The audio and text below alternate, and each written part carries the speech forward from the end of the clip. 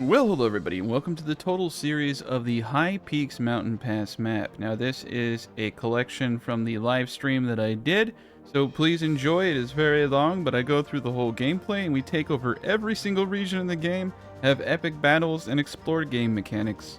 So we have salt deposits and fish deposits. That's really great. So let's pause and take in the scope of everything that we're going to be doing in this. So we are going to be taking every single region and building in every single region and going to war eventually with the Baron. So as you can see, the Baron has a wild berry patch.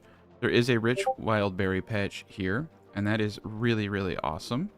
However, usually there are 3 fish in this map on average that I've seen when I've rolled. So it's going to be interesting. Yeah, resources are definitely a lot harsher in this map. As you can see, I have luckily stone, but I have no clay. I have no iron. I have a very small speck of land.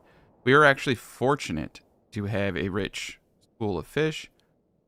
So the way that fish work is they grow 50% of their current population 3 times: March, April, and May. I think that's it.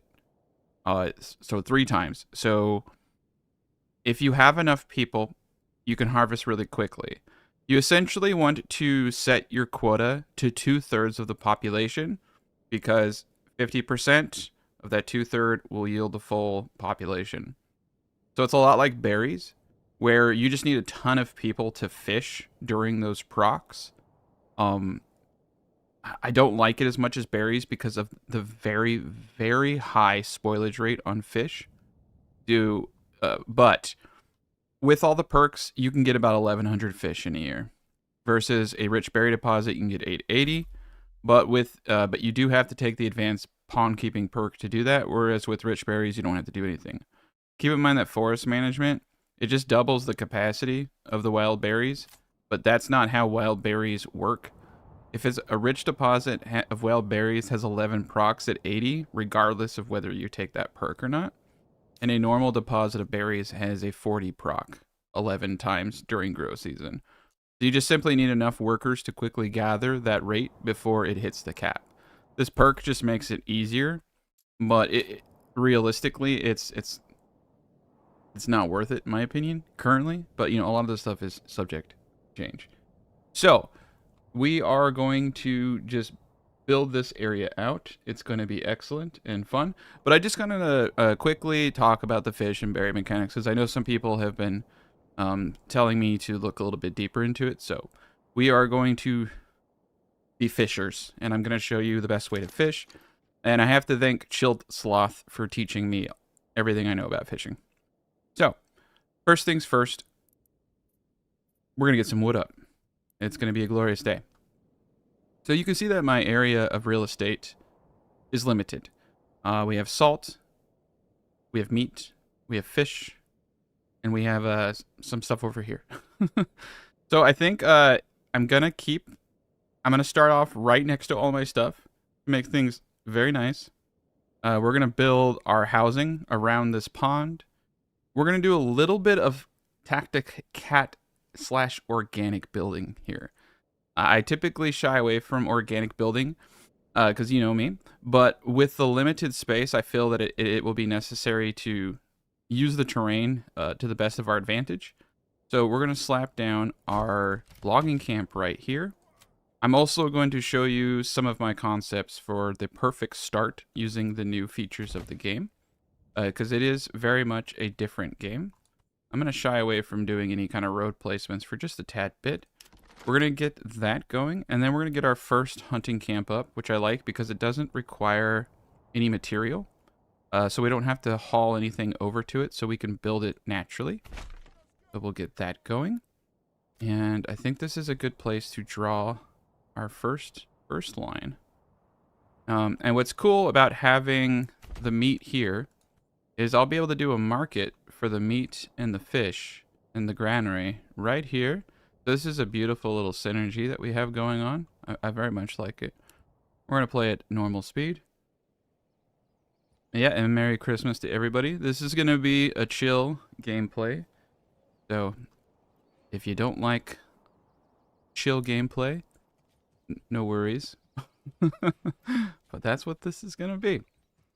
And I'm excited. I knew when I saw this map, what I want to do is build city after city so that as you're going up this mountainscape, you're seeing individually unique cities. And we'll have a trade post.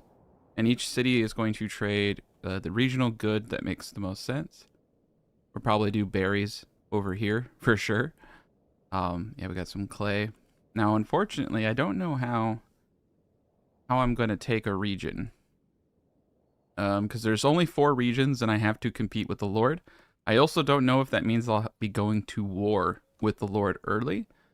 But I like my odds. Because if I put a castle over there, we'll be in good shape. Okay, the hunting camp is now up.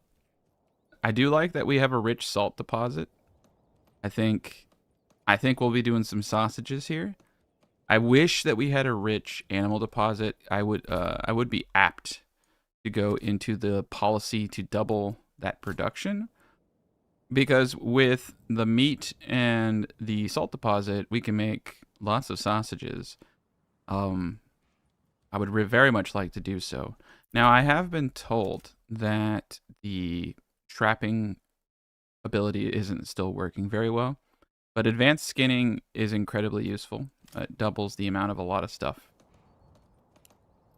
But yeah, I have a like 25-minute guide on every single mechanic in Manor Lords based off of all the patches, and I talked to people like Chilled Sloth and Perry in the Discord, and I ran by some of my information and I had to go correct some of it, but it's a pretty solid piece. It's going to come out on January 1st, and it will go over a lot of details and stuff like that. Something else I want to talk to you guys about is honey. So I didn't include this in the guide, and I probably should have. So the tooltip for honey says every 2 regions can sustain 2 apiaries. It's 2 honey per day, and you need about 12 apiaries to hit that. That's it. That's honey. I just wanted to simplify it, what you're seeing here and what's going on. They have not fixed the tooltip for this. You are not limited to 2 apiaries. You're limited to 2 honey per day. So you need about 12 apiaries to hit 2 honey per day. And yes, so you can make about 700 honey a year.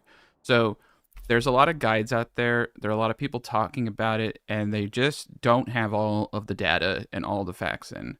But honey is very, very much a good source of food if you have extra people. It's one of the, in my opinion, it's one of the highest cost food because you need 12 people. I go with 8. I've been doing 8, and that seems to do fine for me. I don't necessarily need 700 honey. The other thing you need to understand about honey is it has one of the lowest spoilage rates.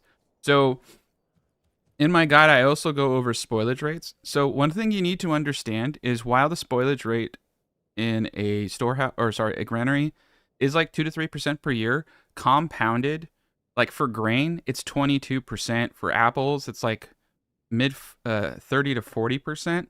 So if you have 100 apples at the beginning of the year, by the end of the year, 40 of those apples will have perished. They'll have spoiled. So spoilage is pretty powerful in this game. So you like, if you are overproducing, you need to make sure that you're selling as much of that as possible or trading it. Okay, so that is one advantage of honey, and that is why fish scare me so much, because fish have like a near 60% spoilage rate over a year. So it's like, granted, I can get 1,000 fish, but I'm gonna lose 600 of those fish if I don't sell them. So I do have a whole thing on spoilage in my new guide. I'll spare you guys the details. But yeah, I've been having some very good conversations about game mechanics that I hope are gonna really help people understand. I mean, I've just today, I spent all morning today. I've learned so much about the game that I actually didn't know. Okay, so we're gonna put 3 people into logging. I'm gonna stop info dumping. We're gonna focus on getting the food.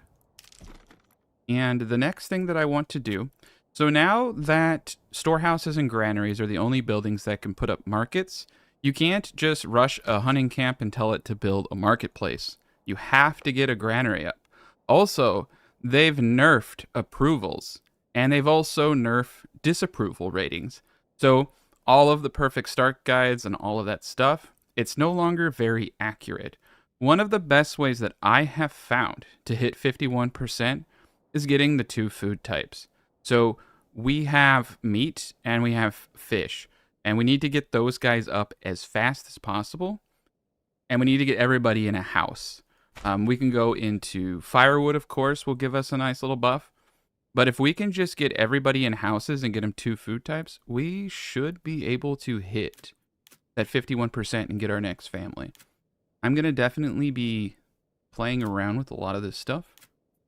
Oh my god. I've never fished before. All right. Okay, so we're going to have the granary there. And I want to like... I want this to be like a spiral city. I guess I'm just going to trace out a little bit of a circle around this pond. This is where I would like to place my housing around this pond. I mean, we gotta make it interesting. Interesting how you can only get so close. You can only get so close. Okay. So we have our wood going. Let's get the fish. All right, and then the next thing we need to do is get houses. And so a lot of us have also come to the consensus that double burgish plots are the best because of the way the market stalls work and are limited to 20.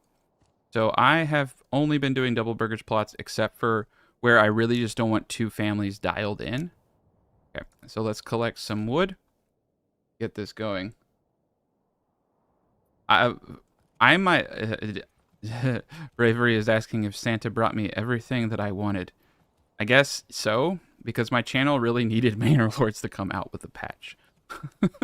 Other than that, I buy myself anything I need. And so it's impossible to get gifts for me. I don't like a lot of stuff personally. I'm very optimized in my own life, but anyway. There's no music? So let's get some music going. Here we go. All right. Another thing I want to do is get another hitching post up so that I can get another ox to assist with all of this wood. We should have 3 individuals in the logging camp. We have 1 individual in the hunting camp, another individual. I think we should strive to get... This is where it gets kind of tricky, because you used to be able to just use the 1 worker in the hunting camp to also have his family run a market stall. So now I have to have someone, you know, running the market stall in the granary. But I do like that they follow the roads. This is a beautiful map if you look at it. I really like the mountain background. At first I wasn't sure about this map, but it's really good. Very good. But yeah, it's all good. I'm stoked. This new patch has been like kind of like crack cocaine to me. It's now that we can kind of dial in on where we want certain industries to go, it allows you to be a little bit more creative, and it allows you to micromanage things. It's funny that I know that they're trying to make the game less managing, which they actually have succeeded in, but they've also made it even easier to micromanage in this game. So you can't really discourage it. It's a beast. Now we need to be careful that our generic storage does not get full. I either need to get a storehouse up or the leather maker.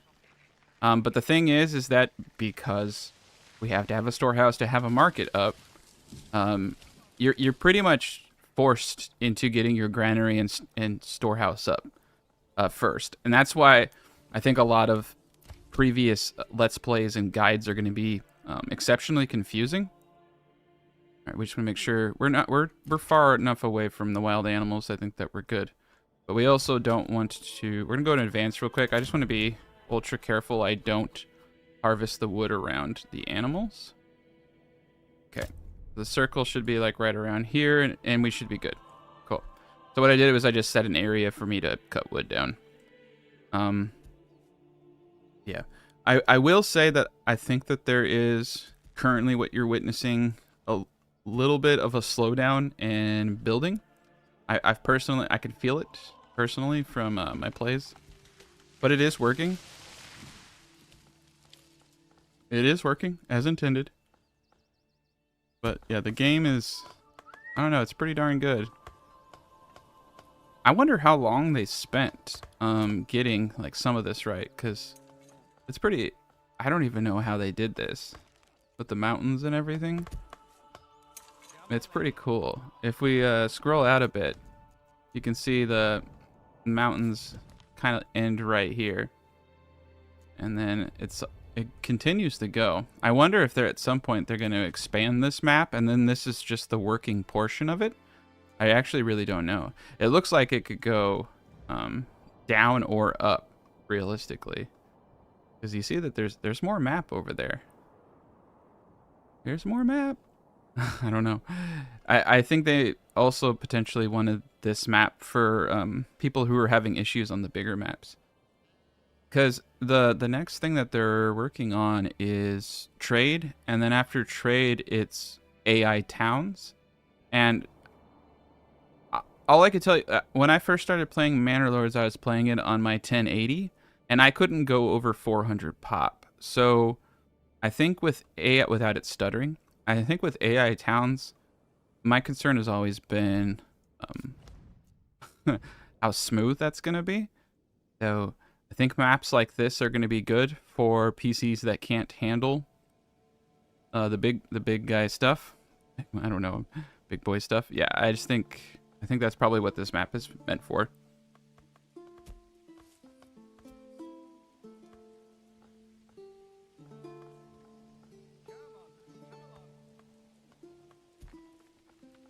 £10. You got 10 pounds of Hershey Kisses? That's like what the hell are you gonna do with 10 pounds of Hershey Kisses? That's too much. Okay, I'm gonna pull a family back on a logging camp to help assist with getting one of these guys up. It looks like they're just like bringing over one rock at a time. I'm gonna like zoom in. I never zoom in. I'm always floating overhead like some kind of like possessed Jesus Christ, like God figure. So I'm gonna try to stick to the floor. What? Yeah, he's hauling one stone at a time. That's pretty cool. That's what's taking so long. And they do follow all traffic laws. These are very law-abiding citizens. Like, he doesn't try to like cut any corners. He just follows the roads. So there's something to be said about roads being placed well for logistics. I like to do. That's why I like to do kind of like spiderweb road systems where you can get to any point from the base in a straight line to reduce all that stuff. All right. So we have a fisherman. Another thing about fishing, gents, is what I understand is that every fishing pond has 11 places for people to fish. So remember what I said, that during March, April, May, it regenerates 50%, I believe, at the beginning or the end of the month. I have to read that one up. So what I want to do here is go to the advanced tab. So I have 715 fish. So I only want to fish 1/3 of that, so that when I have 2/3, 50% of that 2/3 gets it back up to full. So all you want to do is look at your total fish and set your reserves to 2/3 of that. Quick math here. 235 plus 5, I think. No, 233 plus 5. So it's like 200 and... No, man, I can't do math. It's been a long day. I think it's 238. Let me do it again. I'm like, I don't know why I can't add when I'm like under pressure. I feel like people are watching me. So 238 times 2. Okay. Yeah, that's pretty good.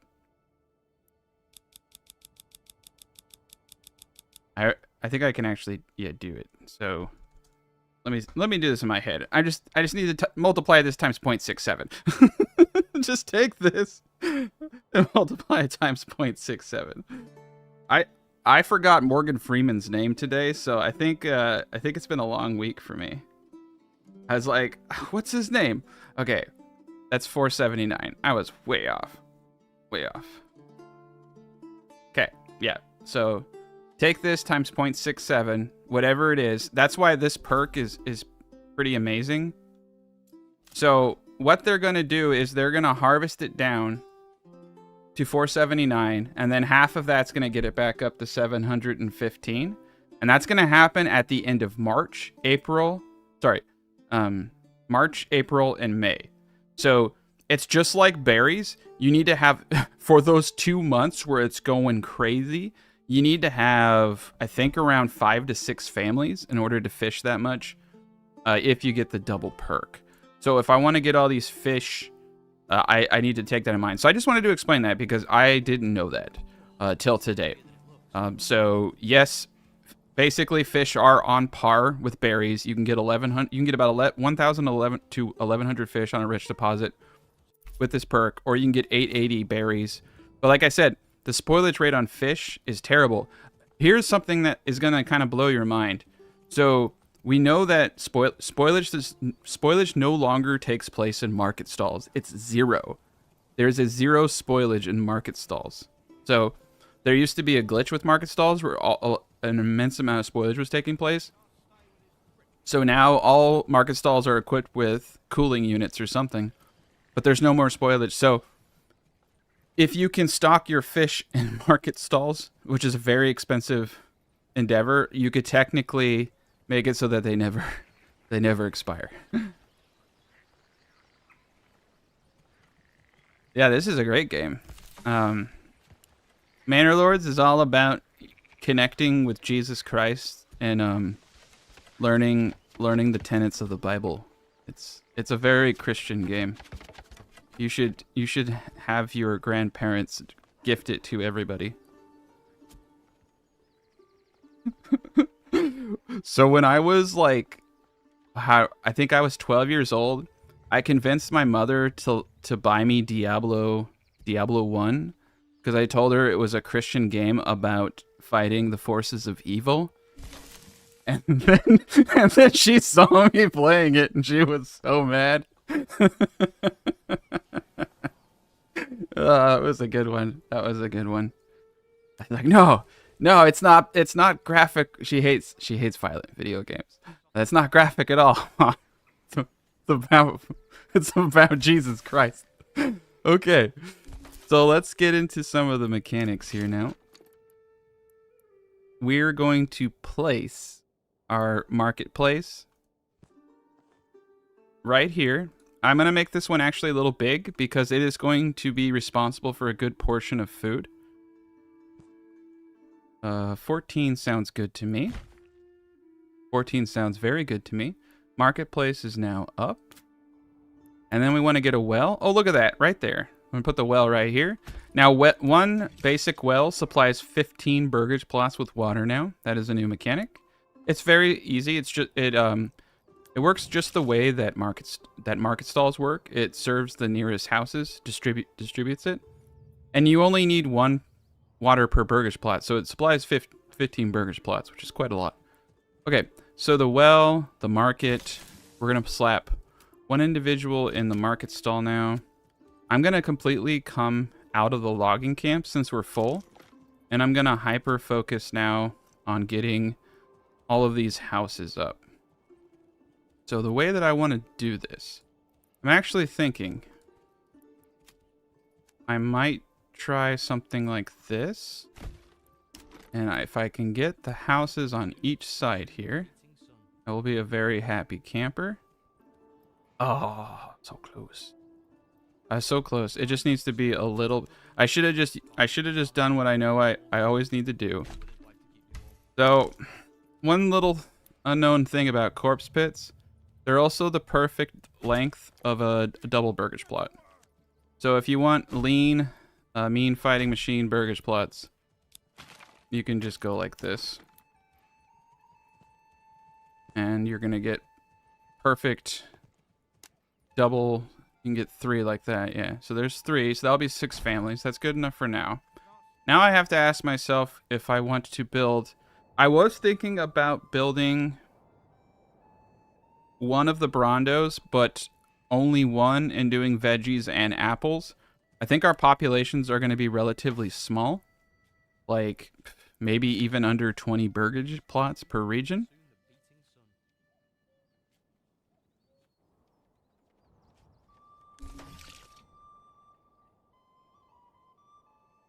But yeah, we got it going on. So you can see we're barely touching the fish, and that's because it just hit, you know, April. If I put more people in there, would be good. We are dangerously close over here, so we also want to now get the storehouse up. I think we're gonna turn this area right here. Oof, I have like no industry here. Over here would actually be a better place for industry. There's a lot more wood, firewood. We can make a new market area and everything. I feel like in order to show you guys certain mechanics, I am inclined to create separate areas for things. So yeah, we'll create a little industry area that they can walk to work. Let me get the circle on this road.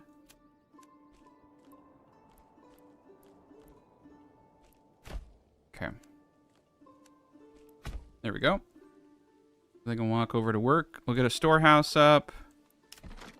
And we'll get everything else up. We'll want to go for a church. So we're going to need boards. And we're going to need firewood. I'm going to do it all around here. We're going to pause the game real quick. Over on our marketplace over here, we're going to disable all of the wood. We're going to leave leather over here. We're going to leave all the leather over here. And specifically over in this market stall area, we're just going to do 1 for wood.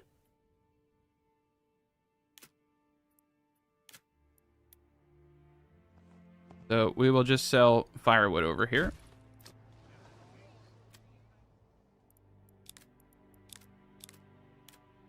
There we go. So now it's set up for only firewood stalls.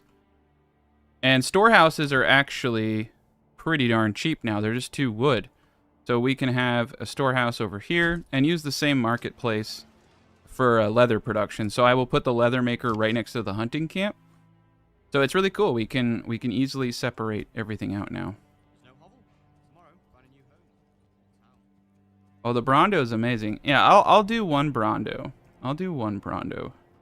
Where I'm going to place it is the question. It's a little bit difficult on this map. All right, let's get the extra living space. We're going slow. I mean, we're only in April. So I'm going to try to get us to a 51%. We're at the beginning of May, so you can see we just got a massive proc of fish.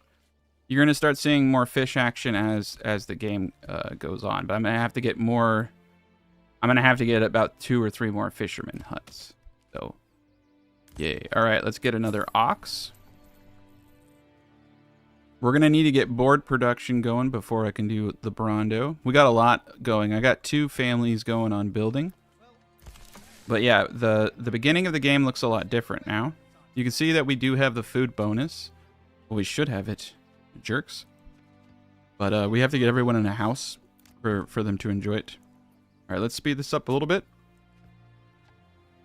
All right, we got food at least. I'm going to pull out of meat since we're almost full on generic storage. And we're just going to focus on getting all of the buildings up. And it does seem that sometimes the game works and sometimes it doesn't when it comes to building. I've felt like in some situations, like only 1 family was building. People are noticing that unassigned families aren't always working, but as someone noted, it probably has more to do with the ox. So that's why you want to get a second ox pretty much as soon as possible, as that will dramatically slow down the ability of your people to build early game. But yeah, storehouses being just two logs is really nice for early game setups. in my opinion. Granaries are still relatively expensive, and you don't want to spend all your stone because you want to get the church up. All right, cool. So we have enough for that 6th family. I just need to get the okay. Once we get rid of homelessness, we're going to be skirting real close. So most likely, we can get either woodworking, and you need boards for the leather maker. So that's why you're like, why am I not doing leather making? Well, I will, but I have to get board production going. You actually have to get into board production pretty quickly. It would make sense to kind of do boards over here, but I'm going to bring all logging over here eventually. So a little bit of a... I mean, I could go as fast as I could go very fast, but I'm not too rushed. Okay. So now that I have a storehouse, I could put someone in here just to quickly empty out this hunting camp, which I want to do. That way, at least it's empty. The saw pit's going. All right. And we're going to make sure that we have 5 timber reserve, because that's how much I need for the church. I made the mistake of going lower last time, and then I got all sidetracked. Because if we can get the church going, that's even better than some of this other stuff. I think my first perfect start guide, I rushed the church, and I think you actually kind of need to go back to rushing the church. All right, so we got everything inside here. Oh, but I need to tell them to not store firewood. Okay, so we're going to pause. So this is going to be over here. Production only. So dyes, clays, iron, widgets, iron parts. All that's okay. And firewood, of course. And boards and all that is all good. And then the marketplace is set up. Oh, I selected the wrong one. Sorry. That should just... Yep. That's just going to be firewood. That's the only thing I want them selling. Firewood and coal. All right, we're in good shape. Once the woodcutter gets up, we'll get firewood. All right, we're at 50%. Like I said, if you can get everybody in a house, that typically will do it. All right, and we got 2 families helping to build. Should actually be able to potentially go out. We have 84 fish. I mean, it's not bad. Like I said, it's pretty much on par with berries now. How many hours of Manor Lords do I have? I don't know. I used to have to play a lot of Manor Lords offline. And so I don't know how many hours I have. It's several hundred. But I also spend a lot of time talking about mechanics. And I talk to other people. And I also spend a lot of time doing things that I wouldn't constitute as playing Manor Lords. So... But I can tell you that for certain, I have less time in Manor Lords than a lot of people. And what scares me is there are individuals out there who have 3 times as much gameplay as I do. And a lot of the stuff I've seen in their videos is not fact-checked and is not very good. It's like completely wrong. So I don't really know if time is relevant. Like a lot of my gameplay is research. Let's put someone in the logging camp.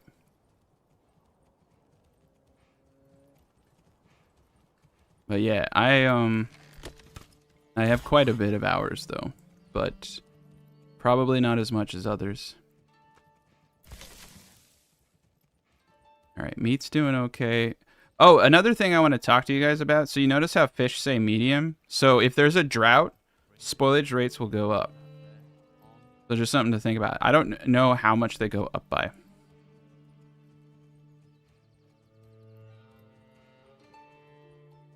Yeah, I honestly don't know how much gameplay I have. When I was living at my old house, I had to turn my internet off because it was 5G internet, and the signal would crackle my mic, so it didn't count any of those hours. All right, let's put a woodcutters. So that's why I don't know how much time I have. Okay, we got a storehouse over here. All right, so I'm game now. We've got, yeah, so this is where it gets tricky. So now my goal is to maintain this 52%. I'm gonna go away from that. We have enough to put up the church here soon. Yeah, we should be, that should give me the planks that I need right there. Pretty much all of this is just noise. We have enough fuel for 4 months, and we don't need it, so I'm actually going to pop him out. I'm going to try to juggle getting boards so we can build a church. Because we're right there. And then, I mean, once you get over this hump, and you get your next family, that's when the game gets easy.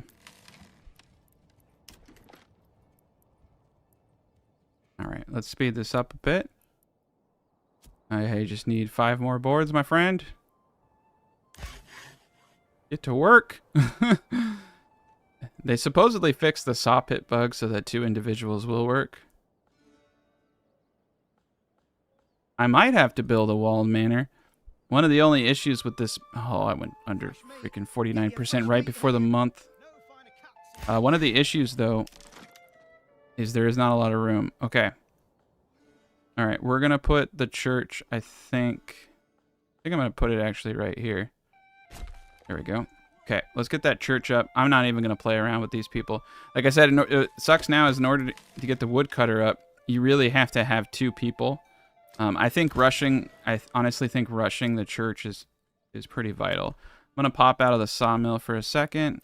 I'm going to put one more dude over here. And we're going to just rush this church. I need a lot of people hauling for this church. So how much fish do we have? We have enough fish. I'm actually going to pop him out of fishing.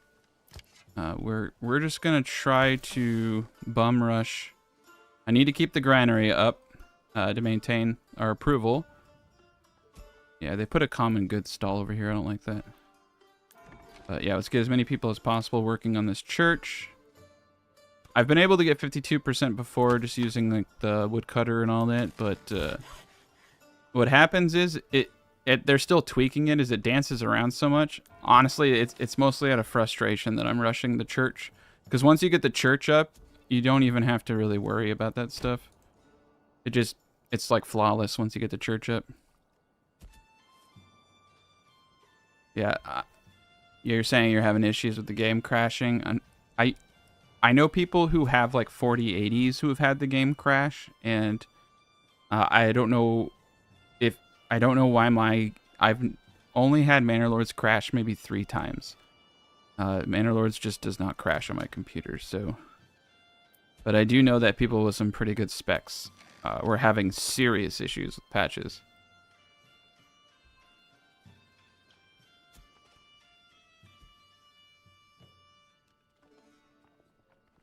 All right, saw pit. Okay, so we've got people hauling.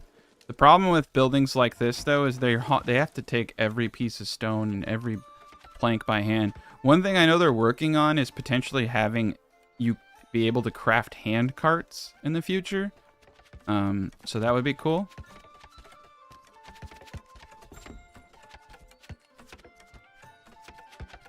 I would assume that saves may or may not work, but I would say no instinctively, because there are there's like on this crest over here, there's like glitched terrain and all types of stuff. So I think the patch is going to redo a lot of stuff that would probably cause you issues. All right, church is up. We no longer have to think. That's a good place to be. I have 3 people. We just got our second family, so I didn't even have to do the church. We don't even have the church bonus, but now we have the church up. I don't have to think ever again. I'm going to get the storehouse worker up there. So there's a slight inefficiency when you don't have the leather maker and the storehouses next to each other. So eventually I am going to have the leather maker here. But in the beginning of the game, there might be an advantage to me not having to have an extra... I really don't like the beginning stages of them. It makes the market works late game, but early game, I can share this generic stall, which I prefer to do because otherwise I have to put another market over here. And you know, the tannery isn't expensive. I'm just going to end up building 2 of them. But I think for now I'm just going to build a tannery over here and then destroy it later. And then I'll build a tannery over here when I can afford it. I mean, I should be able to afford it right now. Okay, so we're at an impasse because I need more housing.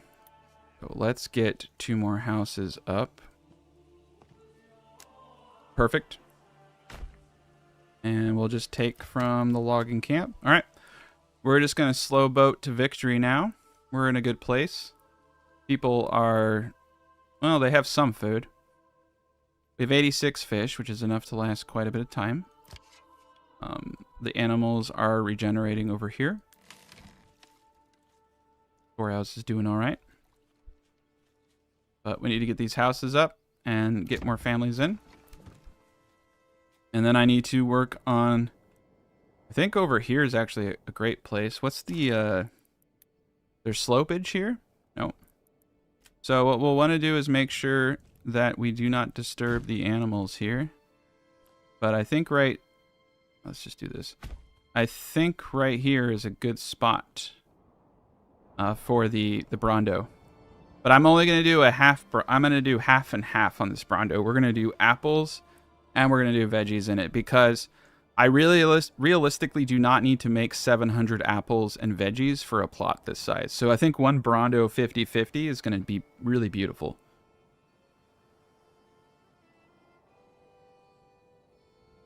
Daniel, you're asking if the 4070 Ti is good. The best bang for buck card that you can purchase right now is the 4070 Ti Super. It's the best bang for your buck. If I were making a PC for myself outside of what I do, I would have a 4070 Ti Super. It's like almost on par with a 4080, and it's like 300 or 400. Well, actually, it's significantly less now because 4080s are going through that. But when 4080s were reasonably priced, the 4070 Ti Super was like $400 less. Yeah, 4070 Ti Super is a very good card. However, wait. Wait. Because the 5070 Ti Supers, or not, it won't be a Super, but the 5070 Ti is coming out. And that thing looks really nice. I would wait for the 5000 series cards. I wouldn't buy a 4000 series card. The 4070 Super is also really good. Yeah, the 4070 Super is good. The 4070 Ti Super is the best bang for buck. The 4070 is just as good. It depends what you're trying to do. If you're a 2K gamer, I would say you want a 4070 Ti Super. It's like one of the best 2K graphics cards. Okay, we're going to unlock apples first. I know I could go fish, but I don't need 500 fish. I actually don't even really... I'm going to get about... Let's see. I put my quota on my fish at 479, right? Ooh, that is so much. Because you get that, you get a third... Oh, you basically get the whole thing. I don't even need to do math. Because we're going to get 1/3 of this 3 times. So we're going to get... That's a lot of fish. Yeah, I mean, technically speaking, I should be able to get 715 fish without a perk. So 715 fish or 880 berries. I still think, but with the perk, it jumps up to like half of that. We got the houses up. I'm gonna go back to fishing now. Okay, yeah, we got everything going good. Looks like we have a bit of boards. Let me check, see what we got going on. We got 20 planks, 5 timber. Okay. Okay. Let's do it. Let's do the Brawndo. That's what everyone's here for, I guess. All right, so we need to do a 5x5. So I need to make sure that it's wide enough. I think right here is a good center. The one. So this is going to be like its own little separate village. It's going to be its own isolated little nook. So we're going to do a cross, like so.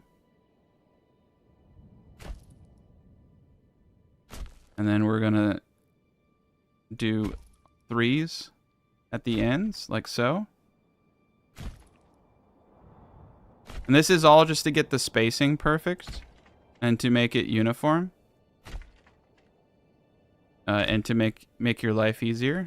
All right. It's a lot of deleting. And then all I'm doing is, you see these little white dots? I'm just connecting dot to dots like that.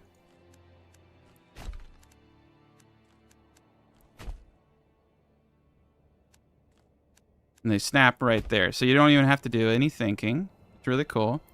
Then you're going to delete the middle one. You're going to go back into your farming. You're going to take the windmill. You're going to slap the windmill in the middle.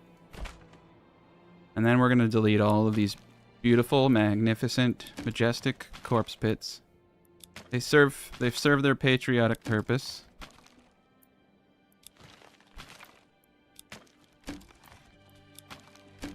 I wish there was a way to mass delete things. Make my life easier.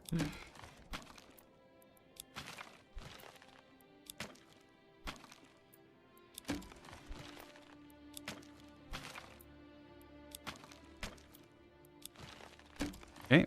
And then you're going to take it point to point, like so. Just wait. You see how it snaps? It should snap. So you don't have to do any thinking. Boom, snap. Perfect angles every time. Okay. And then we're going to do a circle. Now, it used to just wrap around the whole thing, but it's a little weird now. So I just kind of walk it. I don't like it when it has that little hinge in it. So I try to start it right here. And then I just walk it a little bit at a time, and I let it fill in the way that it's doing. See, I'm just clicking, going a little bit, clicking. It used to be a lot easier than this, but so you see how it has like kind of a deformity. That's not a patriotic circle. Okay, it's a little weird. And then I'm gonna do it one more time. I'm gonna make a circle, and this is to give enough room for all the marketplaces that we're gonna need. And I'm just gonna circle, circle, circle. All right, perfect. And then I'm gonna keep this so that I have a basis for where the middle is, and I'm just gonna do some lines down the side from the outer circle, like so. Just kind of eyeballing it, you know, eyeballing it. And then with the road tool open, I'm gonna delete this inner road, and then I'm gonna delete this windmill. And there you go. It's beautiful. And then what you're going to do is you're going to place a granary inside here. I need stone. You're going to place a marketplace with 4 stalls and a pack station to trade any of the excess goods. We're not going to have excess goods, so I'm not going to do that. Another thing that you could do if you're suave and smart and sleek is you could potentially fit a well in there if it goes through it, which it doesn't. We're just going to probably place a well over here. And then you have roads going in every direction. And you have roads going around it. And it looks and fits pretty much anything that you need. We have roads right here. I'm going to connect it to these roads. But, yep, there we go. Now it's all connected. Now we have our little Death Star. Oh, this is... it could have been farmland. It could have been farmland. I don't have any farmland in here, though. I'm probably going to have to go... Oh, dang it, I built it on the... I should have checked that. I'm being silly. But we're okay. We're okay. Yeah, this is one of the worst maps. This whole thing, look at... There's like... on the other maps, there's lots of good places. This one's not too good. I've been told as long as you can get 40% fertility, that you're actually okay in a lot of areas to do stuff. It's when it gets under 40% fertility that you get like basically nothing. But 40% on 1 Morgan gets you 40 barley, and I think it gets you 40 wheat as well. So we might be able to farm around this just fine.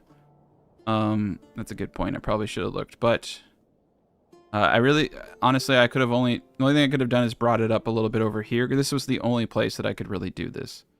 I want to keep all the wood I possibly can because wood's harder to get.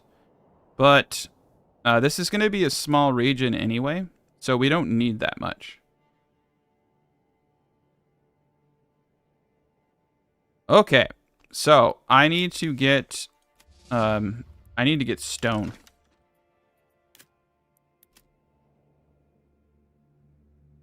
That's not stone. Oh, I do have clay. It's just way over there. Awesome. Yay. All right, let's get that guy up over there. And let's start getting into it. But you can see with the church, I don't even have to care about having multiple food types, which I like. I think I'm actually just going to place him over here. I think we're going to have more than enough people to do what I want now. But I want leather making over here. I want this storehouse to be a leather making storehouse only. I don't want any of that stuff stored here. This stuff is okay. No firewood. No coal. Everything else is fine. None of that stuff either, though. No iron. I'll allow everything else. A little bit of tricklage is fine. But it won't affect anything. Okay. Okay. And now we're just waiting for families to come in. We got the fish. We have everything we need. The granary. Got everything up going there.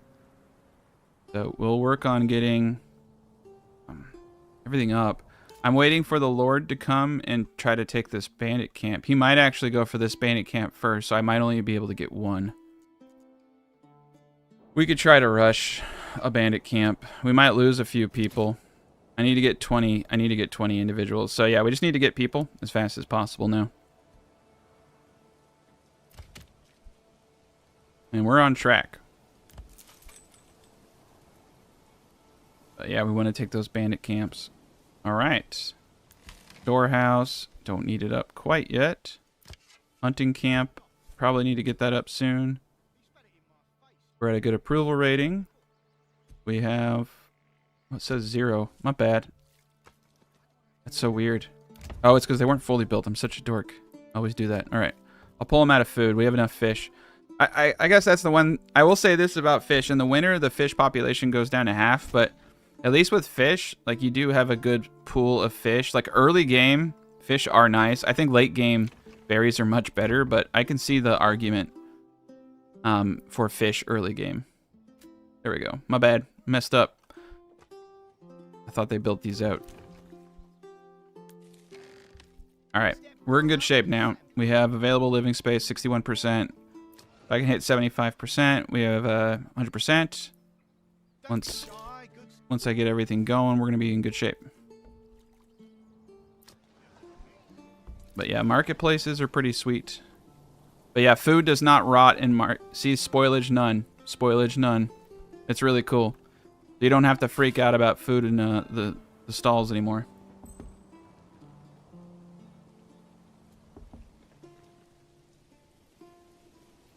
Oh, I don't have my Discord open. You said he sent me trash. I don't know what that means. I'm curious now. But yeah, look. I don't know. The game's come a long way. I really do appreciate them adding maps.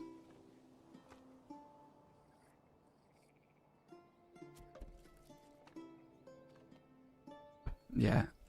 If I see another village with like a football long veggie plot, I think I'm gonna lose my mind. It's like, oh my god. Like, all right, cool. We got an extra family. All right. So I'm gonna let this family start building up all the rest of the industry. We're gonna start attracting a lot of families, and it's gonna be glorious. But we can start now. So someone told me that they were for the Brawndo, that going clockwise like this was yielding a really good result for them. Doing the full thing and then pulling back. I could have misunderstood. Personally, I've had advantages with everything. Not enough goods. Not enough mana. Okay. We gotta let them catch up.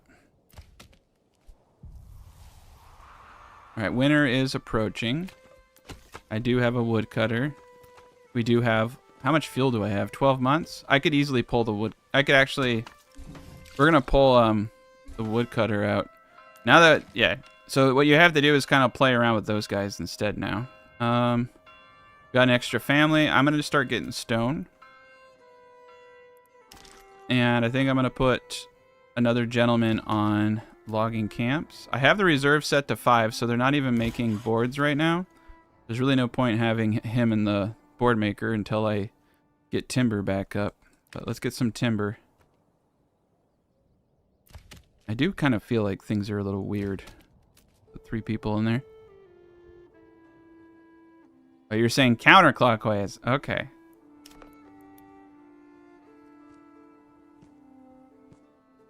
Counterclockwise.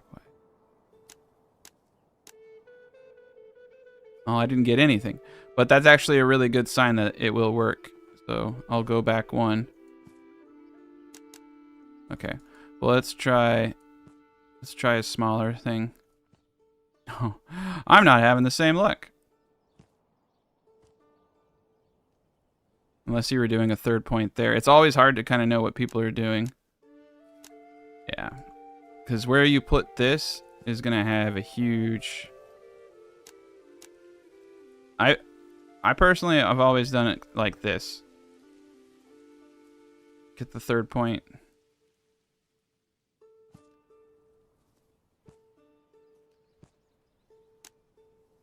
It doesn't... I don't think it respects anything. Unless you're saying you go from here to the corner. Sometimes corners are a little bit better. And then you do it? No. I don't know how they do it, but I just keep going until it works. And that seems to work.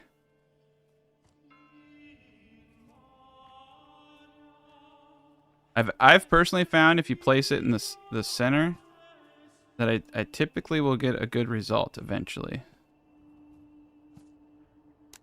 Yeah, this is one of the worst. I'm going to start with a different one. This is making me mad. I'm like, oh my god. I've never failed this many times. Oh, I didn't... Okay, it is corner to corner. All right, we're good. Let's slow down a bit. We have a lot of families. Oh my god. I feel like the gods are punishing me.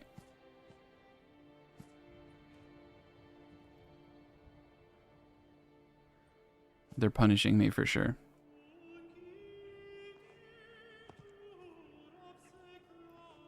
Sometimes you just get lucky. I mean, but all you got to do is just play around with the points. And it would be nice if I had it down to a science. I will eventually. There's definitely something I'm missing. I like it when you see this though, because that tells you you're getting really close.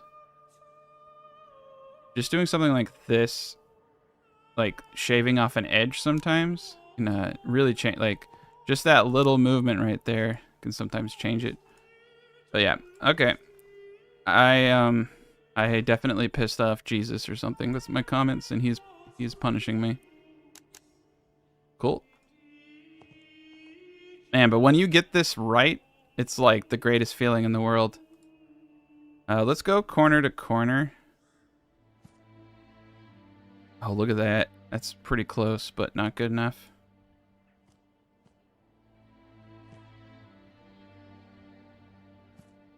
But yeah, most of this is just playing around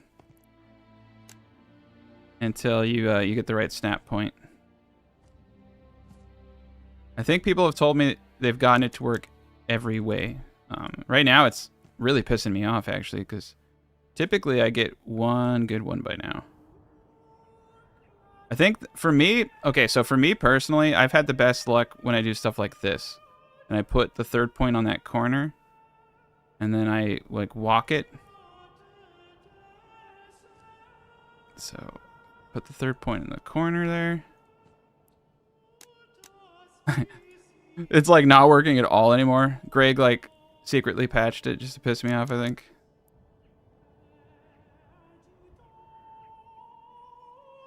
Yeah, left to right.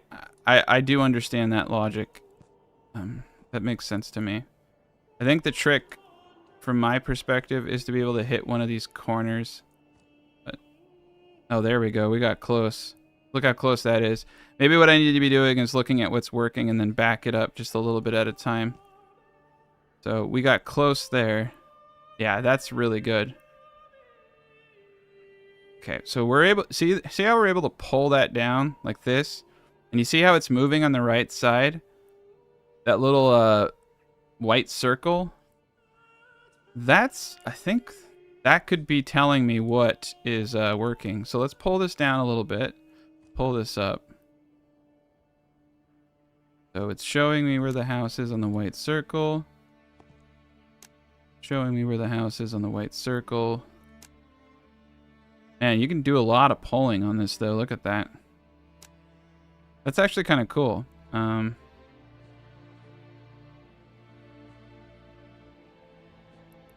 It doesn't like me, man.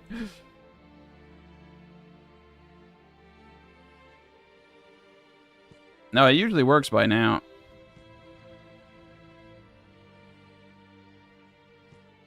But we'll get him. And my guide, it didn't even take this long. So something... I don't know if it's like snow blind or something.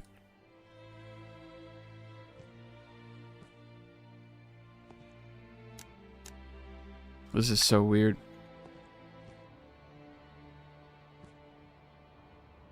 There we go.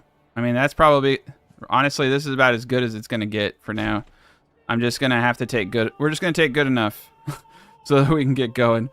You can get them much sharper than this, though. Alright. We'll go for good enough. I think I can do good enough pretty consistently. There we go.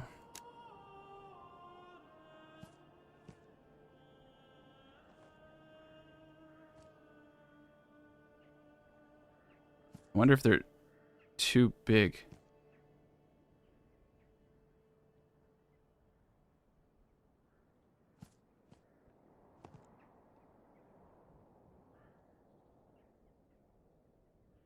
Really interesting. I don't know if counterclockwise works. I kind of feel like you have to go clockwise with it.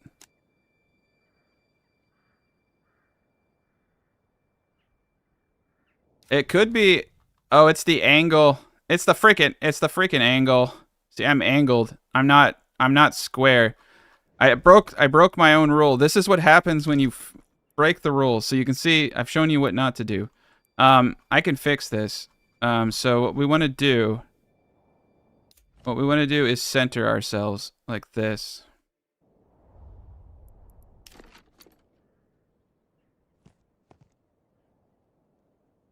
You guys ready for a Christmas miracle?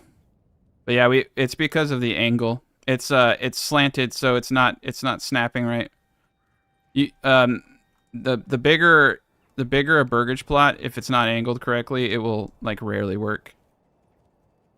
But I'm gonna have to do something here. Okay, I actually do have an idea.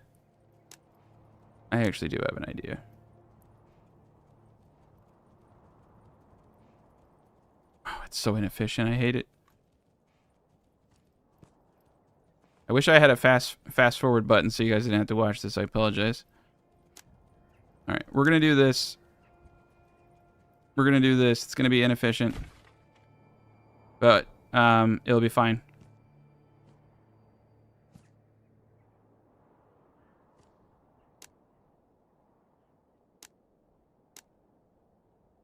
That one just doesn't even have it.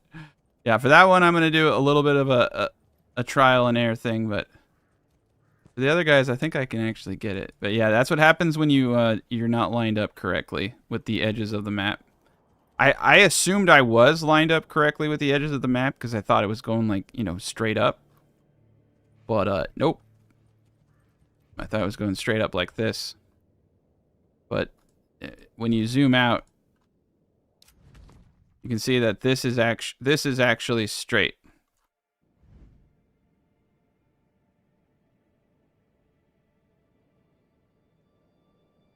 Yeah, so the corner of this needs to be facing the corner of this. It's slanted. That's people have always said. So it's funny because I fell victim to my own thing. That's why benders don't work for people, and they're wondering why they're not getting snapping points. It's because you're not corner to corner with the edge of the map. Manor Lords is a grid. Manor Lords uses grids to determine snapping points. It is actually grid based. I know people don't want to think Manor Lords is grid based, but it actually is. When it comes to snap points, at least. So yeah, nothing's gonna work unless I would actually be better off completely destroying this whole thing and redoing it. But I don't want to waste. I know people just want me to get going, so we're not gonna do that. I'll just find the best I can do and do that. Okay. But that's why it sucks. So in some ways this is good because it shows you what not to do. And it shows you why. I was like, why is it not working? But you're probably right. Going counterclockwise when it's set up correctly probably would work. And I can actually get this to work if I do something a little different. I do this.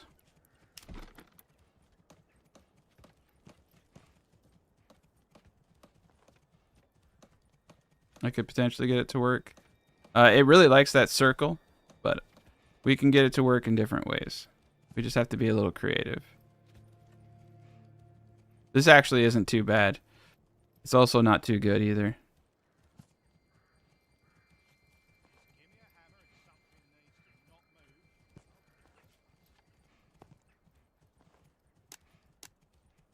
Yeah, it's all messed up. I mean, actually, hold on. I can actually fix this. Oh, it's so off. Yeah, but that's why it has to be aligned with the corners. You can see that it's not snapping correctly. Man, I blew it. I'm sorry, guys. I know this isn't very entertaining. I don't know. I gotta figure out how to make this work. It probably would have been less time. Okay. All right. I'm either gonna spend 40 years trying to get something to work that can't work, or I just have to destroy it because it's not right.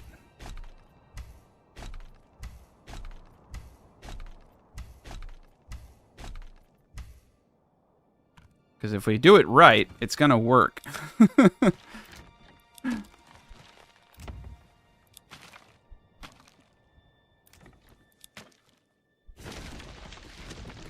Let's just never talk about this place. This place doesn't exist anymore. It was just a dream.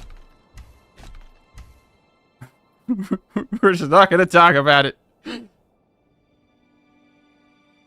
But dang it. I'm so sorry. Someone's gonna like be at this point. So yeah, hopefully you fast forward through that if you're watching this at a different point. But I'm sorry. Yeah, I got discombobulated. I needed to get this lined up straight, corner to corner. Such a confusing map too. All right, so this is straight. All right. If this doesn't work again, though, I will stop, and we'll use a conceptual design that's just as good. Like, unless you guys are like game to watch someone with clear mental disorder, OCDs, like try to get something to work. So when I was like 15, I was like getting a computer. Like I was building a computer, and I stayed up for 3 days trying to get it to work, and then when I got it to finally work, I realized that the parts weren't compatible. Like and so I had to like redo like some BIOS coding, and I like jimmy rigged this thing. I just like, but like yeah, I was like, oh, this shit doesn't belong together. So sometimes I can get tunnel vision, is what I'm getting at. And sometimes you don't realize it. Make sure you pause. If they start building the windmill, it gets a little annoying trying to wrap around it. Okay, so you see how quick and easy it is to do this. Honestly, if you are in a situation where it's not working, that's what you need to question: is are you aligned corner to corner, zoomed out on the big map? Because if you're not, you will hate everything. And then you'll spend 40 years trying to get the coolest thing in the world to work. There we go. All right.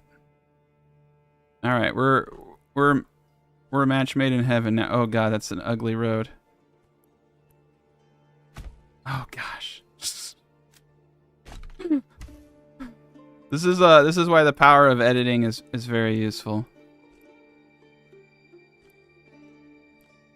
This is what goes on behind the scenes of all of my videos. It's just me cursing God and just losing my mind. And all you see is, and this is how you do it. You don't see the 35 minutes of me going, oh, didn't do this. Oh, god darn it. All right, this is good enough. It's good enough for me.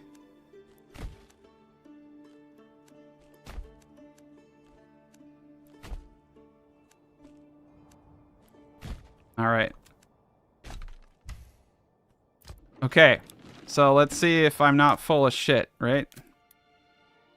All right, so someone was saying counterclockwise.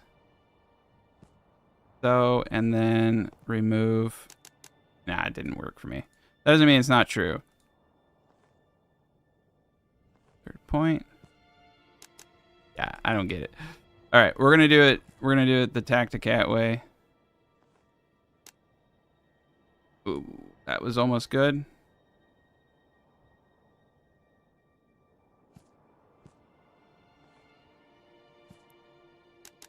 There we go. Look at that. Woo! Third. Okay, yeah. Oh, it's perfect. You just. Okay, so yeah, you go clockwise. It looks like clockwise is perfect. Oh my god, it's yeah. Clockwise. Woo! Oh my god. You see how easy it is though? It's like it's not that freaking hard. Oh man. Yeah, I should have just quit while I was behind. This one, maybe it's clockwise here and then counterclockwise on the left side. Who knows? Who's to say? Yeah, it does seem like clockwise on the right and counter on the left worked pretty well. There we go. We did it. Okay, sorry. Man, that took like no time at all. That took like maybe a solid like 5 minutes to do correctly. I should have just did it when I realized it. Okay, cool. The God has forgiven me for my sins. I do apologize again though. I know that's not exciting. All right, so what we're gonna put here is a granary. And then we're going to put a marketplace with 4 stalls. And we need specifically 4. 5 is good enough. I'm good with 5. And then I'd put a pack station, but we're not going to do that. Because we're not going to be trading anything. We're going to go 50-50 here. This is going to be all the veggies and apples that our entire little town needs. And it will all be supplied over here. So it'll be great. And we got our little animals over here. We got a little park, basically. I can't wait for them to add more decorations to the game. I think that'll be cool. All right, so let's make sure we're maintaining 2 food supplies. I'm happy with the amount of fish that we're bringing in. We have an immense amount of wood now. I'm going to back him out to 1. And once we get these houses up, we're going to be in good shape. Let's see what we got going on. We got 20. Okay, let's see how stupid I can be. Let's go kill some things. We're going to take out these bandits. And we're going to use that money to build up everything that we need.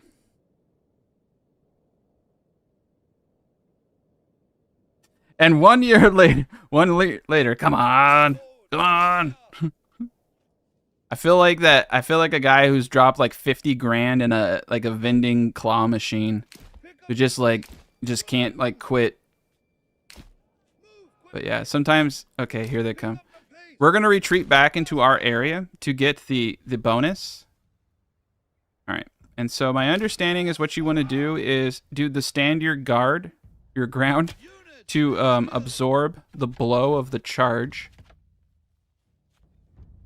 Come on. Come.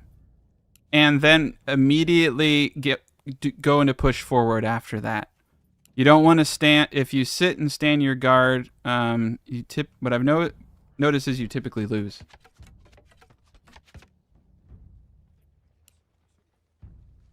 I have a well right here.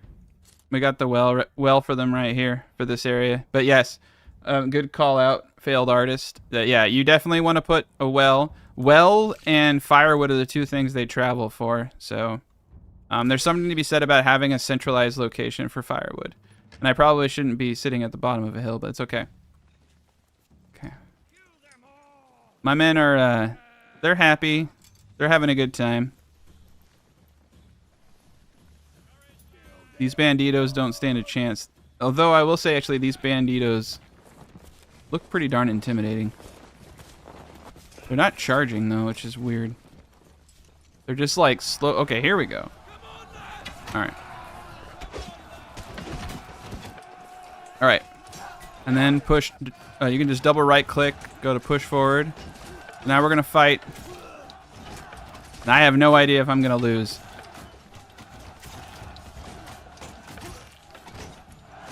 All right, we've killed one gentleman.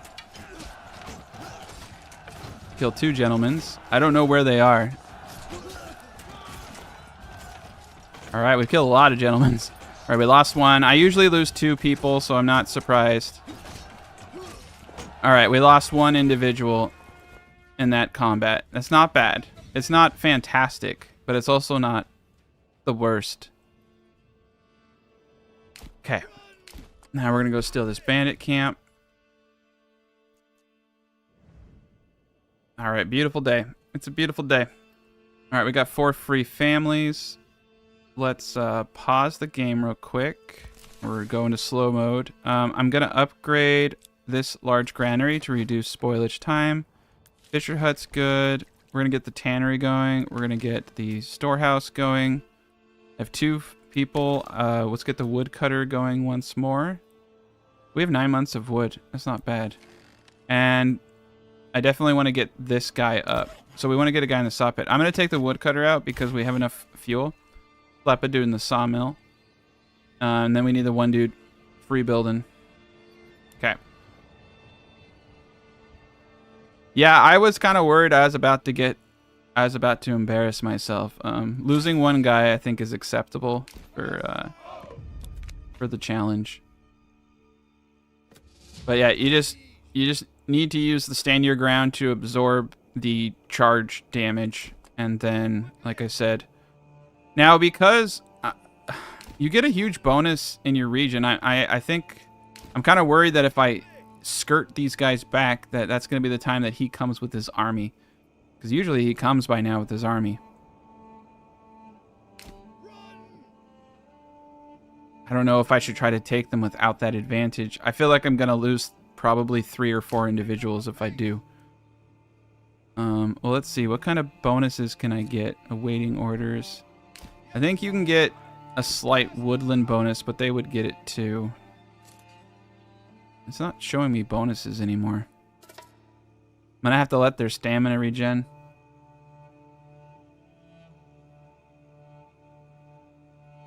Oh, man, yeah. Cav is going to come sometime next year. Cav will be huge. All right. How many... You know what? You only live once, so you should definitely just needlessly let your men die. Realistically, if I can take this camp, I won't really need to worry. Because I can use the... I'm going to send the money to my coffers, and we'll just hire mercenaries.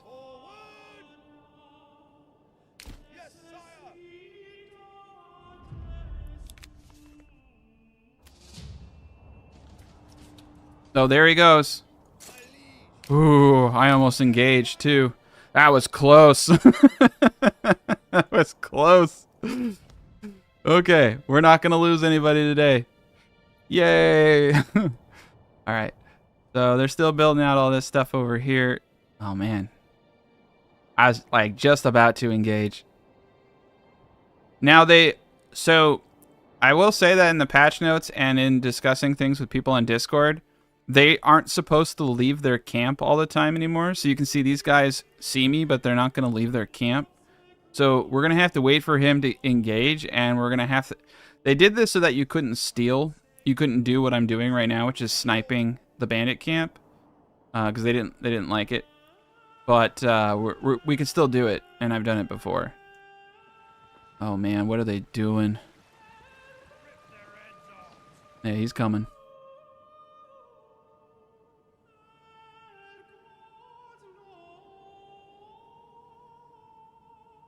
This is a cool map. Like I can't wait to take this region, because you got, you know, you got an obvious town going up over here. This is a great place. This is actually a cool region. You got animals. What kind of sucks though is that this is the farm region with wild animals, so you can't use the perk to, you know, reduce everything. But I think I'm only gonna do 15 burgage plots per province. And we're going to keep them slow. We're going to need to take a second region. They're having a little issue getting up. Another thing you can do, actually, is fake engage the enemy and then run towards the mercs, and they will engage it. Yeah, they don't always leave the camp anymore. So, yeah, this hill does have a lot of bottlenecks. That is true. That is really true. I think I came up through here, but it seems like the AI has a certain pathfinding. I think you would want to put, if I take this area, I think I'm going to put the manor in a wall right here. Or put the manor on the thing here with an area around it. Okay, so they left. Alright. Now we're going to go in there. Take the money. This is a really good way to not have to feel like rushed to get your men up. Because all I'm going to do is put it in my treasury. And I have enough to hire a mercenary band now to take care of the attack that's coming in 350 turns. Okay, so we're good now. I think what we're going to focus on now is just building up our population. We already have 5 burgage plots. Okay, and these guys are going up. We want to get the tier 2 and 4 as fast as possible. We have a storehouse. We have the tannery. We have the hunting camp. I believe that we have close. Food variety sucks right now. That's actually kind of scary. Fish is okay. Yeah, meat's not coming in. We're getting lots of fish. All right. But yeah, we need to get these veggies going, and we need to get all this stuff up going ASAP. And they're taking their sweet time. Let me see what I can do. Stone cutter has nothing in storage. I'm gonna pull the stone cutter out. I think he's done.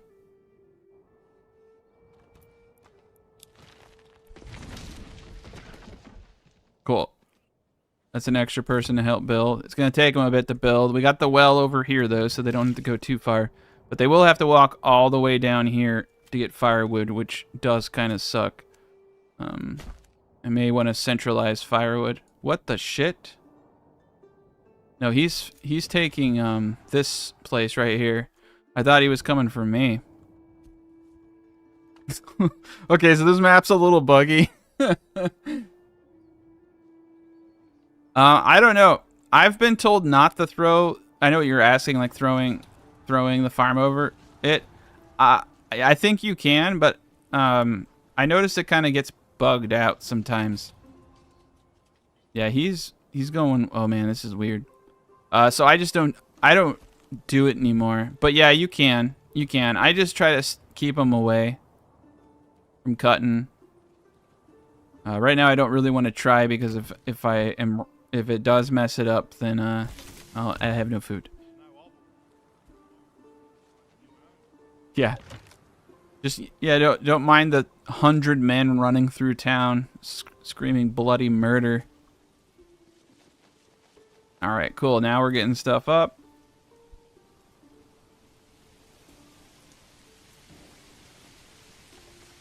I have noticed some issues though, where things like just they stop building. And oh, we have 165 stone. And sometimes the only way to get it to work again is to destroy it and put it back up. Alright, here we go. We're in good shape now, though. Alright, so we're going to do half and half.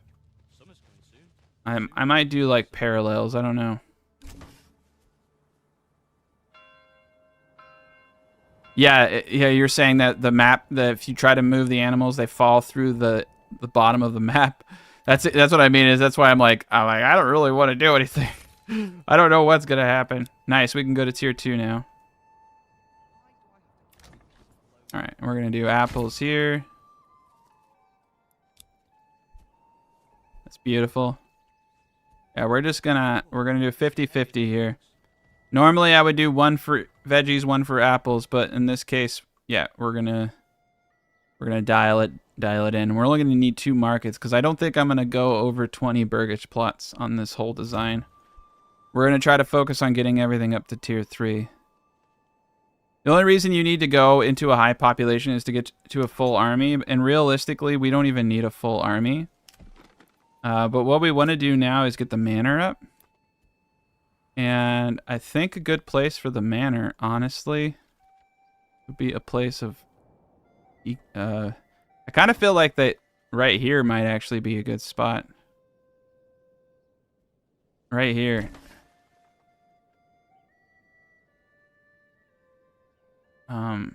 Because they were running down this way. They come down right here. I could put it in the woods over here. But I kind of want to keep my trees. Like, foresters only replant trees where there are forests. Is what I've noticed. Yeah, we're going to place it right there. And then I'm going to build a little bit of a castle there. They're talking about AI towns, and they're talking about walls around towns for sieges and stuff. But we'll see what they do. Okay, there we go. We got the 50-50 bender.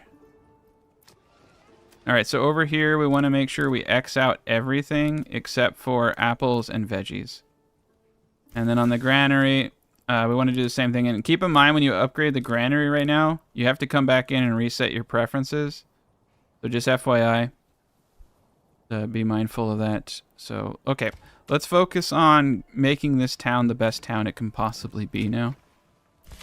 All right, we got the large granary there. It's doing a fantastic job. We got the fisherman hut. Got everything going there. We got everything going there. Got 2 extra people. I think next I want to start getting land. I want to start getting the clay over here. We're going to have to use boards to build a bridge. Oh, there's a river here, but you can't do a bridge over it. I didn't know there was a river here. That's cool. That's pretty cool. Riverfront property right there. That would actually have been a nice little spot for pretty much anything. There we go. Yeah, this is looking pretty sharp.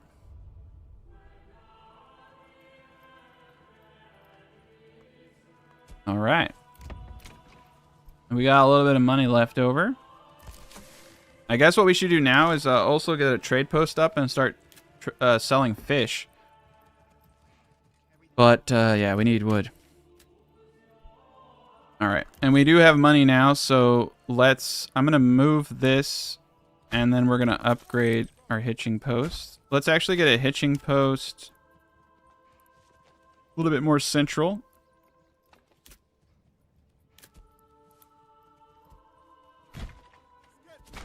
Put them over here so that they're a little bit closer to some stuff. All right, we got the manor. We got a lot of stuff building, so I'm just going to let them get to it. Eventually, we're going to get all our veggies. We're going to get all our stuff. We're not going to worry about market stalls for any of this until we get more stuff going. And then over here, we want to make sure in this granary that it is not stocking veggies or apples. And we want to make sure in this marketplace that it is not stocking veggies or apples. And we're good. We're definitely going to go into honey, potentially. Remember what I said, you can only get 2 honeycombs. So I think with 4 to 5 We don't need a whole lot of food for the population that we're going to have, as long as I keep us under 20 burgage plots. For me, the logging camp, the forester ratio has always been 1 forester per logging camp. But I typically will have, in a large city, I'll have 3 logging camps, and I'll just alternate. I'll use one, and then when it destroys enough wood, I'll zero it in, and then I'll go to the next one, and I'll just repeat that process, and that typically does it well for me. But they have worked on making it so that the woodcutter now will use like 33% less wood to make the same amount of firewood, and I've noticed a huge reduction in its footprint to the point that you don't need as much foresters as you used to, because a lot of it for me came from woodcutters.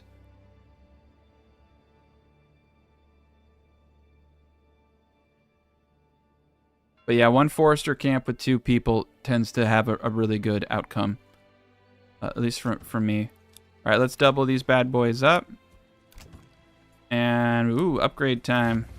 You get that passive money coming in. But we have enough money right now that I'm not worried about the coming invasion. Pretty good. So the only time I use single burgage plots is like this. For the bow. I want to make bows. So I'm going to make that over here. We do have a well over there, and we do have a well. Where the heck is my well? Oh, it's right there. Okay. So yeah, they'll have to walk a little bit, but it's cool. Kind of cool if I could get the house in here. Nice, I can. All right. Yeah, we're going to make bows right here.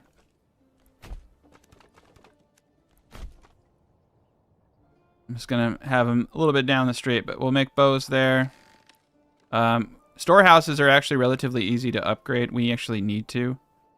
They're just very board intensive. So we have the one marketplace right now for firewood. We have the one marketplace over here. So firewood and all that are now in common goods stores. And so we have one over here for leather. So I'm going to need one market for leather for 20 burgers. So we got 20 storage, right?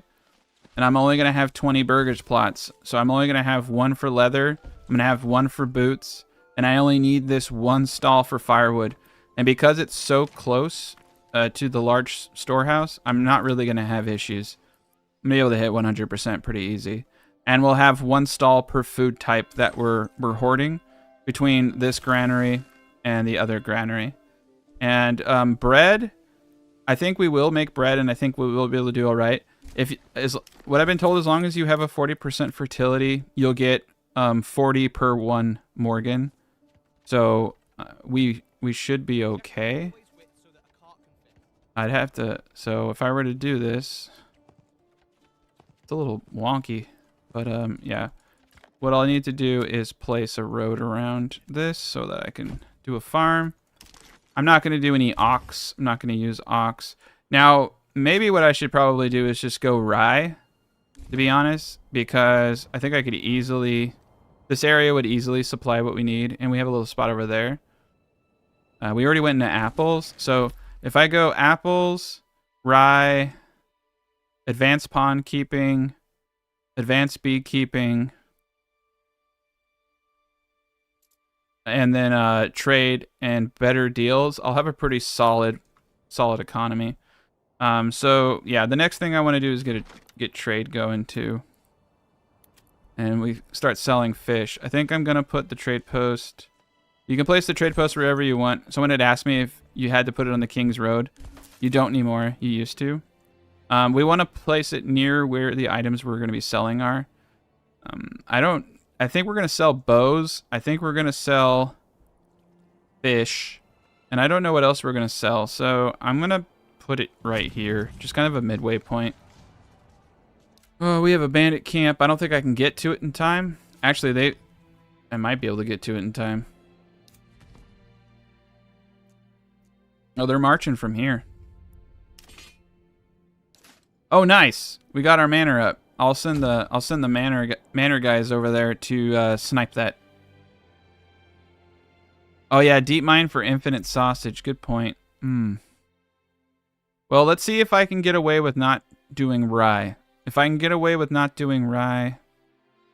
I don't even know that I need... So here's the deal, though. I don't even know if I need sausages. To be honest. Sausages, like, on paper sound great, but... I have to have a butcher for it. I have to do XYZ. We already have apples. We have apples. We have veggies. And we have bread. And we have fish. So I already have 4 food types. And I'm going to do honey for the 5th food type. And then I don't even have to really worry about having sausage maker. Well, let me put it this way. I could make an argument for both. I mean, it's like kind of a wash. If we do sausages, there's no point in doing honey. But the thing is, for me to do sausage, I have to have meat. And I don't have a lot of meat here. But what I can do is... With the new mechanics, we could say don't serve meat here. That way, all the meat goes to sausage. So, yeah, we could do it. If I tell them if I tell them not to sell meat, then they won't consume it. They will actually randomly consume from the granary. I just don't know if I have enough meat to produce sausage. Oh, fucking, I screwed up.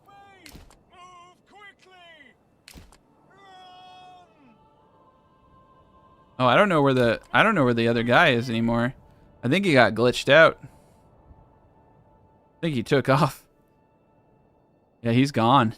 I don't know where he went. Oh, there we go. He's like doing a game of peekaboo or something. Oh, there they are. Okay, cool.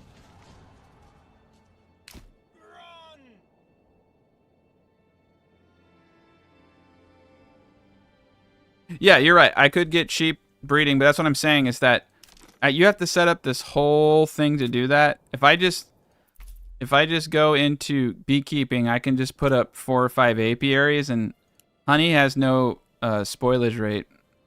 So it's just honey. It's just easier. I just think sausage is tedious. But it takes. What you guys are saying about sheep snowballing is technically correct, but that setup takes an enormous amount of time. Whereas beekeeping, I just literally throw them up and it's good to go. I think people don't understand how easy honey is relative to something like sausage.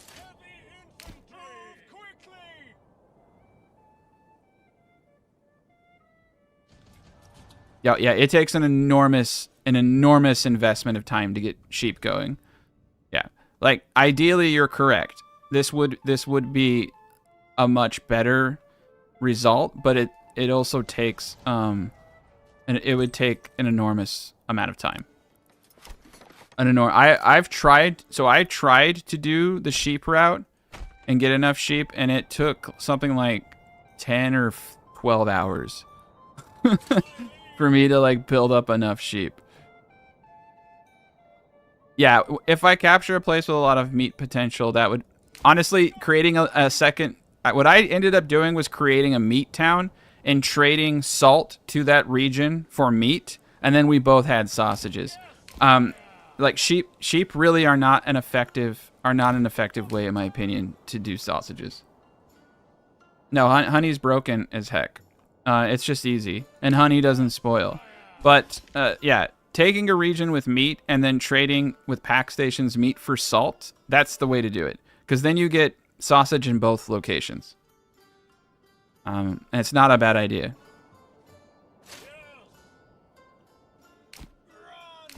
That would be the way I would do it, at least. Oh my god. I just want to steal.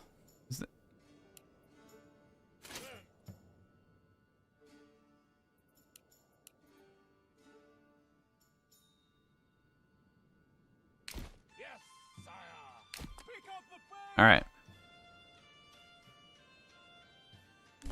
I'm not sure what I want to do with this. I think we're going to bring it to town, as I have more than enough for mercs. Even though I could have brought it to my treasury and used it to get more retinue, but nah, I think we're good. Trade post is up. Okay. I'm going to start hauling in clay. We're going to get the clay furnace up. And I want to upgrade the church to maintain tier 2 happiness. And right now it looks like we just need that extra food supply. Yeah, we just don't have a whole lot of meat. But we're going to get veggies and stuff going soon. Alright, let's upgrade this to a large granary. Let's check everybody out. Okay, we got a trade post.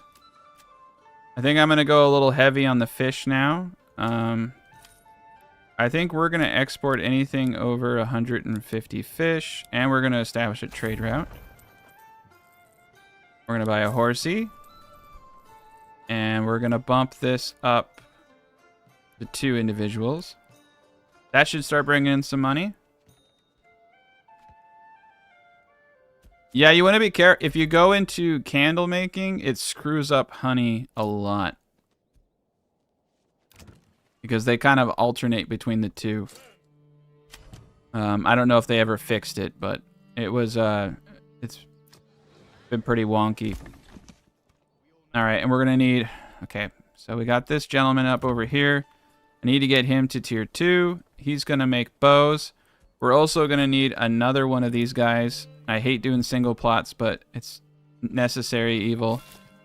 We also need one of these guys, though. For boots. I'm just going to put him in a central location. I don't want to do a double plot on him, though. Let me think. I guess the boot dude actually can go over here. I think I'm going to put another fishery over there. I think we'll put the boot guy. He'll get the lake view. There we go. Single plot. I do that because I don't want two and eventually 4 families making boots. 2 families is enough people not working. All right, we're at a decent size amount of burgage plots. We got a lot of open land. Upgrade that storehouse. I'm going to have to reset some of the stuff now that I've upgraded it. There we go.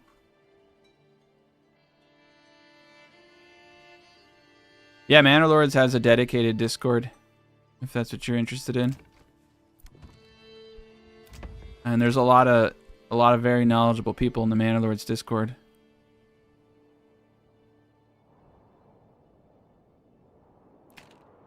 All right, fish are decent. I think I can kind of see fish being pretty sweet for trade. Probably I would say fish are better for trade than berries if you're pushing them out as fast as you're getting them. Not bad, but they spoil so quickly. All right, let's get clay tiles going, saw pits going. What are we missing here? Oh, we just don't have a family. Yeah, we're deforesting this region pretty well. I think I'm going to get another logging camp up over in this vicinity. Maybe 2, actually. So for storage, get those guys going. I think you just search in the Discord for channels and search for Manor Lords. There might be a link on, if you just Google Manor Lords Discord, you should also find a link. I think that's how I found it. I can't quite remember.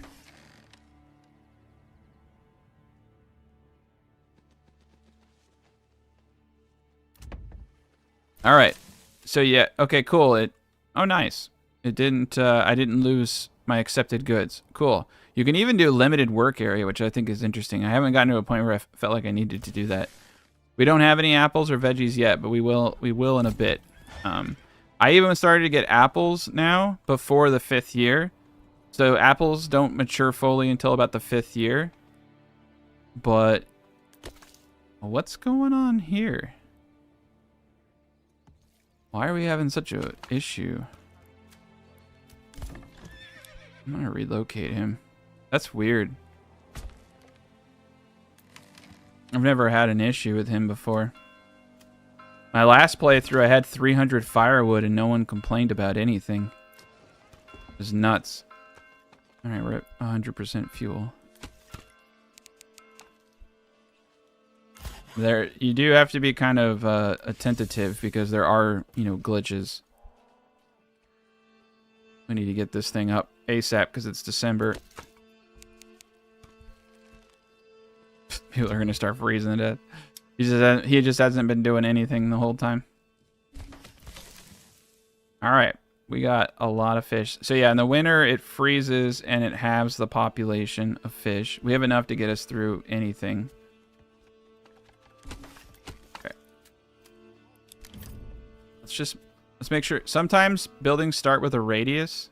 So I think what happened is the radius was really small and it had hit everything. So there we go. Good shape. All right. I'm going to bring wood production over here and I'm going to stop it over here. I'll leave this as a storage area, but no more wood cutting over here. Let's get another ox. It could also be a reason why things are going slow. We're doing great. Hopefully. I'm going to temporarily increase food. Yeah, my last playthrough I had like 3 times this pop and I only had 1 woodcutter and I had 300.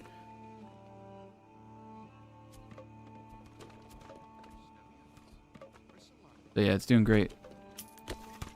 Yeah, one thing I would like to do is figure out an easy way to convert this into a housing plot too. Because it'd be kind of cool if you could just have a bunch of little areas like that. I'm thinking kind of like an industrial city. All right, there we go. Fuel's working again. All right, we're good. We're golden. There was something bugged out about that. I think it was the limited work area, because as you saw, it was pretty small. All right, we got 1 logger over there. We got 7 free families now. Okay, we're in business. We got 1 dude in the trade. And this gentleman right here is going to be shoe production with shoe storage right there. Actually, yeah. No, that's good enough. He's close enough. It doesn't have to be perfect, but it is good enough. But once we, I need 3 food types now, and so this is kind of the waiting game period. We have 43 days until we're attacked. So what I've been told is charcoal is good for industry. If you're doing a lot of stuff with industry. I used charcoal before to get fuel efficiency, but I no longer need to do that. One dude, in my opinion, has been able to keep up. Yeah, see, I have 7 months of fuel and 1 dude now. They were just in a weird spot and they were glitched. I feel like you don't need it anymore. You don't need charcoal. But yeah, it definitely will make your wood go a lot further though, if that's an issue. But I think with the forester and 1 woodcutter, you can pretty much supply your whole town. So I'm just kind of peeking around. I feel like I'm missing something. Oh, and you have to have, my bad, you have to have advanced pond keeping to even do winter. To fish in the winter. So it doesn't have the population anymore. It looks like it just, you have to have the perk just to fish. Okay. They're doing a good job. It's mainly that's one reason I kind of like berries though. But it seems like we just don't have enough meat. I think what we're actually going to have to do is go into farming. Because we can get bread like right now. So let's see if we can do it. Let's see if I can do one. It's close enough to 1 Morgan. This looks like a 40% fertility to me. That's 1.2. Okay.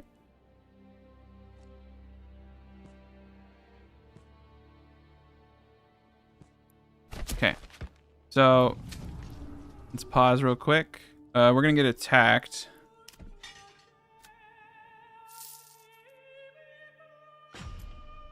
I'm gonna hire the cheapest people in the world to come save us. Okay, and they're right here. Perfect. I'm not gonna risk any of my men. I may have to though. Those guys are relatively cheap. May not be a bad idea. It'd be embarrassing if my mercs died and then they burnt the whole city down because I didn't have my forces. Alright. We're in good shape. Alright, we got the one individual there. Oh, okay. I think I see the problem. Yeah, we just got no meat. It's just such a little amount of meat. But this will come in. Alright.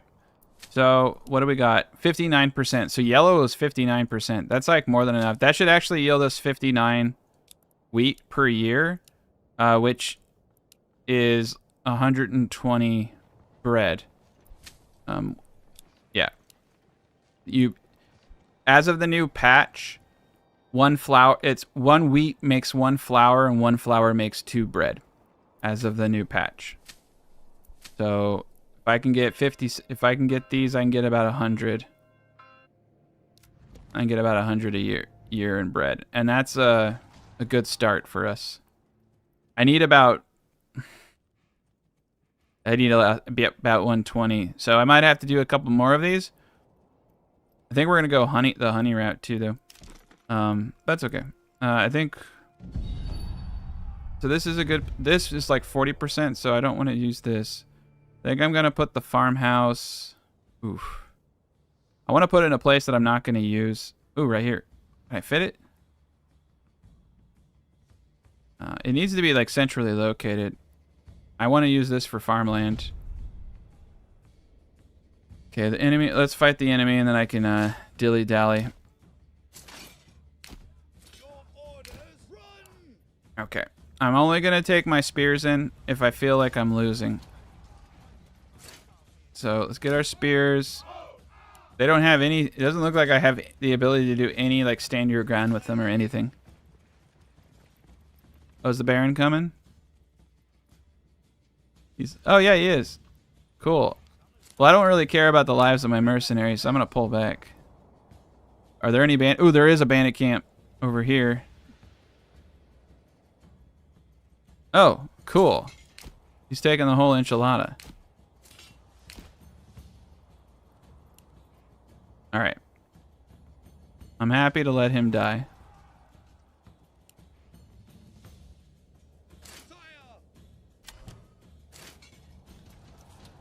Alright, he's got it. I'm gonna go try to take this bandit camp with these mercs. Because he's got it. Oh man, he's gonna take that region now? I'm afraid I'm gonna have to fight him. I'm gonna have to fight him soon. Okay, he'll take the bandits for me though. He's a nice guy. He sure is swell. We gotta get to tier 2 like ASAP. So yeah, we gotta get I just gotta get this freaking farm down. I'm just gonna slap it here for now. I think I'm gonna have a little bit over here, a little bit over here, a little bit over there. I can always put another. It's only 3 logs. I can always move this later. We just need to get it going.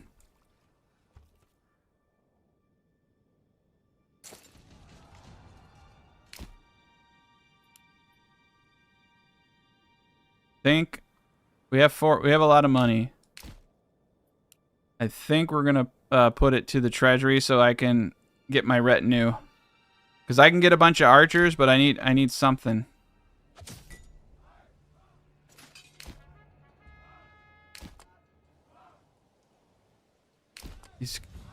He's coming. I just want them. I don't care about the lives of these units, so.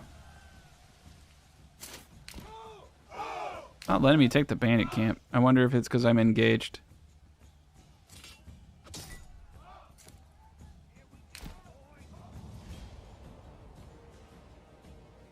Alright, let's see if I can quickly... I think for some reason it's not letting me do the bandit camp. Oh, maybe it won't let me do bandit camps with mercenaries now.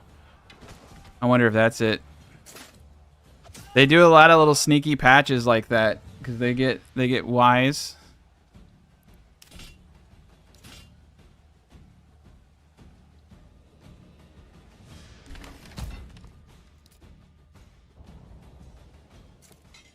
Okay, we can. Okay, we're good.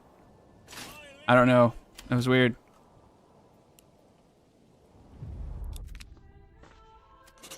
Wouldn't let me select it for the longest time. All right, cool. We have 263. We're gonna recruit, and I'm gonna set a tax 10%. We're gonna start making money. All right, we're in gear now. Let's get that food coming in. Let's get it going. We need to make money. Boom, boom, boom. Okay, wheat. 2 families should be able to handle that. Money time. But yeah, we're gonna get. I'm gonna get 1 granary worker over here.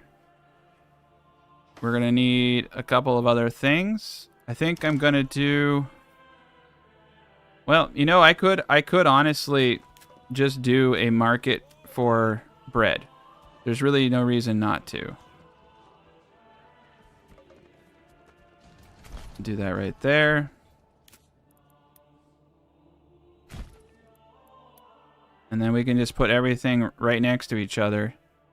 The oven, all that stuff. All right, I just need a little bit more wood. Yeah, we'll put a granary, windmill. I'll put the bakery oven over here. It'll all just be right next to each other.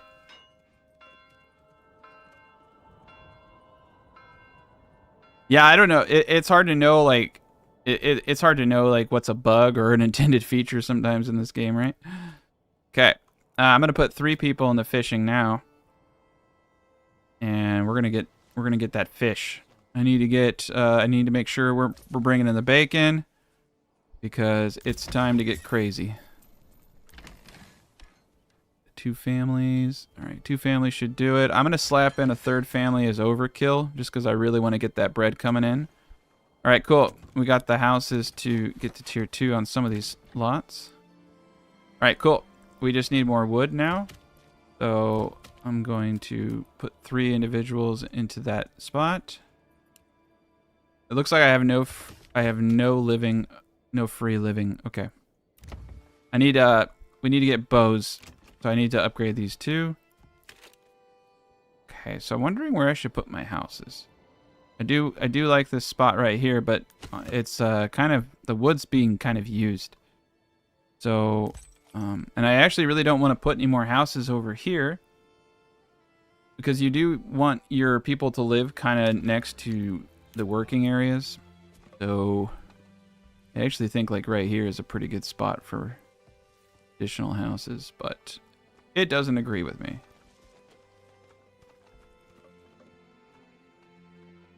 All right, come on. All right, we're going to do something different.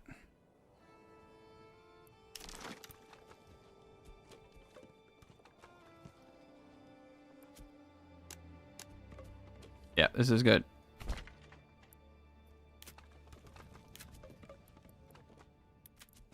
Put a well over here. The thing about wells is you can easily overkill them. You don't have to have just one. Then we'll get that 1 well over there. Beautiful.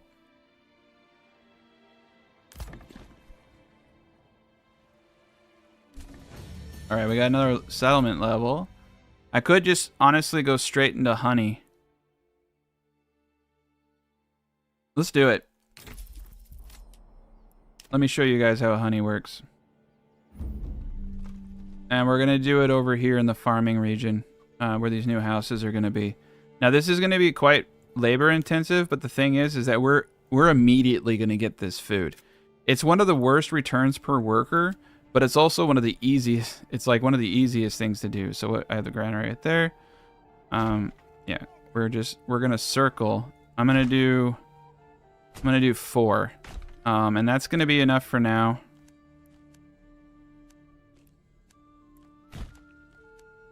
It's going to look a little ugly, but that's the way we like it. Okay, and then what we need is a market.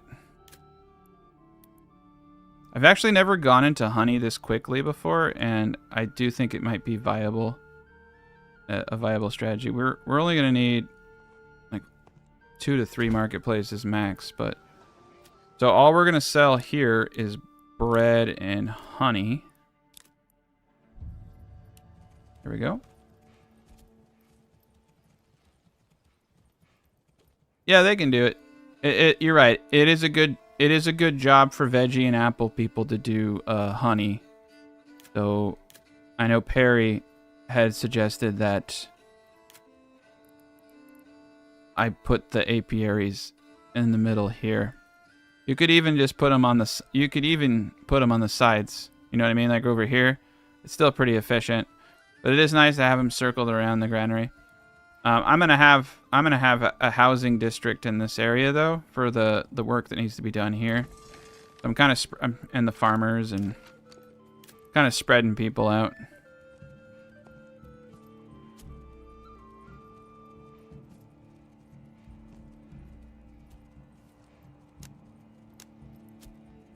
There we go. 2 more houses. All right, I think that puts me at pretty close to 15 burgage plots. Let's get it going. It'll be a little bit before we get grain, because they have to do all that work. We got veggies. We got veggies coming in. I just need to get more people in.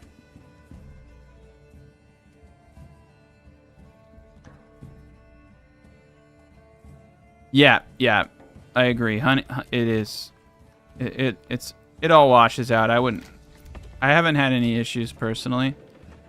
You can definitely, like, what I like to do is have all of my farmers over here doing like lumber jobs and stuff. So ideally you would actually have your lumber next to this. Like ideally I would be using, I'd have my firewood like right here potentially. And then I'd have them doing firewood. And then with my logging camps back here, I would have other stuff, but you don't have to be that efficient with the new system, but definitely it would be more efficient. Yeah. The new system is a lot more forgiving. All right, let me get boots going and let me get bows going. I just need to do that. All right, and I believe we have enough clay tiles, and I believe we have enough clay. There's my 3 workers there, and I'm gonna throw them into honey. But yeah, we're on a hiring spree now. We're hiring anybody off the streets who will work for us. We're okay.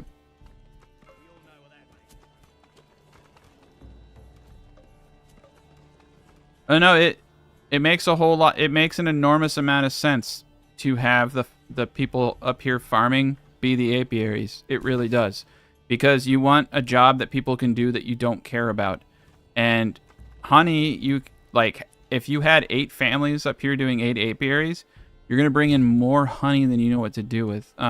They're still going to be doing these jobs. I'm just putting the honey next to the granary.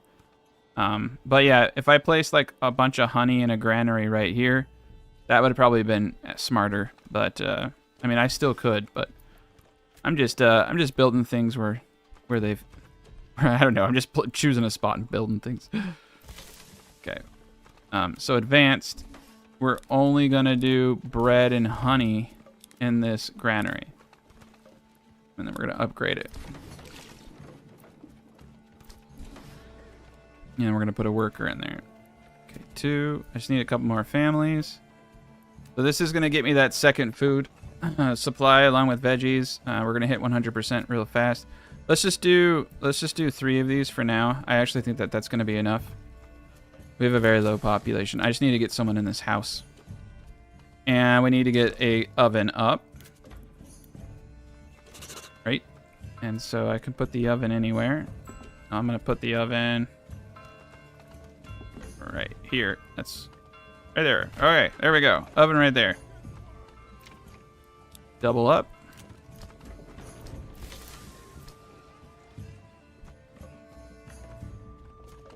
Yeah.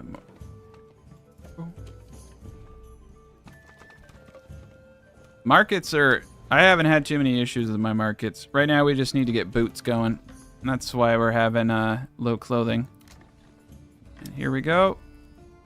What do I need for boots? I need a tool. I always forget about that. You need tools now for that stuff. But we can do bows.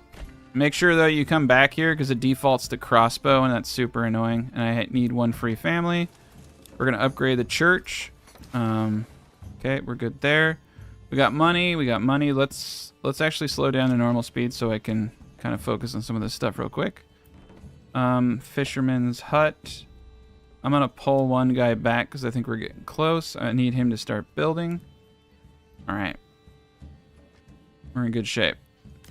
Get another ox.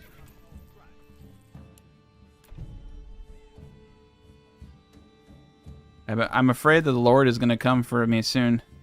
I think I have enough I could do mercs and we can fight him, but we're going to need a couple archers at least.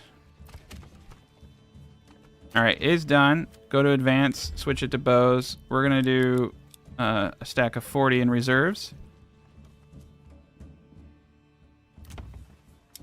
And now I need to go to my trading post and purchase a tool. Honestly, it would be nice to just make it, but nope. And we need about 5 of these, I would say, on store. Oh, thank you, failed artist. Appreciate it. Why do I have to carry this alone? I don't know if they'll do a campaign for Manor Lords. I don't know. It would be kind of cool if they did. I honestly want to attack other kingdoms. I think that would because you're the one who's always, like, you know, defending, and you always have the advantage, but attacking someone I think would be really hard. All right, cool. As soon as we get that tool, we're going to be in good shape. We also need to start thinking about alcohol production. So let's take a gander again. So what I've been told is that you can actually, as long as you're... Oh, right. Of course.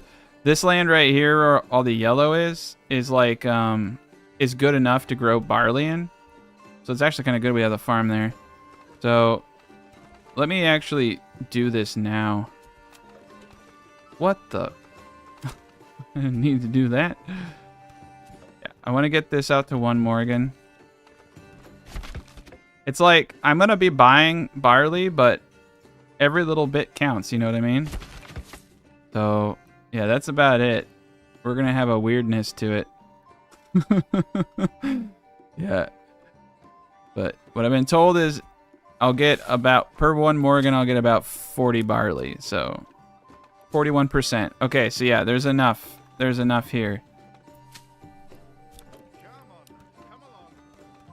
I'm gonna just alternate it for workforce. Okay.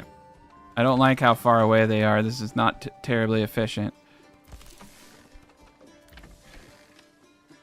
I'm trying to think about what I want to do here. We need more people desperately. I don't want to give them more jobs to do because I've already given them too much. But yeah, just a little bit of barley, but we're going to be trading for it and producing it. And I'll probably put the tavern somewhere like centralized. Windmill, communal oven. Yeah, we're going to get food. We actually have 2 food types. We got apples coming in now. I'm going to need to put a second I'm going to need to get 1 extra granary worker over here to keep up. And we're going to need to take someone away. Let's see. I think I can take someone from logging. I can. There we go. Holy shit, what happened? I swear to God, I forgot to put a plank limit. Oh my God. I never forget that. All right, 100 planks. Well, we can... Okay. I mean, we got the planks. We definitely got the planks. I guess I can build my castle now. All right. Okay, let's do it. We're going to build a Pac-Man. Oh, this will be great. They'll be really confused by this. All right, let's build a Pac-Man. If we do get attacked, we're going to stand a much better chance of survival inside of our beautiful little Pac-Man.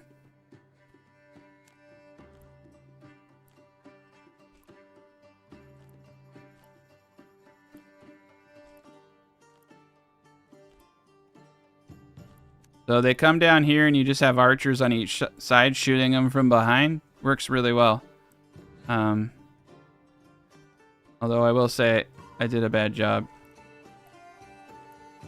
They can phase through the walls, so like the best way is to do 2 sets of walls. We're just gonna do this for now. Alright. So we'll build the Pac-Man.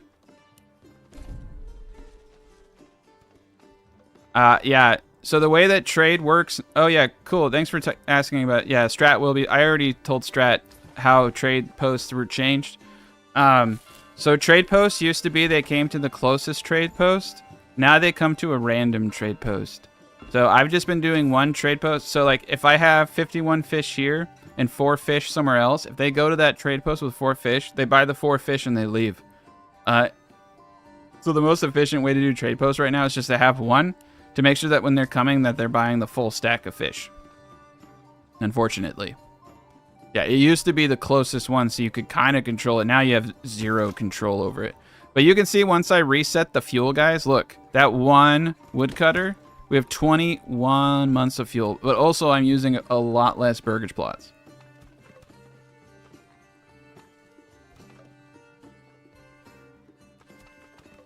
All right.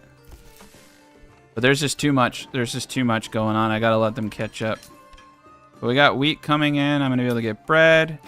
I'm kind of just like like I said. Look how much apples we have already, guys.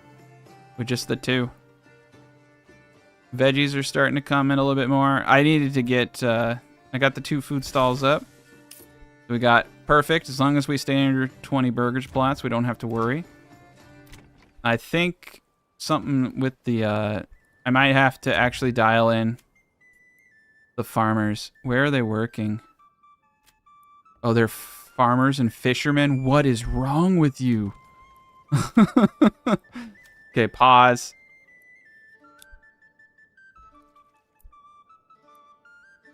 All right. I'm reassigning all of the farmers and their families to work in my apiaries. I don't want them being granary workers. I don't want them being traders. I can already see. I can already like feel the inefficiency and how much we're getting.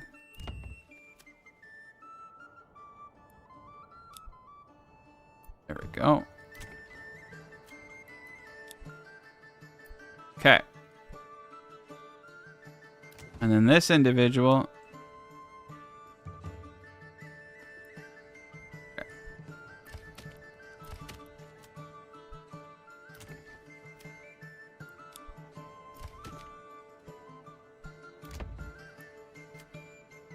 He's a farmer. I do not want you farming. Yeah, I should have brought my my wood closer. That's the one thing about these maps is like you kind of have to go to weird places. I'm just gonna leave him alone for now. Fisherman unassigned. I don't want you being a. Why is this dude over here like being a fisherman? For Christ's sake. Oh man. I'm gonna assign him to this and see if it works. Yeah, you would think. Okay, cool. I was able to assign him. All right. So yeah, I have when he's not doing veggie stuff, he can come over here and grind grain because we are not gonna have that much grain for him to grind. All right, I'm gonna put 1 individual into there. He can now bring the honey. Eventually, I'll have 2. All right, we're golden. We're getting the honey coming in. Everybody's having a good time. Got all 4 apiaries. I might have to get 5. The honey should start accumulating. The fish is good. The apples are good. The veggies are good. The bread is going to be good. The barley, I don't know. We'll need to get a malt house up.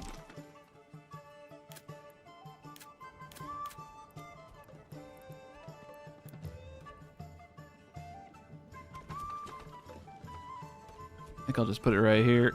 Oh, no, I should probably put it close to this stuff. Put it right here. Cool.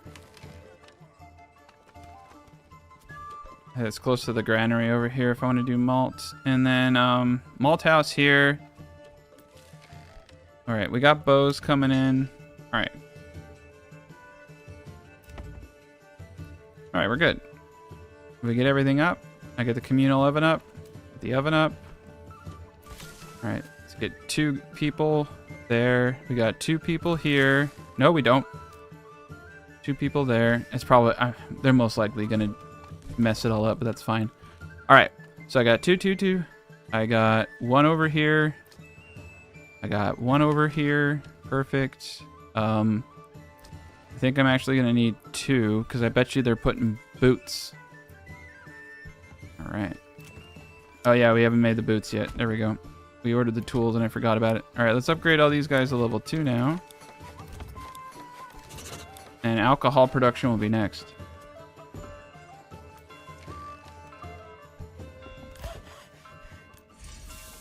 All right, we're in good shape. This is great. Yeah, what I might actually do is do pig pens or something for those guys I'm not using. But if I would go deep mining if I thought I was actually going to use that salt. I mean, I could sell salt, but eventually it becomes just worth 1. Most likely what I'm going to do is start selling warbows. All right, let's focus on getting all the passives up. What the heck? They pulled the dude out of there.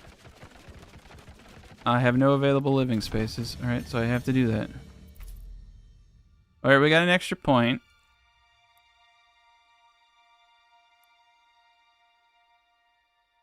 I would prefer to go down trade and make stuff cheaper for myself. I'm going to hold off until I figure out what I want to do with it.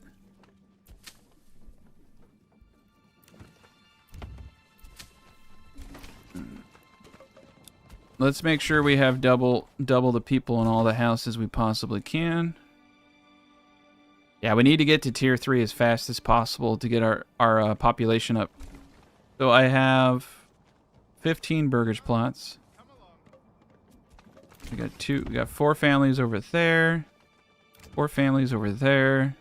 Got way too many families over here. I want to do more farming here potentially. So I think right here, actually, if I can get it to work. I know I couldn't last time. This actually might work. But yeah, we went doubles. Well, it can be big. I don't know. I always hate having freakishly big plots, but it doesn't matter.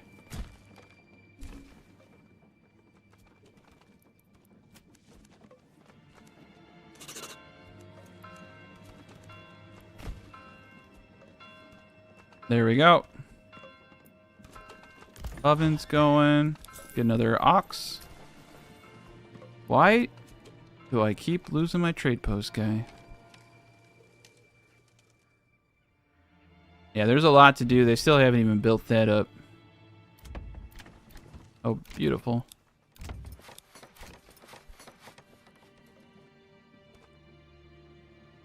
All right, perfect.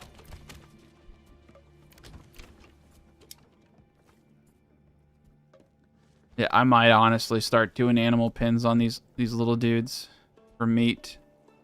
If I did cut off meat, I could go into I just don't know if I need to because I already have honey.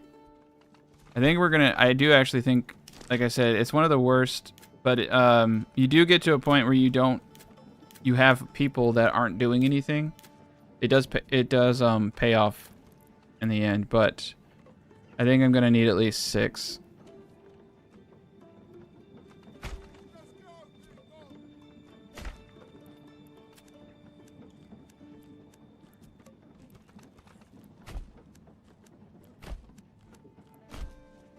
But yeah, you'll see here it has honeycomb transitioning resource. Honeycomb, and then they got honey. The granary worker, I think, is just being a jerk.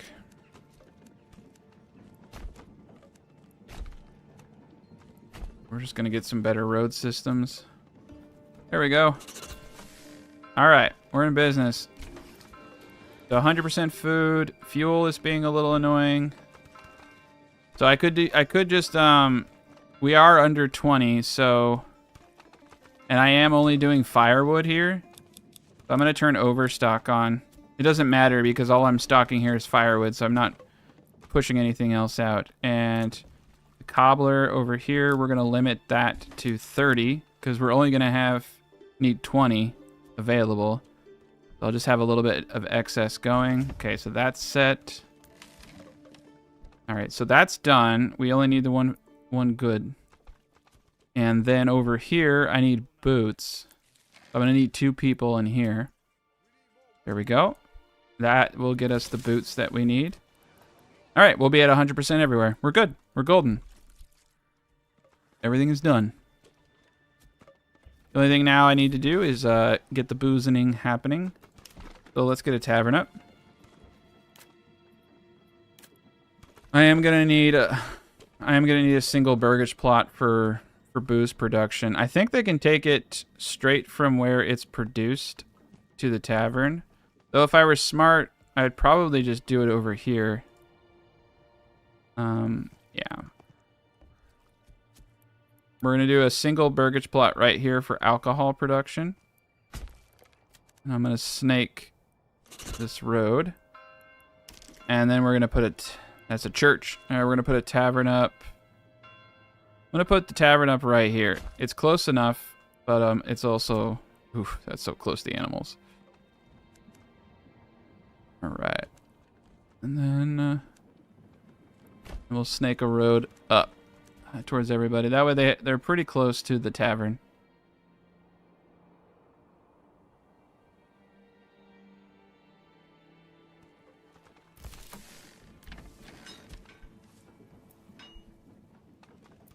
All right. I definitely have excess. The honey should start accumulating now. Fish are going down because I'm not... Yeah, I need... Oh, shit. They're pulling people. Randomly, it feels like. All right. Well, I need to think of something pretty quick. All right, we're going to pull him. I'm going to get that house up. Go. I just need to get these families in. We're getting pretty close to our limit. So we need to hit tier 3 fast. That's why I've been pushing for all these different food varieties. So we're good. We have all the food varieties we need for tier 3. And now it's just booze.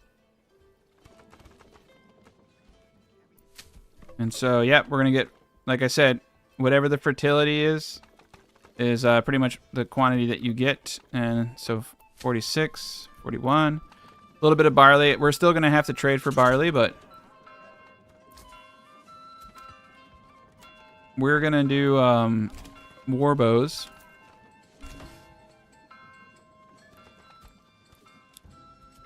So I want a store of 30, let's say. Okay, we got a cobbler there. Got our war bows over here. I'm going to sell 50, so we're going to make up to 80.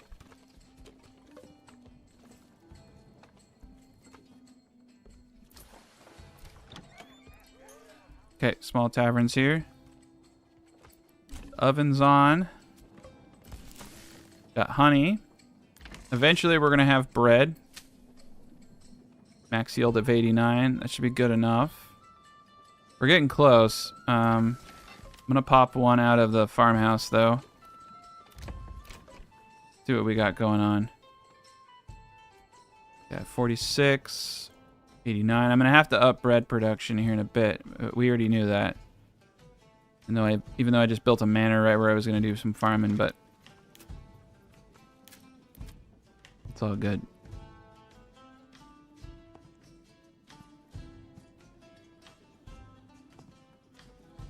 Alright, 1 is fine. 0.9 is fine.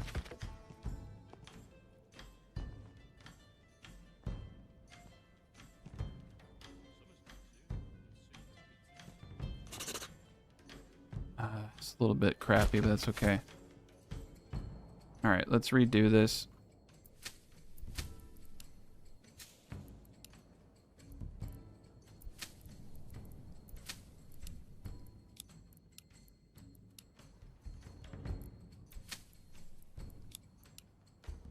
I like to put them right next to each other so the workers can just walk to one from the other.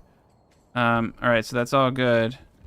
So the farmhouse probably would have been better situated in several locations, but yeah, they have to walk quite a distance. I guess it's fine where it is.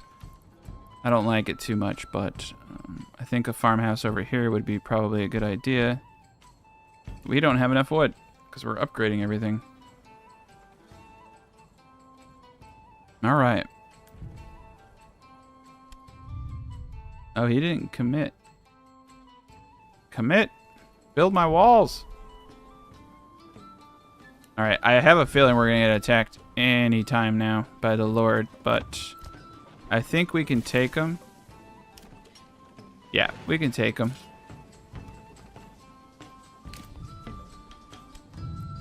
Oh, it didn't. I don't know. I think the road I put here canceled it. That's fine. That's fine. I don't know if I put that road there. Get rid of this road. That way we can make a castle. I think it's kind of weird sometimes how this game works. It just doesn't do what I tell it to do.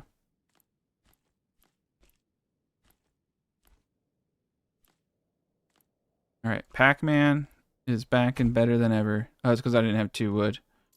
Okay, and it's because I put something else over it too. All right, so I got to put people back into logging now. All right, let's make sure no one's dying. We're at 100% on everything. Beautiful. Trade post. Oven. Burgers plot. Malt house. All right.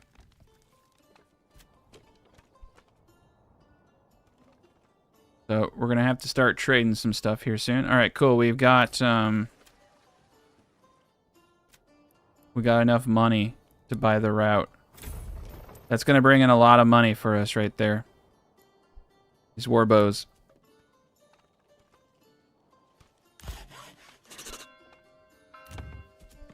All right, let's take a peek.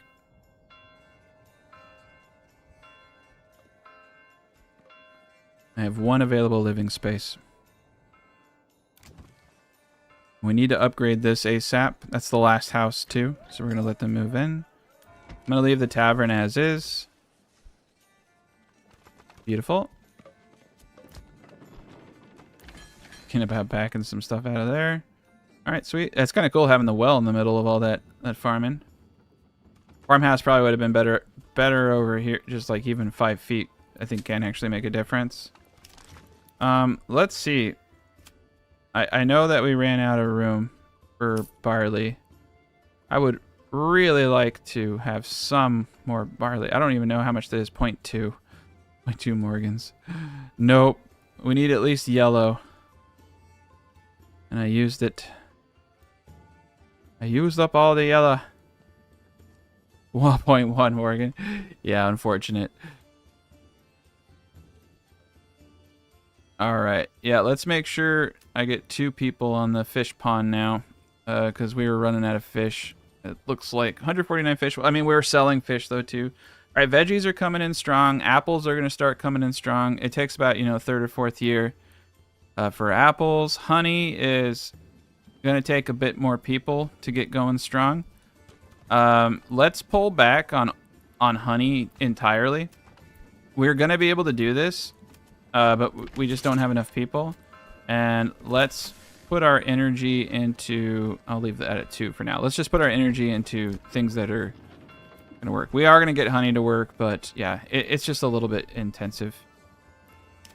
I think I'm going to put another farmhouse up here. And then I'll just leave 1 person here, and then I'll have a couple people there. I just want to get it a little bit closer. Farmhouse back here would be good too. I'm trying to find a nice little equal point for where, I get everything to the windmill. But yeah, it's a sleepy little town. Like I said, I'm doing more organic building this time. Except for even this you could say is slightly organic because it does fit the area pretty well. It's a nice little orchard community.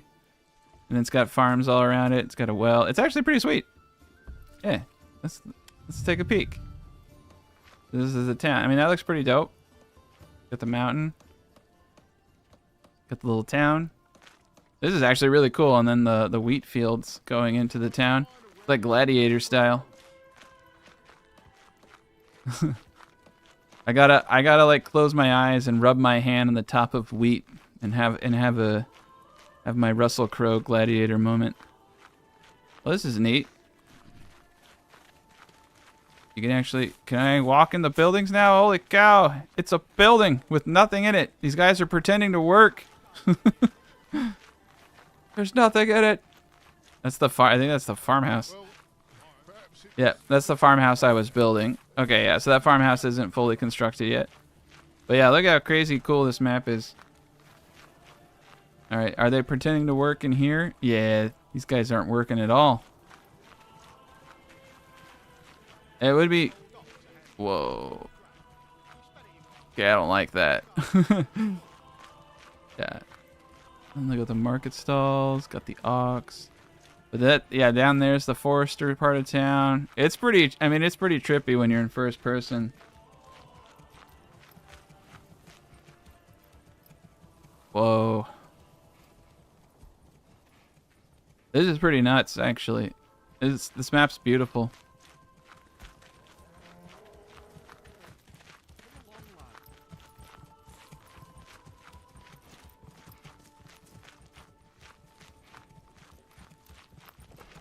You can see the snow-capped mountains back there.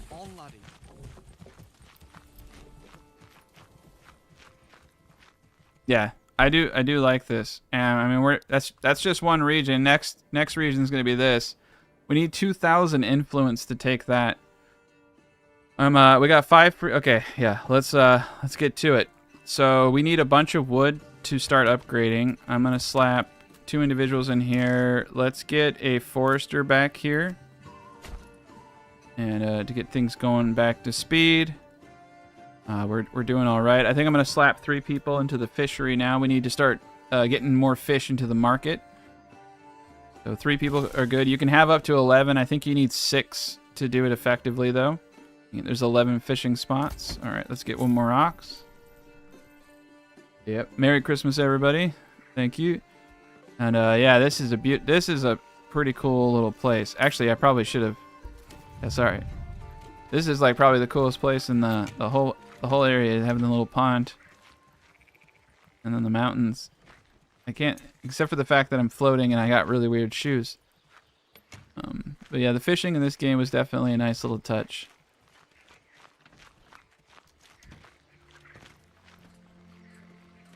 Very nice. I will say, even though I have a supercomputer, I do think that Manor Lords runs pretty darn well on other people's rigs too. You do have to appreciate the fact that it's optimized. But yeah, it's incredibly easy to hit your 100s once you just understand that each market stall it goes up 20 burgers plus. It's just pretty easy math. And we have a 10% tax right now, and we're still sitting in the high 75%. And it's really good. A lot of it's coming from market food. Variety, church, getting our church level to 2. Do we have barley yet? No. Right, we might just have to start buying it. So I have 2 fields of barley, and this is just to offset the cost. I can fence these guys up if I get fertilization, but I don't think that's gonna happen. I mean, maybe fertilization might actually. They need to. I know they want fertilization to work, but it doesn't work too well. But maybe one day. Alright, we got a good thing going. Yeah, we're doing good over there. Doing good over here. These apples are going to start coming in. We got a lot of fish, a lot of veggies. And we just need to get this bread coming in. I have a feeling bread one day will come in. I think we're going to have our... There we go. We're going to have our... For some reason, when you first set up your crops, like it takes a couple years for them to get caught up and like dig out the whole land, you know? So we got our first bread crops coming in. Boom, boom. Boom, boom. I'm going to just do 2 and 2.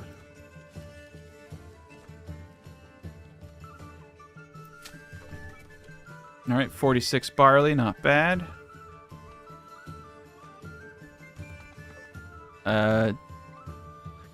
Yeah, they do actually show the fish in the pond. You can see them. They're swimming around. There's fish. Fish in the pond. All right. Let's make sure we're upgrading all these houses to tier 2.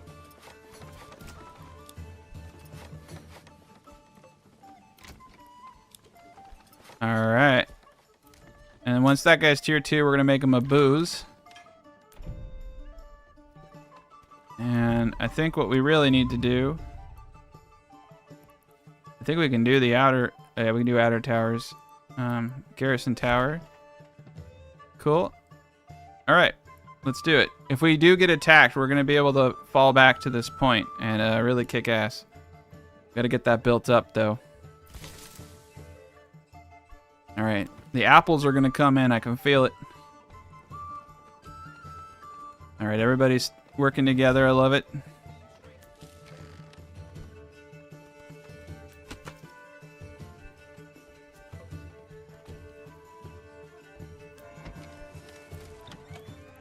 I'm so tempted to upgrade this. Supply us up to 100 burgage plots. Holy cow. I think the pantry size upgrade's worth it. Let's just do it.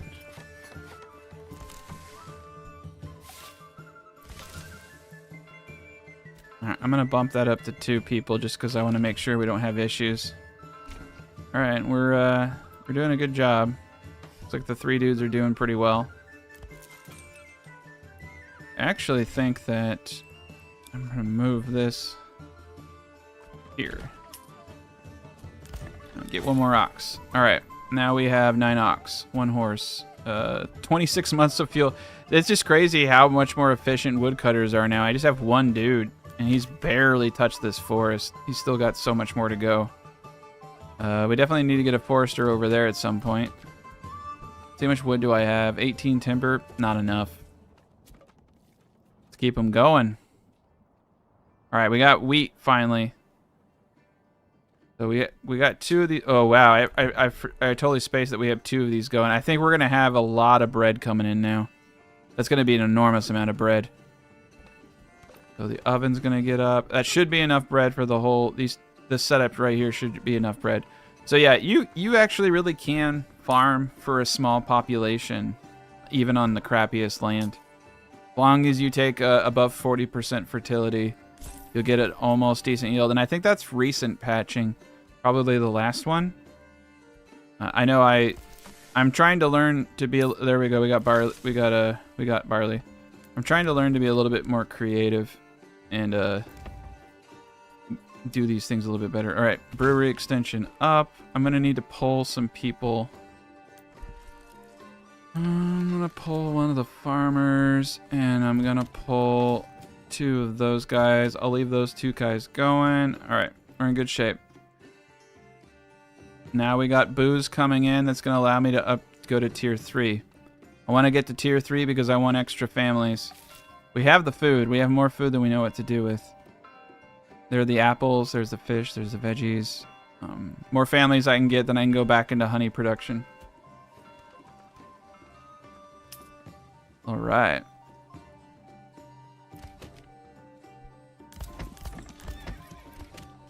I don't know if I'll ever actually do any of the wood stuff around here. If I needed to, I guess I could. I'll just keep it there. All right. Got the 1 thing. We got 17 burgage plots. I'm happy with that, to be honest. Let's take a peek around, make sure we're not missing anything. Currently, I'm not actually buying barley. It would be kind of interesting to see if I can get away with just having booze a couple times out of the year. You can't, but it'd be funny if I could. All right, they're getting all that stuff up. Oh no, they're doing weird stuff. They're having a rave.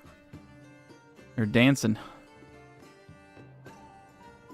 All right, it looks like I need another family to help out. We just got too much going on. We're getting split up.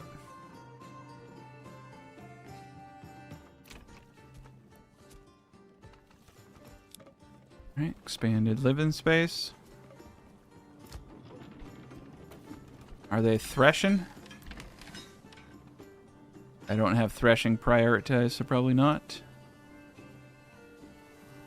I like this. This is actually kind of cool with the roads. I actually really like the farms contrasted against the Brawndo. I think it looks pretty sweet. Yeah, I haven't been too impressed with how well sheep work. I really think they need to revisit that and make it... I bet you at some point it's going to be like the go-to strategy, but right now it's just not. But eventually I could see it being pretty important. Alright, we're in good shape.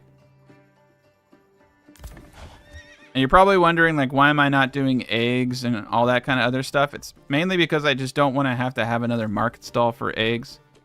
I like to do one market stall per food type to make sure that I'm getting the full benefit. So I'm just trying to specialize in individual food production. All right, we have a lot of veggies. A lot of veggies coming in. More than we know how to consume. So I'm going to need to start trading vegetables. Otherwise, they're just going to rot. Remember what I said, like it's about 20 or 30% per year will rot. So realistically, anything over 250, I should just be selling. Oh, look at that, we got apples. I'm gonna buy a route for that too. Fish, veggies, warbows. That's great. That's a good trifecta. And then barley, I'm going to import now so that we always have 5. I was doing 30, and I ended up creating something like 300 ale for a population much bigger than this. So just a little bit of barley, 5 at a time, I think is going to be good. We got one dude in the malt house. We have the family creating booze. And since I think malt and ale kind of expire at the same limits, I'm not going to do any limits. We need to get this tavern up. Alright, we're going to be going to tier 3 in no time now. Oh yeah, look at that. The Pac-Man's almost up. Boom, boom, boom. Okay. Retinue customization. I should leave some money. I know I should. But I'm feeling strong. We're just going to use our retinue and a bunch of bowmen. I'm feeling pretty good about that.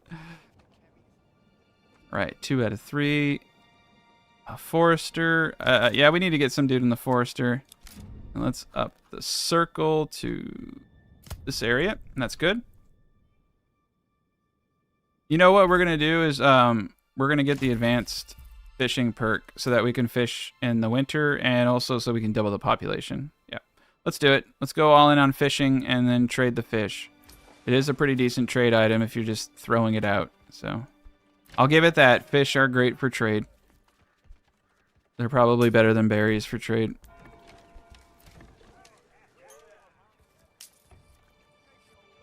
Oh yeah. I love the new maps. It's after playing the same map for like what, a year? How long has it been? Been playing the same map. All right, entertainment's going up. Let's get these houses to tier 3. Oh, I shouldn't have done the brewery, but I did. I guess we'll make more alcohol. We're getting all these houses to tier 3. I want money.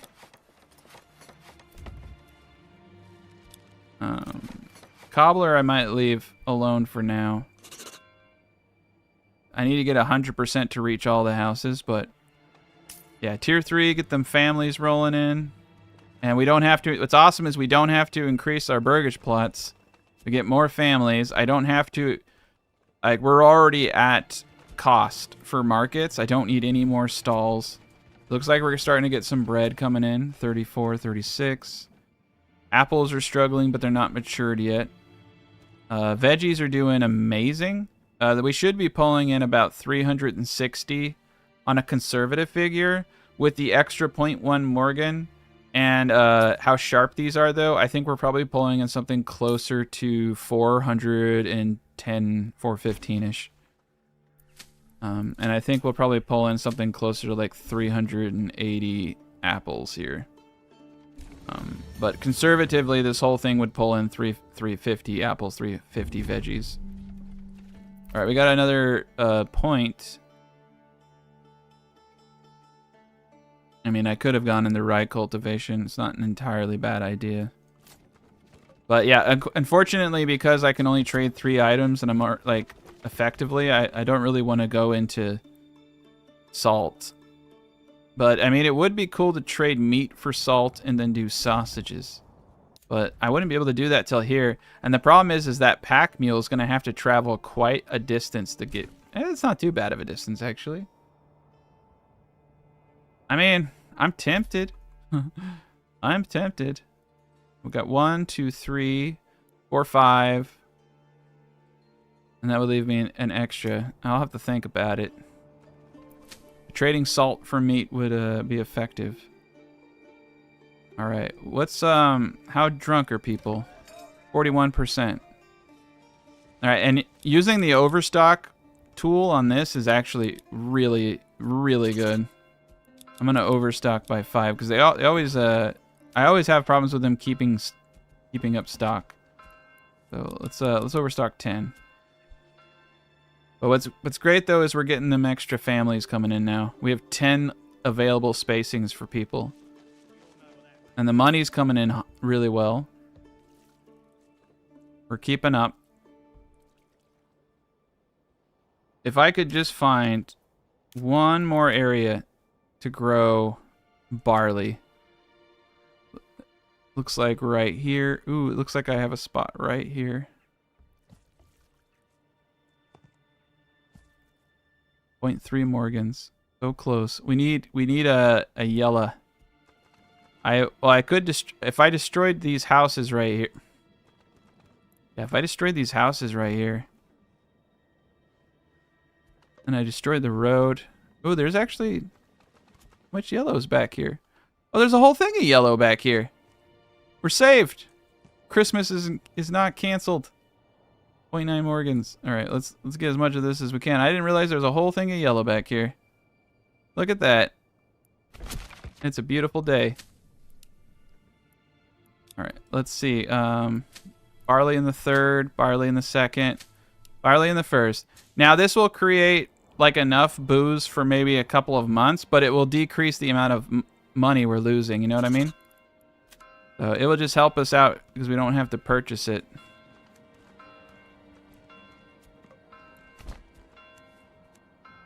There we go. All right, and I think we're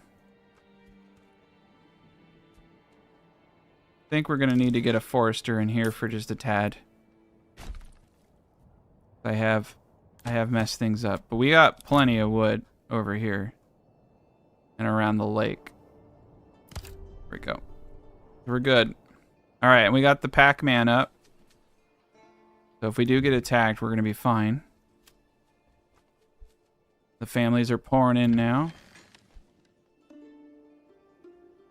29 wheat.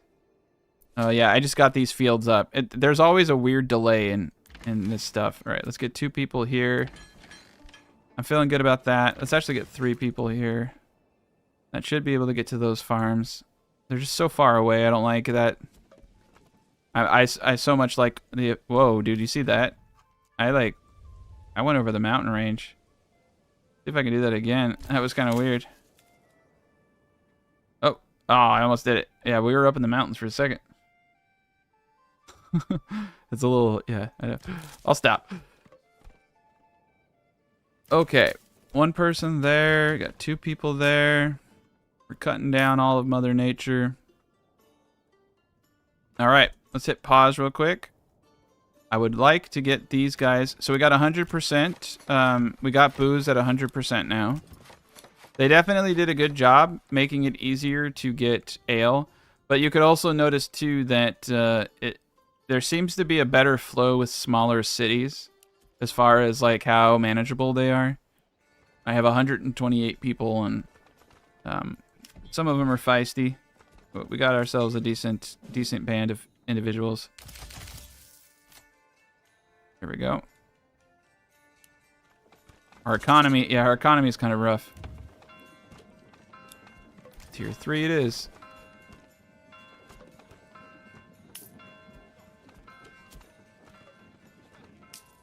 Oh yeah, you're right. That is actually... It is a pretty good... That is a pretty good thumbnail. If I could get it. Yeah. I don't know I forgot how you go into the view where it doesn't show regional maps, because that would be a good one right there. The good bird's eye view one right there. You're like looking down from the mountains.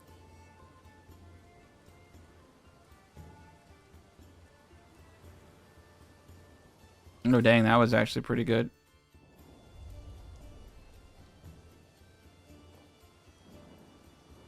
What I'm hoping to do is get a thumbnail. I guess getting the thumbnail from up here would make more sense since it goes downhill. You could. But it'd be cool to get a thumbnail where you could look up the hill and see everything. You can't really see too much. It's supposed to be raining. You can't really see too much from the ground. And if I could, yeah, it's like looking up like this and seeing a bunch of cities, I think would be pretty cool. I mean, it looks pretty cool already. Oh, that's right. Control C. Thank you. Appreciate it. So this is what we got going so far. It doesn't look good from this angle. Looks better. It looks better from the pond angle. There we go. That's what we got going so far here. I like that. I'll have to do that when it's done. Cheated him? Never. All right, so we got tier 2s all over there. Got people out here in the muck. Gonna take a bit for that to come in. Tier 3s are gonna come up over here now. Now we're gonna have more families. 2 free families. Perfect.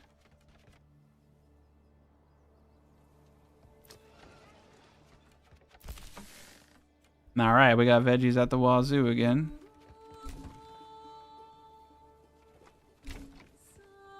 Perfect. That looks pretty dope. I like that. Like I said, they all look like their own little mini town.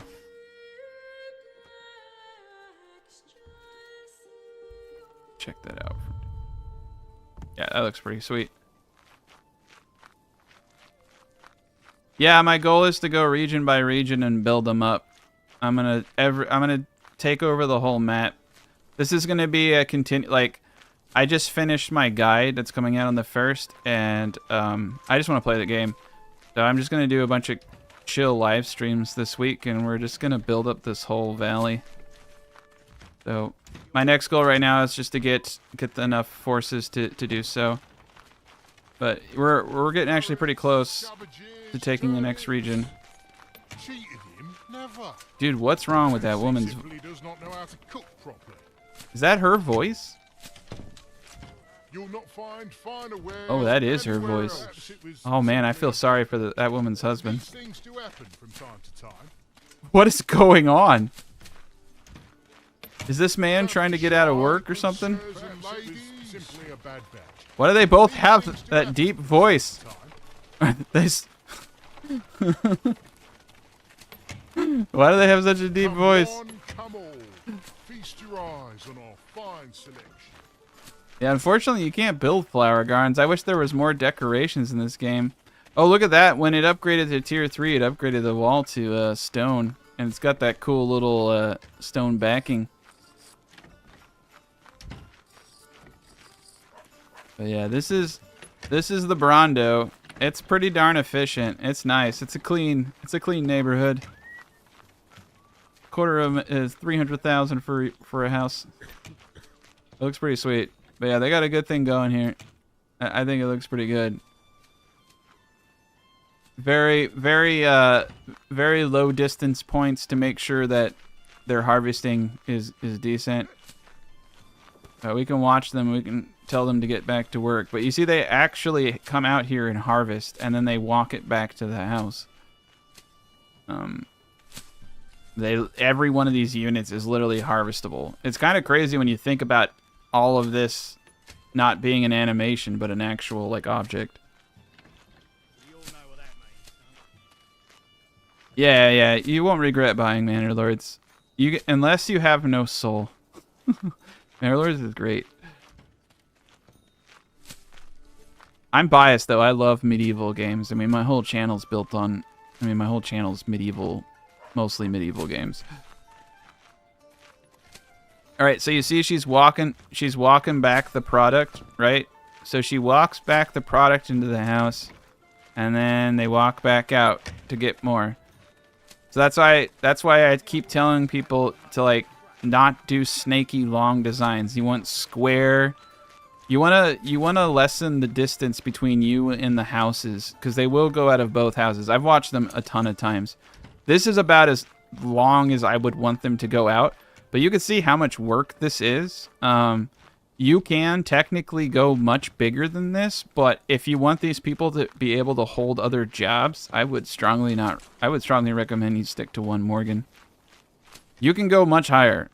You can go like up to 3. You could go up to 3 with 4 families, but that's pretty much all they would do. And as you can see, this is all I need for this whole village for veggies and apples once they start yielding. All right, we got 71 bread. Bread is finally coming in. We got families coming in. Right now, we're just waiting for our food supply to catch up with all the things that I've done. I don't really want to upgrade this cobbler's shop, but we're gonna get these guys going. All right, wood is the big issue now. So that's what I was saying. It's just I'm gonna have to pull back here and let this forester catch up. And I guess I am gonna have to initiate the reserve force over here. My freaking wolves over here are almost, or the deer over here are almost worthless, I feel. Let's get all these guys. Okay. Put 2 over there.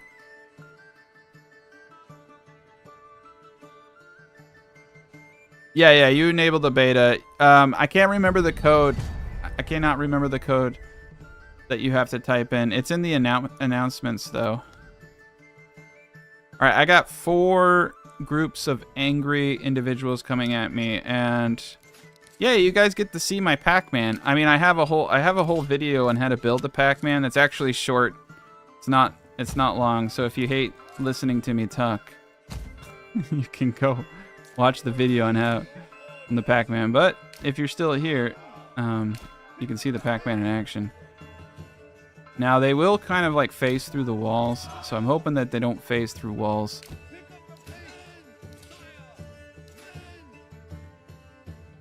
I think I'm gonna err on the side of caution here and just get a couple of heavy hitters. I do like the fact that mercenaries actually spawn in this location. All right, I'm gonna place them out in front, like meat shields. So yeah, they're gonna try to break in through this wall. I probably should have gave a little bit more distance there. That's okay. I'm gonna leave the spears back there. I'm gonna put my archers in the side courts. We need to get a few more people. All right, and then yeah, we'll just place these guys in front to do a little bit of damage. And then my spears are just going to kind of hang in the back, and if they phase through the walls, I'll need my spears to engage. But yeah, the Pac-Man is legit. I do like the fort being on the road in, so they got to go through this town. If they want to get to the rest of it, we got a fort right here. Eventually, I'm hoping that they focus more on the fort side of this game, because forts are actually like what I'm known for in Farthest Frontier and other games. Efficiency also. Oh, dude, look at that.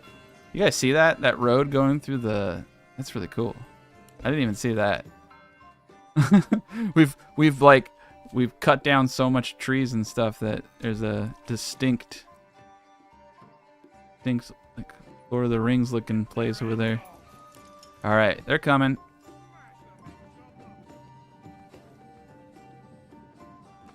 Yeah, you can extend it. So you're asking about manors and castles. You can extend radius by using outer towers. You place an outer tower like that, that extends it, so you can make it bigger. I just did small because it is quite expensive. But yeah, if you use the little outer towers, you can build layers upon layers. It's actually better to have 2 layers of walls. I just haven't gotten to it. So, yeah, it's still in early access too, so it's going to improve a lot.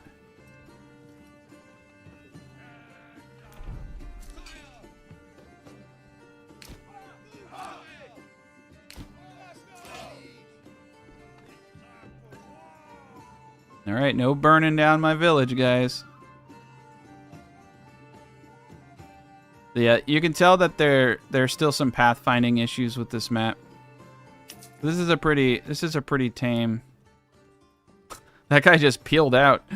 He just like drifted. All right, yeah, they're coming down over here on the east side. There we go. So we're gonna take them from our fortified position.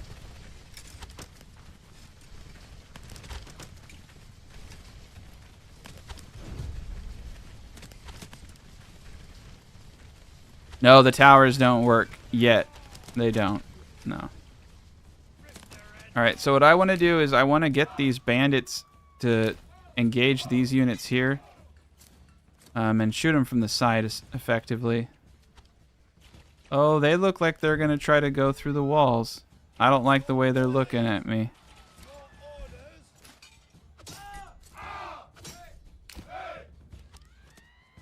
There we go. We're killing a few of them. Alright, yeah, they're going to try to go through the gate. They get kind of confused. I'm just basically trying to confuse them as much as possible. But it's pretty amazing how effective fortification is in this game. I don't do it a lot because I never typically have an issue. But I'm just trying to, like, you know, play a chill game and make the gameplay a little different from what I usually do. I don't like the screaming ladies, though. But yeah, you can shoot through the walls, and they have to walk around. They gotta bust through this gate over here.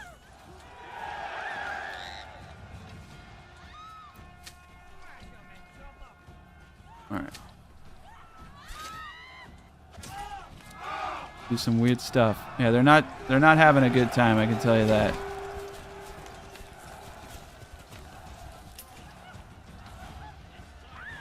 Sacrificial lambs really do help, though, because if they turn their back, I'm getting back shots.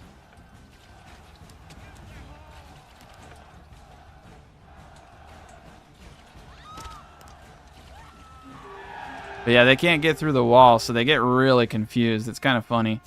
All right, yeah, that was pretty easy, but that's the power of the Pac-Man. It's a pretty simple design that you can do. This can take on the Lord's army too, pretty easily. I just like how they come out of its mouth, though. I'm easily entertained, I guess. All right, we're in good shape. Now I need to put someone in the church to clean up the dead bodies. All right, we'll get that going. Ooh, I can hit the bell. I forgot about that. All right. What's our... yeah, we're at 100%. So we're still cash positive. We're bringing in barley. I'm making a little bit of barley. But, yeah, we're able to fulfill all of our booze needs now. So that was pretty difficult before. It's a lot different now. Especially if you just stay low pop. I'm honestly digging the lower pop, like, smaller cities. They have a nice feel to them.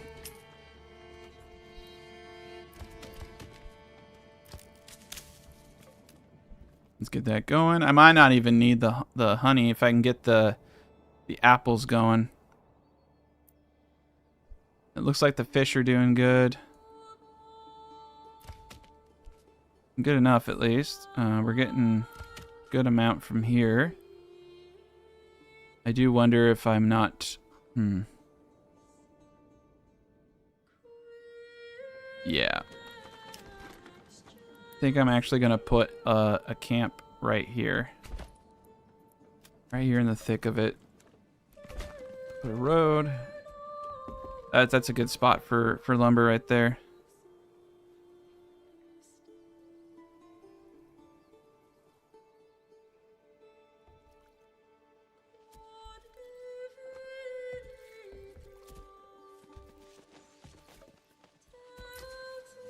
Yeah, honestly, I was expecting the fish are great. I think fish are actually a large part of why we're making good money. I was expecting this to be a lot buggier than it is. Now, granted, it does have bugs, but they're not too bad. And there really aren't. Okay, so this area is doing good. We're reforesting everything over here. I don't feel like this area is doing a good job, so I'm going to stop them. I think I'd have to get the forester up. There's something weird with the edges over here.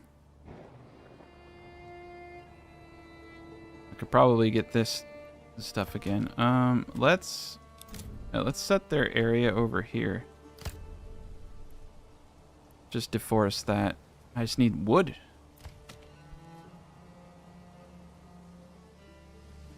Okay. Wood. One forester there. Gotta keep this stuff growing. But yeah, the wood. Typically, a woodcutter would have clear cut this whole area by now, so wood cutting's a lot easier too. All right, we got 15 available living spaces.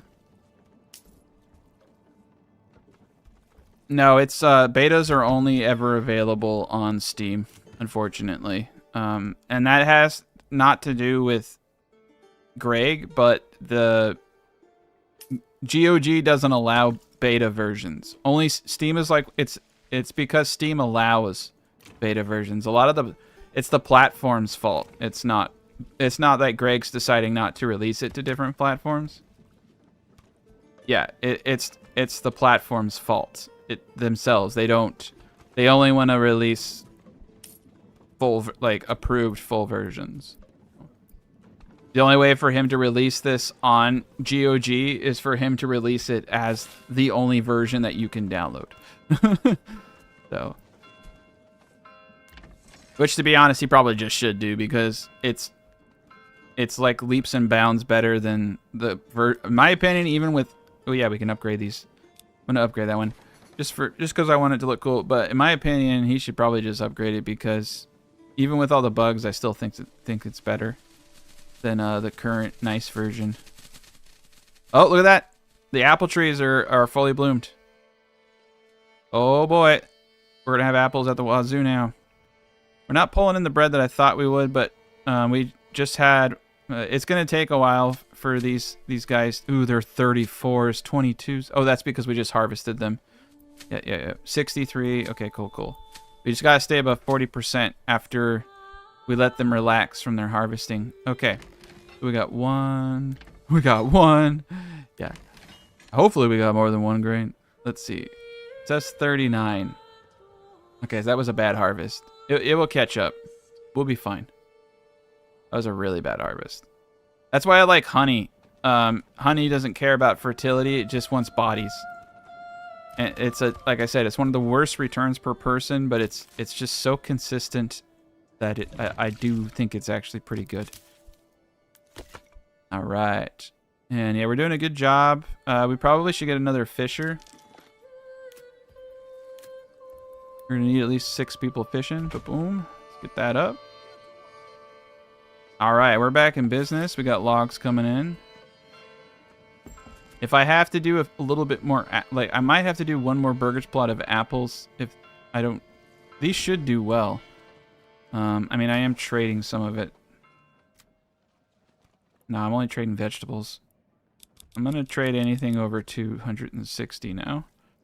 I don't know why. I just feel like that's a good number. Tier 3 it is. All right, we're back in tier 3 camp. I'm gonna hold off on. Oh, I guess we should just do everything. Need more wood. Put 2 dudes over there. 2 dudes over there. We just need a ton of wood.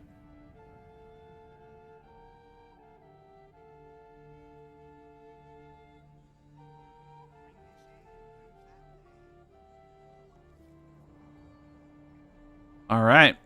Well, as our population grows and we get these people, once we get our second region, we'll get another retinue. And that will make us very powerful. That's what's kind of funny is, like, you really don't have to go too hardcore on the combat in this game. You literally can just run a bunch of bowmen. People see, like, the other units are better. Like, I could, if I were to do anything, honestly, I would just, one of my favorite units in this game is pole arms. And you don't really need much for pole arms.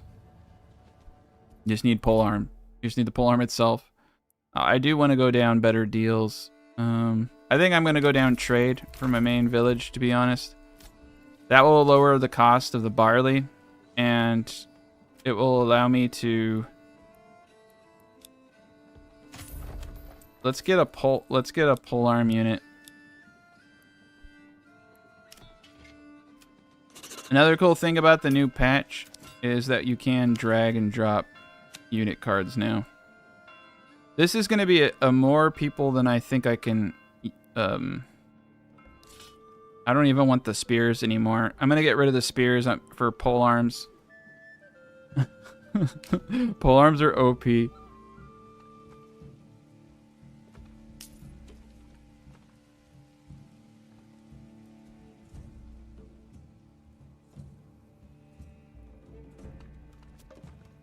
Alright, we're doing good now.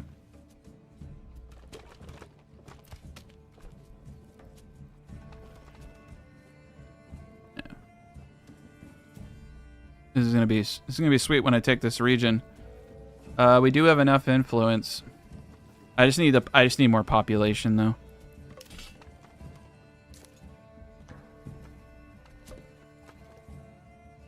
Yeah, we got enough. Wow, we already got all the pole arms. That's crazy. How did I get that many freaking pole arms already? Okay. I'm not gonna argue. How did I get that many pole arms? Wow. They just, I guess they may have made trade a little bit better. We're gonna pull this down to 15 because that's a lot. All right, we're exporting. We should be exporting a big old thing of bows here soon. I think I'm gonna slap one more dude in here and buy a horse. All right. Yeah, we're getting, this is actually really good right here. This is pretty formidable. Screw it. I don't like this guy. How much money do I got? All right, you guys want to go? You guys, before getting late, but I want to take the next region so that we're ready. So I'm gonna be cheap. Normally, I could easily take him with what I have, but I feel like being a jerk. So that's what we're gonna do. We're just gonna overwhelm him with awesomeness. I'm gonna take this region. We're gonna take the second region and we're gonna build. Oh man, look at this hill, like this mound. What's the farm like here? Okay. Yeah, next time when I take this region, we're going to make sure that I don't build... Oh, there's not a lot of barley. That's okay. We can buy it. We got berries. So we got berries and we got... Okay, so right here we have berries and we have wild animals. And then right here, I'm going to put the castle... I think I'm going to put the castle right here as people enter and then connect the road. I could actually have it so that the castle... The only way into this area is through the castle. And I can actually do a road like that, but the people will have to walk around it. But it'll look cool. But we can build all of our housing up here on this ledge. This would make a pretty cool city. We could do the whole thing up here. But yeah, we're going to take this region. This guy sucks. Alright. Let's do it. We're going to claim it with influence. So we're bringing the war to the Baron.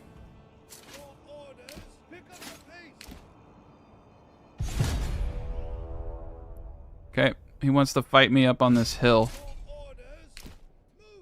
So he's going to have to come through here. Now remember, the mercenaries' lives don't matter. They're not people. They're fodder. So I'm going to lay them out in front. I don't want my glorious people being hurt, and I'm going to put them behind. Let's do it. All right, beautiful. I'm going to put my archers to the flanks. I'm going to put my spearmen here. I'm going to put these guys behind. My archers are just going to retreat behind my guys when they come. And I will use my mercs in front of my other mercs. Yeah, they got a rework trade. Okay, so they're coming from behind. Alright, so they're going to come up this slope right here.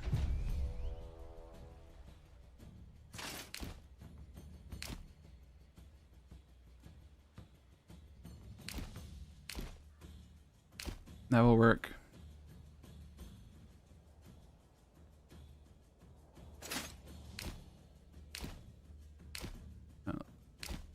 I have range superiority, so I really do actually want open terrain.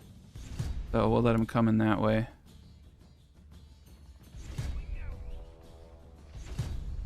Alright.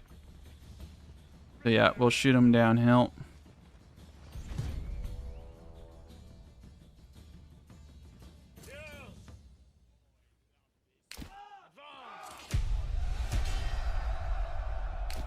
Reverse them. That's kind of funny. Okay, whatever. We're just gonna completely redo this.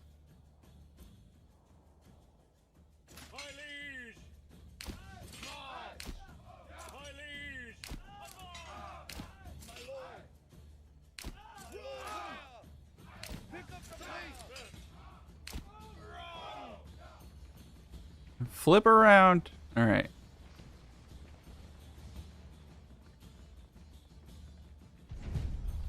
All right. Yeah, we're in good shape. Yeah, the terrain can affect battle. Just make if you're in trees, for instance, you'll have a hard time shooting. But we're cool. We have a much superior force than them.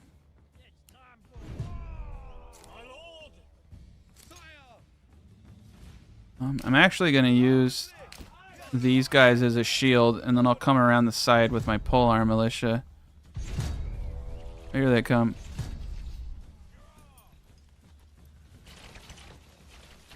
Need to get I think I'm gonna put some money into getting some crossbow units. They're actually pretty cheap. Yeah, these guys are gonna get decimated. They're getting side hit already.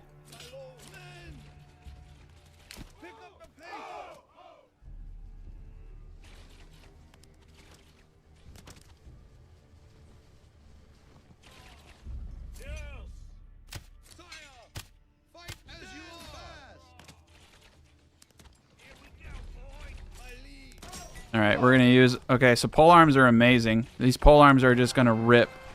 They are gonna rip these archers apart. Okay. Alright, they're coming hard on the left. They actually brought some pretty good stuff.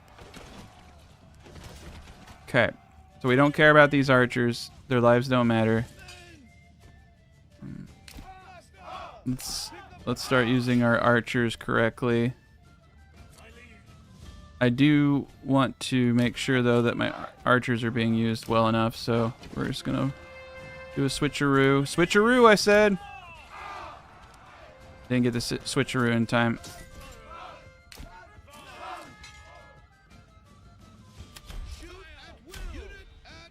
Alright. Now we need to use our archers to their advantage, which is shooting people in the back. Yeah, there they go.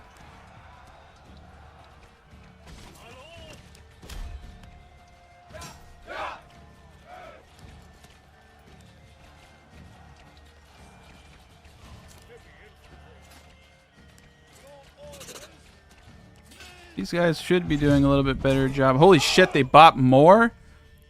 They're sending a whole nother wave at me. Okay. I didn't know they could do that. They just sent like a whole nother wave. I saw it in the background. Alright, we're gonna send reinforcements. I don't remember being able to have this many mercs before, so this is actually interesting. Alright, you can see we're actually decimating their units there. These guys aren't doing too hot. I'm going to let them be. These guys are doing well enough. I'm going to pull these guys back as a shield. I'm worried. My guys are winning over there. Okay, we did well enough.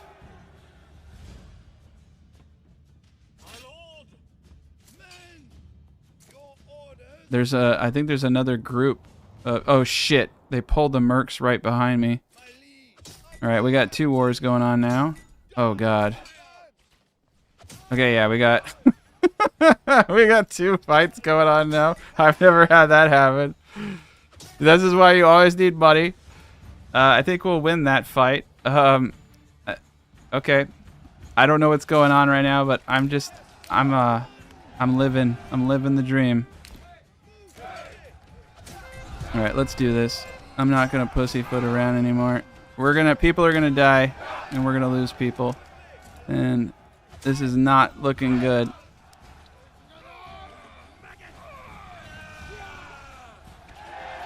This war turned this turned into a much bigger war than I thought it was gonna be. We're gonna need to start leapfrogging.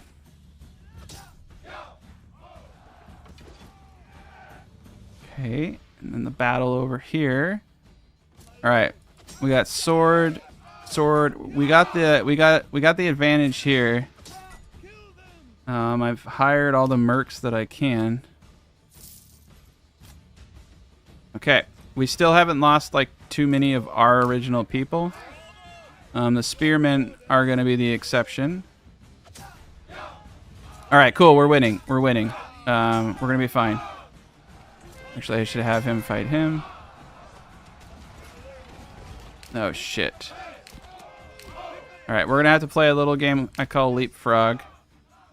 The spears are going to win this fight. These guys aren't going to win, but they're mercenaries.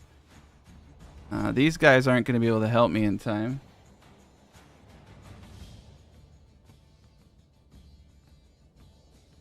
Whew. All right, we're going to be fine. I'm actually going to run and have these guys chase so I can get them away from everybody else. See? Like this. Because if they chase me, then I'm in good shape. All right. We're on the last dude there. I just need to kill this guy, and then I can help engage other people. Okay, he's running. I need to shoot. And he's chasing this individual, so this guy needs to run. This guy can come back in. We need to get shoot off will. Shoot at will increases damage at close range, but now that we're kiting, we can't use that. Oh god. I did not expect him to bring in a fleet. I'm actually going to have this guy come help this guy. If I can get this guy engaged. Since they're both chasing this guy's just going to Scooby-Doo that way. Fight.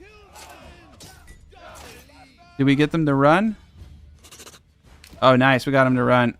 Now we can reinforce over there. When I take this region, the first thing we're going to do is start getting board production up so I can get another retinue unit. All right. They're chasing me there.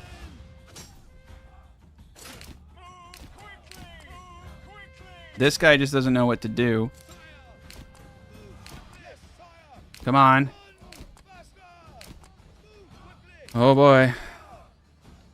Yeah, you gotta watch out because if your stamina goes down, you're in bad shape. I'm gonna run back to our guys.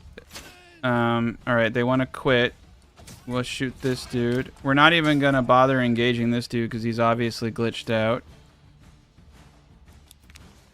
Now I want to kill all of them. I could glitch it for him to end the fight, but I want them to all die. All right, so we took out the second mercenary group. Let's bring them into reinforcements. I don't think I'll need it. I think I'll have finished this battle. All right, and now we're just going to. We got 3 units. So this unit can only chase 1. So basically, the one it chases, you make run. And you just shoot. You shoot with the other units. There we go. We got him in a crossfire. But I don't need to engage any more of these guys in melee. I can just leapfrog my units.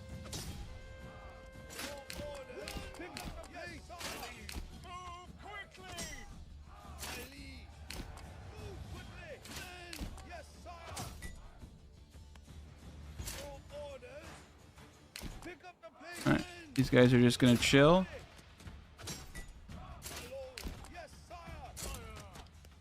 We just gotta watch. All right, we almost killed everybody there. All right, those guys are toast. All right, these guys are done. All right, now we're gonna shoot these guys. Oh god, they didn't move fast enough. All right. All right, you can see they've changed. Now these guys need to run.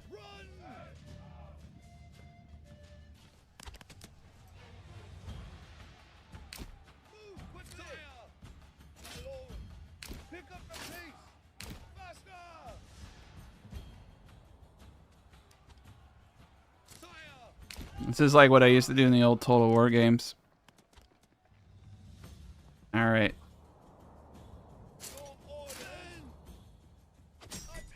I'm actually really glad I took those mercs. I could have taken a normal army with what I had, but he summoned 2 different distinct merc groups.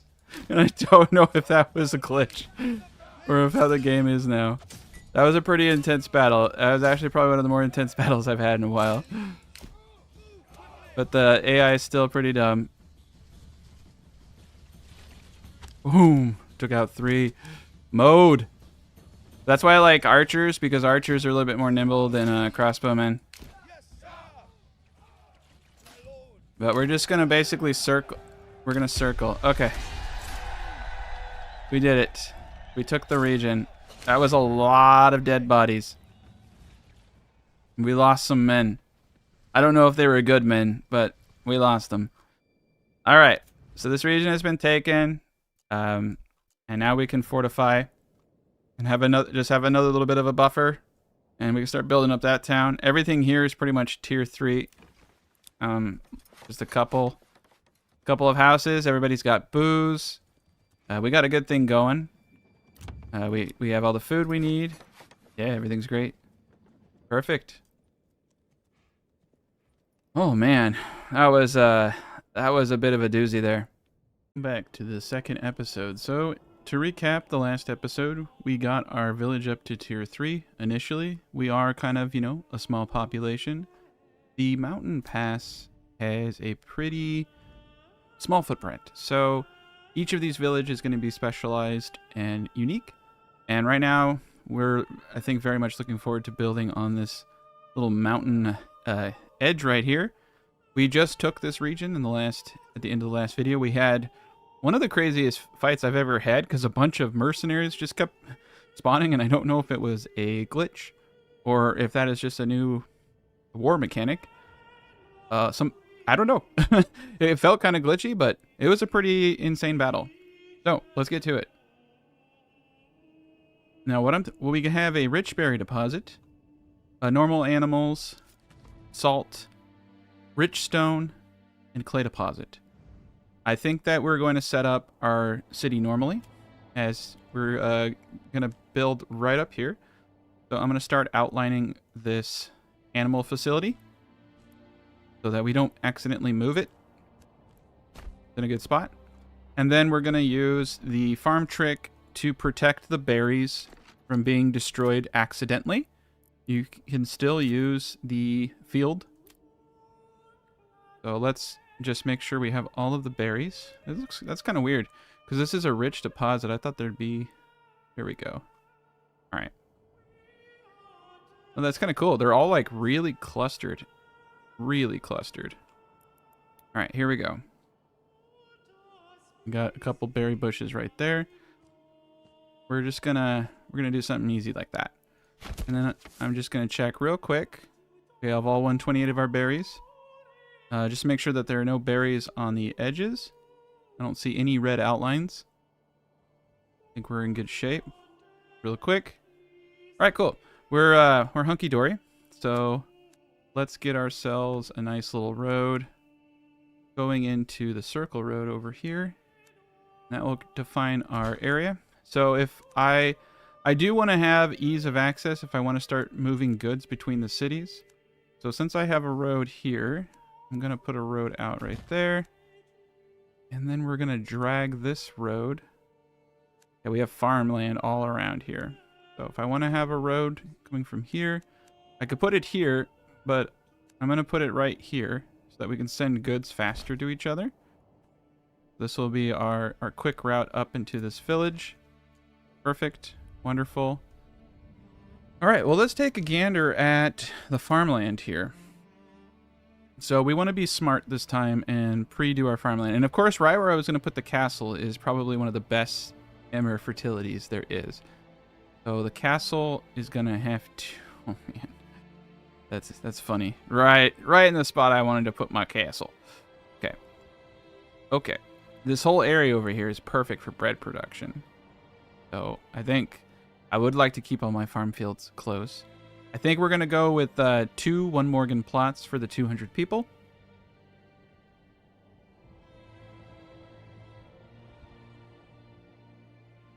So let's get to it. All right. I almost like want to have this section so that everybody gets a piece of the pie, so that the distribution of grain is near equal. I think it's going to be a little wonky. So if I were smart, what would I do? Okay. Well, let's start with the basics. We want 1 Morgan plots. Wow, that's a lot. Okay. I need a total of 6 Morgans. So how many can I get out of that? That's about 3. So what I could do is try to get as much. Let's get 3 1 Morgan plots with the green. I want to keep this as even as possible. Okay. I think what I'm actually going to do is do this side first. And whatever works. Okay. We'll make the middle one longer to account for any inefficiencies. Let's get that 1 Morgan. There we go. Okay.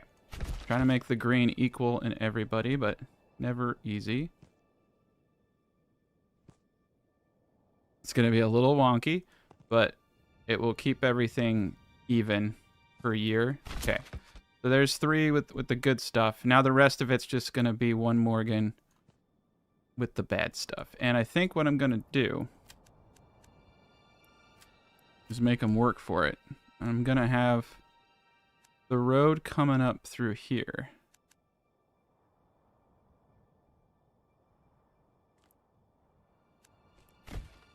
Okay. And this, I think what I actually may do, because if you look at it, I may just put the castle right here. That way they have to go through the castle to even get to the road system. I think that's what we'll do, is we'll just put the castle right there. All right, so there's that. So now I need 3 more Morgans. Ugh, it's not snapping well. Fortunately, the King's Road's right there. Let's actually try on the back side here. I think these are going to be a little bit more uniform. That's 1 Morgan. Come on, baby. What is that? 1.1. Okay. Good enough for me. And then we just need a clean Morgan. I think this actually right here would be a decently clean Morgan. Nope, totally wrong. This is probably going to be it right here. You know what I've never tried to do is grow veggies on the plot that I use to protect my berries. I don't even want to try because I don't know if I have a fear that it would not work. But it would be funny if it did. Okay. How do I keep my road? How do I have my cake and eat it too? Let's delete the road real quick. Let's just keep the nub up here. And then I will decide what to do once I get this. I just want to get at least another Morgan. This, we're not going to be doing bread quite yet, but this will allow us to have all the bread that we need. All right there. More than enough. There we go. All right. So yeah, and we have a spot right here we could use for the castle. So it will still be on a hill. It'll be on the slump. And if I do this right, we may even be able to wall off this whole thing. Like I can make it almost, yeah, we'll be able to do it. It'll be interesting.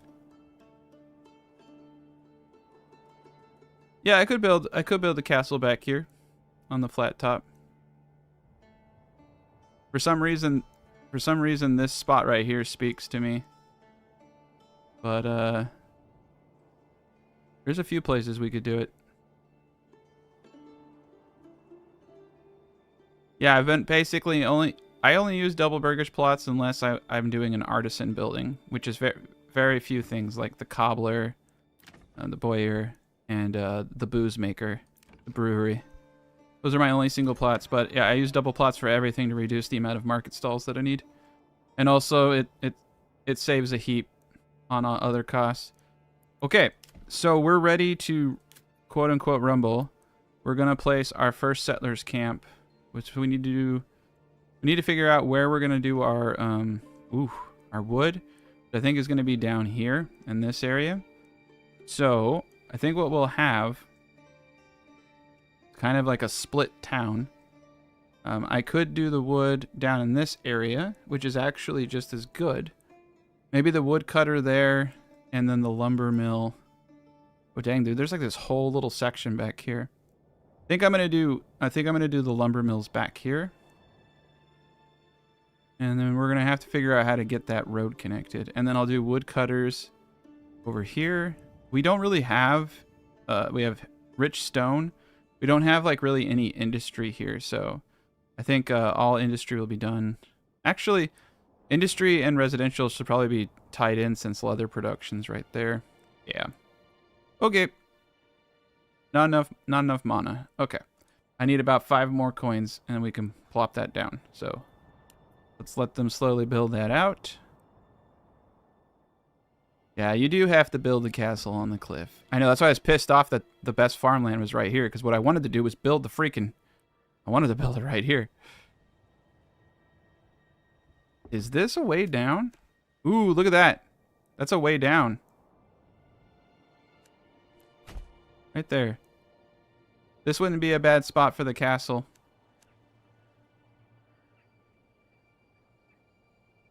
The entryway's right there.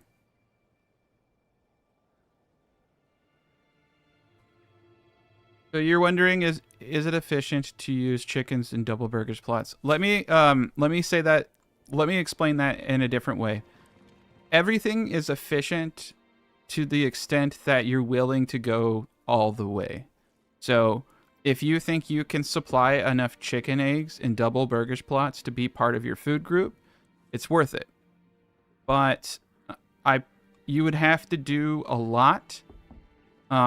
So for instance, say I'm going to go to... We're going to have 17 more families. We're going to have a total of... Ooh, we got 17. We're going to have a total of like 60 families, right? Let's say 60 families. So I need to feed 60 families once a month for 12 months, okay? So a little bit over 750. Let's call it an even 800. So...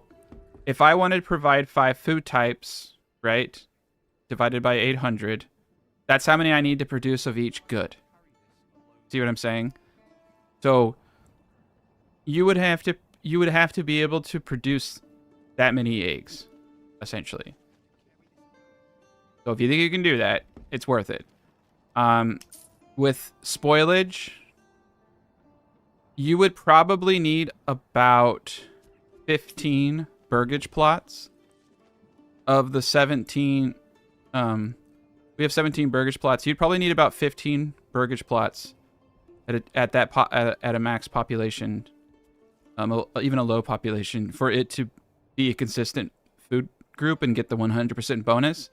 So like, for instance, every food group, when you dial in your burgage plots and everything, is going to have market stalls. So the more food groups you're trying to maintain, the more granary workers you're going to need. A couple granary workers per food type, you know, because I need one food available for the bonus, not for consumption, but for bonuses. I need one market stall can fulfill the needs of 20 burgage plots. So I'm going for under 40 burgage plots. So for every food group that I'm adding, I need 2 stalls, basically 2 granary workers.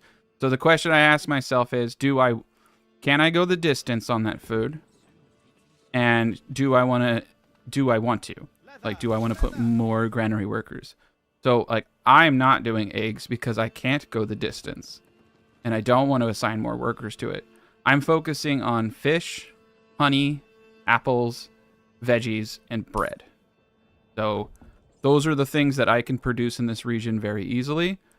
Hopefully they add up the ability to do salted fish at some point. I might start trading salt for meat. That's something we've talked about. And that way our 2 settlements can have sausages. Eggs, well, here's the reason that eggs kind of suck now is you get 1 egg, whether it's a single or double burgage plot. You just get 1 egg per month in production. And so they made sense when you could have a bunch of burgage plots, but now you're going for high family, which is high consumption, low burgage plots.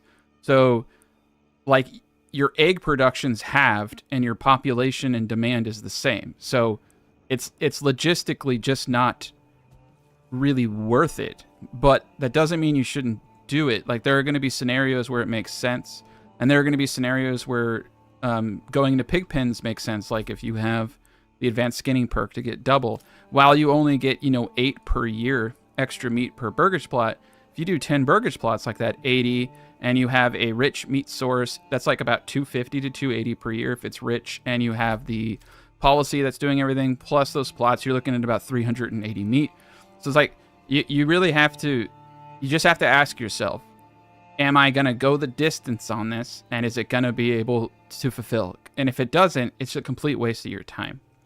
So that's how I would recommend you look at those things, is go for the things you can go the distance on. Like the food supply we're going to use here is berries, bread, veggies, and apples. And whether or not you want to do 5, because I'm doing honey here too.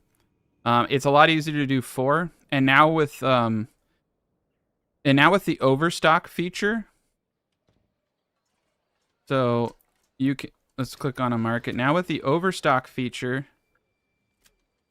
we can say, hey, store 5 more burgage plots worth of food, and that decreases the chance of when people are consuming food of you not having enough variety available to get 100% bonuses. Because you see here, look, I got 5 out of 4 food types available. I personally like to go for 1 more than I need, because it just increases that probability that I'm going to be okay, and remember these buttons up here, this shows what I have available after what is stored. This shows everything that this currently showing total goods store shows everything. So a lot of my bread, apples, and honey are stored. So it looks like I don't have anything, but it's because they're in market stalls. But my real advice to you is don't try to produce everything. Try to produce 4 to 5 goods really, really well. Like, yeah, so yeah. The best food source is in order of operations, honestly, is whether you start with fish or berries. And then the second best food source is veggies, apples, and bread, which is why I use that all the time. The worst food source typically is meat. It's one of the hardest. Meats, it's probably better to say what's the shittiest food source, and that's meat. But you can get meat to work. Sausages is amazing if you get to work, because 1 salt and 1 meat make 2 sausages.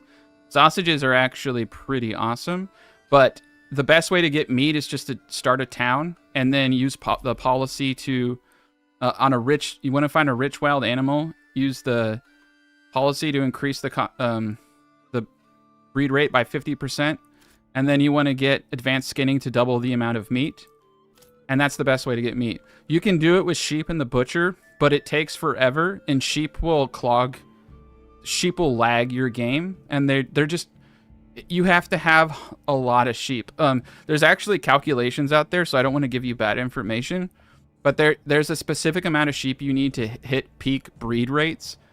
So like going over or under that, like basically, like some people have 400 sheep, and I don't think you need that many. I think you need like 40 or 50.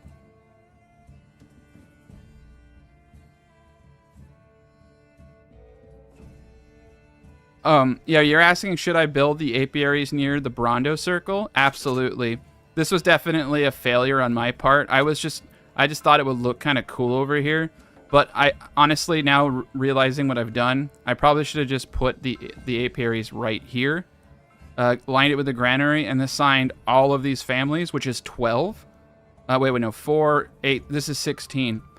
Probably put like 8 honey makers there, and then, honestly, like this facility, I think what you should do with your veggie apples is plant it right next to wherever your woodcutter and foresters are. Like, because woodcutting and forestry jobs, I think, would be perfect for the farmers, because you don't need them cutting wood every day. I have 31 months worth of food. You also don't need them replanting trees every day. So like, or even logging. So like, industries that aren't time sensitive are the best place for these guys to be, so that you don't have an emergency, like, because they're out here collecting apples. So like, yeah, things that are time sensitive, I would say, are potentially like farmhouses are time sensitive. Windmill to an probably not the windmill, actually. The bakery, the communal oven, I would say, is time sensitive because you need it pumping out bread. But anything that is time sensitive, like the tavern, even, and especially granaries, don't ever have any of these guys managing a granary. Anything time sensitive, though. But I do like woodcutter, the saw pit, logging camps. Those are great jobs for your people here. Unfortunately, with the map the way it is, because there wasn't a lot of open space, I put it here, and I regret it. I regret it a lot. I've been having lots of bugs with the mercs, yeah. Okay, we're at 260. I need to get a little bit more money before I plop this down, though, because if we do go to war, I need to be able to hire mercenaries. But look at that, guys. We got 2 polearm militias. We're gonna let ourselves build up. We don't want to overextend. Look at our glorious fishing. So we want about 6 people in fishing. Remember what I said. In March, April, May, the populations go up 50%. So I need to be able to fish out 1/3 of this population in 1 month to get the full amount of fish. And we're trading a lot of this fish. So I will say I may be being swayed to the fish side of the force, because I am seeing, I don't know if that's, I'm sorry, that doesn't even make any sense. There's a lot of money to be made with fish. As a food source, I think it doesn't even compete with berries. But now that when you remember what I said about spoilage yesterday? It's about 2 to 3% per month. But when you look at how that's compounded monthly, right? It's like 22% and 30. So if I have, for instance, fish, if I have 100 fish, and at the beginning of a year, by the end of the year, that 100 fish will have 66% of it will spoiled. Now, that doesn't mean you're going to lose all your food, but what it does mean is that holding on to food is not smart. Like, you lose so much of it. You lose like 20, 40% of vegetables. You lose 20% of your bread. Honey has no spoilage. So you want to sell this stuff sell and trade this stuff as fast as possible. You don't hold on to anything anymore. So food mechanics have changed quite a bit. And yes, you can, if you click on a Burgish plot and you go to people, there's a tab right here that it lets you reassign a family to a different workforce. So the best way to do this is to go to the place that you want them to work. Because if I reassign them, it will just give them the second job. Fire everybody that works there and all of the businesses that you want to assign people to, and then go over and then start assigning. I did that yesterday. But yeah, make sure you fire all the people first in the place that you want to assign to, if you're trying to control, how many workers there are. And then you can click that button and then click on the industry that you want to assign that person to. Poor quality, you said. Yep. Oh shit, you're right. Set the fish limit. I didn't set the fish limit on the second guy, did I?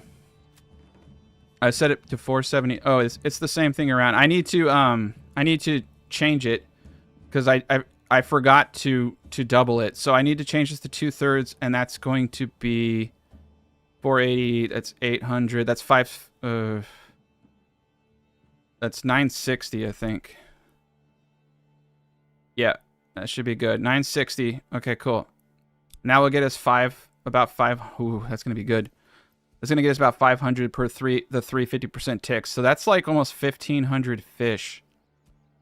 which is a lot more than the berries. So yeah, if you can trade those fish before they spoil in those months, that's just it. Berries have a much lower spoilage rating. But one thing you need to be really careful about is that if you do have a drought, it increases the spoilage on fish from medium to high. And so your fish are just going to burn. Well, I don't know burn, but they're going to go bye-bye. All right, we got 326 coins. No, I'm glad you told me about the fish limit because I forgot that I increased. Basically, whatever your fish pond is, it's not rocket science. Whatever your fish pond is, you set your reserve to 2/3 of that. So you fish 1/3 of the fish, right? So at the beginning of March, I can't remember if it's the beginning or end, but anyway, in March, April, May, your fish population increases by 50% of the current fish population. So 2/3 is plus 1/3 is 100%. It's that. So if long as you have a fish population of 2/3, it's going to go all the way up. If you fish more than that, your population will start decreasing over time. But if you just do 2/3 the whole time, you'll always have the maximum amount of fish being recuperated on those 3 procs at the end of the month. So what we have to do is fish 500 fish in March and April. May into the end of the year doesn't matter. But we don't get the extra fish if it goes over our cap. You get what I'm saying? So it's just like berries. You just have to have a shitload of families during those months. So this is a set it and forget it approach. You never have to think. But yeah, you have you have 6 people who aren't basically working, 10 months out of the 9 months, 10 or 9 months out of the year. But then you don't have to think about it, and you got the fish. And then what you do is you trade those fish. I mean, that's not even an opinion. You trade those fish. You trade those fish fast because they will spoil. Our food demands are a little high, so we're making a killing. Like let's look at how much money I've been making off of fish. No fish. Oh no. So all time we've made 1,500 off of fish. In the last 30 days we made 180. We sold 60 fish. Previous year we made 429. So you can see that fish are bigger, or like one of our biggest trade items right now. Pretty sweet. So yeah. So a Brawndo will produce 700 veggies or 700 apples. So I split it. We're doing 350. We're going for small builds. So if you want 700, you could probably do about. I'll get the science down, but I would say you could easily do 400 people with 2 Brawndos, one for veggies and one for apples. I don't think you'll have too much of an issue, but don't take my word on that, and just monitor your food. I'll definitely do a little bit more science though. The thing is that with the spoilage mechanics being revamped, it changes a lot. It changes a lot about food management, but in my last playthrough, I was able to get away with just one of these each, and I just had so much. But I'm noticing, we just got mature apples, and since apples are picked at the beginning of the year, right, they're not lasting. So I might have to up my apple game.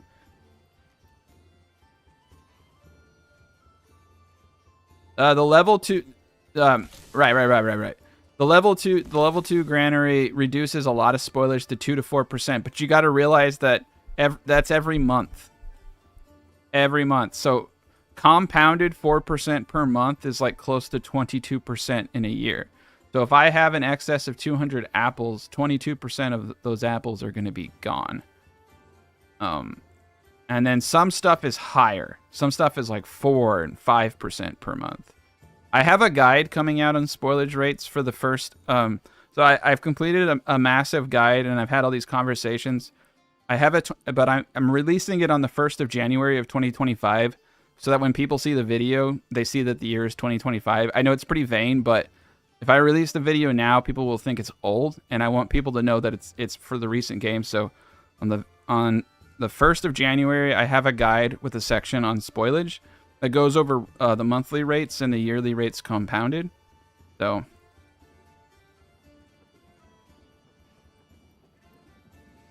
Mo is asking, would it be smart to sell off the excess and then buy food as needed? I don't know about that, but at the same time, I shy away from saying. I think it's going to be. I think in general, probably not, but in certain situations, I could see how potentially that might be beneficial. I can't see it being beneficial right now, but I do think that is genuinely an interesting idea. I'm not going to say no, but I don't think so at the same time. But I that's just the thing is there it's really hard to give like black and white yes no, because like a lot of things are depending upon the terrain. Like here if you had terrain that was all red, you know, I would say don't build veggies, but sometimes you get good emmer fields like over here, and sometimes you get crap emmer fields. So it's just like everything is really situational. Like with fit, like you could sell fish and purchase another food that you're having trouble with, like bread. You know, like I'm having a huge issue with bread. So it's like selling fish and then buying bread, which has a lower spoilage rate. That's genius. You know what I'm saying? So it's like, yeah, I think you could, whether that or not that's sustainable though, I do not know. Right now I can tell you that we're having issues and we shouldn't be. Yeah, we definitely should not be having issues, but we're just going to keep on keeping on. And okay. So, you all came here for the wonderful journey. Let's get this show on the road. Oh man, if I just had a little bit more money. We still don't have mining, forest, or farming villages. You know, this is enough. This is enough. Right. Okay. Let's get it going. All right. So I'm gonna try to focus so that people don't get upset. All right. We have our food.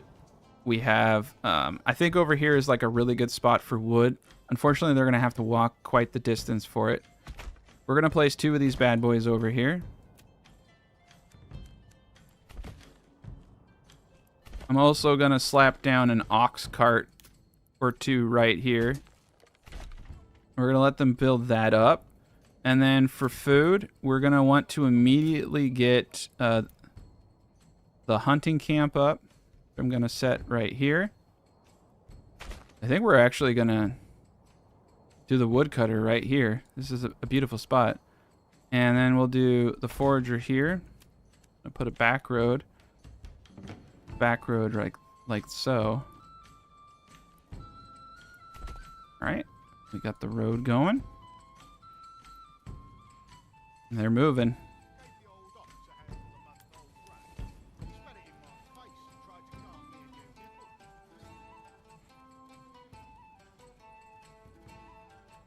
Yep, apiaries are great. You're asking about apiaries. So so if you're just watching this, remember people that the tooltip on apiaries is inaccurate. I will also be posting a guide of chilled sloths on perks and what they actually do versus what they say. And a lot of this has been firmed with Greg, and they haven't changed it. So it says every region can sustain up to 2 apiaries by default. Placing more will not increase the yields. This is true, but misleading because it doesn't mean what you think. The true language is that you can only produce 2 honey per day.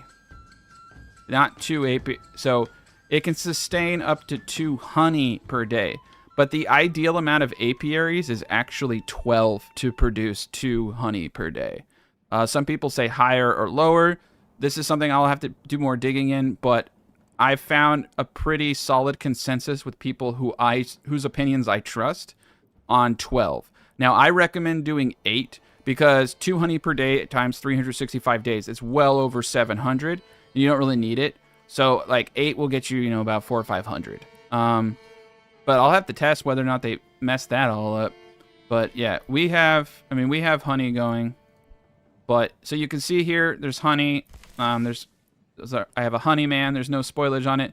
Right here it says honeycomb transitioning resource. It says 2. Over here it says 1. Over here it says 1. Transitioning resources. So maybe they patched it finally. Yeah. I wonder if they patched it. I mean, we could try, but the idea... Okay, so now I'm actually really curious if they patched it and didn't tell anybody, because I was just like literally talking to all the bigwigs and maybe even Greg yesterday. No one said jack. But like what I'm noticing is, look, we have 2 honey in our we have 3 honey in our apiaries. Okay, maybe I was wrong. But it's this honeycomb transitioning resource thing that you want to focus on. So let's try it. Let's try something really dumb, right? This is a good little experiment that we can all do together. Let's do 2 apiaries with max people and see if it does a better job. I've had great results with just the normal amount, because each one of them is transitioning. But maybe it's limiting transition rates. And yeah, let's see what happens. Let's see what happens when we have a bunch of fully staffed honey people. I mean, that's not the way that it works, but I'm just curious myself. It's good. The problem with patches is you have to continuously question yourself, and it's really hard to maintain a discipline where you question yourself, mainly because the human brain doesn't like you doing that, because you'll go crazy. You just basically put the tinfoil. You have to put the tinfoil hat on.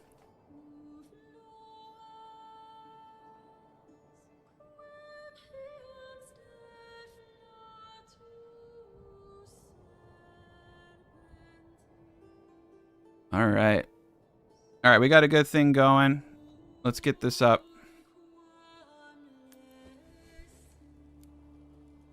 You got the forager there. Don't know where my hunting camp went. The homeless camp. That's cool. I'll just put up another hunting camp. Oh, it's right there. Okay. Yeah, it's going to take them a while to build all this stuff. Hopefully they don't all die. That's my goal. As long as they don't die. All right, we're good over here. I think I have 1, 2, 3, 4, 5. Yeah, I don't have enough to go to deep mining, but we have 2,000 salt, which is a lot. I'm not too worried about... I don't really want to go into sausage production, to be honest. I feel like I have enough over here. I'm gonna have to test honey out again, but I've tested it multiple times and it's always performed. Yeah, you can see like it's not transitioning any faster or slower, and we're not getting as much honey. I can already kind of tell that it's not doing it. So I still think that the tried and true is the correct way to do it. You just have one person in each one transitioning that honey. So we're gonna get them going. All right, we're not going to have enough money to pay the king. Eventually, they're going to give you a negative if you don't pay the king's tax. Like some kind of patriotic bullshit or something. Where you get all sad if you're not supporting your nation. All right, we got it going. Almost got the logging camp. Let's speed this bad boy up.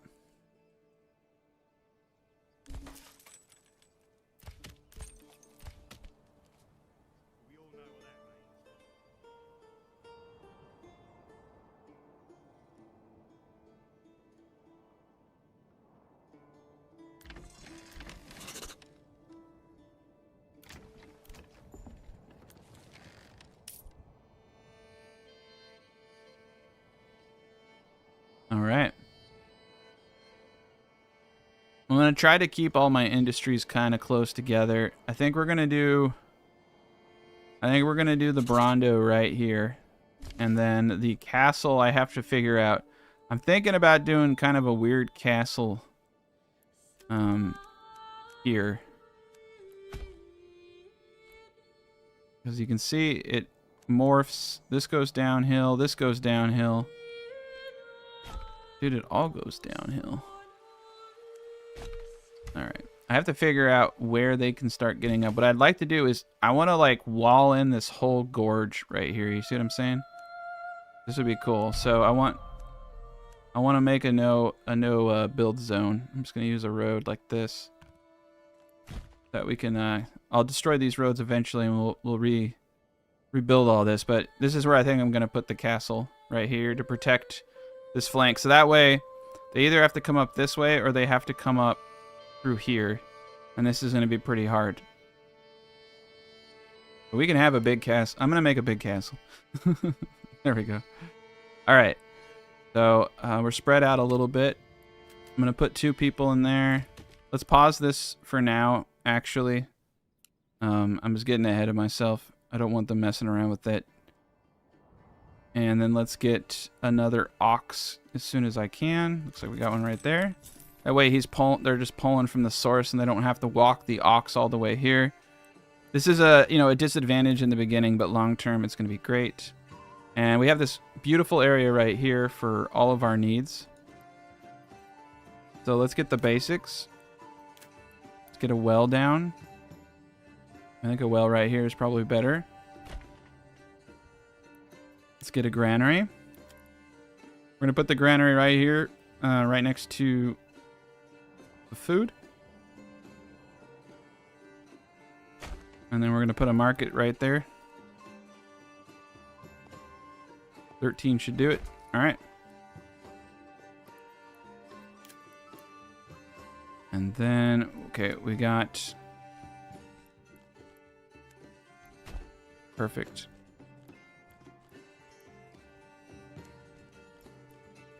Trying to get the first houses up. We're going to go baseball style. Perfect. Ooh, it doesn't like that. Okay. And we're going to do double burgage plots on all of these. There'll be 3. Alright, so we just need a little bit of wood. Perfect. That will be great. I'll do probably another one right here. And it will be wonderful.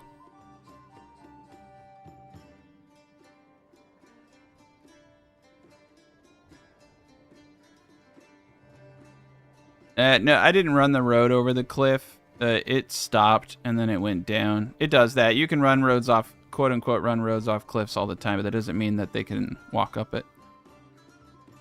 This is gonna be great. We're gonna fortify this whole darn thing. All right, we need to get the forager hut up next. I have too many competing priorities. People are gonna start dying.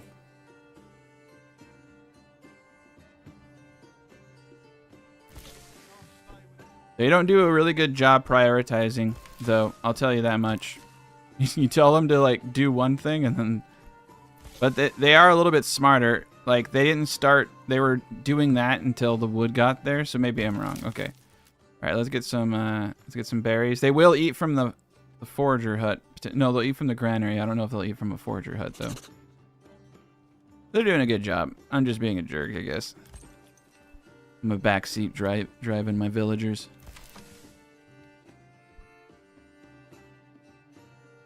All right, we're in July, so we don't have to freak out too much, but I'm going to get a wood cutter up. Nice. There's not a lot of trees around those animals, so... All right, we've protected this. All right, we're going to get the wood cutter up right here. I'm going to limit his area to just this spot. We're going to have a storehouse over here, so we'll have the leather making and all that here.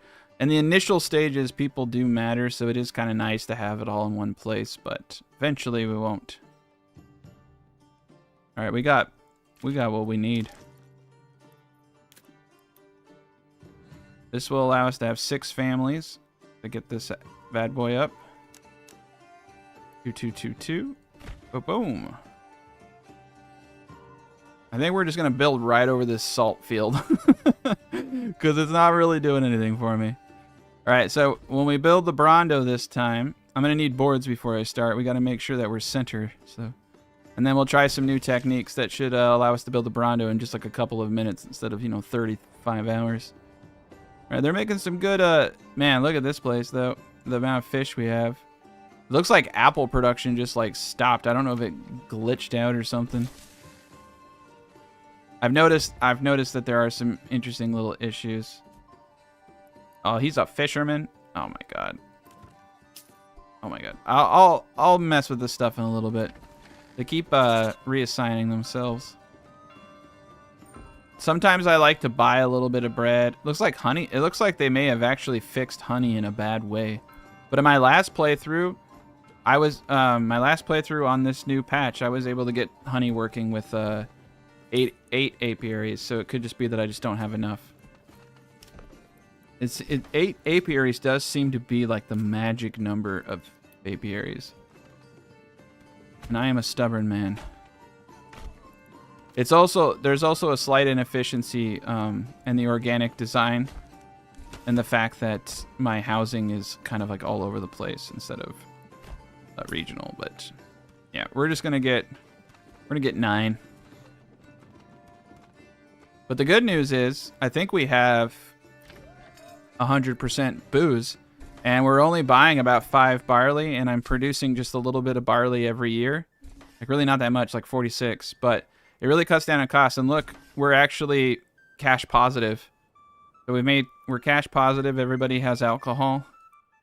I mean, our population is actually pretty decent. I'm gonna try to get us up to about 350 pop.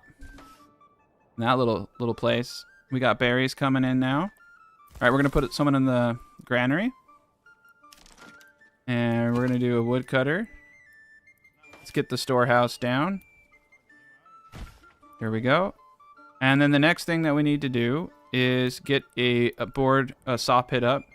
This is where a lot of inefficiency is going to start happening. Until I can get a couple houses. I think I'm going to put a couple families over here. There we go. Now let's get a well. But yeah, I'm trying the more like, I'm trying an approach where I have little parts of a town all over the place. See if I can get it to work. My maximum limit is about 1 corpse pit per family. So this is 1. You can go much further than that, but my only response is why?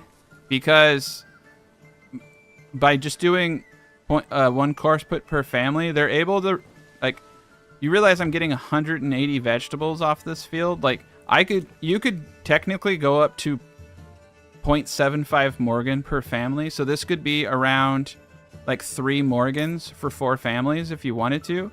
But my only question is why? It's like 1,000 vegetables, and then that no, I just wouldn't do that because it doesn't make sense to me to do that. What makes sense to me is to find the most optimal yield and efficient yield, which is getting as much as possible while also making sure that these people can contribute to other things. And that's what this design does. You only really need about 2 of these. But you can see, like, right now that just the 2 veggies is more than enough. Now we just got the 386 apples. But the problem has been is the apples were spoiling really quickly, which could be a bug. But keep in mind, market stalls have no spoilage anymore. See, it says spoilage none. So I'll go over this in the spoilage section of my guide, releasing on the 1st. But market stalls don't have spoilage anymore. So that used to be where the majority of spoilage was taking place. But we're good now. But everything's great. We can see that once I can get honey up and going. Another thing I might do is start buying bread. I've noticed when you have enough bread, it starts to accumulate. But the problem right now is they're just eating the bread so quickly that we're not able to keep up with it. But we're gonna be okay. I'm not like concerned. We're actually even though it looks kind of dire, we're actually keeping 100% food variety up. A lot of the honey is just being consumed, but look, the apple, like, everything's good. Everybody's happy. I'm not pleased because I want it to be better than better. But it's great. All right, we need to get a family free over here. So I'm gonna pull one dude out of that. All right, we're in good shape.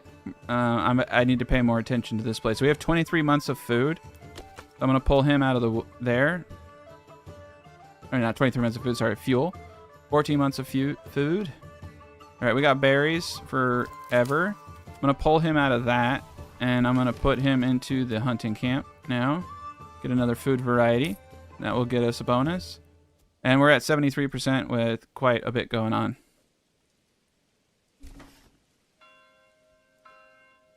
So how much you do for so let me explain wheat mechanics. So 1 grain now makes 1 flour, and 1 flour now makes 2 bread. It used to be like the reverse. I think it was 1 wheat made 2 flour. So and now they've just changed it. So with no perks, whatever you're growing here, right? So say I'm growing 100 wheat between these 2 points. It's going to be 200 bread with no perks. Now, rye is still broken. Bakeries will double that double. So you should make 4 bread per grain. I don't even know if it's actually working as intended, though. But that's what it's supposed to do, and that's the intention. Rye cultivation. Rye has far higher fertility. So see, like this, I think per Morgan, you get whatever the fertility is. You get like 50. So if it's 58, you're going to get something close to 58 bread when this peaks, right? But with rye, this might be 100. But what it doesn't tell you is sometimes it's greater than 100. It could be like 120%. So you get more bread in the long run because you have more wheat. But I like the bakery extension because it reduces the work. You get double the bread with the same amount. But yeah, so you can see here 69, 57. The general rule of thumb is like whatever fertility is about like what you can conservatively expect in yield per 1 Morgan. And so that's the basis of farming that some people have explained it to me to help me understand too. And it does seem to be pretty consistent. So you're asking how much do you need? Like I said, take how many families you have. It's really easy. Take how many families you have. I have almost 60. Multiply that times 12, and then divide it by how many food groups you have, 4 or 5. That's how much food you need to produce at a minimum in a given year for them if they're eating all foods evenly. Then you have to factor in spoilage when those foods are produced and stored. So the hardest part is the fact that like all of this stuff tends to yield at the same time. So if you want to be extra smart and conservative, you would want to produce probably that times 1.3, which is like 30% to factor in for worst case scenario drought spoilage. So families times 12 divided by how many food types times 1.3. And that's going to tell you how many of each food group that I think you need to make. If I could write it out, I could show it to you better, but that's literally all you have to do. If you want to it's pretty straightforward. In my guides I explain this a lot, but it's kind of hard to do in a live stream, sorry.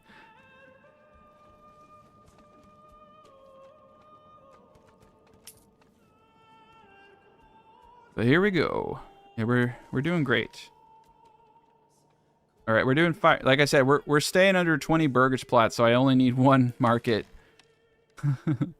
for firewood. It's pretty beautiful. Okay, let's make sure people don't die here. All right, I've neglected these people long enough.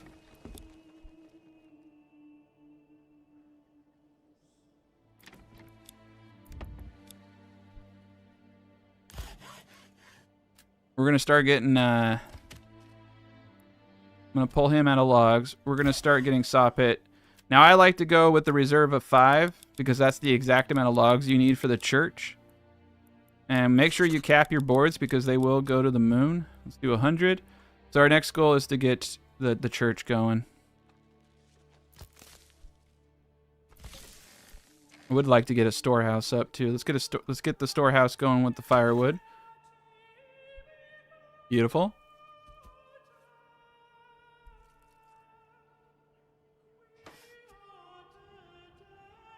I'm going to be honest. I really like the bakery extension, and people are saying the heavy plows oxens were fixed in the last patch.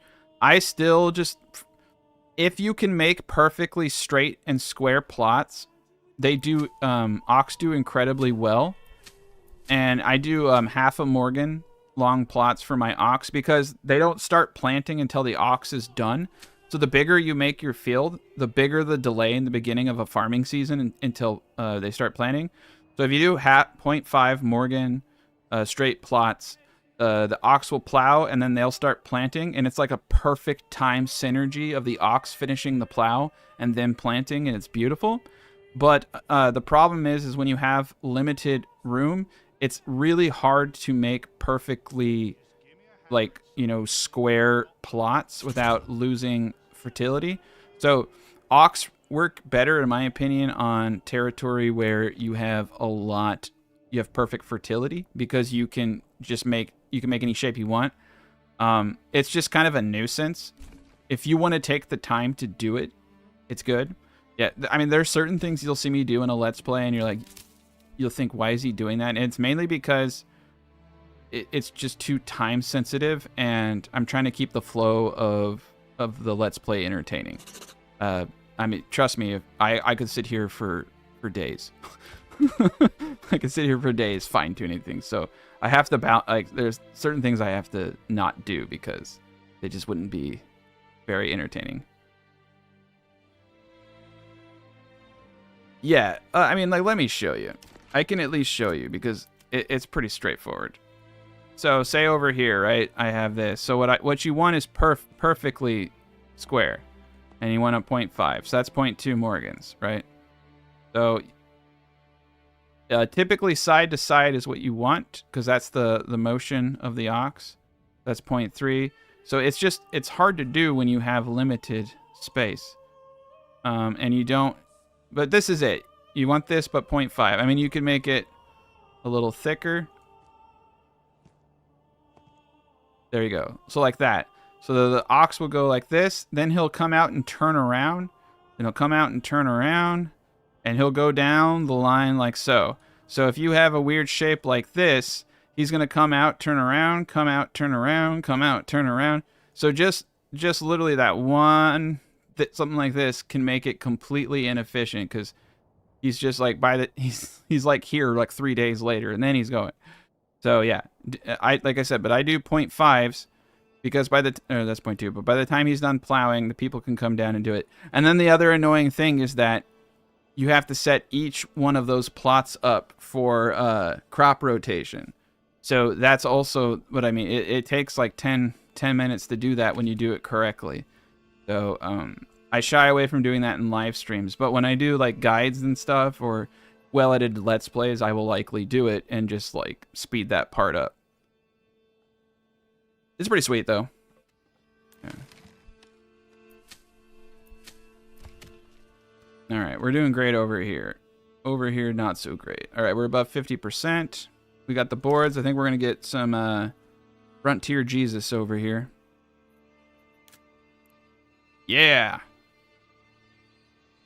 Where should I put the church? All right, we're gonna do more houses here. Actually, I think the church going. Let's get this street the way that I wanted it. I want the Jesus to come right there.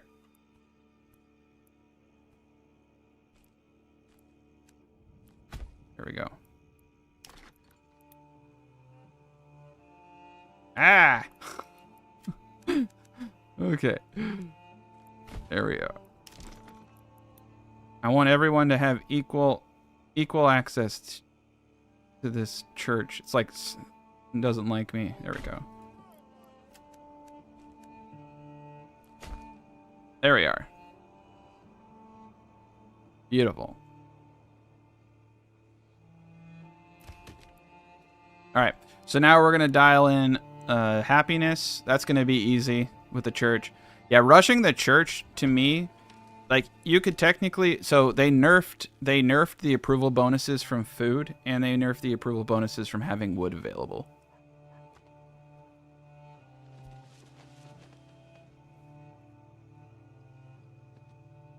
So, yeah. All right. We already ordered one ox. Cool. I think we have enough. We have enough going on. So let's do it.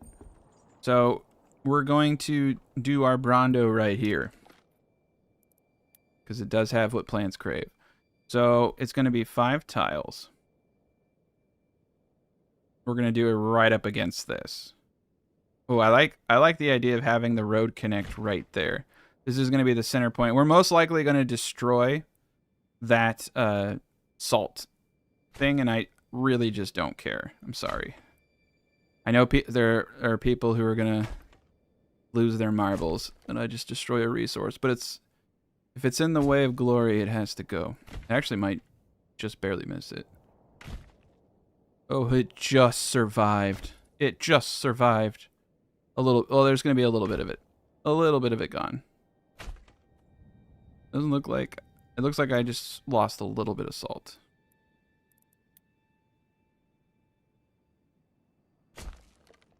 I didn't line this up, though.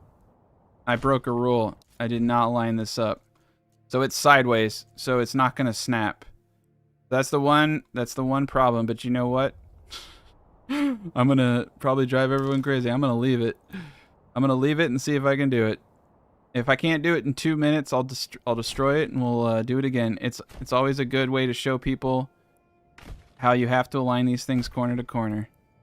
But it looks really cool where it is. All right, this guy's off. I really like the way that it lines up with everything. That's the problem. It's one reason why the bender is a little superior, even though it doesn't look good, is that it's a little bit more forgiving. Whereas this design has no forgiveness. All right, and then we delete the center and we put a windmill.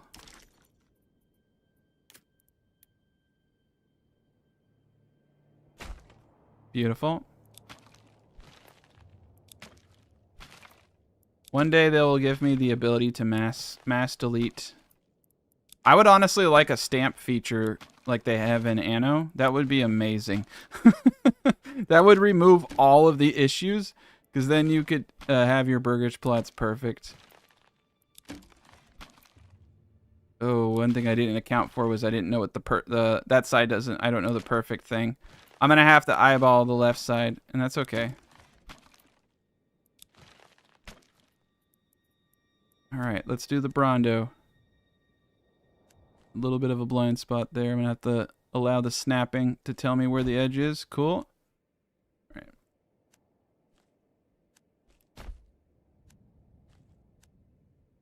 I'm feeling I'm gonna have to use my nerd powers. Okay. That's pretty good. Pretty good. It's not ideal, but it's good enough. All right. And then we're going to make our little circle.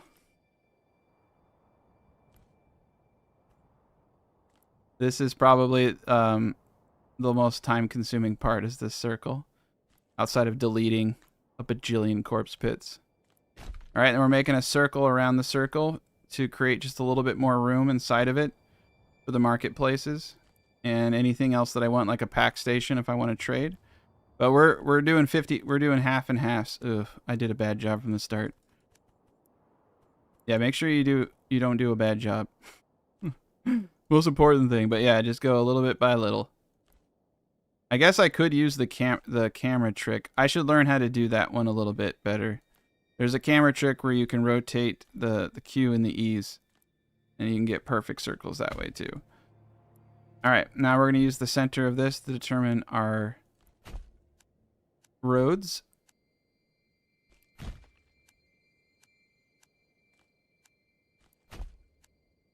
There we go. All right, cool. So we got it to align perfectly with all the roads. Then delete the inner road system. Delete the inner windmill.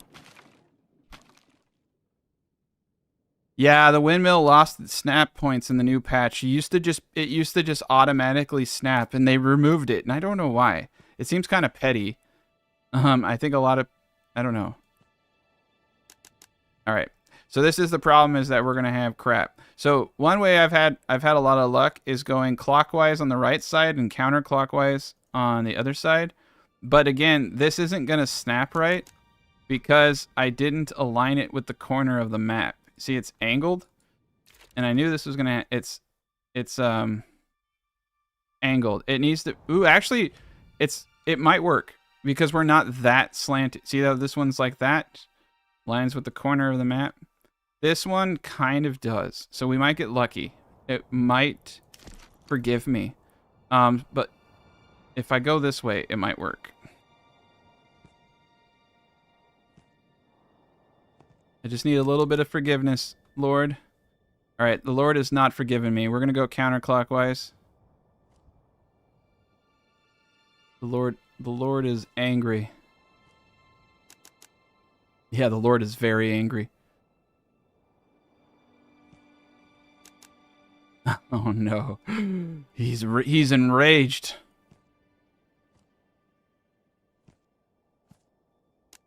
I've been doomed. I've been doomed to click and scroll for eternity. What have I done? No. Yeah. Okay. Well, there's a possibility I can get this to work, but unfortunately I knew I had screwed up. That's what sucks is I want to put it in a place that I think looks the coolest. Yeah, I know. Here we go down. Here we go down No Snap Hill. Let's try one more side, and if it doesn't work, I will try to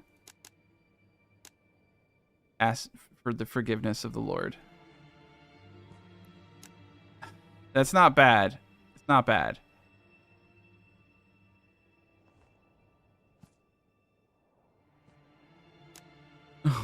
It's amazing how, like, one little point, right? Just one little point can make such a difference. Yeah, it's not going to let me do it. Okay, one more attempt.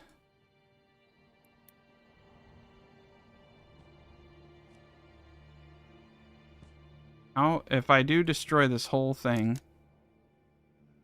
All right, so I want to show, it's always a good example to show you why you got to do it right. All right, so we have to destroy the whole stupid thing.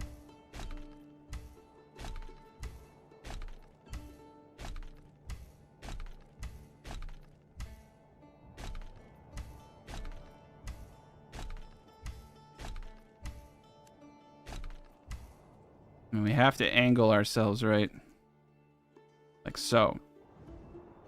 So now that we're angled, and we're not silly, we're gonna do the top first, since that's the most that's the most difficult point. I'm gonna do it right here. Okay, that is the top of the hammerhead shark. Then we're gonna go down. Oh, I hope we don't get issues with this. Okay, we're good. It's gonna go pretty quick now.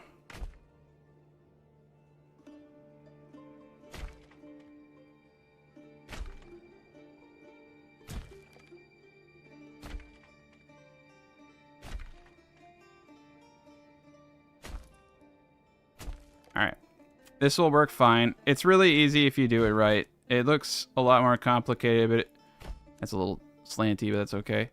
It really is just as simple as aligning it correctly.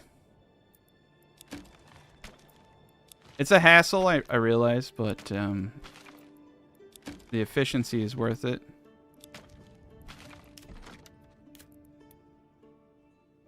I think the worst part is just deleting all of the freaking pits.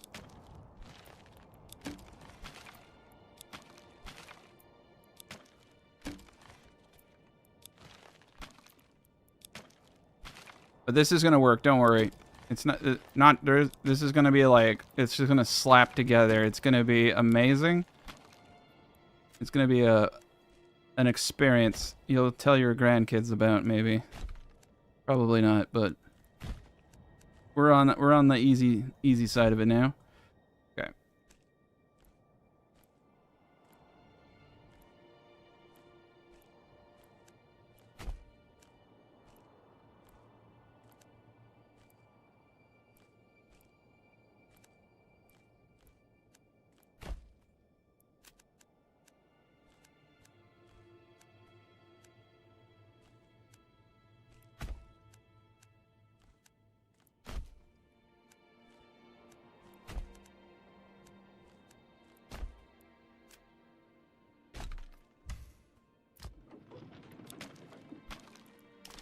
All right, we're good.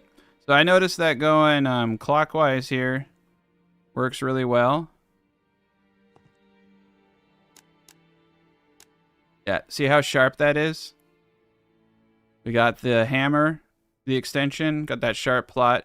Every time you align it correctly, it works golden. So I go clockwise on the right side.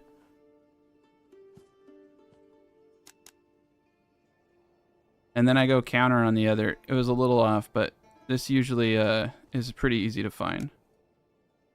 Okay.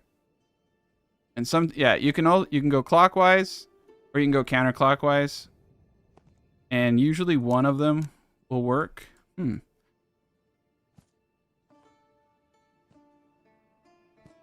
Usually don't have to play around with it too much. All right, we're going to just go to the next one. On this guy, I go counterclockwise. It could be because my angle was off. All right, we'll try clockwise.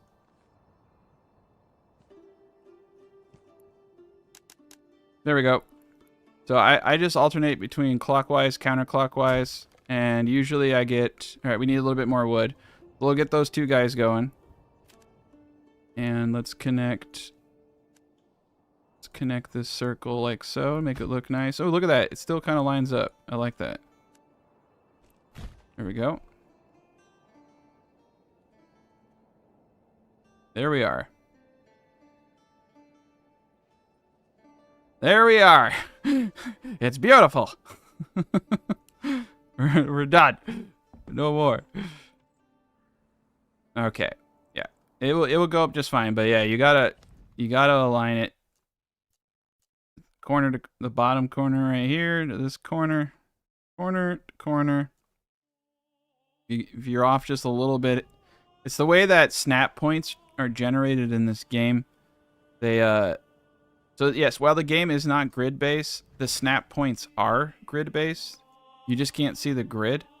So when it's angled, it doesn't perform the same way. It doesn't snap. And the bigger the plot you're attempting to do, the harder it is if you don't have it. So you can do crazier shapes than you think you can, but you have to make sure that you're centered. I've actually done some pretty crazy things, but they'll only snap in place if it's perfect, perfectly aligned. All right, so we have to put the family in there. Let's take the dude out of the saw pit. All right, we're at 52%. We're going to start getting more families in here. Perfect. All right.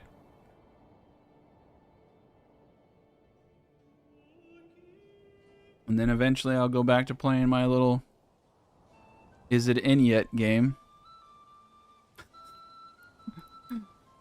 Is that it? No. Is it in yet? Oh. There we go. Look at that. So that was counterclockwise. Those are my two suggestions though. People say, "Oh, clockwise always works," or counterclockwise always work. The truth is that this is clockwise and that was counter. The truth is try both. Those should be the first two things that you try. But look how clean that is. It's so weird. It's just so weird how one works one way and the other. All right, cool. We're done. Oh my god. Thank you.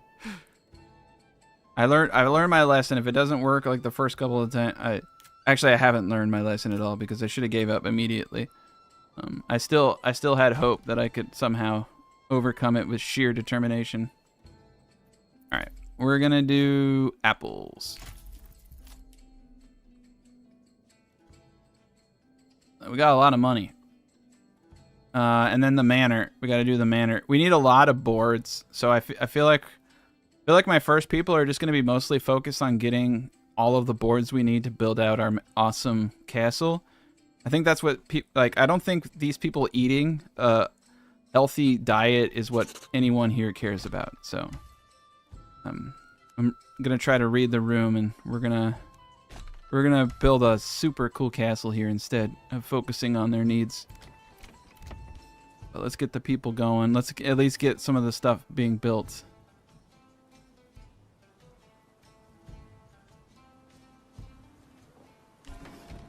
Yeah, I like to play a lot of shooters too, actually. All right, let's take them out of the hunting camp, put them in the forager. Shooter games are definitely good ones. All right, we're doing all right. We're going to need to get a little bit of industry going now. Let's get a leather maker right here. We got the... It's cool as we got the storehouse with the leather right there. We're kind of centralized here. The only guy who kind of sucks is this gentleman over here in the saw pit. But he's so inefficient. But it's just the way it is. I just want to get all this wood.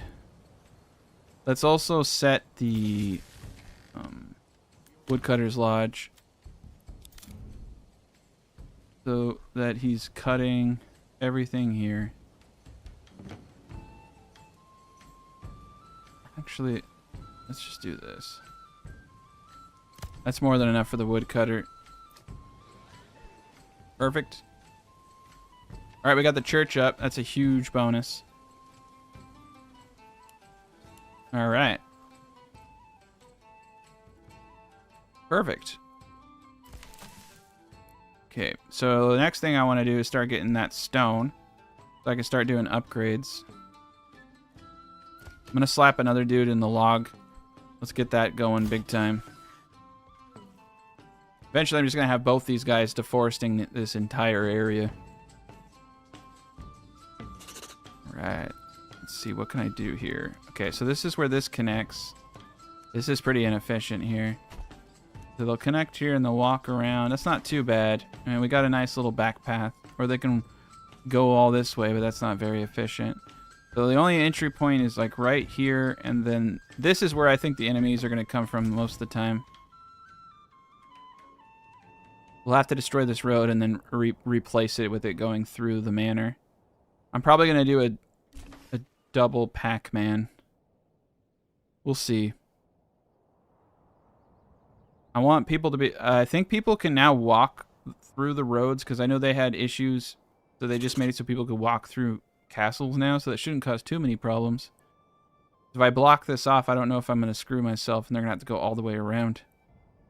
But I think they fixed it. Alright, yeah, the families are moving in pretty fast now.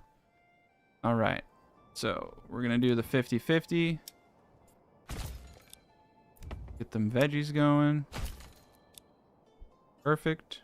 We're not too far away from the granary. I'm still going to do a central granary, though.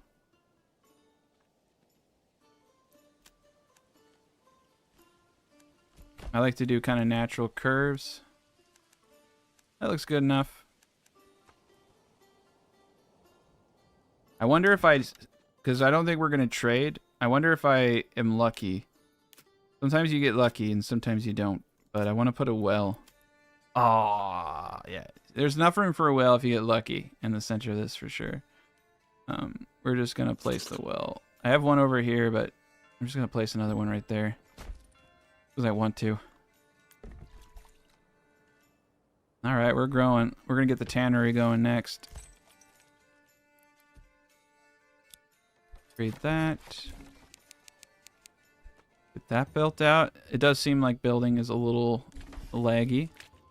Low behind, but... Two families over there.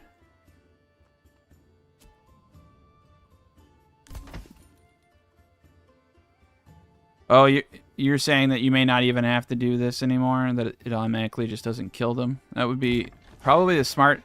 Probably it would be smart for them to do that so that people don't have to do something this dumb. But it also... But I'll say this, it also helps you because you can still place a building down on a berry bush and destroy it. So having this thing helps you like visually know where not to put stuff. I just do a road around the wild animals so that I don't have to do a pasture. But so that I also have a visual representation of where I don't want to do something that would hurt, move them. I don't want to move them. Okay, we're at 147. Okay, yeah. So there is kind of a magic number with this stuff. So look, we got honey, we got apples, we got bread, we got veggies, and we got fish. I think it was glitched, to be honest. Like when I loaded in, like a bunch of food was missing. So I think that was a glitch because we're back to normal. So we have 5 food types, completely overkill. But remember, the more food types you have, the less food you need of your other food types. So like that's why I like honey. because it's just like we have a lot of families, and I don't know what to entirely do with all of them. I'm probably just gonna overkill my farming just a tad bit now. And check out that windmill. Yeah, we're doing great. Check out my oven. We're doing great. Let's see how much flour do we have. 12 flour, so we don't need to increase anything there.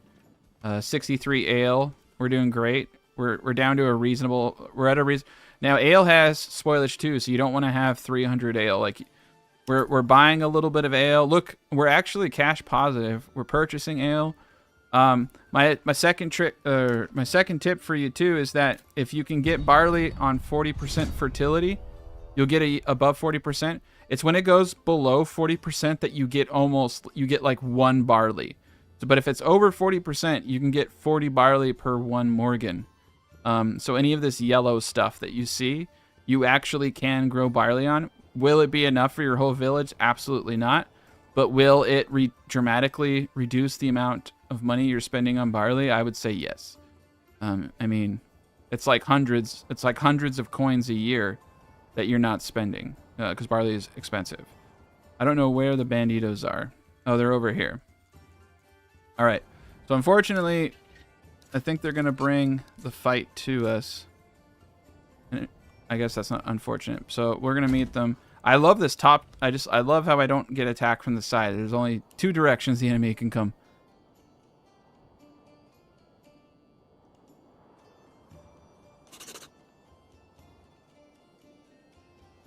Perfect.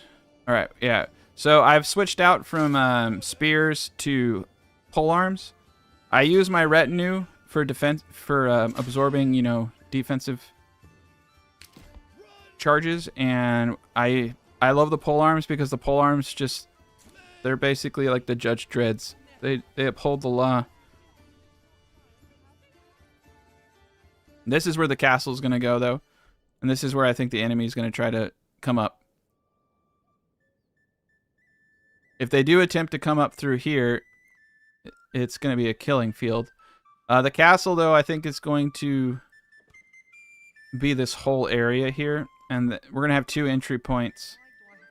And I'm going to probably delete this road. I'll figure it out. I mean, I could just delete these buildings. Because right here, actually, this circle right here would be a... Ooh. I want to destroy these houses. I really do. This circle right here, and then flush like this area right here, I think would be awesome for a castle. All right, let's destroy some stuff. Eminent domain, you know. You got to put that super cool castle / highway through this area. Mima's got to lose her farm. There we go. Double, double, double, double. I'm just going to move them over. I'm going to destroy this. Alright, they're coming at us pretty hard. We got a well there. I can put a well right here, right? Perfect. Yeah, we're going to destroy these houses, destroy this well. We're going to destroy these roads. We're going to build our entire castle right here. And that way, the castle is facing this way if they come up from here. And it's facing this way if they come up from this area.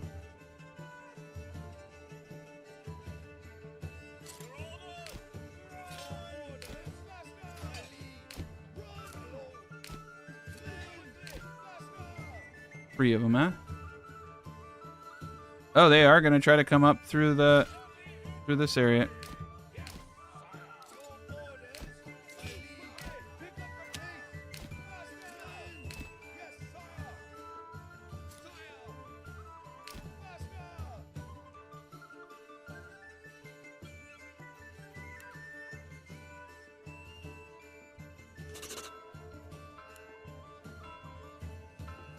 Yeah, it's because it's the easiest place for them to see where they can come up.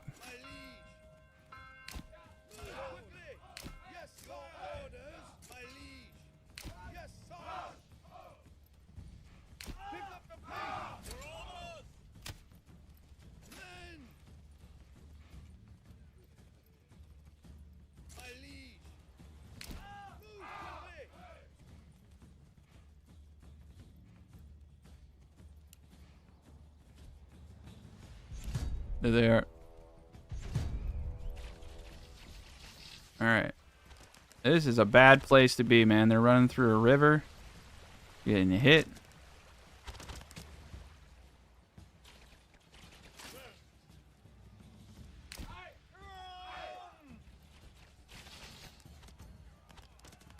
All right. This is going to be a great place for a castle, I'll tell you that.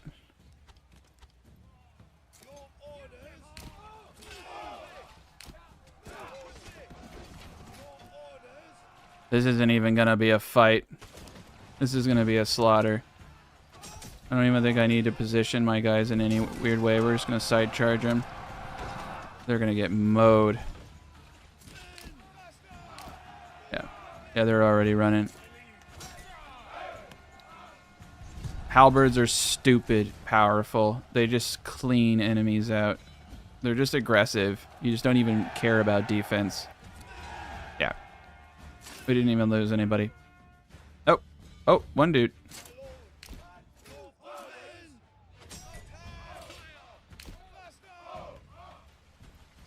One dude wants... He still wants to play.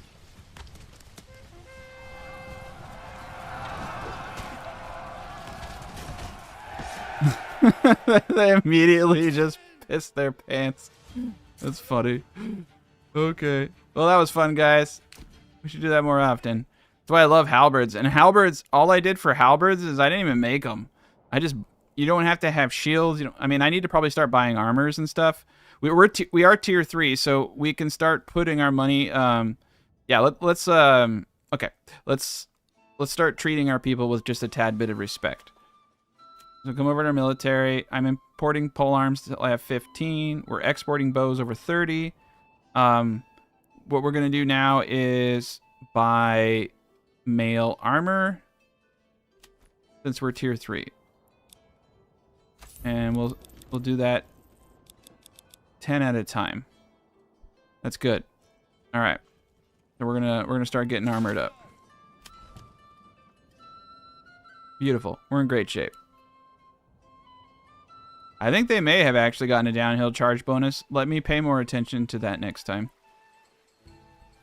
Oh, it's beautiful. Look at this. Look at this great scenery, guys. That fresh mountain air.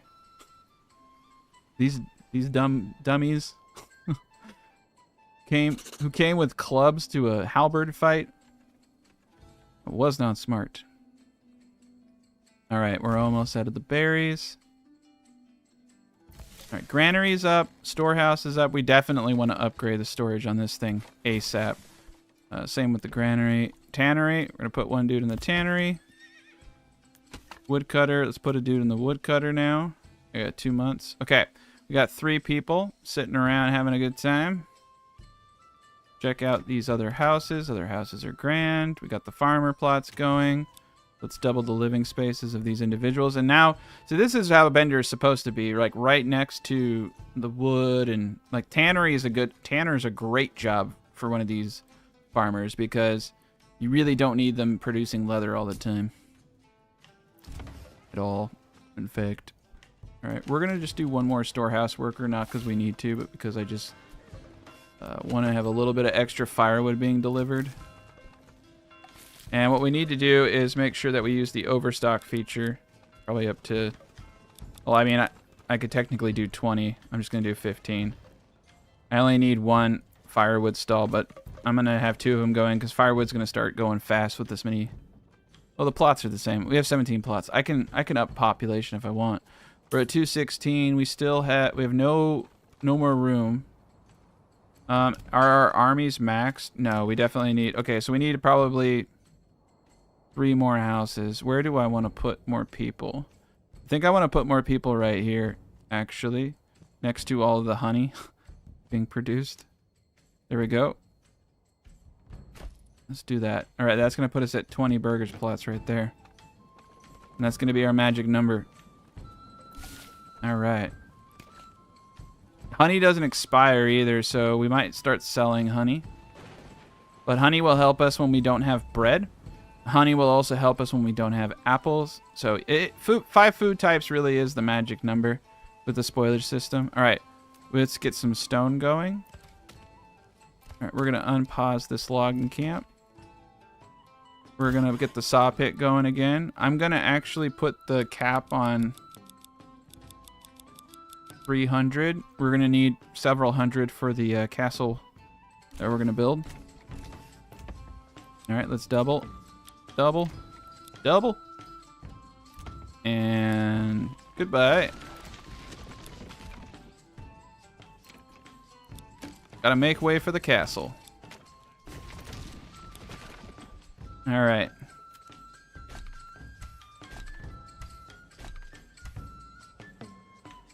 I like that circle. I'm gonna keep the circle road.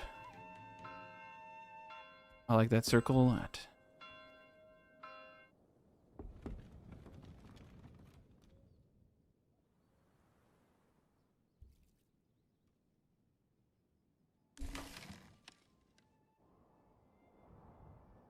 Yeah, salvaging weapons and armor from raiders would be pretty dope.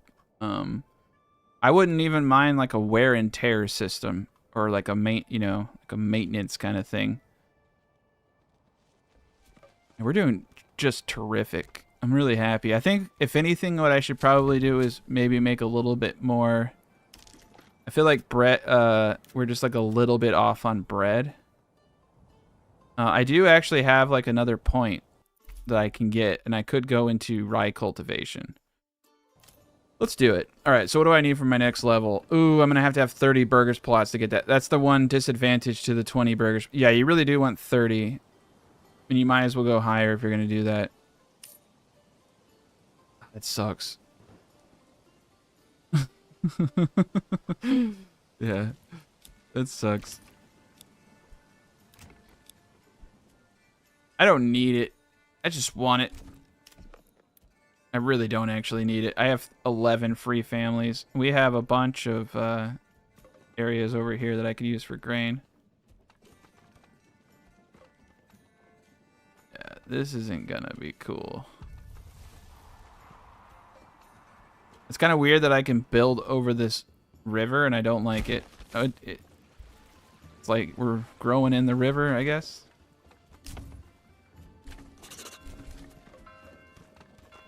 That's one. This whole area back here is actually yellow. 1.2. I don't care anymore. All right. Yeah, it's all good. All right, so I think what we're gonna do is relocate this guy over here in the thick. And I'm going to put a farm over there. And we're going to put another farmhouse up in this area. Because it needs it.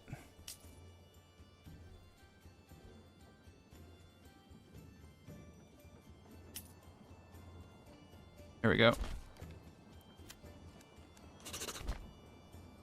Yeah, we just need a tad bit more wheat.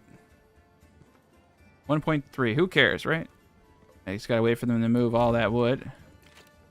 Then we'll put a big old farm there.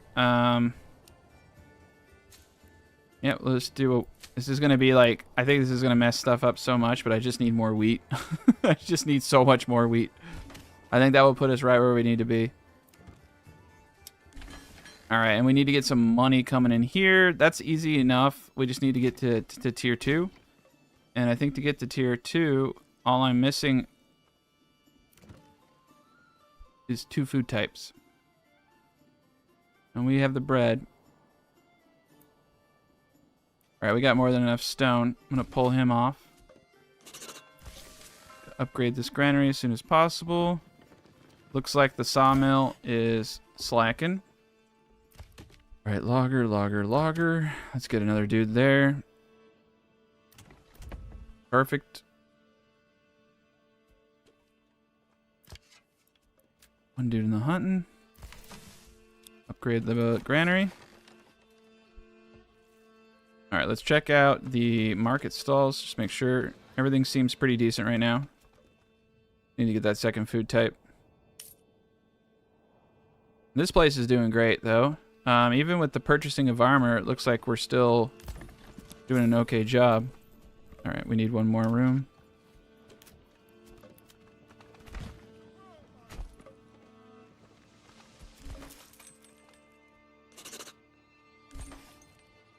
All right. It's frozen. We have the perks, so they could... Yeah, we have the perks, so they're supposed to be able to fish. Allows us to fish year-round. But I think we're at our cap. Yeah, we're at our cap. It's pretty cool, though. I do like that they... It'd be cool if they ice skate... They don't have ice skates. What am I talking about? They didn't have... No one was ice skating in medieval times. They'd probably think you've gone mad if you were out there just, like, having a good time on ice skates. They're like, what is he doing? Actually, I don't know. Does anyone know when ice skates were, like, a thing?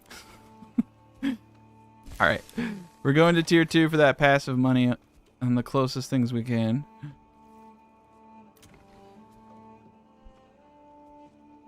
Nice. Tier 2. They had ice skates back in the before times. In the long, long ago. Alright, let's get a trade post up.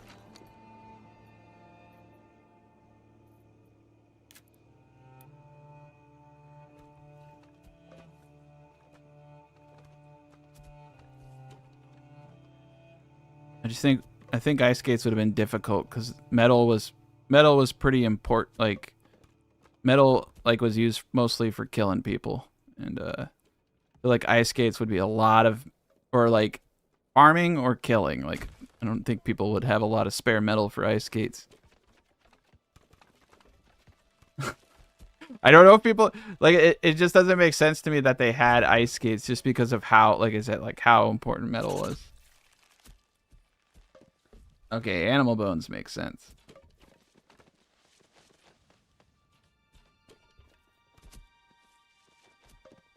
Ah. But like, okay, like ice skates make sense from like in a military like respect, you know what I mean? Like for movements, but I just mean like straight up someone in the middle of an ice pond just like singing to themselves like a wild maniac kind of ice skating. I don't know if people did that. I don't know, man. I could see it as a in the sense of a tool, but I don't know.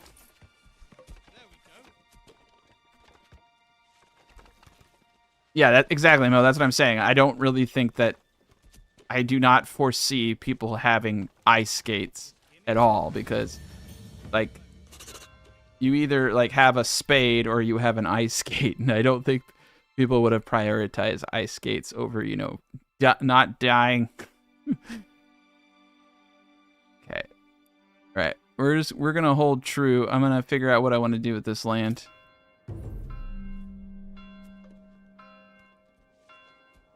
The upgrade for the well allows you to facilitate 30 burgish plots instead of 15.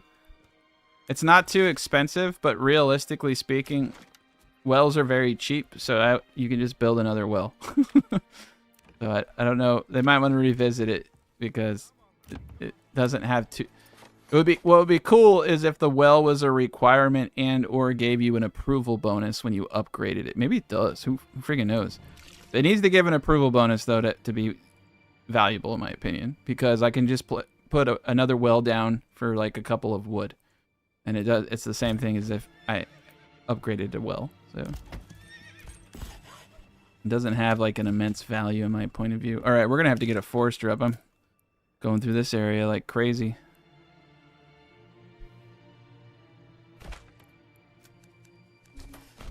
All right, well, I'm glad I have the workers over here. All right, we got a little bit of things going on. Got the trade post up. Pop a person in the trade. We're going to start trading berries. I would say anything over 160 is good. And what we're going to need to do is start doubling down on forager huts. We're going to need 3 forager huts.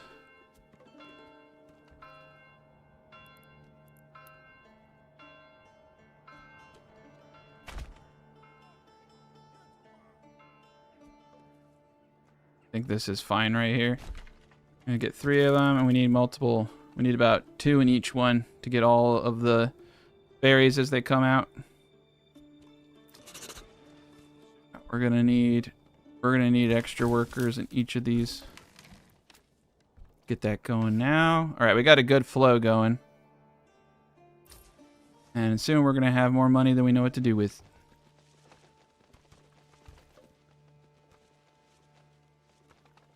Yeah, it does make more sense to have one well because people will go to the well that is closest to them.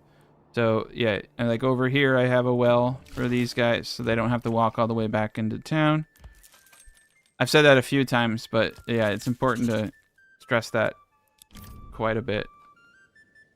You do definitely want multiple wells. And that's why I'm saying that I feel like the stone well should provide an approval bonus. That way you're incentivized to upgrade your wells. Otherwise, there's really no incentive. Okay. 2 people there. All right. Now we are full on awesome. So, okay. I'm going to start prepping these guys. So we'll do, this will be the first year crops. This will be the second year crop.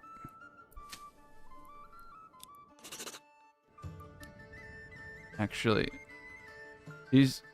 each one of these is the good crop. So that's first year.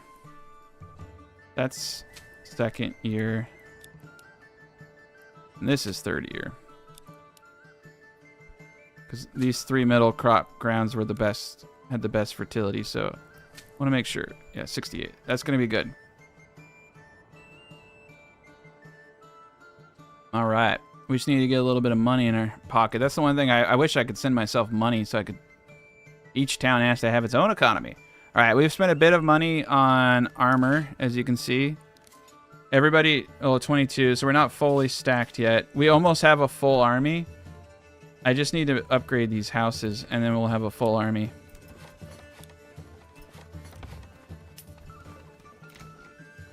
Not enough logs, huh?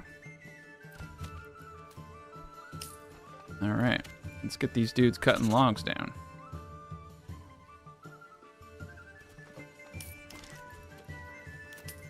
Alright, I'm just going to do an absurd field size here. 1.3 Morgans, good enough. Alright, wheat in the first, wheat in the second, wheat in the third. Alright, now we've effectively increased our wheat production. I'm really hoping that this does it. I'm going to pop 4 people in there because I just don't ever want to see them again. And I think that's going to do it for us. Wow, we have a lot of honey. Okay, so now we have 300. It's weird, dude. I had, like, it's just weird. We had 6 and we weren't getting any honey. I plopped down a couple more honey, guys, and now it's like I got honey for days. So we're going to start. Honey does not spoil if it's stored. So honey's probably like one of the best items in the game now because of spoil. I didn't actually think about that. You could actually make an argument for honey being one of the best trade items in the game because it doesn't spoil. Outside of its massive cost. But yeah, we're gonna trade anything over 200 honey. We're gonna just throw it. So now I have 4 items that I'm trading, which I don't typically like to do, but that's okay. And we're gonna massively increase our trade. But I'm keeping 1 trade post because currently trade sucks in the regards that if I have a trade post with 37 fish and I have a trade post with 5 fish, now traders go to a random trade post instead of going to the closest one as of this patch. So whatever trade post he goes to is where he's going to buy the goods. And so if I have 5 fish in the trade post he goes to, that's all the fish he's going to buy. So I've found a lot more economic stability just focusing on 3 to 4 trade goods. So we're trading fish, we're trading bows, and we're trading veggies. Since we're making so many veggies and they're spoiling. It seems like apples are they're just kind of weird. They're spoiling really fast. Veggies they harvest a couple times per year, so I think we're all right. All right. My retinue, I do have a lot of money. So yeah, let's I really wish there was a mass upgrade button, but it did not have to go down the line. But yeah, you're right. The next thing we need to do is get our manor up in the second territory, which is what we're working on. But we're gonna have, I think these battles that I'm about to have are actually gonna be pretty intense, guys. I'm not gonna lie. The last one got glitched out, and it was just like wave after wave of mercenaries. And we lost a few folk. I did do chapters on that last playthrough, and I bookmarked that fight. If you're interested in seeing, it's towards the end of the first episode if you haven't seen it, and I actually recommend you do because it was pretty cool. But here we are, and of course after the live stream, and of course after you watch the second episode. Yeah, it doesn't make too much sense to go back. All right, I need names. I need names for this. What do you guys think the name of the first settlement should be? I got a burn windmill. Oh. What the It's not burned. But weird. Weird. I'm gonna put 2 people in here just in case they take one out. I've had this weird issue where they're taking people away. Alright, I need name suggestions for these villages. I could call this the medieval ice skate arena. I don't know. Bartertown. Katzenberg. I'm looking for that zinger. This is a nice little peaceful farming town, though. I do really like these smaller maps. You have to be a lot more thoughtful with the small maps. It's much like you don't just build a giant city on these maps.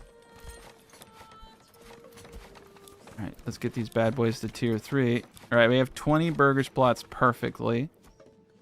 And we're going to get probably about 250. I love it. We're probably going to go for 20 burgers plots on this bad boy. Okay, he's going to war. He's going to war with me.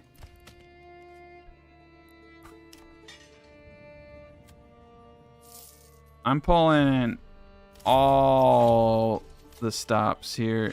I'm not even going to play around with this guy. He wants to go to war. We can go to war. And he's going to have to fight me in my castle. I want to make sure all my men get off. When he once I go to war with him, his men are going to spawn like right behind me probably. So I'm going to hold off for just a second. I want to get my guys next to the castle.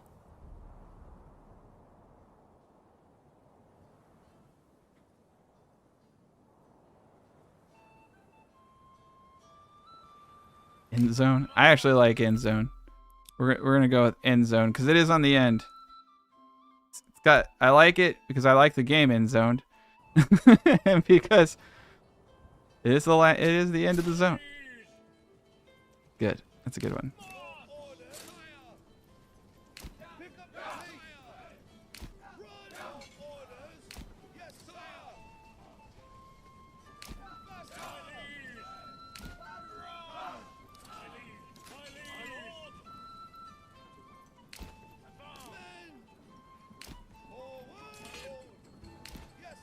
We got our glorious. This is the great thing about being rich. Like the more prosperous your town is, the more taxes you're getting off of it in your treasury. But this is the glorious thing about being rich is that I basically have a meat shield around my whole base. All right. Now he's either gonna come from back here, or he's gonna have to come all the way down. I'm gonna have to pay a little bit of money, but yeah, I see he came right out behind us. Oh God. I didn't realize those guys were all the way down there. That's fine. The important people are here.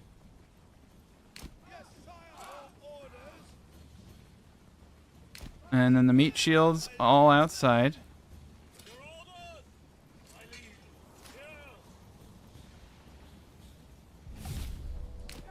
There we go.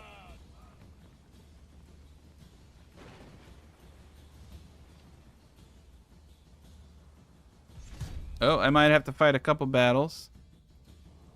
Nope. Enemy unit spotted. They're not in their own territory. Here they come. They are having a field trip trying to figure out how to get in my base.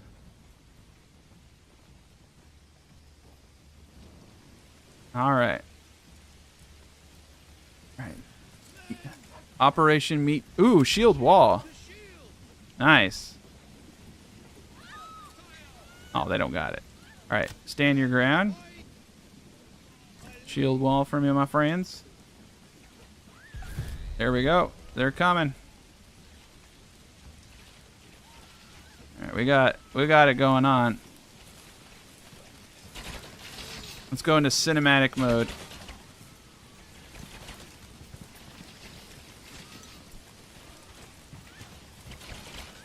This is pretty tight.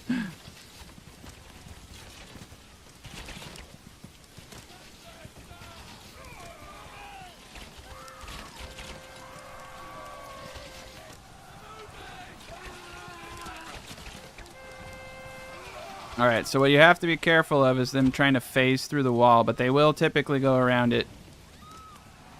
And what's crazy about this is they turn their back to the archers while they're in front of them. The archers just really start to pile it down. It's just absolute chaos for them.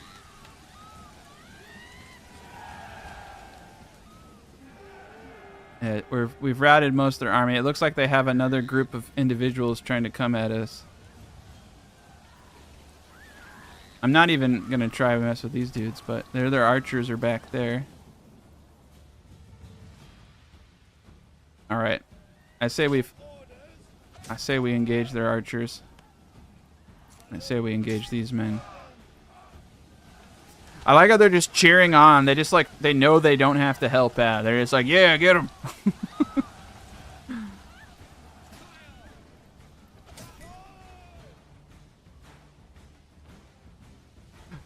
Yeah, I have way too much. I have more money than common sense, that's for sure.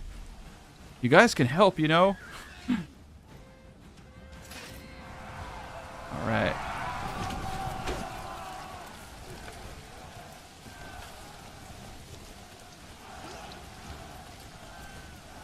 These archers stood no chance.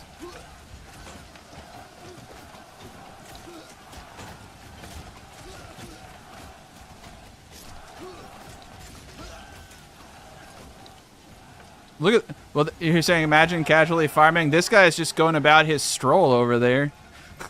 It's just, people are just like going about their daily lives. This ox he's just chilling. This lady over here, she's waiting. She's having a moment. She's like, oh, look at that nice. She's just looking up at the mountain. While men are fighting for their lives over here. Okay, we have to get over here and to win the battle. What you do is you just have you just need to. So there's gonna be another fight because we didn't commence the battle.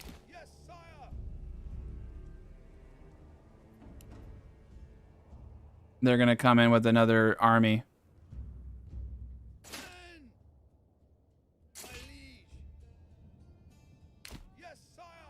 That's good. I want to kill more.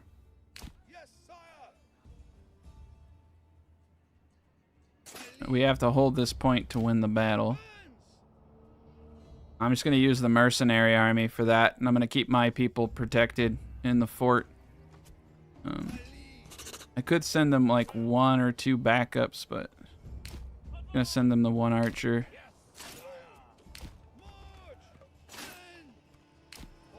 There we go. But yeah, we just got to keep pushing the line. 79%. What do we got going on here? 1 free family. I mean, we're doing all right here. Once we get the castle up here, though, it's great. This seems to be the point where they attack, which is where the castle's going.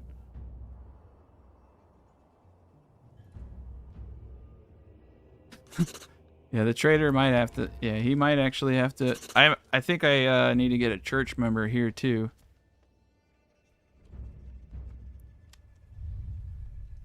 Crows are out. I don't see a second army yet, but we need to be prepared for armies in any area. I can't wait to see when they improve the AI and they actually try to burn everything to the ground. No, I don't want to end the war. I really want it to keep going. Okay. We're going to start building the manor.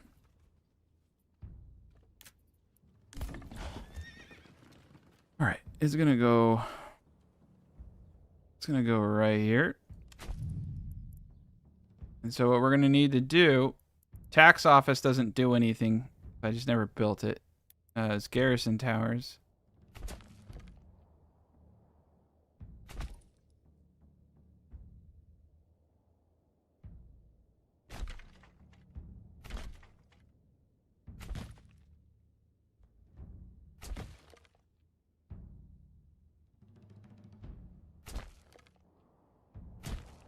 Oh, I need a lot more wood for this.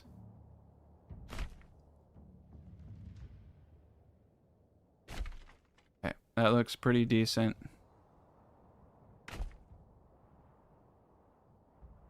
That's what we're probably going to end up doing right there. And then we'll wall this in. Put a road down it. I need a bunch more stone. And I need a bunch more wood. I'm going to pop him out. Pop him in. We need a bunch of wood just for storage itself. We got this whole area over here. Let's do 4. We'll just deforest all of this. All right, cool. So yeah, we're going to build a pretty massive castle right here. And we got tons of room for more buildings back here. We got all of our farming in a good spot. All right. Looking good.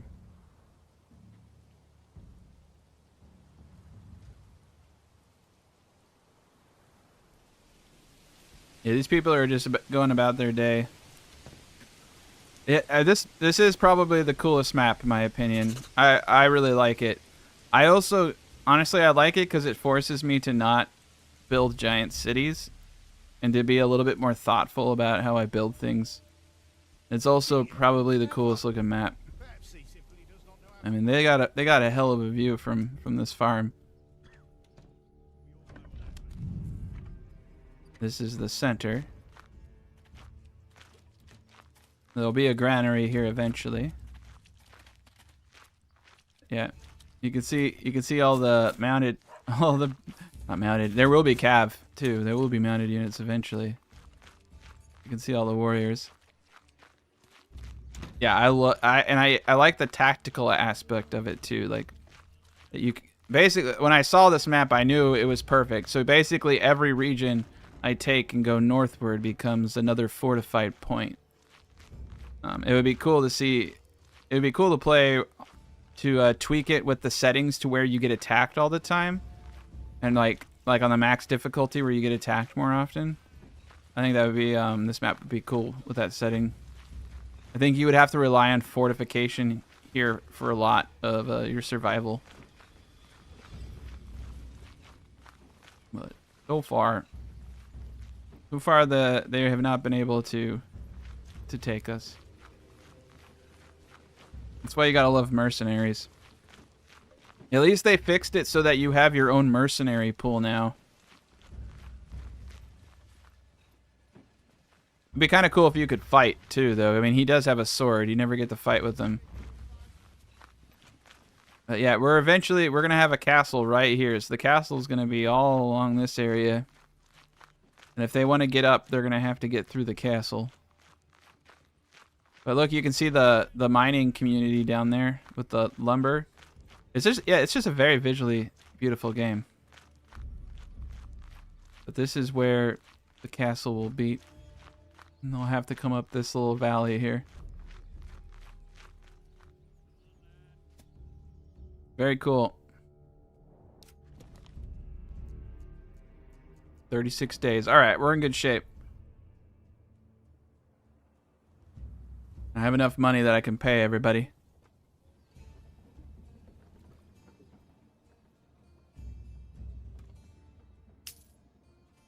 Food is doing all right. Looks like our money's still going up. I think everyone has armor now.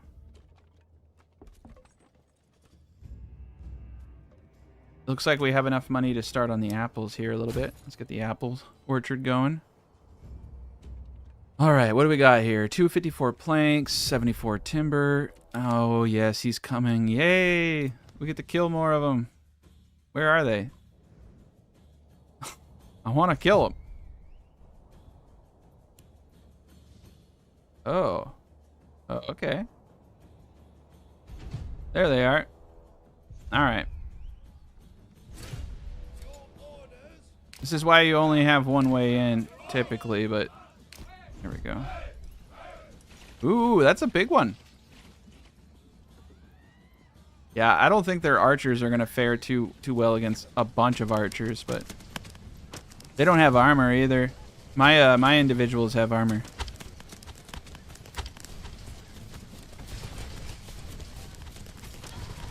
Yeah, they're going down now. Oh, that hurt. That hurt them. We just took out like 5 of them. Oops, friendly fire. Did I shoot one of my own people? Like a civilian or something? Said friendly. Oh no! I took out this dude. I don't know who he is. Oh, I friendly fired my ox. I shot Betsy. Oh shoot! I didn't know you could do that. I killed my ox. All right. This is where fortifications get stupid OP because they're all considered to have their back turned to me right now when I'm shooting at them. And so we broke them. Yeah, we're hitting them for a lot. And so they really hate this.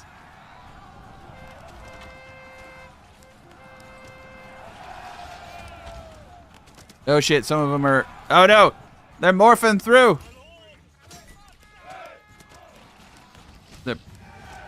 They said it's morphin' time, and they went through the wall. All right, so my guys, you can see my guys have some armor on and some don't.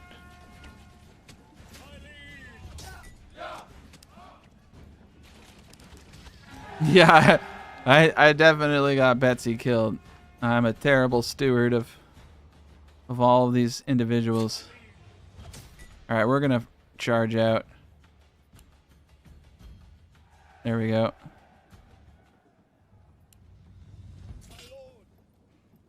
All right, we're gonna leave one line. Sometimes it's good to have a line of people in certain points. All right, we're gonna just stay in the fort for a bit.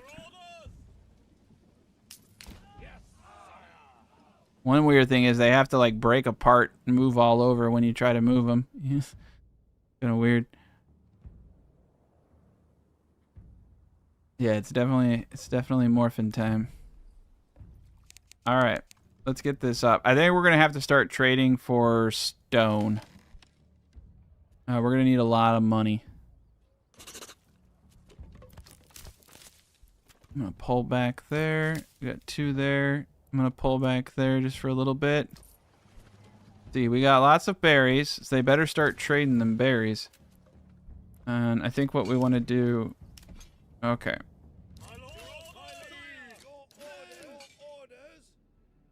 Oh my god, we had a lot of bodies to burn. Okay. We're gonna get rid of all of them. Oh, I didn't mean to do that.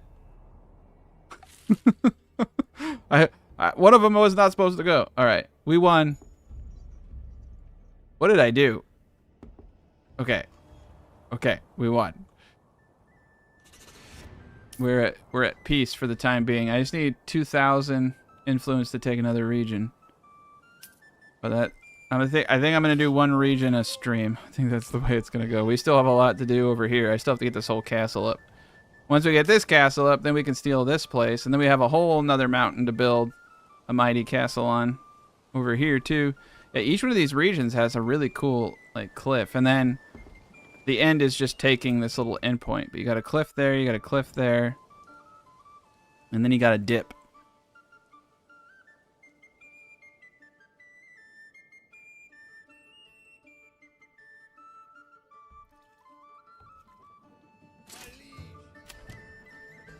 All right, we're in good shape. Man, it seems like they're having a problem with the stone. Oh, we have a lot of stone. That's great. We're gonna need it. All right. Perfect. Why am I paying? Why am I paying mercenaries? I don't have any mercenaries.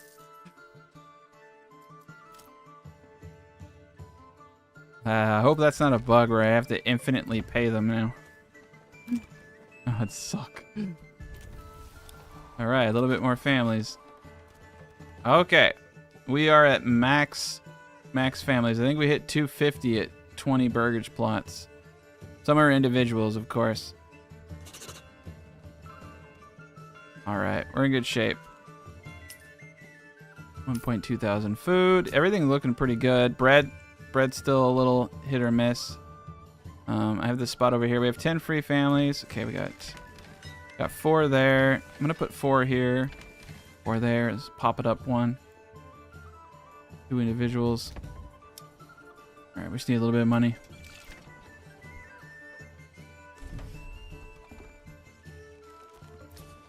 I think we got the manor up. Alright.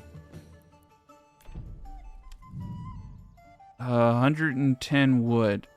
Okay. Okay. We're gonna need a little bit more.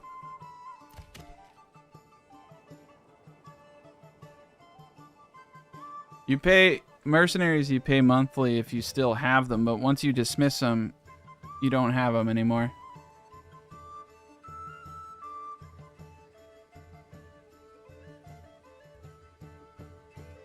You're right. I probably do need more oxen. We're gonna have to put our money into ox if we're gonna get all these logs moved.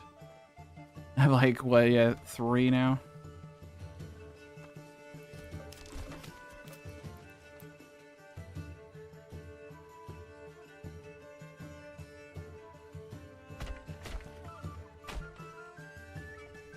Gotta get that going.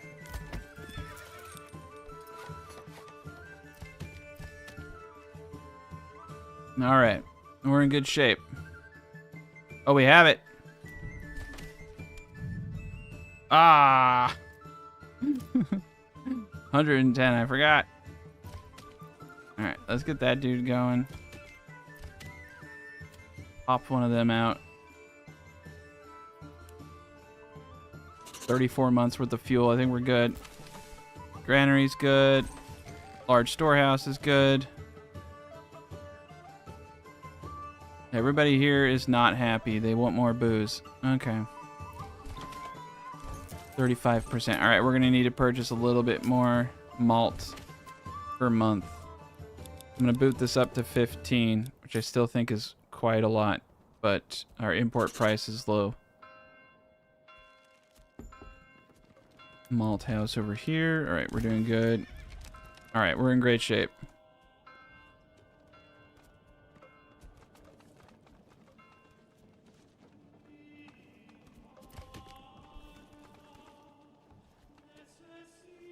That's kind of funny. Yeah, the river just goes right through the farm.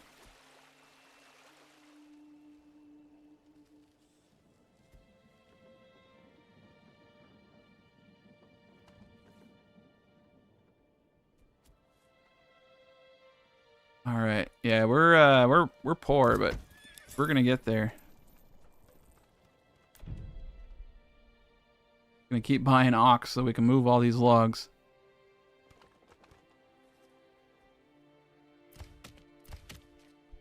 All right, there's plenty of storage. Yeah, you're right. I'm gonna need so many ox to move all of these logs. It's kind of insane.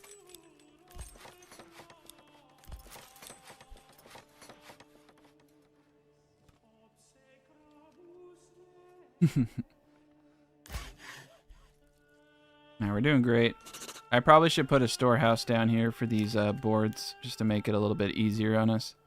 I'm gonna put it right here.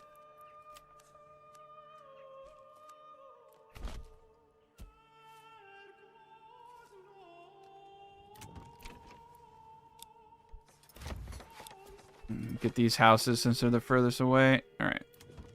Let's start getting everybody to tier 2. I know I'm going to use some of my wood to do it, but I need the passive money to buy ox. Nice, 48. I actually really need to prioritize getting the apple orchards up too. I have one of them up, but they take 5 years to come to fruition. You don't have to rush getting a granary up until like you really even have anything. And two, this is really close to the granary. Which, I'm getting a few vegetables. That's actually amazing. Yeah, they finally fixed it, it does feel like. You don't get the crate, you don't get your full yield till about the 3rd year, but you do start actually bringing in the bacon, so to speak. It looks like we're getting away with 6 families on this. I have 11 free families. I'm not really sure what to do with them. Here, I mean, everything in this location's great. The only thing I could potentially ever do is more farmers, but I don't have any barley areas that you have to have at least over 40% fertility to get a yield on barley. I don't got that. I got like 30s.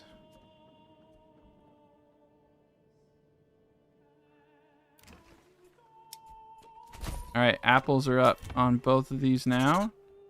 We still have 58. Nice. Another ox. Okay. Yeah, we're gonna get this castle up. There we go. I think I have enough ox to help.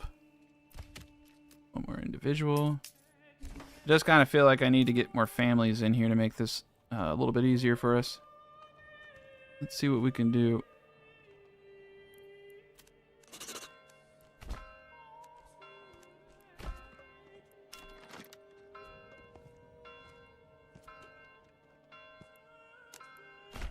Let's put 2 more houses up. Double burgage plots, though.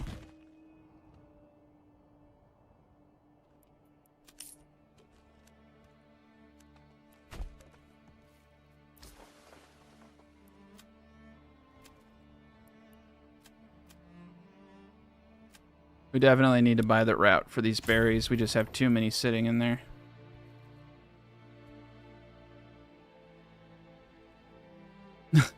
Yeah, I got a lot of unemployed people, but you know, there's not really much I can do with them. I think I have trade maxed out. Let's get another horse. Let me see what I can do. Tavern. Let's get another person in the tavern, just since we can. Yeah, everyone's doing great. Markets are perfect. Yeah, pretty good. I could do some overstocking. I might actually just preemptively do a little bit of overstocking in this granary here. And then we can overstock everything being put here.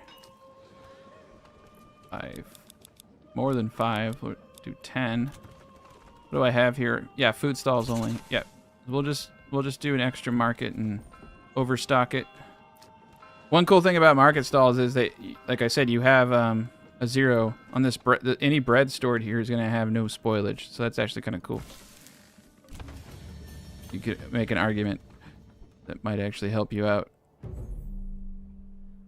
All right, we got 2 development points here now. I'm going to go into trade logistics and better deals here. That way I can buy more materials.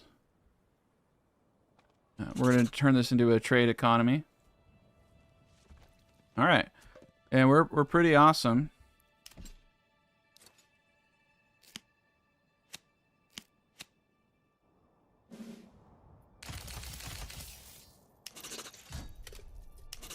And we're gonna get all these guys. I'm gonna get the extra towers so I can get a full band of 24.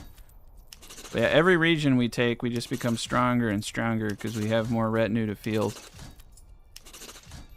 Here we go. All right, there we go. Now we're doing great. I want to get these guys up to tier 3 as soon as possible, though. Get some extra families. We need to get booze. Let's get a tavern here now. I think we're just gonna try to shoot for tier 3 ASAP. We're gonna be limited by food, of course. Malt house. Can I fit the malt house in here somehow? Ah. Okay. We'll just put it sideways. There we go. Malt house. That's cool. It's right next to the barley. It's right next to all the storage. Yeah, they're doing a great job getting that them veggies in.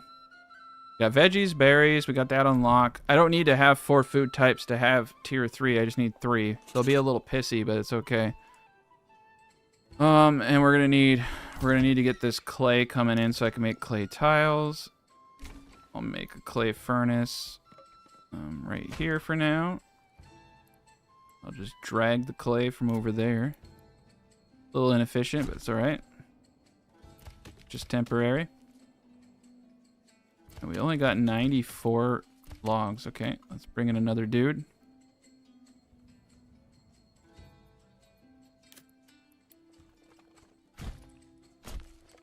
More wood storage, I guess.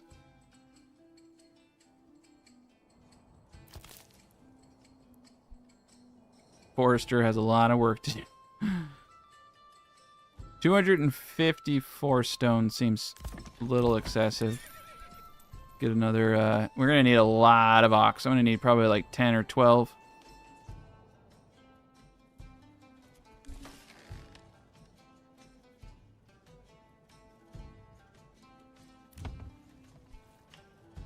All right. Let's get the granary in here.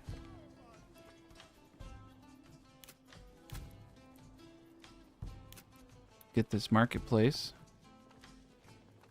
I do not need 9 locations. I need like 2 max. I'll do 4.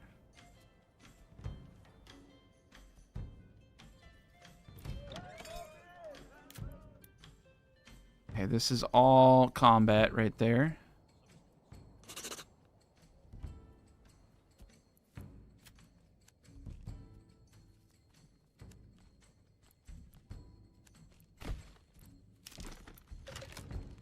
I wonder what kind of weird plots I could make in here. Just one weird giant plot. That's kind of funny. There we go. 2 doubles. I like it. 1 double. In between, I can figure something else later. I wish we had decorations, though, man. That's one thing I really wish we had. We have 1 decoration, and it's just like this shrine. Put a couple shrines down, I guess.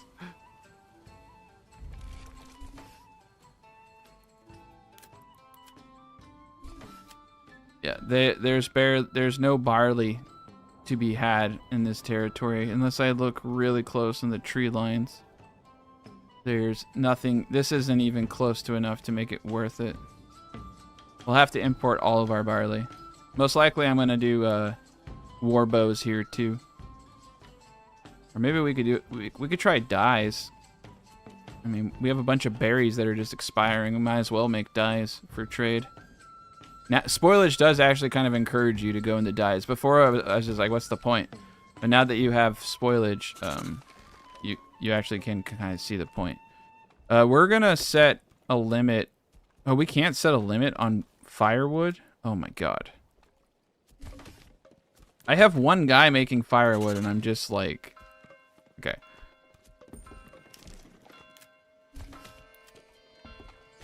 Just make another storehouse for it. All right, everybody's drunk again. So we're great. And we're still pretty positive on cash. Okay. 8 more wood. I think we need more ox. Yeah, we just need more ox. I think these people are... Oh, they're constructing? I don't know what they're constructing. They're going the wrong way. Yeah, this city... I think this city's going to look pretty cool once we get the castle up.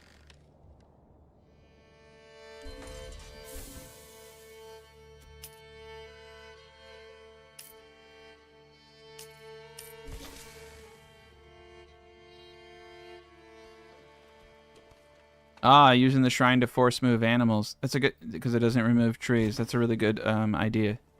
That's one of the things I hate about when I would force move animals is all the trees it destroys. I mean, they look cool, but like, I want like gardens and stuff. But let's get as many people in here as possible.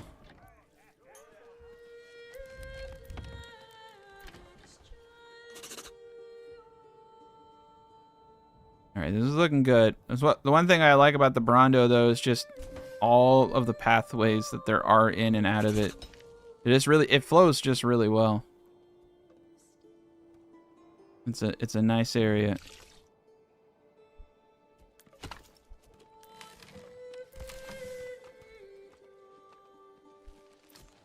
All right, the markets are doing okay. We're gonna need we're gonna need artisans here in a second.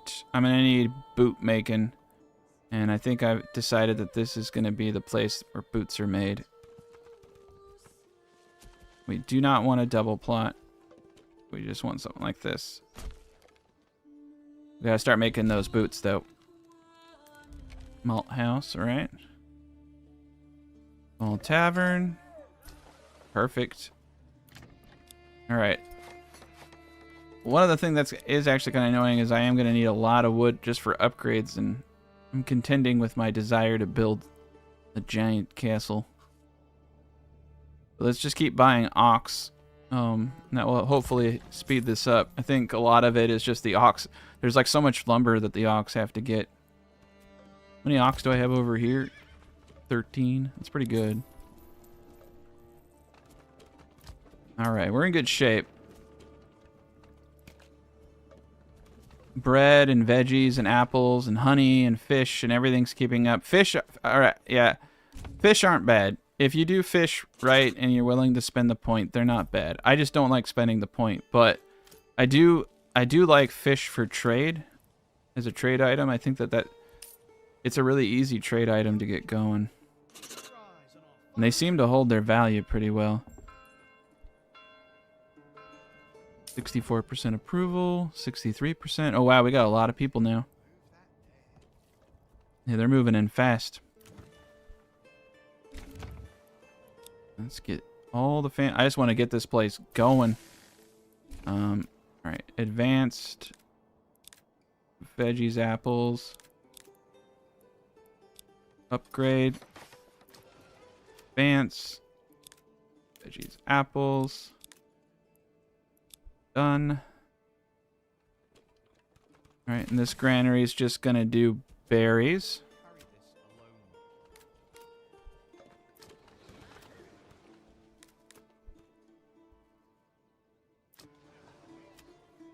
All right, we're in good shape. The meat almost becomes pointless at some point.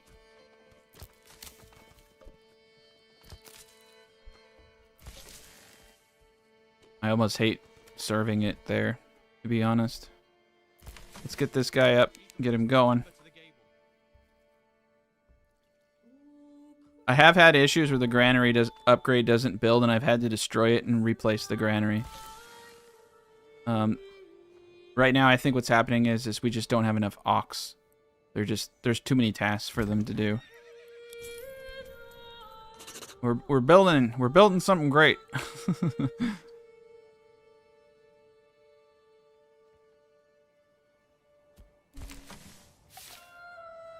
The best way to defeat a bandit camp is to get into bow making as fast as possible, or snipe a bandit camp from the Baron, and then use that money to hire a mercenary guild to destroy the first wave of bandits. That's what I typically try to just snipe a bandit camp. You can even fight it with your own spearmen. You can take a bandit camp out with your spearmen and only lose like 1 or 2 dudes on a bad run. And then throw that money into your treasury and then hire a merc guild. And then you don't even have to worry about building anything. Okay. 129, we did it. Okay, this is where stuff's gonna get weird. I should probably try to get the garrison tower. There's outer tower, garrison tower. There. Alright, here we go. 120 wood. The walls are going to be the next step. This is gonna be huge. Okay. Let's oh yeah, I forgot to get this. There we go. Get that road. And if we want to have another road, we can. Alright. And we'll figure this part out later, but this is gonna be a bit to build. And then the walls will be next.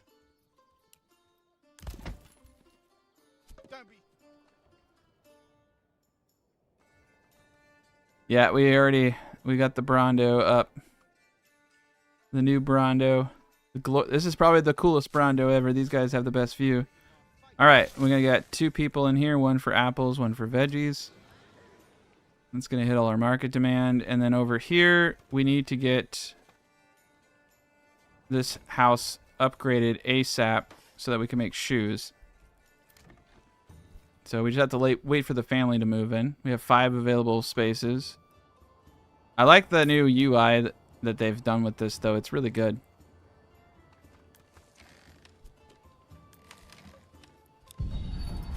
Okay, we got a big old band of raiders.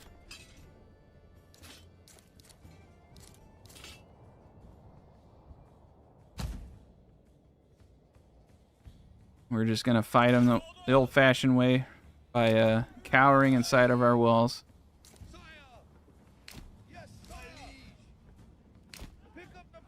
And then making sure they don't morph through the walls.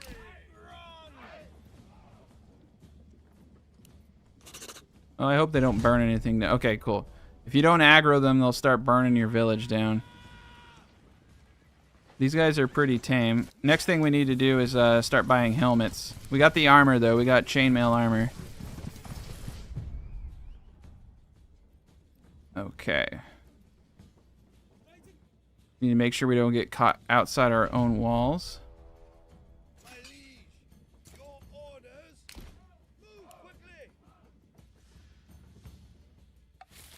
Oh no, my taxes! They want a lot of money. We'll have to get the second region up ASAP.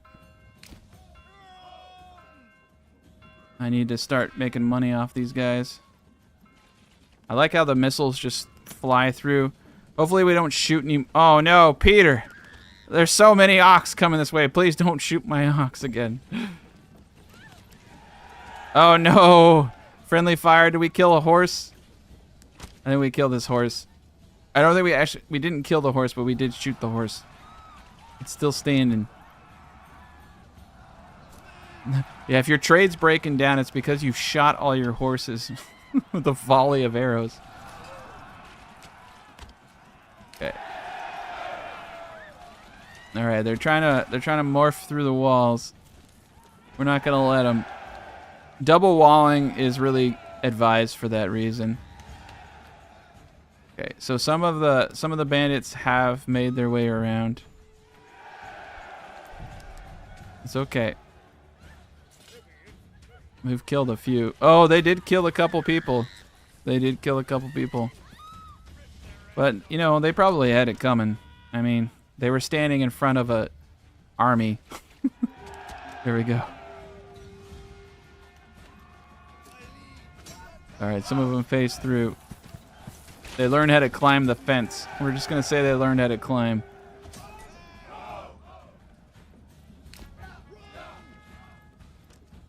I think I'm actually like shooting my own people too. I don't know. It's like a mix.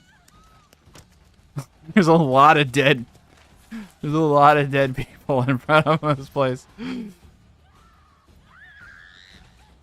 Yeah, blood does help the crops grow. It does. I don't know where I read that, but it sounds true. And those are things that sound true are the best truths. All right, we won. We won. I mean, I won, but these poor villagers definitely lost. Oh, dude, I should have taken them out of the castle before I put them back in the workforce, because now they're all going to their jobs. Oh, man. Like when people get out of a concert and... Oh, God. Why are there so many people over here just chilling? They're going home, but there's... Yeah. This is all... I might have to redesign. When you do the when you do this, you should do it a little bit bigger. I don't typically do it that small, but oh dang, look at that. Look at them in the towers.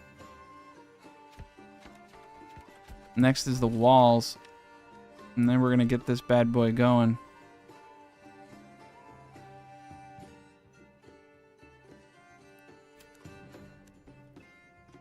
I think what I want to do is have a double... I'm going to have a double Pac-Man here.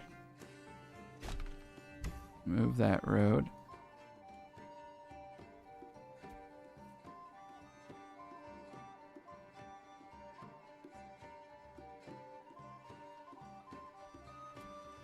But we'll get the castle up here soon. Oh man, we got a lot of people. Alright, let's slap a dude in the malt house. Just so I don't forget. We need a little... Yeah, we still have 4 people who can come here. They're taking their time.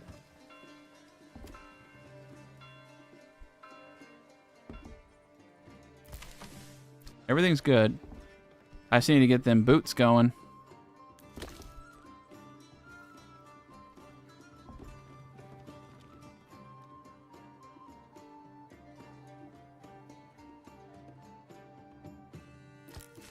Oh, man. Alright, we got the clay pit up. Let's start getting some clay tiles so we can get this church up, too. We definitely need to get that church upgraded. And I believe I placed the clay furnace right there.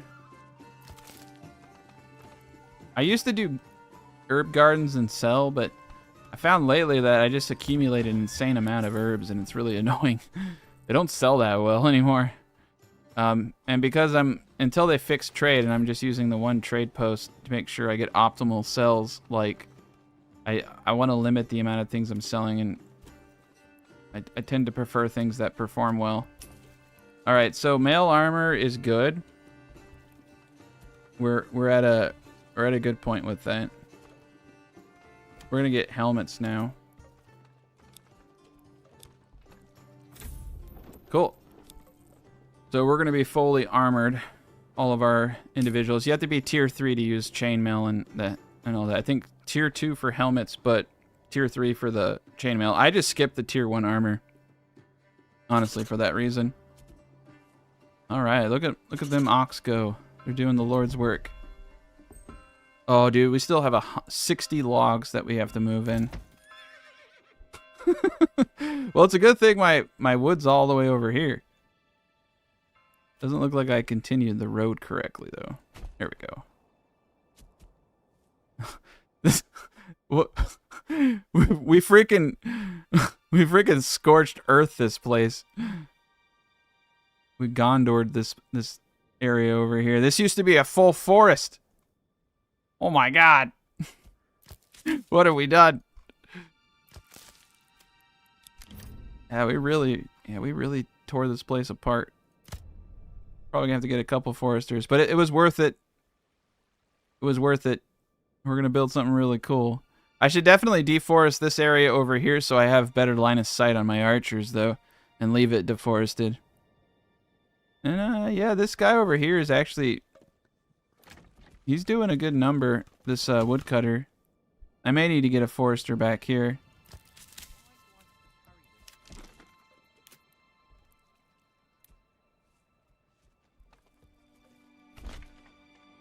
Gotta be careful.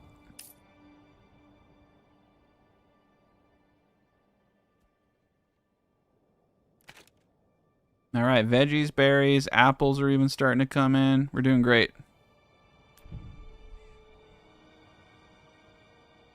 I think I probably should redo this, to be honest, because it's kind of sad. But there's just too much farmland around us. Okay, I don't know what I can do here. I want to do a better job. I think you used to be able to move things. Like you used to be able to like move points, but it's all done, and I don't actually even know if I can destroy this without destroying the whole thing. Oh yeah, it's I'd have to destroy the whole thing. I feel fine with that, though. Let's just destroy it. we're not even eating this meat, so I don't really care about the animals. So we're gonna destroy the animal habitat here, and we're gonna build out a nice little fort here too. Screw the animals.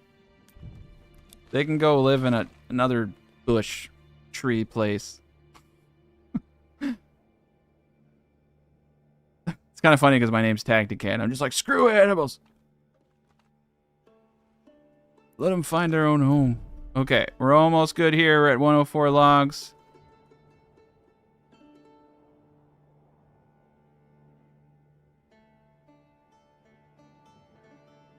All right. I'm just hoping that they can actually delete this thing. Oh, there's someone inside that can't leave. No. I got squatters, man. You don't have any rights. There's no such thing as squatter rights back then. Get out of the house. They're probably, it's probably PETA, man. They're like, they know what I'm planning to do and they're not getting out. Those jerks. I just want to destroy a pristine environment and build a giant fortified castle.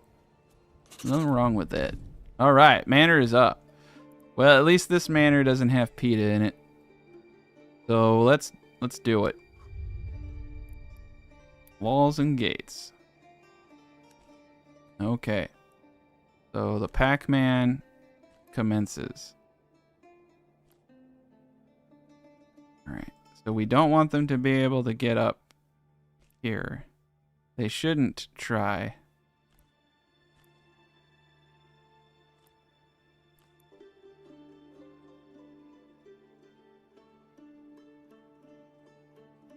Okay, how do I want this to look?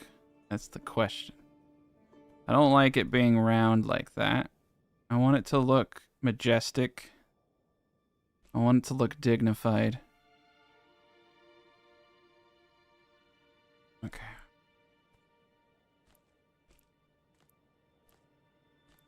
I think we're gonna trace.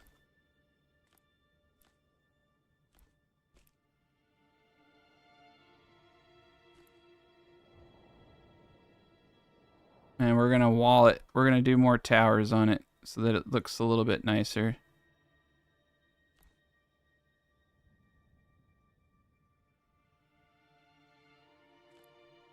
Okay. Let's just start with that for now. Because I will need to have a back route in.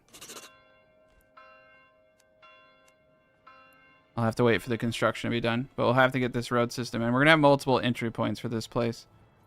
And hopefully they're smart enough to go through the castle. But we'll see. It's worse. Yeah, they want, I think the peasants are revolting.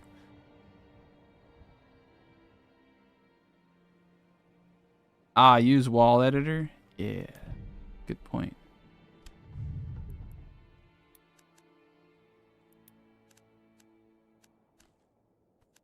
Should be able to adjust, remove point. It won't let me remove the point.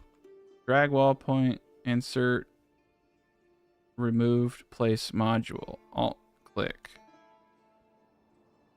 Click.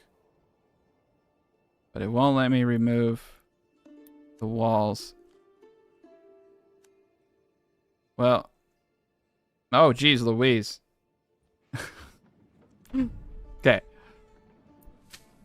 I'm gonna let them try to get rid of that stuff, and maybe that will unclog it.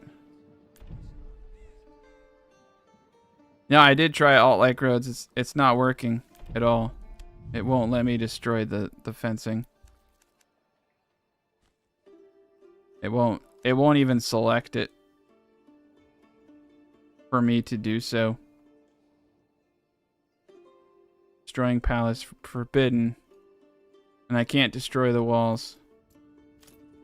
Yeah, it's weird. I'll just keep trying. I have to destroy it by demolishing it. And I have to get the people to leave. It's whatever, man. We'll have a cooler castle over here anyway.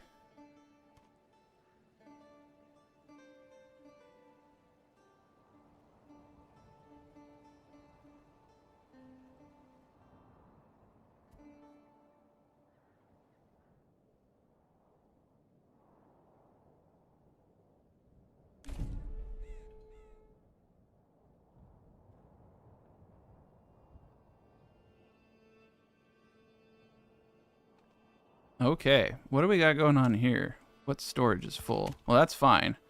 Those are supposed to be full. Alright, let's get some more ox. We need so many. These poor foresters are probably at their wits' end. I've destroyed all of the environment. Alright, how are things going over here, though? Not too good.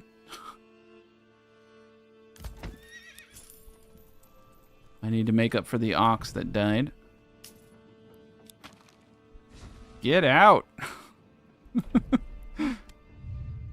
Yeah. Yes. It won't let me remove that. Won't let me remove roads. I've had...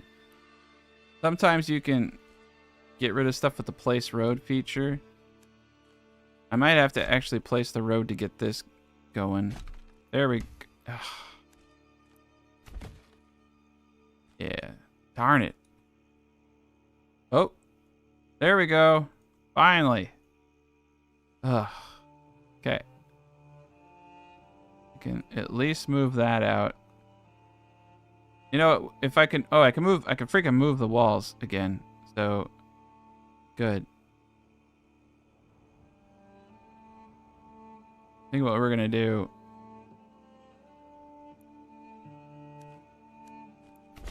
This. Just going to modify the Pac-Man.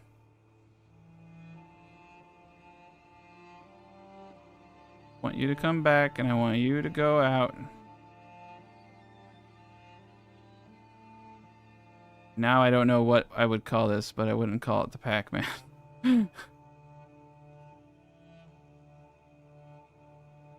Oh my god, I hate you. Fine. Have it your way. We'll just do this. Double gate. Since you're being... Oh, I see you got a... Oh man, I don't even know what I did. Okay. Well, this will be nicer anyway. This will be nicer anyway. We'll just do that. The other design was just a little too funky.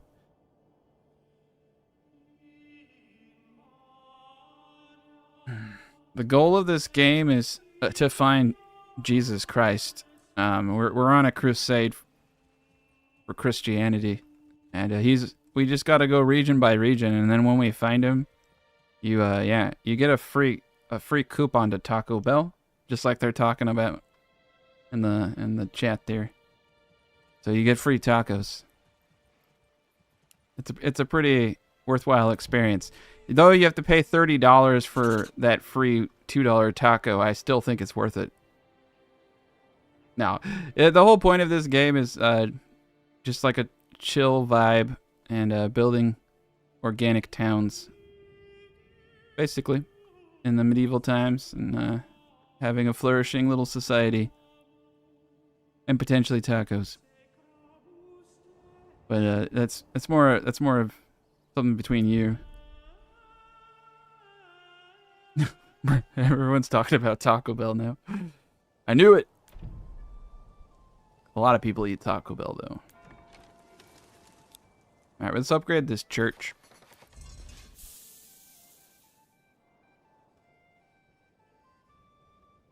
I kind of want to destroy this extra tower here. I feel like what I got's good, and I just need to loop it.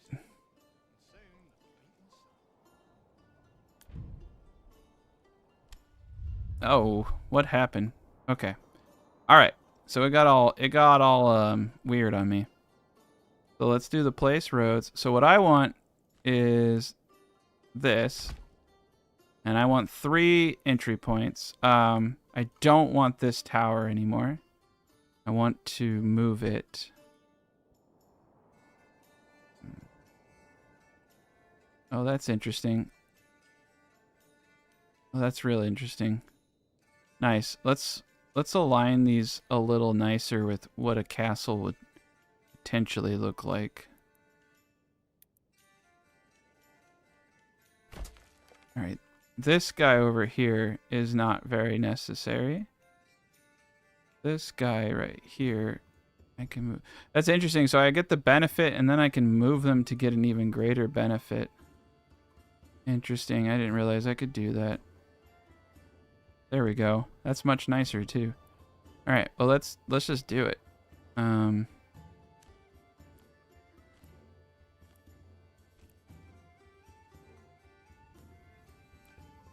Hopefully they don't try to phase through all this. Nice. Get clean.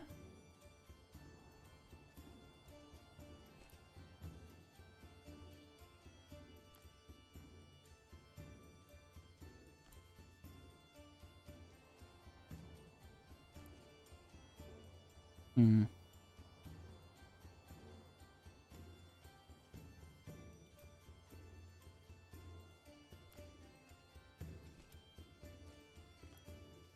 I really want that Pac-Man. Gonna have multiple Pac-Mans, basically.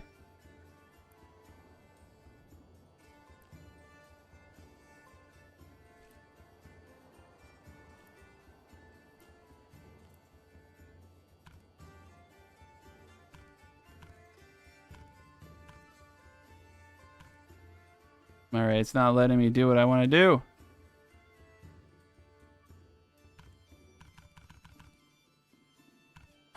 Don't do this to me.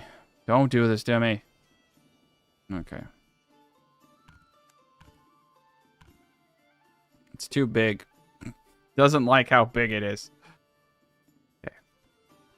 We're running out of fences.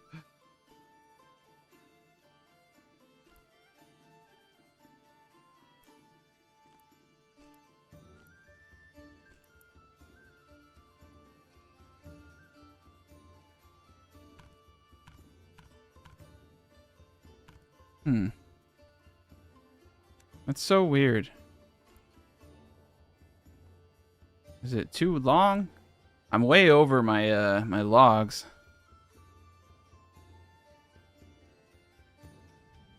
I guess I could shave some of this off over there, but I kind of liked it. The mountain range fence. Yeah. It's the slope, I think. Or could be the piece. It could be because it's detecting that I don't have this area. Okay.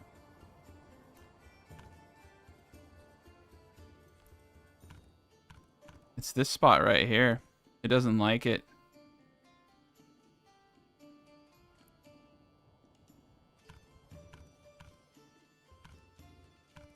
Oh my god.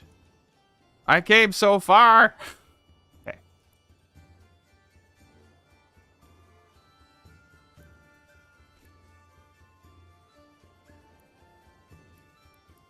Alright, we're gonna just back this up a bit.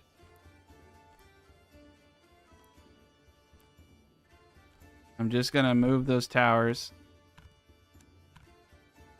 Let me do what I want to do.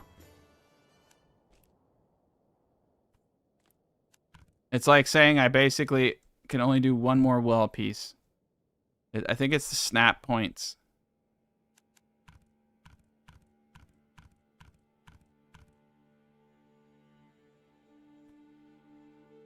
Okay, I think we can do this a different way. I just need to utilize my snap points better. Okay. Yay! Okay. Good enough. And then these guys are gonna be inside. And everybody's gonna have a good time. Alright. Super duper castle complete-ish.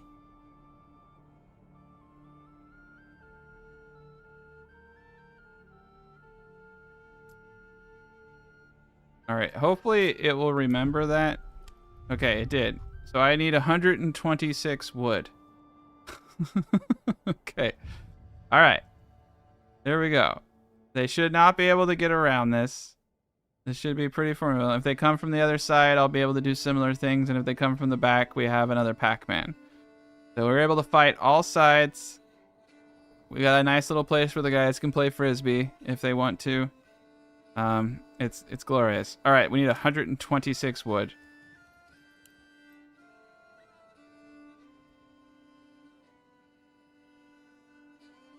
There we go. It's gonna be great. Once we reorganize everything. All right, church is up.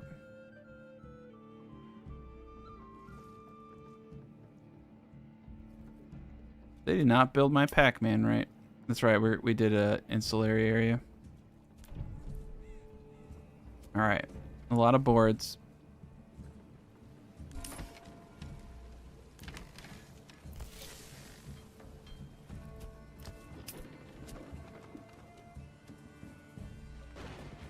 We got a lot of...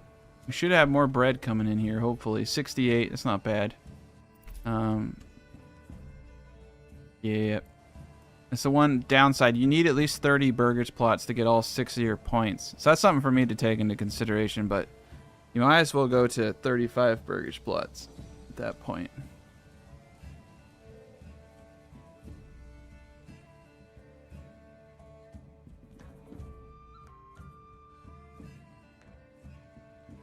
Yeah, that's the problem. I know it's the nose. That's why I had to go back and make it sharper. So instead of using 6 or instead of using 8 points, I use 6 points. There's too many. All the jagged angles are making it harder and harder. Probably you kind of just have to go in small like longer movements. So I wasted too much over here. I didn't realize there was a limit. Then again, I never built something this big before. But we got it working. I just need a lot of stuff. Okay. Are we full up yet? Nope, we are not even close. We're gonna have to let them all catch up.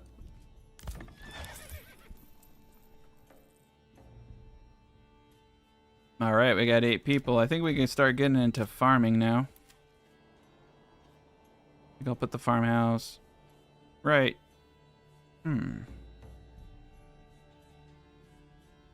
Well, I think I could put the farmhouse... Well, I should probably wait till I have this all built out, but... I think I could put the farmhouse here. Alright, yeah, we're good. We're good.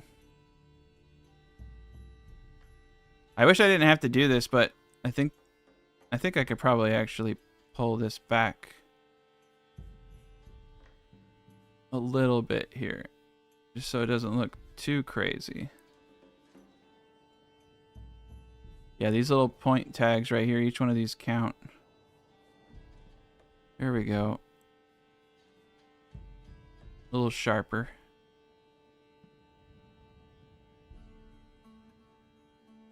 Want to pull it in just a little bit so it's nice and sharp.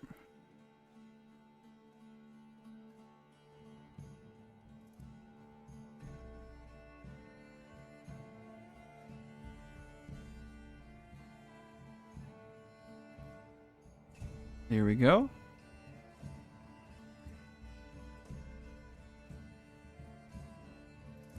We'll keep them from coming up this way. Could probably even make it a little different. There we go. Cool. That should do it. I think they might be able... Yeah, moving it... Getting it to work and then moving it seems to be even better. Because you don't have those issues anymore. Very cool.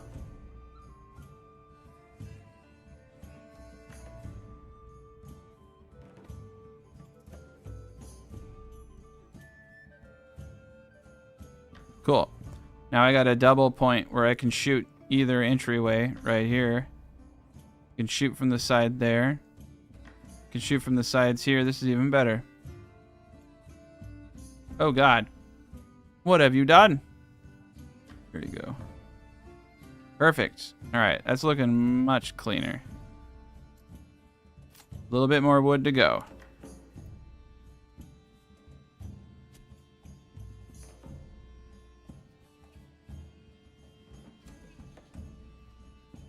There we are.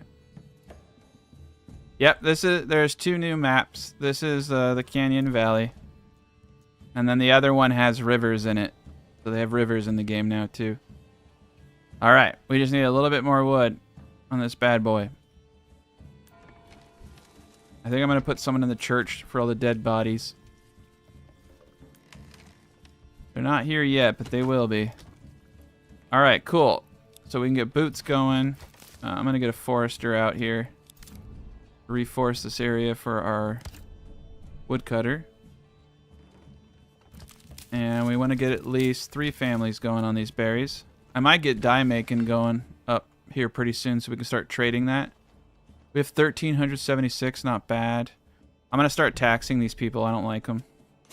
I don't need the money at all either. That's the great thing. Cool, we got, yeah, I don't even need this money. I want it. There we go. We got 2 full retinue. I think I'm going to start making, I think I'll just start purchasing crossbows, and we'll convert one of our original units into a crossbow. I always prefer to have all my units from one town, but you can actually hire units from other towns. So, especially when you're low pop. So if I wanted to hire units from here, I could. But we just need crossbows. So I think we'll get a crossbow unit up in this town. And we're not gonna make them. We're gonna be lazy. We're gonna just buy them.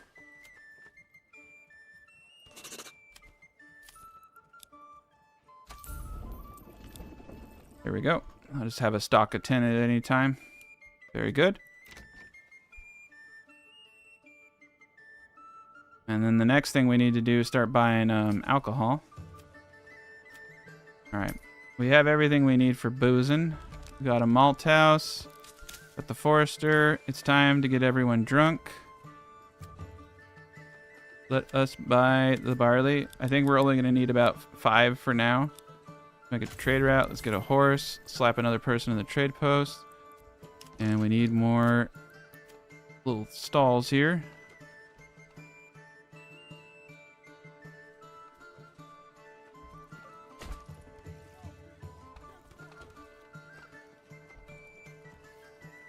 There we go. All right. Get these guys going. Got 1 extra person. Let's get the windmill up. And let's get the bakery up.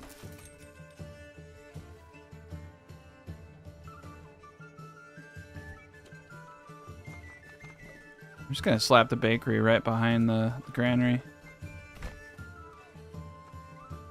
And we have 15 burgers plots. We need to get a couple more people in here. Alright. I just need to get tier 3 housing realistically.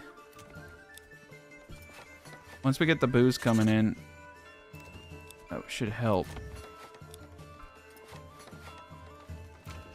We need our 3rd food type. We're going to get that with bread. 3 families should be able to do this.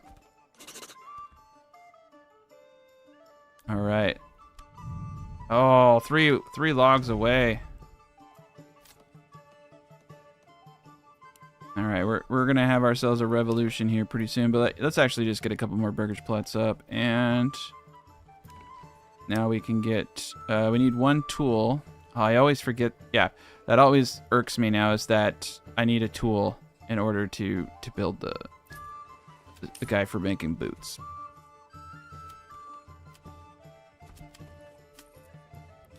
Whatever. Import some tools.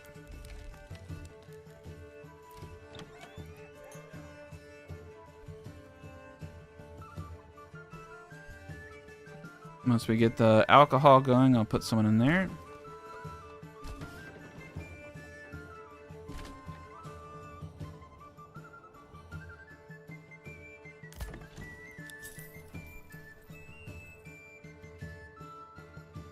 Alright, and I think we can stop the clay furnace now. Yeah. Perfect. Alright, let's slap the dude in the tavern. Overstock of 5. Alright. Malt house is going. Gonna start getting hooch. Need to get that third food type now. Alright, we should have... Nope, still haven't gotten the tool. Did we do this guy over here? Alright, so the new castle's up. I'm just going to leave this alone for now. It's a nice little teeny castle. They can be proud of it. This is where the real attention lies. Okay. Do it. Castle will be born now. Mega castle time.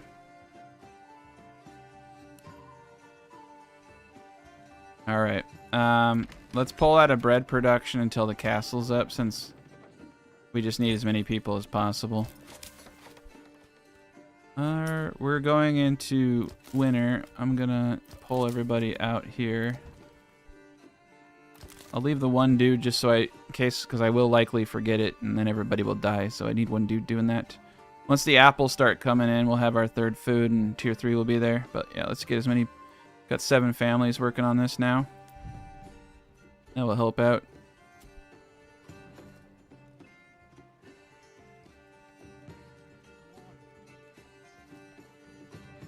All right. Yeah, we'll get bread production going next. Once this castle's done, then we don't...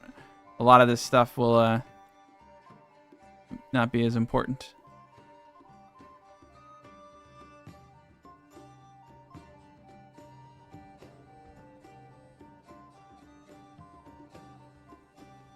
Oh no. What's he doing to that man? It was like he was ramming that dude up against the freaking... Oh no. What have I done? That poor guy. Man, we have a lot of freaking money. It's kind of absurd. Alright, everybody here is doing good. I have a lot of unemployed people though, but I'm okay with that.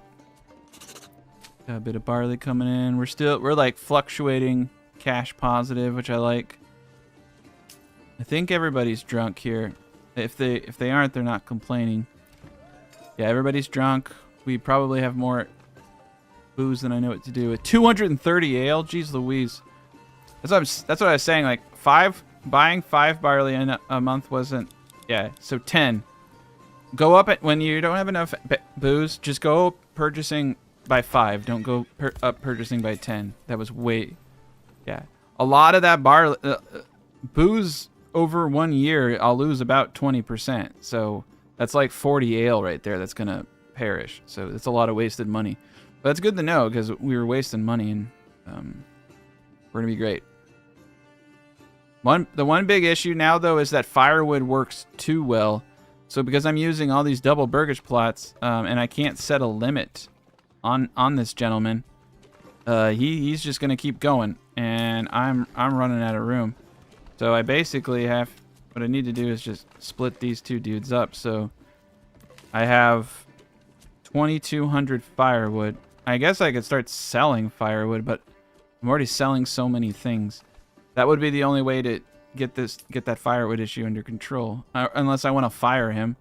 But currently I have 72 months worth of firewood. So I think we'll be good. Alright. Why isn't that booze coming in, sir?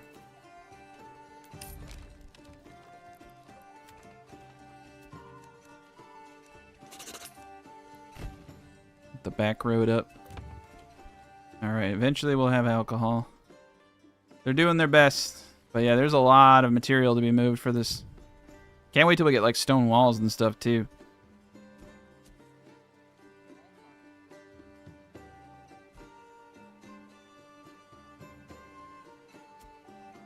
Oh, man. Yeah, we gotta get this up.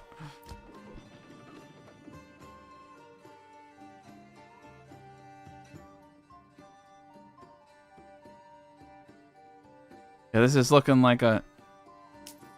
It's got... This little river is a nice little touch, but it's kind of weird that the way that it runs through all the fields. It's a nice ambience. Gotta be some soggy wheat, though. Now they're over here on this field. Yeah, this is probably the coolest map that there is. So this is actually a pretty good representation of what people do for fun here. I kind of like... I don't know if that should be the thumb... I think the thumbnail should be the castle, but there's a part of me that really likes that one. Manor Lords. Stand in a field. Doggy Wheat. It's a good stage name. Oh boy. Oh dang, dude. Look at him go.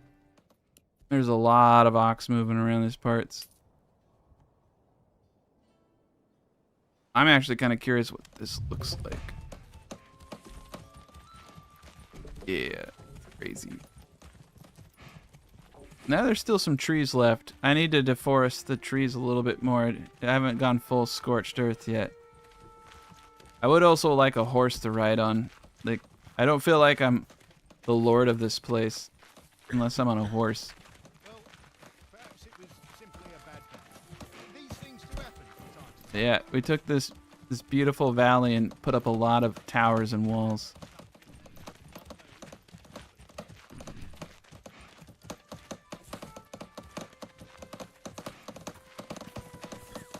Just give me a hammer and something will not move. Yeah, I don't know what these people are doing here, but they're not working.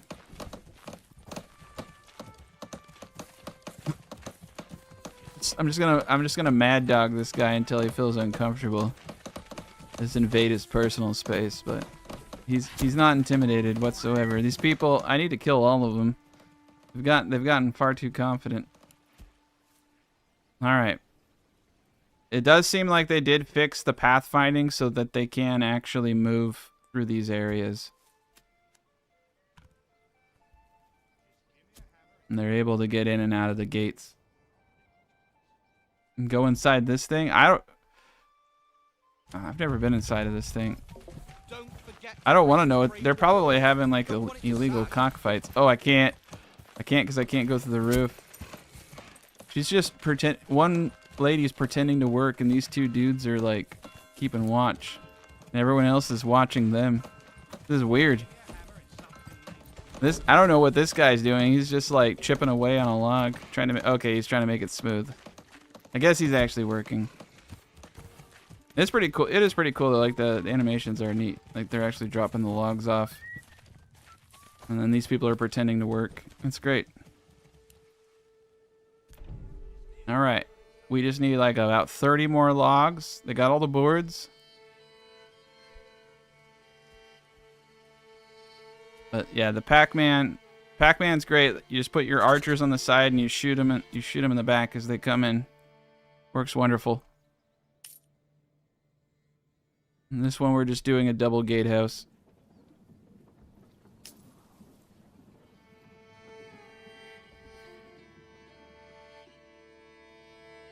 All right. That's not very good. 25. Okay. Well, those were just harvested. That's why it looks lower than it is. Oof. 13 barley. Barely any barley. Yeah, I'm getting bamboozled.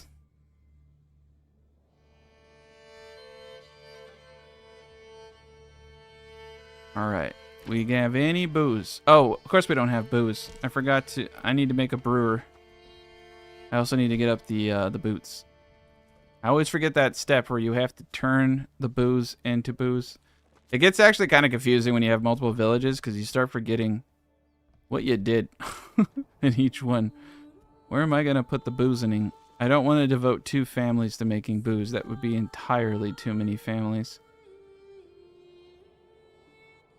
I'm running out of room. And I wanna keep it close to where the booze is made. I think right here is not a terrible place to make a booze room, a booze house. Oh boy. There we go. No. Yeah, it's weird. It's the road, I see. That's neat. I got a road back here.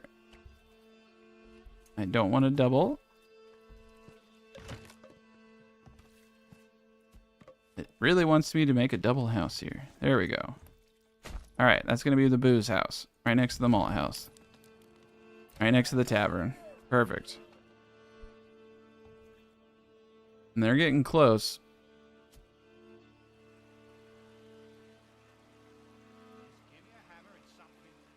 They're getting the walls down.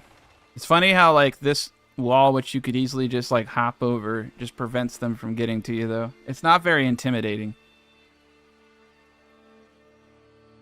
Yeah, they're basically the modern-day construction crew. Got 50 dudes watching one woman hammer. You're doing a great job. Hammering away. All right, now let's get these boats.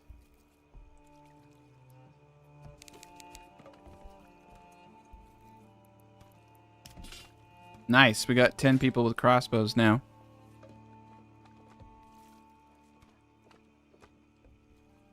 I should take those 10 crossbowmen and go kill all those people pretending to work.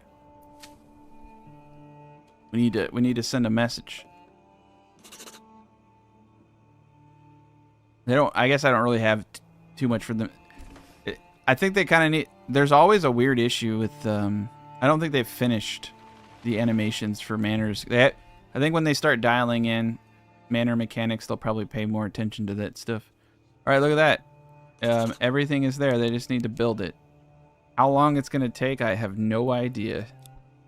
I don't know if they're all glitched out. I can see the hammer animation. I'm just gonna have to trust. I'm gonna have to trust the process. Okay, yeah, they're going around and now they have all the resources. So that's really cool to actually see them do it all. Yeah, they're placing down all the wall pieces. Very cool.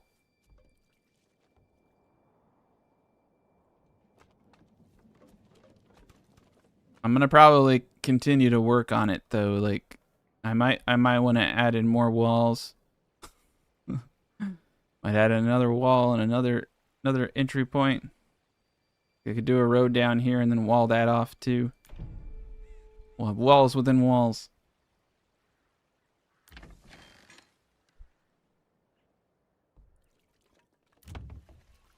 Okay, cobbler's up.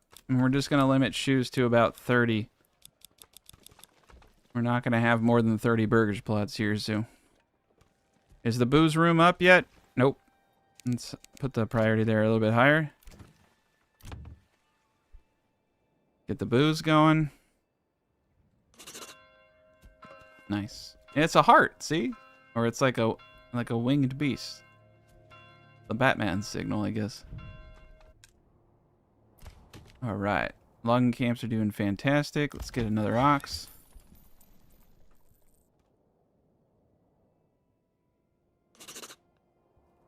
Not bad. Oh, they're still paying that mercenary company. I think if I were to save and reload, I'd be fine.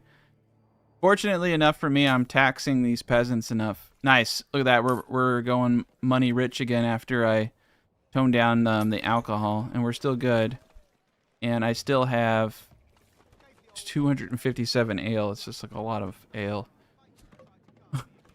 190 leather. I should probably start selling that stuff too.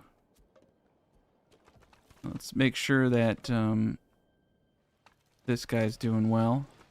100%. Cool. They can start storing stuff in there now. Nice. We got everybody in helmets and armor in this village. These crossbowmen aren't going to be as fancy looking. That's okay. There we go. It's a beautiful butterfly with one deformed wing. It looks fantastic. But no, it's all just about creating these little Pac-Man bottleneck areas. It makes it very, very neat.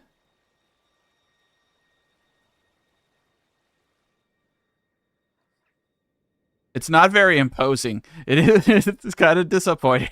It's like, okay, you got your. It's like an HOA like approved fence, like to stop the. If you can look over your wall like from a standing position and look like you're peeping on somebody, like you're not really intimidating. It's more of a set like. My best bet is that they see this fort and they feel sorry for me. Like it's about my best bet, like in a real combat situation. In this game, it's an amazing fortress, but in reality, it's a sad and very. I mean, I feel bad for myself. It makes me feel bad. Yeah, like Wilson from Home Improvement. What's going on over there? It's weird. It's weird. I feel like I'm stalking myself. Like I don't know. It's just I'm not very intimidated by this. Can I actually physically see over it with my dude? That's the question.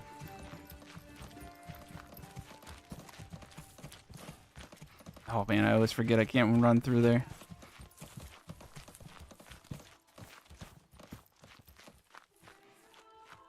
Yeah, you just can't let them see your mouth. Like, yeah, look at that. I can actually... They can physically see my face. This is not a defensive fence. I can mad dog people as they walk into my town. It's gonna keep them out though. I mean, this is going to be really hard for them to. It's going to be really hard for them to get up, and I mean, this is cool. It gives I can line all my archers right here, and then they can shoot down as they're coming in this valley, and they cannot attack my archers. So I can just have an insane amount of archers now, and crossbowmen. This is a beautiful spot.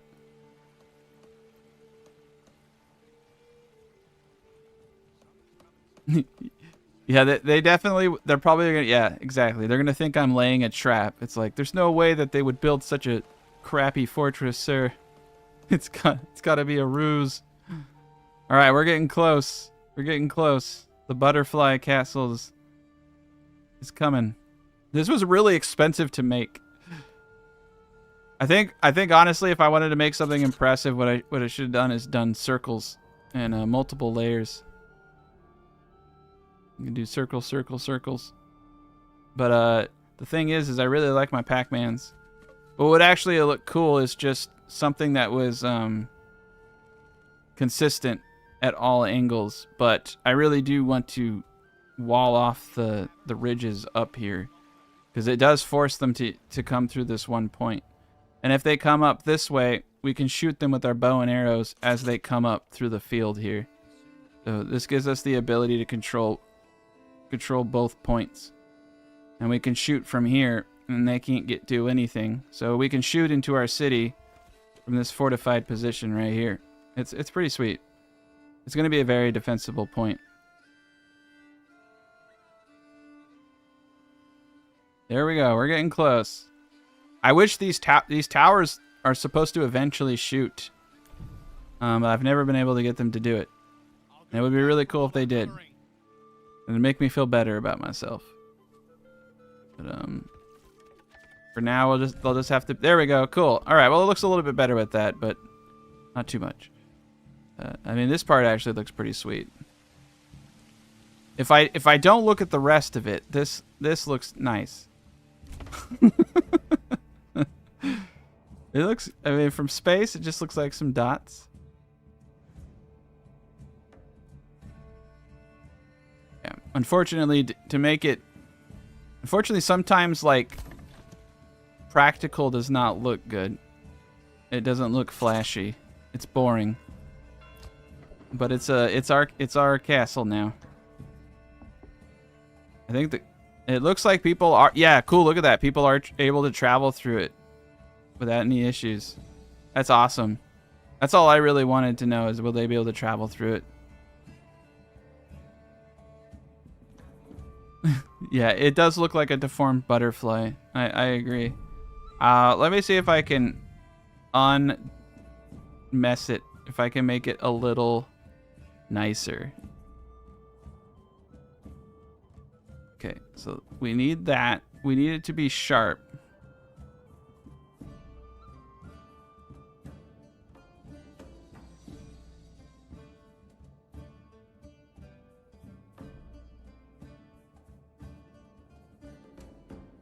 I think in order for this to work, to be honest. Oh my god, they want how much resources? They want 40. All I did was move it. I think in order for this to work correctly, we have to make it consistent. Like it needs to look a little different.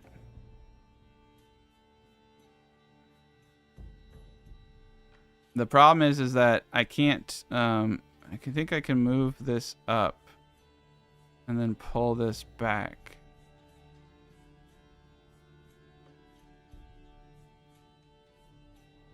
Let me see what I can do here.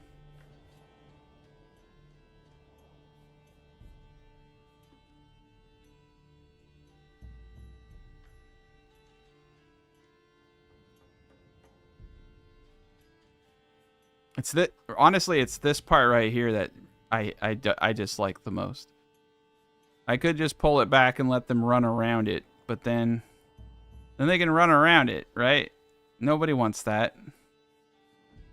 Then you have to have this really like this looks slightly better. but it's like I don't want them to be able to run around it, so I have to do this. So the question is like, how do I make this not look dumb? That's the hard part. And I think the only way to do that, honestly,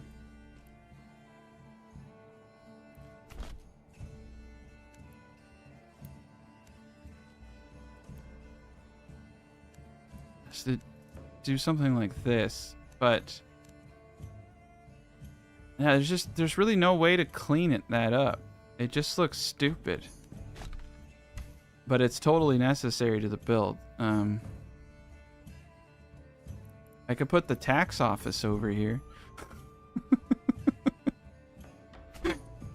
I mean, a lot of the men are gonna stand here, so it's not stupid. It is actually gonna be really, really advantageous. But it looks terrible. Yeah, we'll put the tax office over there. Okay, with the tax office there, it looks a little more presentable, and I don't inherently want to burn it to the ground yet. Down there. Okay.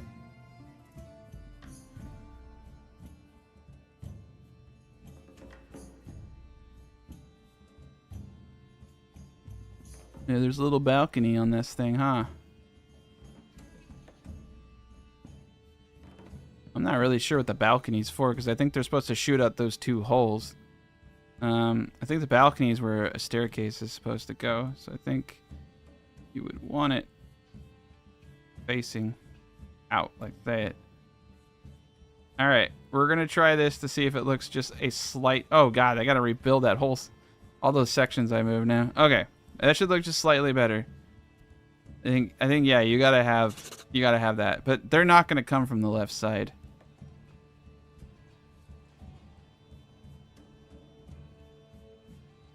There we go. Beautiful. The deformed butterfly will live on.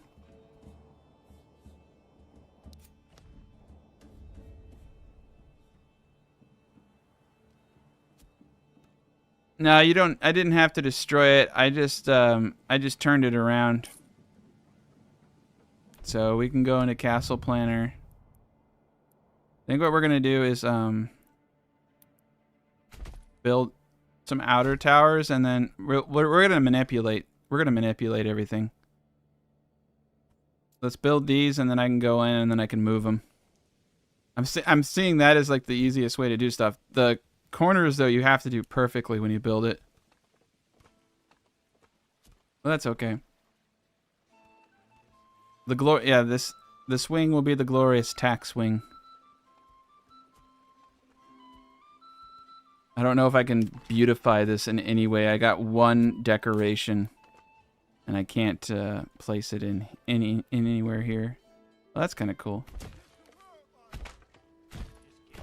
All right, we got one decoration. We got to use it correctly, right?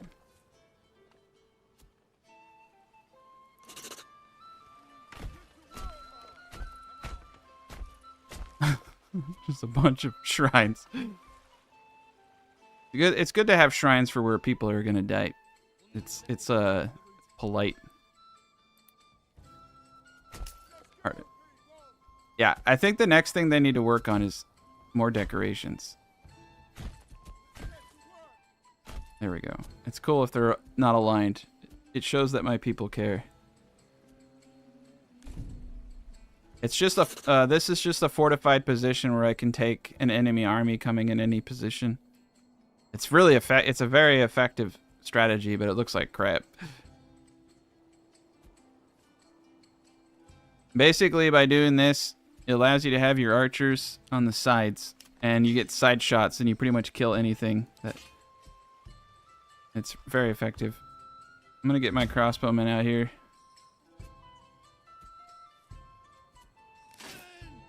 Alright. Here are my crossbows. But yeah, you just chill on the side and you shoot anybody who comes up. But over here is where the magic's gonna happen. We're just gonna have all our guys, so when the armies come in, we're just gonna have all our guys here, and they're just gonna unload. Oh, look at that. They changed crossbowmen. You only get 20 of them now. I don't remember that being a thing. I don't remember that being a thing at all. Oh, no, never mind. But that was so weird. Why did I only have 20? I must not have had enough. I don't know. That was weird. I just must not have had enough crossbows at the time. There we go. Cool. Alright. Our crossbowmen are going to be fine. I was a little worried there. Thought they nerfed crossbowmen. I better not give them any ideas. Okay. So here's our booze room. I'm going to upgrade that. It's just not cool. No, it's brilliant. Trust me, this castle's... I would be very scared to attack this castle because you're just getting flank shot, but it looks like a Picasso drawing. But there we go.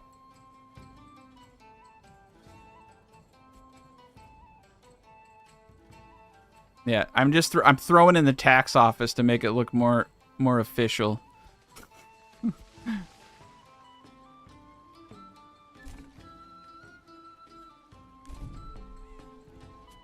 All right. Beautiful. It's a beautiful place now. I love it.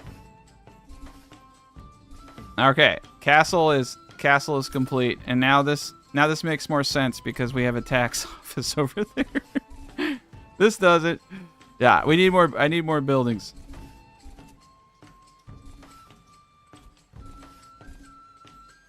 All these are facing backwards. Perfect. I'll deal with that later. Oh, that's kind of cool.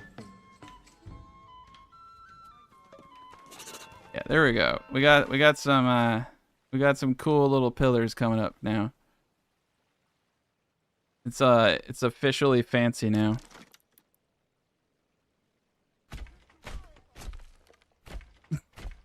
The one deck we got to use this one decoration everywhere to make this place look more official. Look how beautiful and official we are now. I wasn't feeling this village until I spammed the one decoration that we had. Now I'm really feeling it. It's a mark of progress.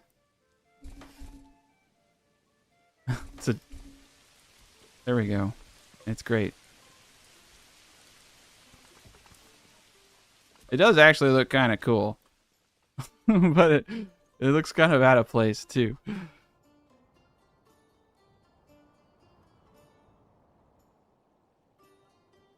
Okay.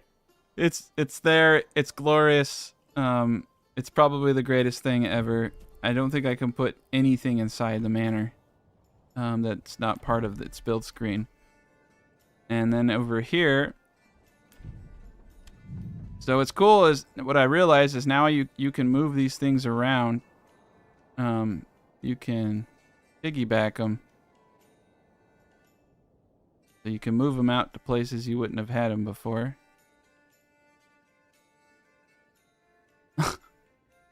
Yeah. Okay.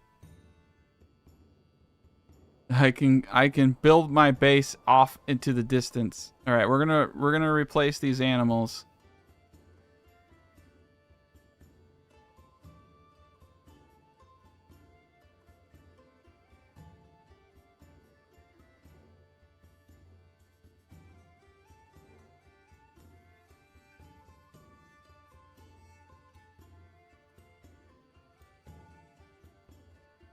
Oh, there's a lot of angles here.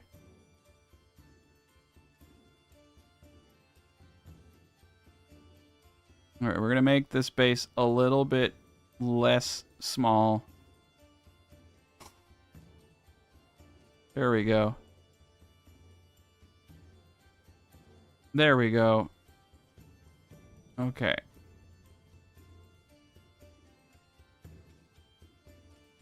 All right, this guy's not happy. We got him. Now we got the Mickey Mouse. Oh, they didn't like me moving that at all.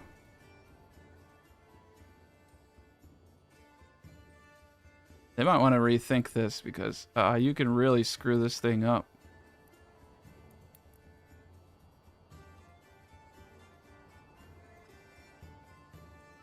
We'll put this guy back here just to make people happy. Yeah, and the outer tower snaps to the wall pieces when you have them. That's right. I remember this now. If you snap them, it does actually look really nice. There we go.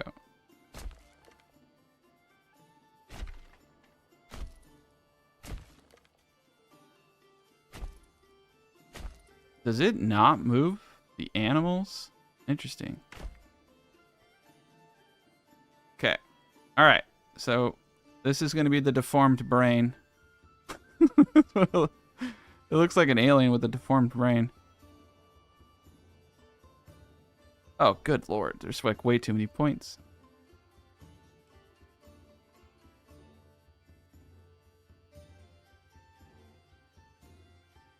I just have like these. It's interesting. You can't delete these things once you place them out, but you can't get them to snap back. They snap really well into the wall pieces. I'll just have to physically put them in. Okay, there we go. We got the big brain now. Now I can move this back. Now we can have a good time.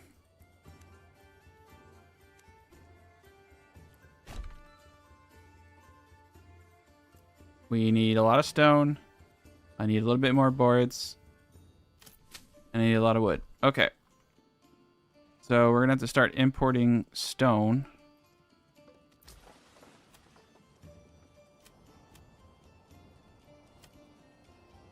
No, that's going to be... You think it would be crafting material, really? Huh. Nah, that don't make sense. Okay, it's going to be construction. Okay, import. All right, let's just start mass buying some of this stuff. And what else do I want? Poor quality, he said. Impossible. 250. Make sure our timber's going. Got multiple people we need to get going.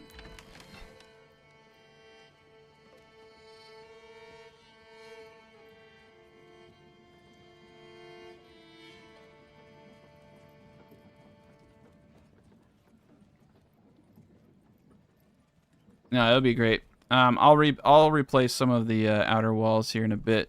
I'm just gonna leave it alone for now. Once we get the resources, I'll play around with it. Alright, so this guy's good. All these things are facing weird. Alright, let's see. What I wish, though, is that these tower pieces would snap. They don't do anything, though. That's the thing. All they do currently is confuse the AI and myself. But if you want them all... That's what's crazy is there's a construction cost just for updating things. I hate that. It does look like I can snap these into place, though, so I can actually fix this. There we go. This doesn't make any sense, though. There we go. There we go. Yeah, they don't have to look dumb. Cool. But what's funny is that I'm basically getting free spacing. I don't think anybody can get in that tower. There we go. There we go. Free spacing, yeah.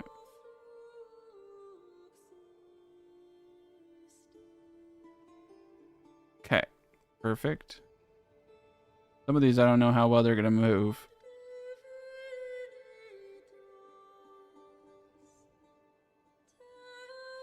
There, it's snapping. Okay, cool. That looks a lot nicer.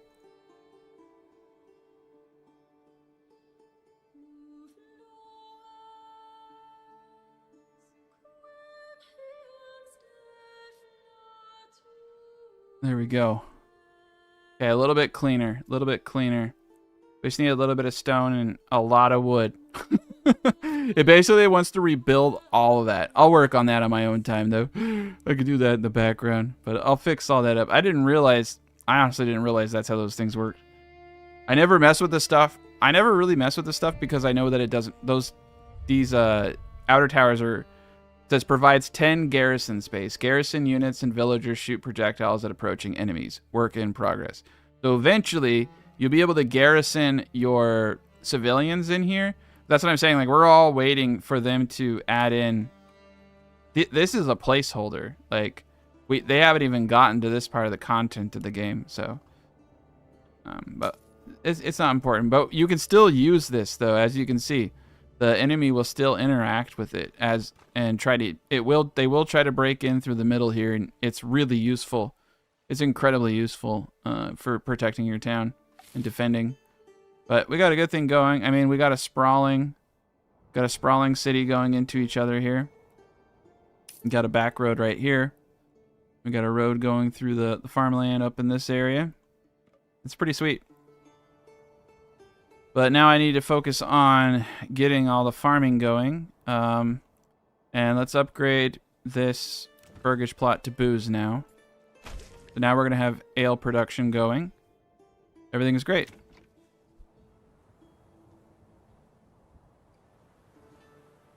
The first thing they attack are your units.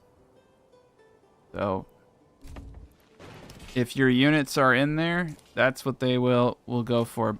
But sometimes, like bandits, you have to get their attention. But the Lord's army will march to where your army is. So if your army is in the fortress, then they'll attack the fortress. It's pretty sweet. But yeah, everything's working as intended so far. And yeah, we're almost to 2,000 wealth, so we're able to purchase enough alcohol for everybody. Our food is, I would say, stable. Honey, fish, everything's doing great. Over here, we're doing okay. We got apples coming in now. Apples, veggies, berries. Nice. That's going to put us... We can do it. I can go to tier 3 now. Beautiful. Now I can get a bunch more families in. I don't want to upgrade the brewery.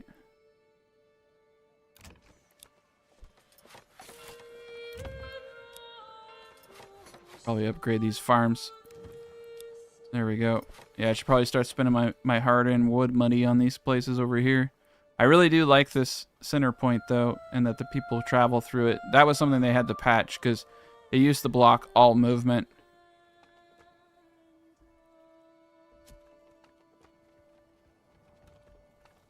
Yeah, if the braiders come in and you see fire symbols, what you need to do is YOLO one guy out there to grab their attention, and then once that unit has their intention, they'll stop burning down, and then you just run back. I usually have all my guys in a fortified position, and then I send one unit to lead them back to where I am. All right, tier 3, here we come. Got the booze coming in.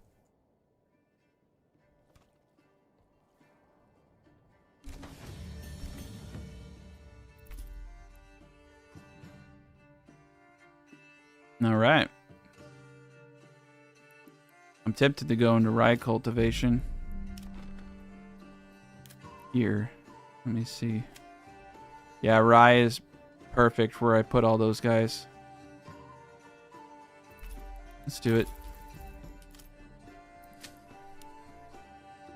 From 60 to 80%. It's a good jump. It will definitely make a lot more grain.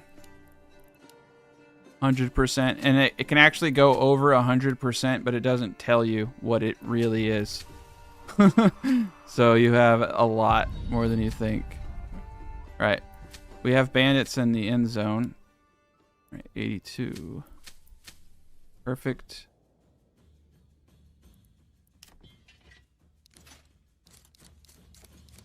I'm not going to take the crossbowmen because they're just too far away. I don't remember which retinue are mine.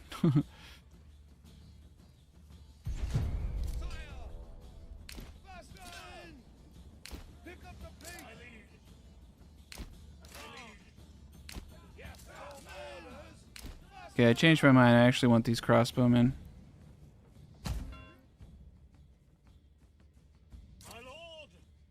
I'm going to use my retinue to lure the bandits.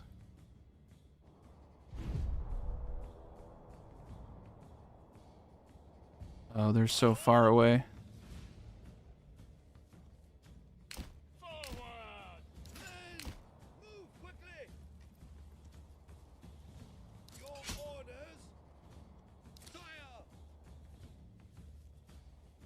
Yeah, I actually really like having these manors.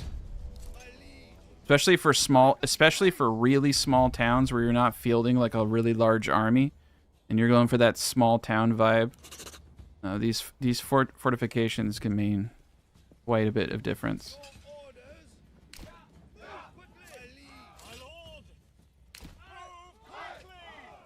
All right, here they go.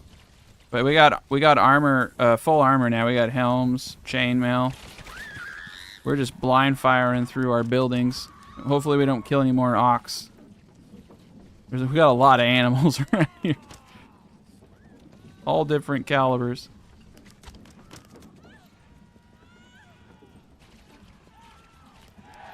Oh, we shot that ox. I knew we were going to do it. We're killing so many innocent ox. I'll have to buy another one. Shoot, I got one of my dudes outside. He's just chilling. There's just one dude out there chilling. We might lose some citizens. I've seen them kill people. Okay. Yeah, some of them are trying to morph through the walls, but the others are going to try to run down the gauntlet. Yeah, if you don't want to do a Pac-Man, this works too, to be honest. If you want it to look nice, you could just double gate it. I might actually go more towards the double gating, to be honest, because it does look cleaner. A Pac-Man I just like because I found it works a little bit better, but maybe I'll do double gates from now on. This looks pretty good.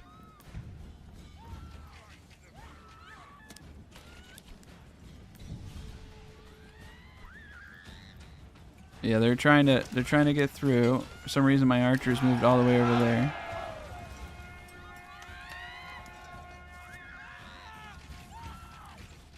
I think I'm accidentally shooting my own people. I could turn friendly fire off, but I'm happy to not. I want to kill all the bandits. Oh cool, the crossbows over here are shooting. Very good. Crossbow units are good. I think I hit a couple people. Oh man, that was great. All right, The banditos are gone. Yeah, what's cool is these provinces are so close together. I can just run them over and exit them out. Cool. Yeah, that actually worked fine. I think double gates are better than the Pac-Man. There's some dead civilians, but there's a lot of dead enemies. This guy's floating. Yeah, there's a lot of dead civilians. This woman's seen too much. She's shook. Yeah, I like that. That looks pretty good. Maybe we should just start doing that from now on. Instead of making these ugly little butterflies. Alright, well, I might redo that then. I might just start doing double gates. Hello, everybody. Welcome back. So here we go once more into the fray. So last episode we got our nice butterfly castle up. But as we discovered, the double gate actually is pretty effective and I think looks a lot nicer. So our objective for this episode is to finish the series by taking this third province. I don't know if this will be the end of the series because it takes quite a bit of time to get these castles up. Probably this and one more episode for sure. But we got a lot to do. But we want to take this province and we want to try the new castle design. So let's just do a couple of things just to make sure everything is in order. I realized over here I have honey in this large granary, so I don't want that. And that's good. Also in my guide I talk about that I released today, have food variety works, and I want to re-emphasize this for you. So marketplaces no longer require that you have one kind of good to meet it. As you can see here, the bread, honey, and fish are all being used for the third and fourth food types. You can say I have 5 food types available. So you can mix and match. I call this like the goulash approach, where you just have a bunch of mixed goods that you have low amounts of. So optimally, like having just a giant pit of marketplaces would yield the best result. Unless you're using overstock mechanics, they won't fill a stall if it doesn't need to be. So that's why when I build my builds, I've been doing it based off 20 and 40. And that's so that I can optimize my regions like so, you know, with my my veggie apple food stalls. So I don't need more than one stall here. You can see I have 20 apples and veggies between these two. And so I'm perfectly using that market stall. But if I were to produce eggs, sausages, or anything else, I wouldn't necessarily even need an extra market stall. But if I wanted to have that good stored in a marketplace just to reduce like the time of transport, and a lot of this is overkill, you probably really don't need to do it. I could have like one market stall available and just use the overstock feature. So like realistically speaking, if you have an area dialed into one food type, you can use overstock to make sure it's always stocked in excess. But a lot of this stuff is like probably not even important. I'm just mentioning it because it exists. You can see between these two food stalls I have 20 bread, 20 honey. But since I've met all my food needs, it's not going to stock everything. So I do have, as you see, overstock of 10 here to make sure that both of my food stalls are maxed out. Normally they would not be because I've already met the requirements. So here we go once more. All right, so we're having a beautiful day. Over here we're getting up to we just got a bunch of houses up to tier 3, so we need to continue trying to get that 4th food type. So over here we have vegetables and apples and berries, and we're going into bread production now. So I'm going to slap in 4 families, put 1 in the windmill. We're going to get ourselves another ox. We're going to put a passive berry team of 3. I really don't need the full 800 berries from this because of spoilage. Like I said, you lose about 22 to 30% year over year. So if I'm not selling it, which I guess I could sell the berries, but there's still some stuff going on with trade where it's not completely effective. I'll keep throwing people in there and hopefully it works out one day. And we got lots of booze. Everyone's drunk. They're having a good time. We're at 87%, so actually I'm going to upgrade this to a large tavern. so that we can get more people drunk quicker. The brewery is going to remain a tier 2. This individual over here. But yeah, I personally don't really want to do eggs or any of that stuff because I just don't really need to. But I have all these open plots. I could do meat. I could go sausage. To be honest, there's just too many ways that you could do this. So I think we're fine the way we are. It's actually, I would say food is easier than ever, and you don't even have to go to the extremes that I go to. But I love going to extremes. It makes me feel good. Mostly, I just like seeing if I can do it. So okay. So what we need to do now is start a fight. So we have a lot of hungry hippo warriors over here, and we're gonna come over into this region and try to take it. I still have that one mercenary group from way back in the day taking money from me. So I'm paying them basically social security wages for the rest of my life, actually, because I'm pretty sure they're long gone and dead, and I'm still paying them. I'm pretty sure a lot of them died, yeah.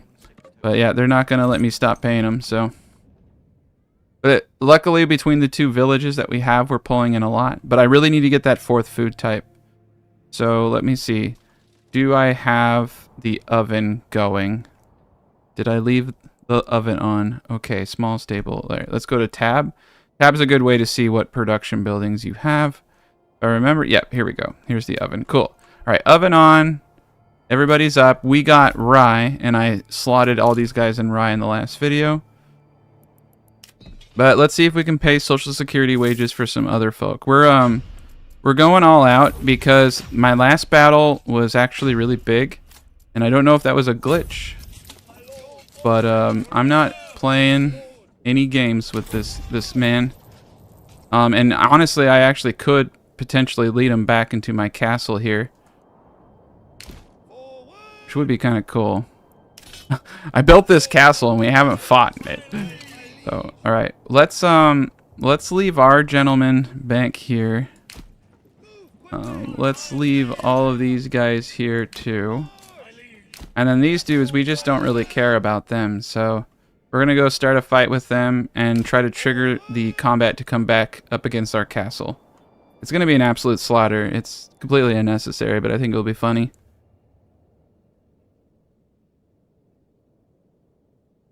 If you're wondering how I did these fancy pants things, I have guides on that on my channel. So just click on my channel, look at my recent videos. I have a whole like 8 or 10 minute guide on exactly how to do that. And I just uploaded the 2.0 version that goes over methods of. In my first version, it was really I didn't really have a good methodology for getting the stat points, and now I have 3 different tactics that you can use to streamline that process. So it should be relatively straightforward.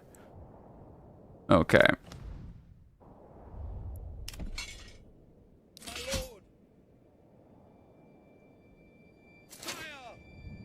Okay. All right, we're ready. We're ready to. Why does it say I have? They're gonna run away if I don't get these up. I have 1 family free. Get these up faster. Yeah, you don't want. You don't want that ox running away. All right. So what we need to do here is just click on it and claim it with influence. And then once he goes to war, right up here. So I just need to leave 1 sacrificial lamb to start the war. And then the rest of these gents can just run back here. Cool. Alright, so I'm going to get myself in the place that I want all of these dudes. Is right here in this little kill zone. Right, where's the enemies spotted? Let's figure out where the enemy's coming from. Alright, the enemy's coming from this direction, but they may have mercs that come from other directions. Okay. Just 1 sacrificial lamb is needed for this. And then we'll place these guys here. Defense is here. They sometimes will meld through the walls, so I'm gonna put some guys there. Same thing here. Put some gentlemen there, and we'll see. We'll actually see which way they come up, but Okay, archers there. Combat units here. Yeah, let's lock up all the entry points. Beautiful. It's a great day. All right, let's speed this bad boy up. Yeah, that's the Brawndo that you're seeing right there. It's a beautiful thing. I have several guides on it. All right, they didn't send much this time. And we're paying a lot, but we have 7 grand. All right, come on, initiate the war. Do it. Oh god, wow, 700? Oh, I paid taxes. Okay, battle begin. Now I can run them back, and they're gonna follow me. You gotta proc that battle begins, or the war just keeps going. I bet you they're gonna nerf this though. Everything. Oh, I lost the battle. Okay, they did nerf it. You used to. Okay, that's fine. That's fine. They nerfed it. You used to be able to pull them. Now I have peace declared. Okay, damn it. They nerfed it. It's all right. It's okay. I'll just start another war. Let's do another war. I'm fine, man. I'll fight everybody here. We don't even have to play nice with these guys because they're really weak. I'm gonna come in with 0 stamina and we're just gonna kill everybody.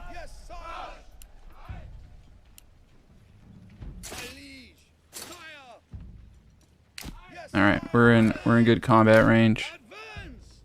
We can actually engage their archers with these merc units. Everybody else is taking their sweet time. I'll make them run. Yeah, that's what's crazy. When you have money, you don't even have to think in this game. All right, our crossbowmen are definitely going to eat up these archers. They're taking heavy casualties. We have all armored units except for our crossbows. And we got these gentlemen right here coming in hot. I like to sacrifice the mercenaries. It makes me feel powerful. So I don't really care if they die. Kind of like that scene from Braveheart where he orders his men to fire arrows on the mercenaries. They will hit our men. It's like, yes, but we'll hit theirs too. I mean, it really is, you know, the way to go. I mean, their lives don't matter. All right, here we are. All right, so those men have engaged, and so they can no longer shoot. All right, these guys are going to get eaten up. I do love the crossbows a lot. They're pretty powerful. We're going to switch our orientation because we're getting attacked from a different angle now. And you know what? Let's just send these mercs to engage this unit down here. I'm going to get these archers up over here. Oh, we got some more. Here we go. Oh yeah, look at those crossbows, man. They really did a number. Kind of feels like the crossbows are actually shooting pretty quickly now too. All right, we'll throw the mercs over here. I thought they were gonna come at me with a much bigger army, so we're just gonna throw men at them.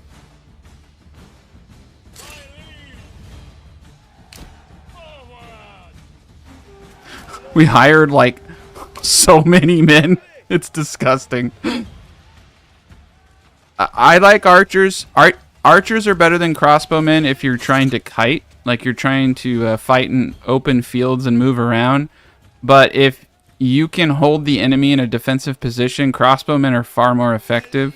Crossbowmen are honestly like having guns. I really like them a lot, but there's something to me about winning the game with archers that just makes me feel like it's just kind of funny to me.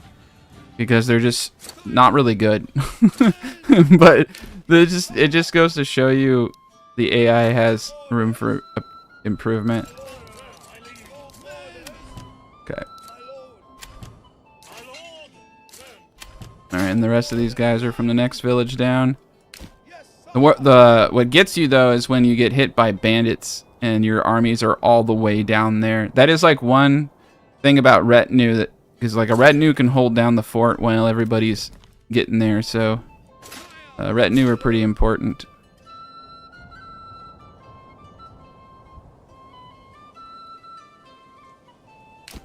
You're asking if I'll do an updated guide on trade. Trade is not in a place where a guide is necessary. I actually think that trade can be easily summarized, to be honest. So the way that trade works currently with the new patch, they used to go to the closest trade post. Now they go to a random one. But whatever is in that trade post is what they purchase. So if I have 10 carrots here and 50 in, well, they'll only go up to 50s. And I have 40 carrots in another trade post. If they go to the one with 10, they only buy the 10 carrots. So I've been on it. I killed a horse in my last raid. I need to buy another one. I think, how many horses do I have? 4? Okay, cool. Yeah, I've just been doing one trade post until they fix trade posts, and my money is better than ever.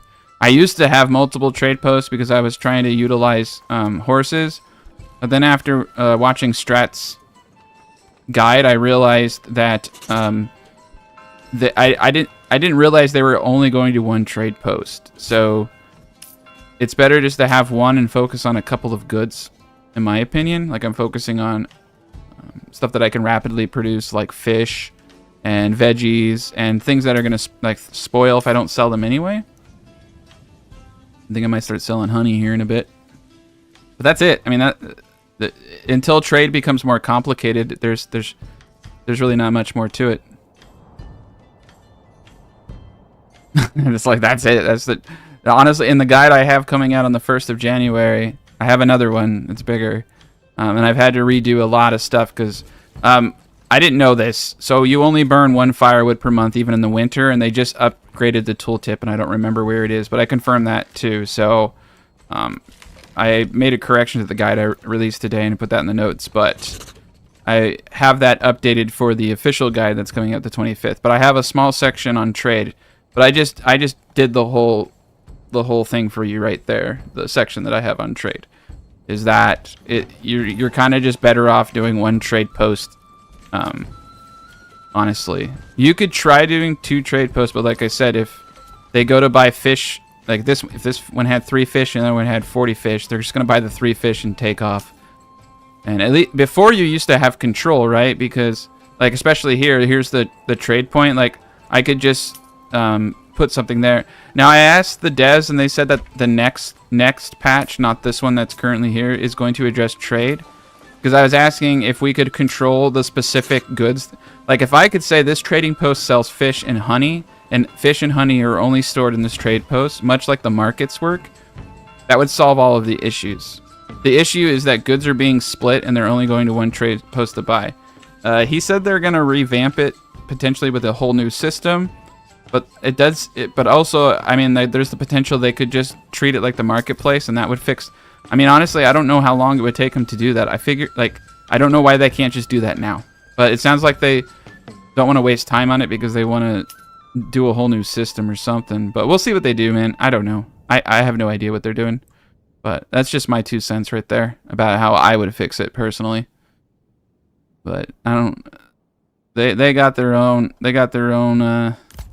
Timeline, and they got their own ideas.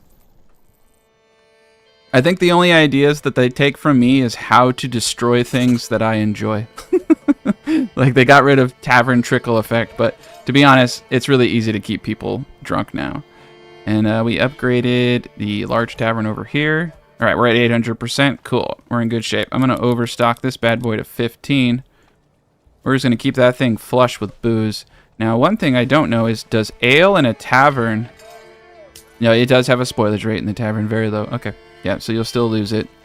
Spoilage is pretty brutal in the recent patches, so as soon as I get stuff, I basically sell it. Like, we're at a point where we're making like 500 veggies, so we're going to lose 30% of these veggies if they just sit there, so I might as well sell them.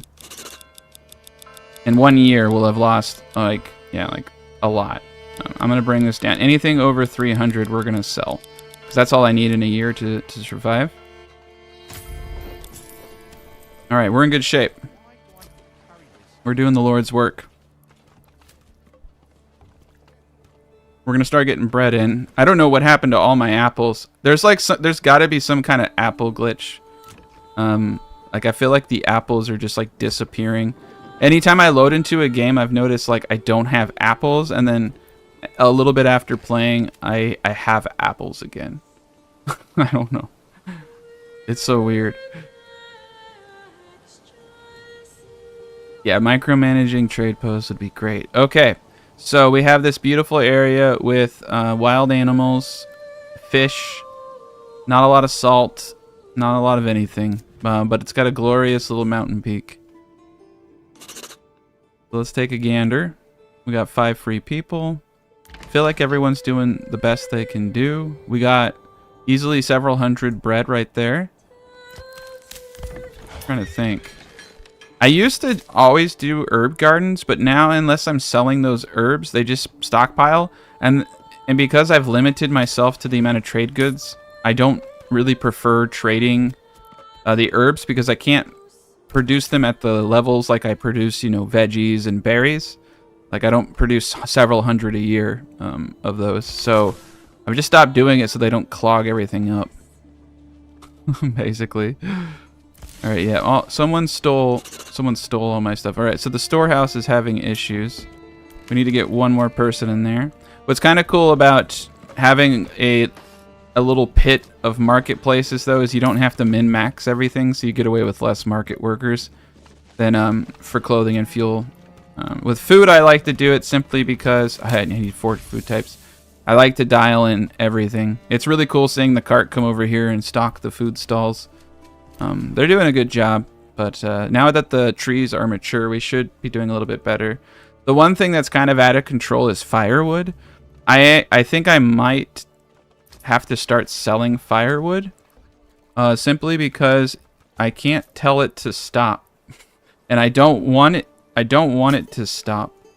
So I'm gonna set it to anything over 400. It's not a really good trade item, but that is, I mean, it's worth 1.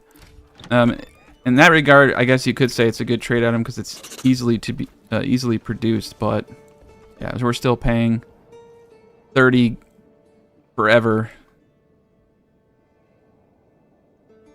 Okay, so here's the deal. We want to take this region, so we're gonna put a camp over here. So it looks like, ooh, it looks like there's no back way up, and there might be a back way up into this. But so the animals are there. This is kind of weird. Trying to figure out if I can get back here for these trees. Yeah, there's a back road, but the problem is I don't want to hurt the animals. I could put a farm plot over it to protect the animals, but I hate the way it looks. It looks so dumb. All right, we got a back road there. The area where the animals are, and I don't want to move this because when you move the animal posts, like, things get glitchy. Traps aren't, I've been told traps aren't really working very well either yet. It seems like the majority of wood's gonna have to come from down here. Firewood would probably be good to produce right here. Just keep it away from the animals. All right, let's put down our dude right here. And we're going to spend the big bucks to get plentiful. That's great. So we have an enormous amount of wood, but I still always kind of err on the side of caution and build my logging camps first. I'm going to build 2 just because I can. Don't necessarily like that. My guys are going to be coming from either this direction or down this direction. I could see the potential for all of the above. There we go. Oh, there we go. A little crossroad action. Perfect. We got a disabled shrine. Okay.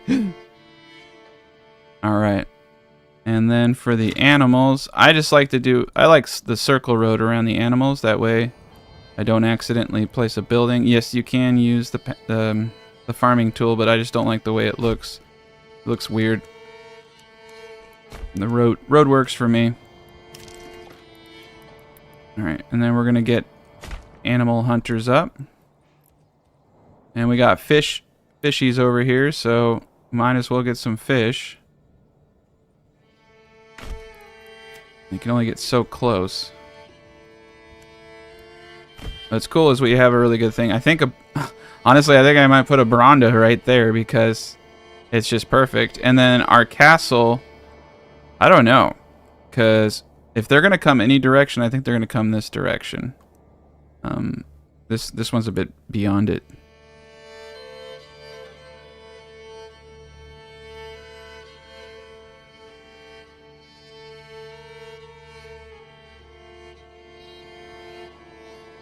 Here we go.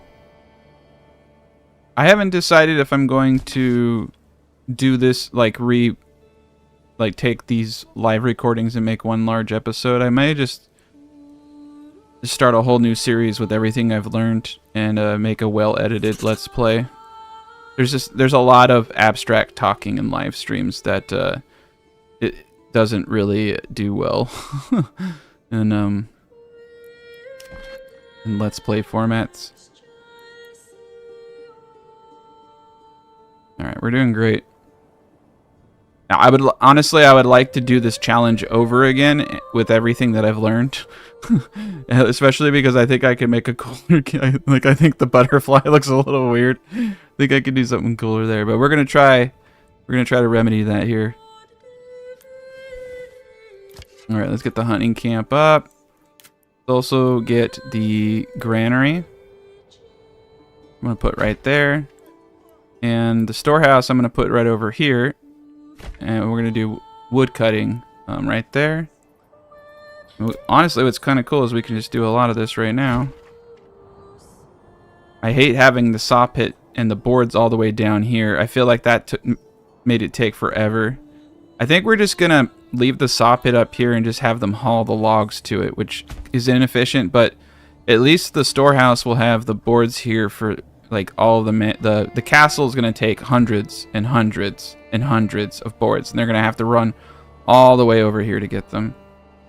Yeah, usually you could, I mean, that's what's interesting about these small maps is everything is a little difficult. That's why I actually like this map a whole lot. It's really cool. Alright, let's get... I should have probably got another hitching post up first, to be honest. Let's get 2 hitching posts up, and let's get some more ox.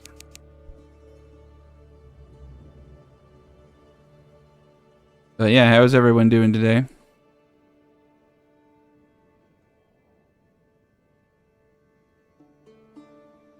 There we go. Yeah, the new patch is really awesome.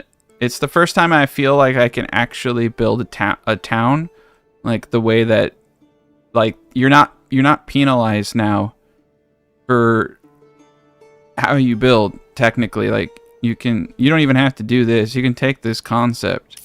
The concept is just that the houses are all around a granary, and everything is moved.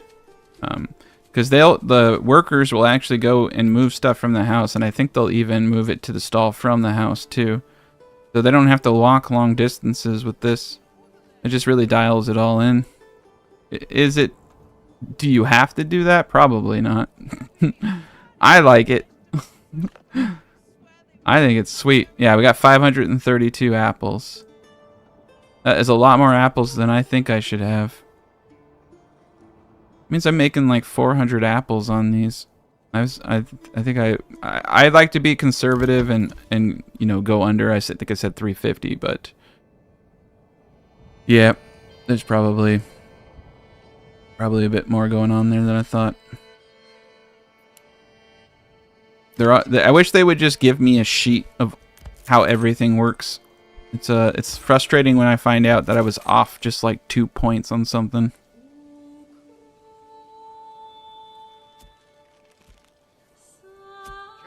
But whatever, I do my best. I'm probably like about 95% correct on a lot of the things I say, but like there's always that one little change that I didn't think about or notice, because there's just like so many. I don't know, one of the videos I made is literally 30 minutes of me talking about mechanics, and it's just like there's just so many little things that they tweaked. Like, I didn't realize that they tweaked firewood. I guess they did that a couple patches ago. But I believe the people who tell me that because they are always on the Discord and always talking to the devs and stuff. So, good thing is Manor Lords does now have a pretty established community, so there's a lot of very knowledgeable people. Alright, I'm just going to upgrade the brewery anyway. We're going to get all these buildings to tier 3. Got apples. Yeah, we got 352 apples. So it's it's about 350. We might 337 now because they ate some. Okay. I wonder how I got those extra berries down here. It was weird. Holy cow. I got 3,000 firewood. I have enough for 95 months. The thing is I really don't want to tell him to stop working because, like, I'll forget, and then, you know, 20 years from now, everyone just freezes to death. But you can't set limits on firewood. You can on everything else, but I have no ability to control how much firewood is made.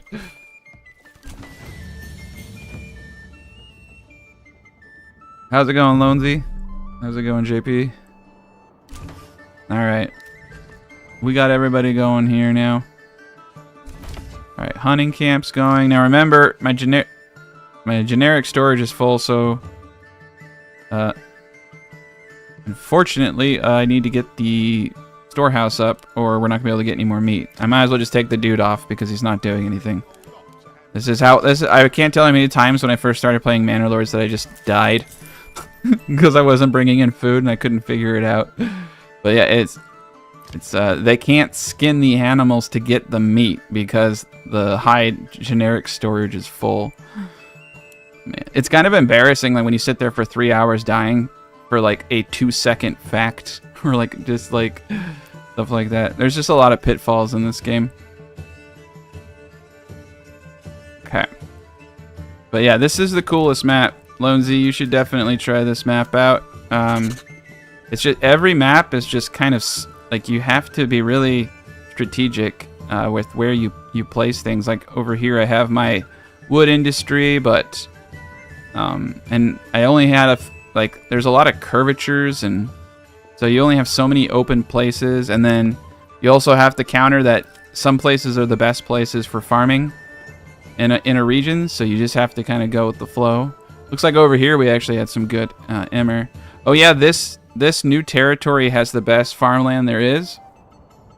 I totally spaced on that, so we're gonna be pretty heavy farmers over here. Yeah, the apiary thing is pretty nuts. What's kind of annoying is I did it with 6 and I wasn't getting enough honey, but then like once I went to 8 to 9, like it just, I don't know why, but once you hit 8 or 9, it just really starts to take off. 12, I've been told like 12 is the best, and if you want to get the full 2 per day, like you have to have this absurd amount, and it's just not worth it past 12. So that's what I've been told about apiaries. Yeah. Yeah, this is my favorite. I mean, you could honestly do a pretty good series on this one. But the goal here is that we're building town to town to town. So you just have basically a whole stretch of towns in this mountain valley. It's pretty gorgeous. And yeah, this is my favorite map. I know a lot of people are really into the river map, but I mean, it's basically just a flat map with rivers on it, whereas this is like got tons of mountains, and it's just got a lot more features in my opinion. And you got these like little snaking rivers throughout the whole thing, and that really sets up for some really cool scenery. So I think that's really cool. I only do 1 worker per apiary, and per most people that's still the way to do it. I know some people have done 2, but I don't think so. What you have is, you see this honeycomb, it's transitioning. It's just like the honeycomb is turning into honey, and you just need the one person there to kind of get the process going, is my understanding. The tooltip is wrong. It's 2 honey per day. You can't produce more than 2 honey per day. But you need more than 2 apiaries to hit that level. You need like 8 or 12. Hopefully they fix that soon, because they've had that in for a while. There's actually a good handful of tooltips that are incorrect. There's a Steam guide that Chilled Sloth made. I link it in the guide I'm posting on the 1st, but I can't remember what it is off the top of my head. But there is a guide that points out all the wrong tooltips. So yeah, it's kind of funny actually, because you're just like, wait, but it says it does this. It's like, yeah, welcome to early access games. All right, we got one dude down here. It's kind of yeah, and the same with firewood. The tooltip said 2 firewood in winter, but it's actually been 1 firewood in winter for quite some time, is what I was told. So I'm like, crap, because I thought it was 2. Because the last time I tested it, it was 2, and I haven't tested it since. And I've never seen a patch note, and I've never had any reason to believe it had changed. It's kind of hard to test that specific mechanic, but I guess it's not too hard. But I shouldn't say hard. It takes about 2 to 3 hours to test each of the consumption mechanics, because you have to have everything in a very controlled setting, and then I have to leave my computer on, and then I have to go through the data. I mean, yeah, so I have to film. I usually do about 5 years. I do fast forward for about 3 hours, and then I'll look at 5 years of data and I'll write it down, and I look at the variances of consumption, but that's how I know how many berries you get and all that stuff. And I also talk to other people, and I ask them if they know if anything changed. It's much faster to have conversations with people who do the work. Otherwise, it would have taken me like 3 months to update all my information, because I would have had to test it, all of it myself. But yeah, there are a lot of people who just nerd out on this game.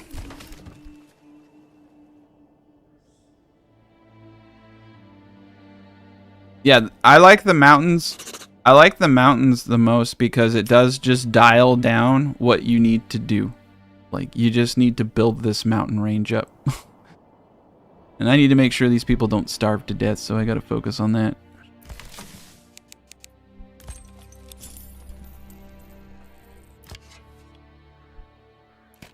Alright, we got enough meat and bread for quite some time. I need to get this I need to get this granary up.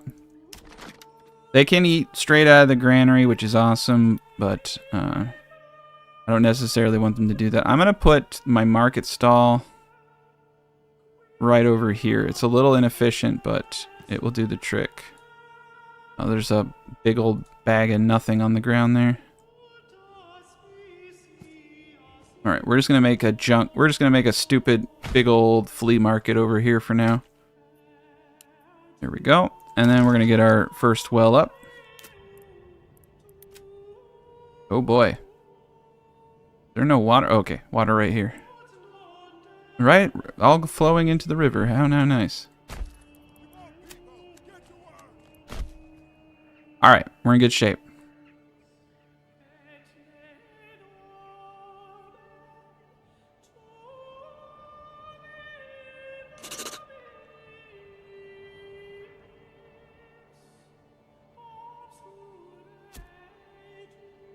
You can move, you're asking if you go to animals or berries in new regions. You can move the animal spawn by placing an object over it. So I just move, and I move the wild animals until it intersects where the berries are. But if I had to choose one over the other, it would depend upon the month. It would just depend upon which one I could get food from first. Shit, are people gonna freeze to death if I don't get them in houses? I gotta stop admiring the game. I'm like, ooh, look how pretty it is. Everyone's dying from dysentery and freezing to death. I was like, it's so pretty. These graphics are amazing. Dead families everywhere. All right, let's get this. Yeah, let's get these people in houses.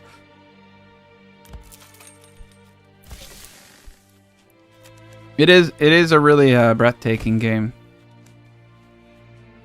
It's very pretty.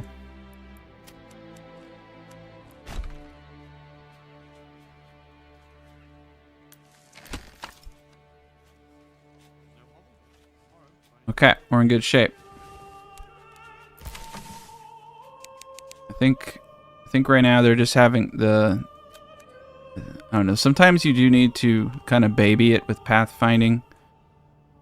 So we're just gonna build a road down to this road.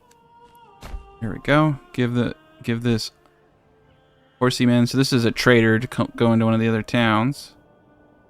All right. I'm gonna slap 2 people into here. Yeah, he's going to the next place. But yeah, this is the coolest map, man. It's really cool because, like, look, you can see the other town in the distance from here. You can see the windmill going. I mean, there's a lot of detail.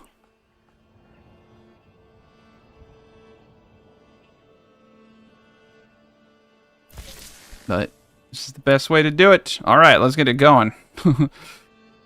I need to get some of this stuff up. There we go. They're just waiting on a log. I've had some serious issues with the log pathfinding. Like, I'm a little scared. Okay, here they go. They're finally bringing the log from down there. We have logs over here, but they had to bring... This log down here is special. This is a special log. Everyone can wait to eat until... like, we don't need to use these, 14... Oh, crap. We're negative 21%. Oh, God. We're gonna lose a family. I can recover from this, but I can't recover from them going all the way down there to move. They didn't even do it. Oh my God. Did I get the okay, we're above 25%, so we won't lose anybody. There's like some weirdness that goes on. I've had the granaries get bugged out a few times where I have to build another one to get them the last log in the granary like doesn't go. It's so weird. I'm gonna wait to do my perfect start guide until this freaking thing's official for that reason, because it's just like...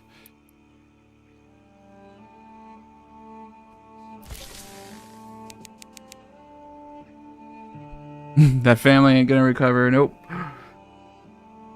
Oh boy.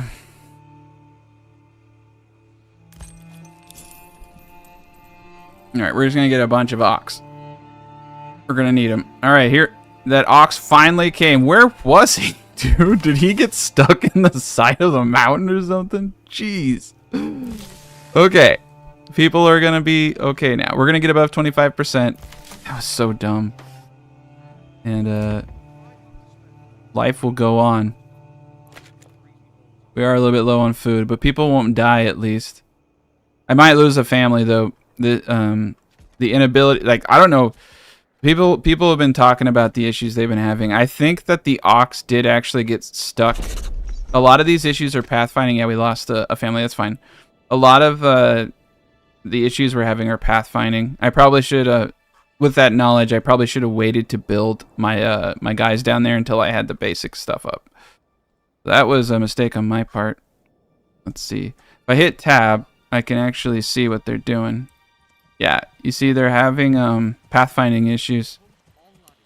Or he's just waiting for this old... I got like an old man walking this ox and it's going real slow. Who is this dude? I got like this dude with arthritis out here. This guy's like on like the death's doorstep, and oh my God, he's killing the whole freaking town. But yeah, they're coming. Okay, we gotta stop. We gotta stop doing logs down here. We lost another family. I'm gonna lose this whole game because of that stupid cripple. Okay, so that was a mistake on my part.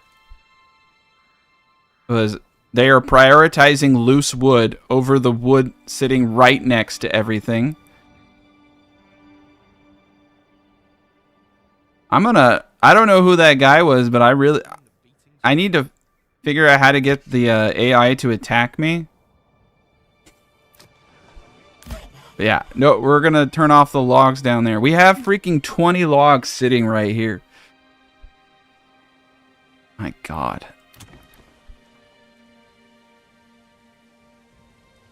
All right, we're gonna be fine.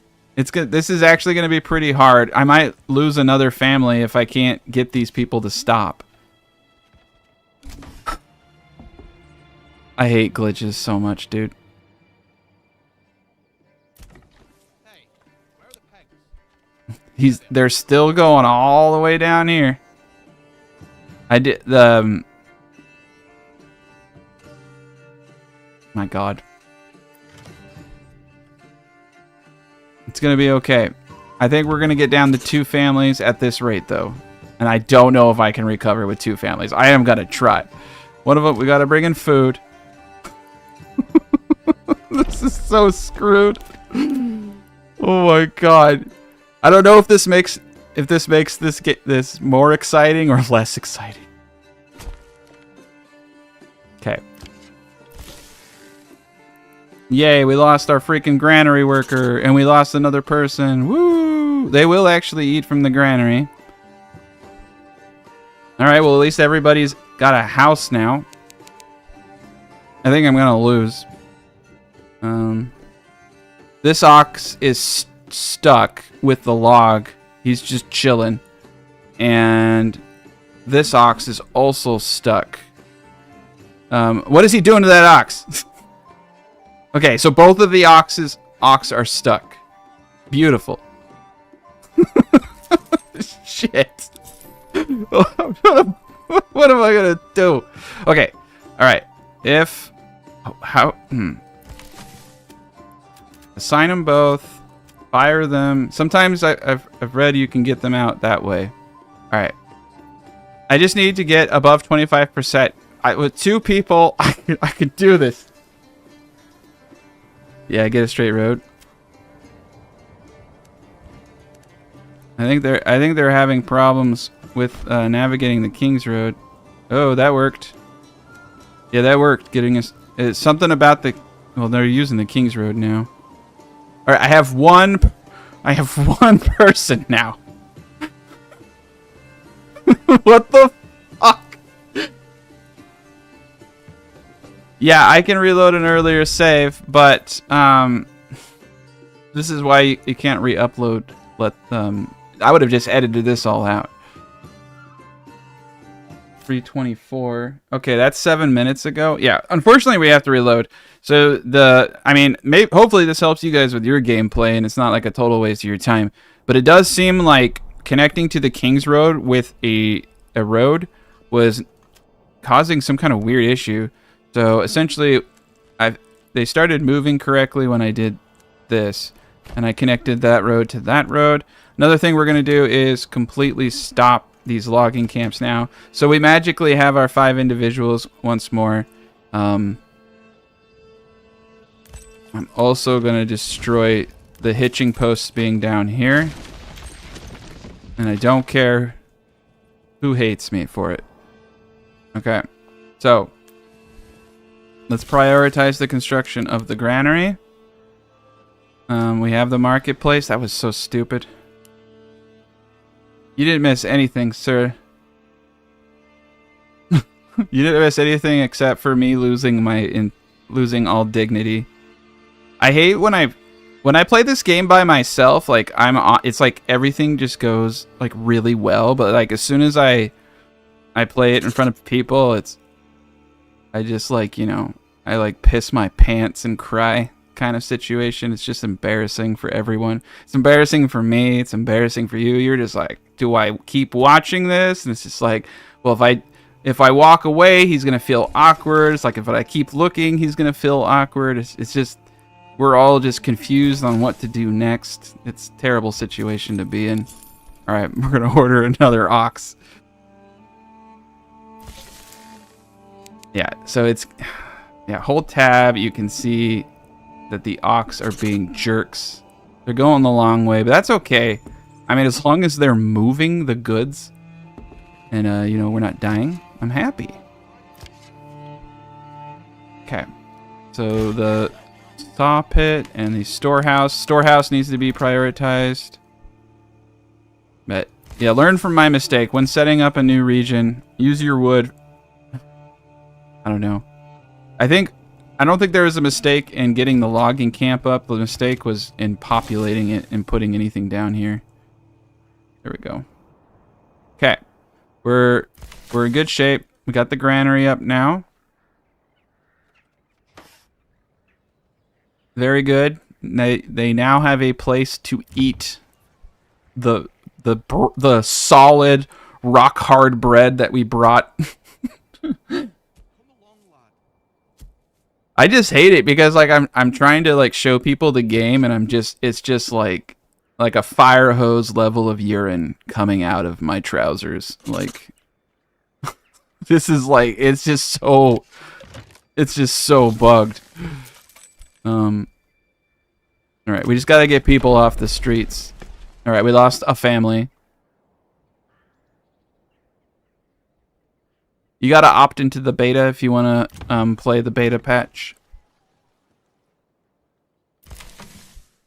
I don't understand. Oh, it's the cold. It's because of the winter. It's because I should have, I mean, we're in March now, but I should have waited a little bit. I got excited. Where are they going? How much wood did we cut down? Where are they pulling this wood from? Is there like some infinite wood pile over here I'm not aware of? We're gonna lose more families.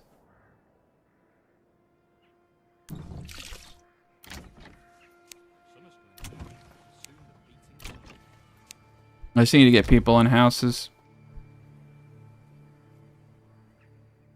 Alright. They can build that one now.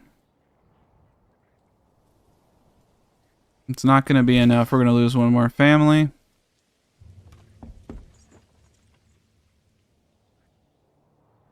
What? Did it say someone joined? Someone must have frozen to death and someone came to take their place is what that means. Alright. And then yeah, we need to get the storehouse up. It's not going to do crap for me. I'm just trying to keep people from dying. Fisherman's hut actually would probably help. Well, this isn't anybody's fault, though. This is the game. I mean, it probably is my fault, but a lot of this is weirdness with like I don't have any logs down here. And if I destroy these guys, look, they're picking up like I have infinite logs.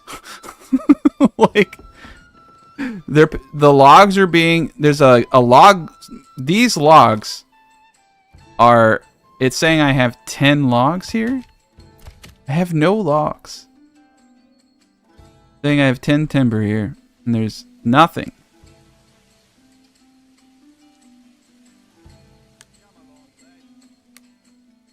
Oh, this is so weird. Well, I mean, now I have infinite logs apparently, or some shit. Ah, yeah, that's what it was. It's the third family member. Good call. All right, we're gonna try to redeem ourselves here. I'm gonna need to get that storehouse up. Oh, nice, we got the storehouse up. So now I can get the hunting camp back up. We can get some food coming in. We want to set the hunting camp to 20. Yeah, I'm probably going to start working on a Let's Play that's well edited and smooth. But I definitely want to replay this entire map because this is the coolest map. I think it's way better than the river map. The river map like it looks cool, but I don't think it competes with being able to see like mountaintop settlements like side by side. From here we can look down into the other settlement, and then from here we can see the disaster. Like people can stand here and the majestic kingdom that we have and watch all these people over here suffer and die. All right, extra living space. Let's get these bad boys up. What the heck? Okay. Can I get one more? I think we just need a bunch of ox. But they're still traveling down here to get wood that does not exist. So interesting. And somehow they pulled the timber from here, but they're having to go down all the way there to get it.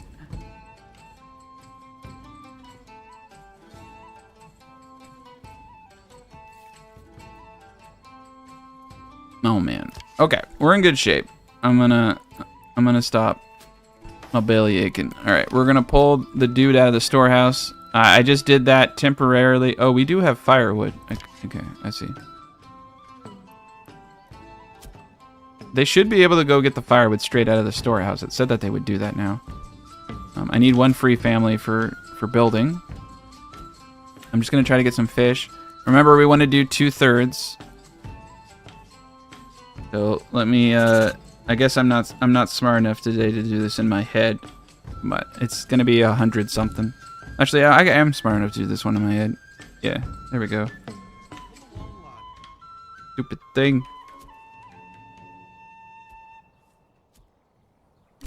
I'm smart enough to do it in my head, but I'm lazy enough not to do it. Yeah, 235.84.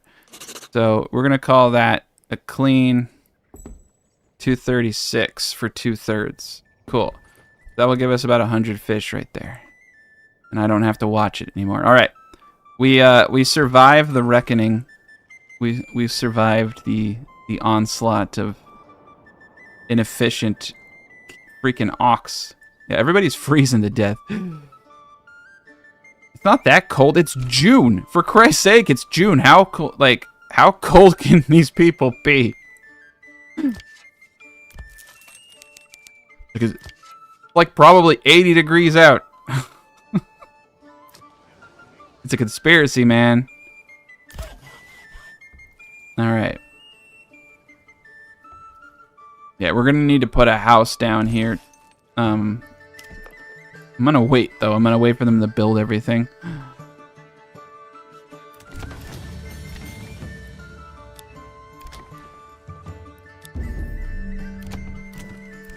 Alright.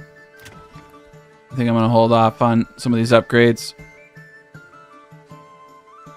We got one available living space. I need to pop this up. I think we're gonna shoot for the saw pit, and we're gonna go for a church ASAP. Wait, I actually have boards, don't I? I think I'm an idiot. I didn't realize no, I don't have any boards. Okay, cool. I was like, did I have boards from the beginning? Alright. I have one free living space. I know there's things to build, but I don't need to build them right now. What I need to do is get I need to get more lumber, and that at 50. We don't have any logs. Or do I have that infinite log glitch still going? I'm gonna put one individual there. Alright. We're not gonna go back into the 25s. I don't think. We have enough people now to maintain order. And we have the storehouse there. I think we're in good shape. How much meat do I have? 12? We have 72 fish. Well, 72 fish is actually more fish than we need. I'm gonna pop him out and let him start building stuff up. The thing is the logs were here, but they walked all the way down here and then grabbed them from an invisible, like, alien stealth ship, and then they dragged them all the way back. It's like some kind of, like, weird glitch.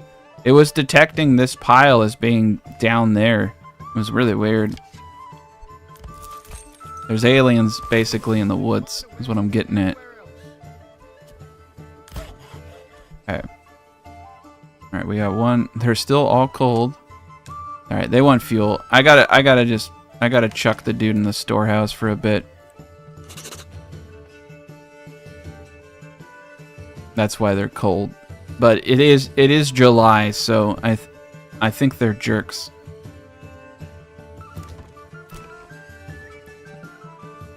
I'm not going to expand living spaces because it's going to mess it up. We got 6 houses available between the ones I haven't upgraded. They're still cold. There's something really wrong about this place, but oh, I think these individuals just need to go home. They've just been out for too long, and they're still out here. Yeah, they're still out there. For some reason, this is where they like to go. All right, we got wood though, at least. Yeah, everybody knows. I don't know if you've watched Ancient Aliens. You know, I think I've seen it every episode at least four to seven times. No, I can't actually stand that show, but yeah, all of ancient history was aliens basically. Like even these houses were most likely made by aliens. Just humans just don't have the intellectual capacity to do anything. According to the History Channel, we're all just too stupid. It is, I guess you could say it is a bit chilly in the mountains, but what's happening is I think these units are bugged out. God, I accidentally scrolled into my other territory and 100 people just appeared. Yeah, I think there's something weird going on.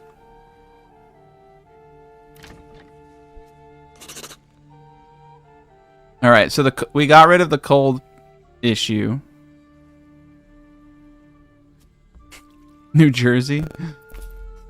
It is kind of New Jersey-ish. I do think that it has technically earned the title New Jersey now, though. Because we do have aliens. I will be honest. I love all the random stories I get explaining what the drone situation in New Jersey is. Yesterday, I got a story that said one of the drones dropped liquid metal, and I was just like, "What the?" Like, people are just like making things up now. The drones they're out of control, man. I think they're trying to distract us from something. They're just like, look at the dangly keys, look at the shiny. We're like, what are these drones in New Jersey? Meanwhile, they're probably like setting up some massive inside trading deal for like the next gas pipeline or some shit. It's like, well, look over here, guys. What are these drones doing? Like I think we can get at least one more. I think we can distract the public for one more week, sir. The drones. Have you guys ever seen Escape from LA with Snake Plissken? Do you guys know who Snake Plissken is? You know the scene where like he's hang gliding and throwing grenade bombs? It's a really beautiful scene. It plays in my head occasionally whenever I doze off in the middle of conversation, but that's what I imagine is going on in New Jersey. It's just men wearing leather jackets and on hang gliders, like just throwing grenades, basically. I don't know if that's what happens over there, but I'd like to think that is pretty much a daily occurrence there. That's kind of what the drone situation reminds me of. It's about as absurd. I think men with long hair and leather jackets throwing grenades from paragliders would make more sense than anything else I've seen in New Jersey. All right, why are we dying? All right, we've got 40 firewood. That's 40 firewood's a lot. That's enough for like a year right there. 54 fish, 49 meat. All right, we're doing great. I'm gonna pull the dude out of the meat. We gotta watch this stuff, and we're gonna start building up. Okay, I'm gonna start making the logs, and we're gonna attempt to build a church. The coolest thing that I've heard about the drone situation are like the people who are like filming themselves shooting wildly into the air. That's like the most American thing I can think of doing is shooting at things that you don't understand or can't identify. That's like, I don't know, man. I honestly, I think if you don't do that they should kick you out of the country, because you got like it's just the only way that you know someone's truly an American. Yeah. And you gotta wear leather pants. And you gotta smoke cigarettes. and you gotta talk in like two or three words per minute. Ah, fuck. I guess I'm a commie then. Yeah, I just outed myself. They're gonna come for me now. All right, what do we got going on here? 13 timber. This is gonna be the hard part, is because I just don't want them to have to drag the boards from down there. But I guess I could permanently assign livestock here. How do you go to first person mode? You just gotta click this little visit mode right here, and then you two can look at the mighty and majestic mountain ranges. And if you're lucky enough, you can explore your superpower, which is breathing underwater. Or nope, I get to or you're Jesus. You're either Aquaman or you're Jesus in this game.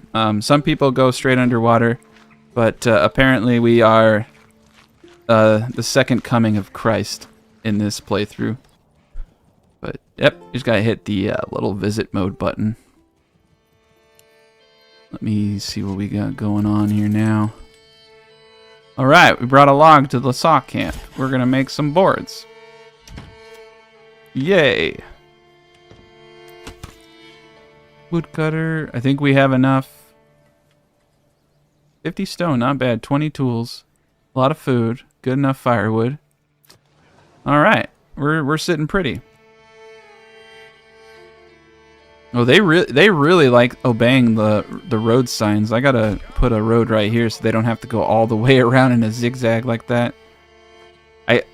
So that was one problem, is something was going on where they weren't acknowledging the king's roads. They were trying to find their own path up. So that's really weird. That's good for me to even know, because that would have saved me a lot of heartache.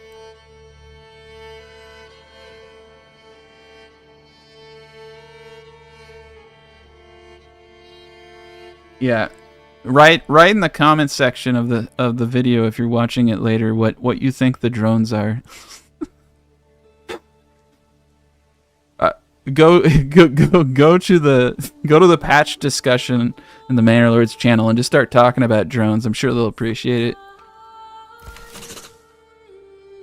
All right, we got some boards. Let's see what we can do here. I think what we're gonna do is try to get the church up first, and yes, we can get the church up now. I'm gonna pull him off the saw pit. We'll get the church up, and then we'll get families coming here. So we finally recovered. That was annoying. Oh, son of a... Okay, they're in end zone. That was a good idea to name it end zone. Someone did suggest... I was like, I need a name. I'm like, end zone. I'm like, that works. Alright. We can fight in our rinky-dink little castle. We don't have to play by any rules. I'm not even gonna bother getting these guys. I'm not gonna need them. Alright. It's kind of cool they seem to assemble out of this keep, so the archers do at least, but the other gents, they have to run back. Alright, I'm gonna need one of these guys to grab the attention of the... Oh, they already got their attention. If you see them with pitchfork, or with the fire icon, they will start burning things to the ground. But if you don't see that, it means you got their attention. So, just need to pull back.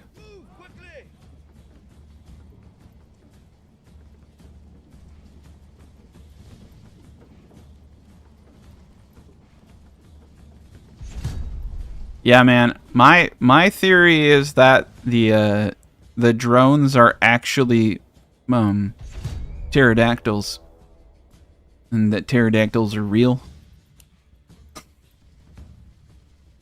Have you ever seen... So, I don't know if anyone's ever seen the movie Apocalypto.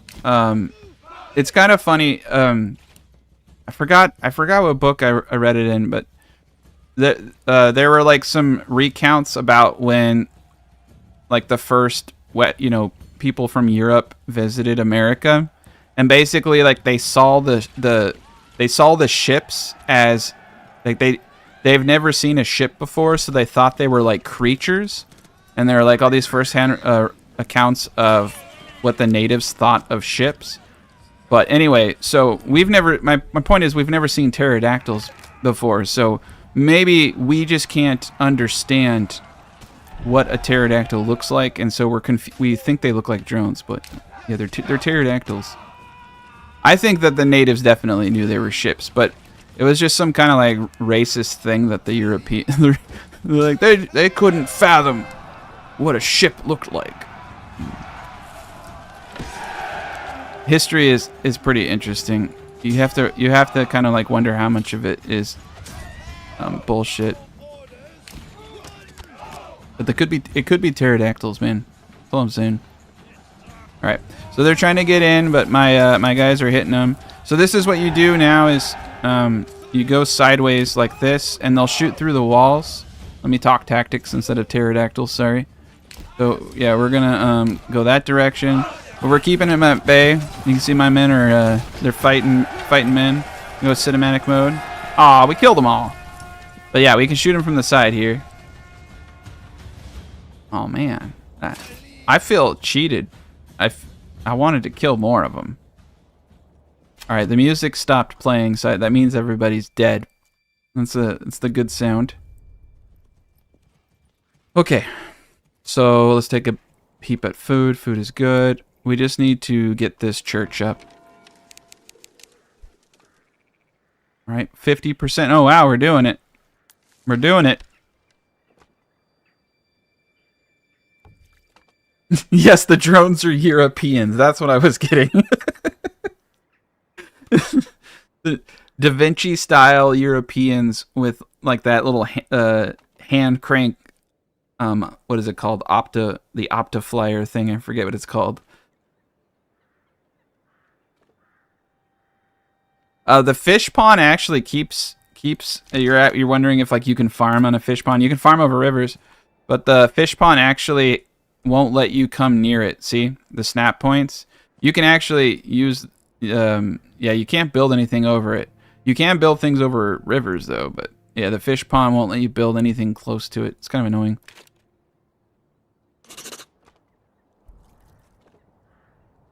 Yeah, it's a beautiful world we live in. That's all I can say. Okay, we're about 53%, so we're out of the woods now. We're gonna be able to build an immense and amazing castle. So I'm thinking the castle goes here. This will just be an open pathway.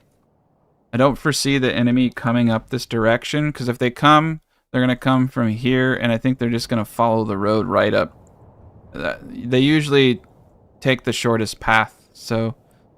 That would be the optimal location in my opinion. Alright, we're at 52%. Once we get our first family, I'll start upgrading these houses.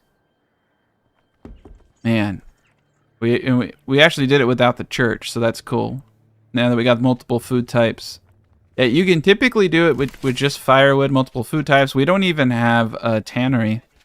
So I'm starting to think that the perfect start is granary, storehouse, 2 food types, and a woodcutter. So logging camp first, hunting camp second, your second food type third. You need to build all your houses, of course, and you need to get a storehouse and a granary up. But then that could hit your family. I need to get that down so I can do that in 2 months and start pulling families in quick. All right, the wood church is up, so that just seals the deal. We're going to be well above where we need to be.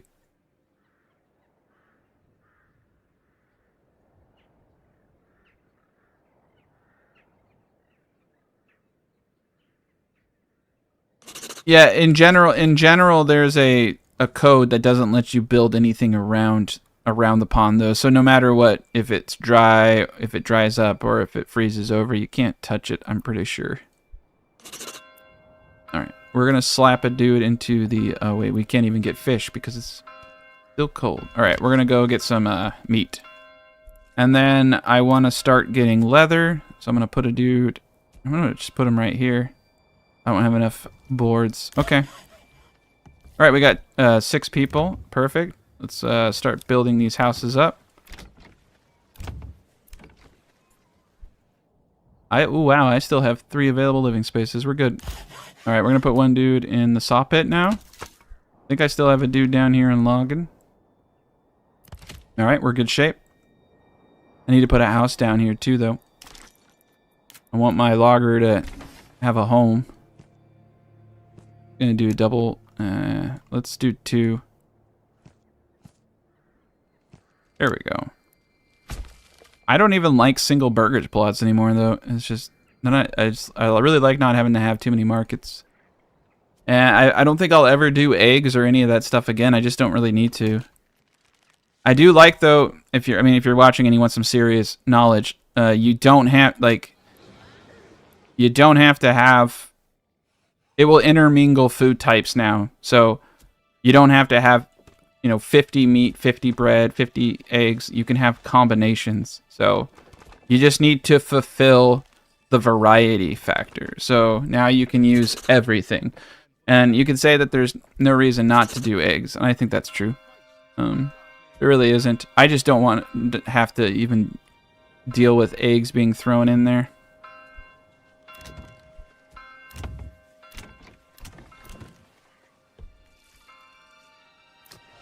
Alright, we're good. Now I can breathe. We probably need to get a dude in the woodcutter going. We got the boards going. We got... we definitely want to upgrade the saw pit. And we definitely want to upgrade the granary. We need more boards. I have 70, and I want to save that because I want to do veggies. Okay. So we're going to get some boards going. I need enough boards to do a windmill, which I do have. Okay, let's do a Brawndo. Now, first things first, so that I don't drive everyone crazy, let's line it up with the let's make sure our orientation is lined up with the corner of the map, so our snapping points work. All right, so here we are. This is go time. So we want to come to our corpse pit. I think right here is good. And I'll show you the two there's 3 methods now for making your snaps work. Oh crap. It's on a weirdness. See that? There's a weirdness here. So we're just gonna go the other direction. Away from the weirdness. Alright, so 5 tiles that way. Oh boy. We're right there. 3 Hail Marys and you're good to go. This is actually, I think, potentially a better place for it anyway. We'll get this going. And you can just take, if you don't like all the angles on this thing, you can just take the concept. Just basically having all your houses facing inward to make it easier on your granary workers. I personally actually like the way it looks, but everybody has an opinion. And most of them are wrong. No. But yeah, not everyone likes it. Dear Tacticat, I hope you die. The Brawndo sucks. Like, thanks, man. You're making the world a better place, one comment at a time. I think people just don't like to see other people happy, man. That's just... People see me having a good time. They're just like, screw this guy. But I think this thing looks dope. I just love the efficiency of it. I like the fact that I don't have to build anything really more than this, too. That's the big one for me.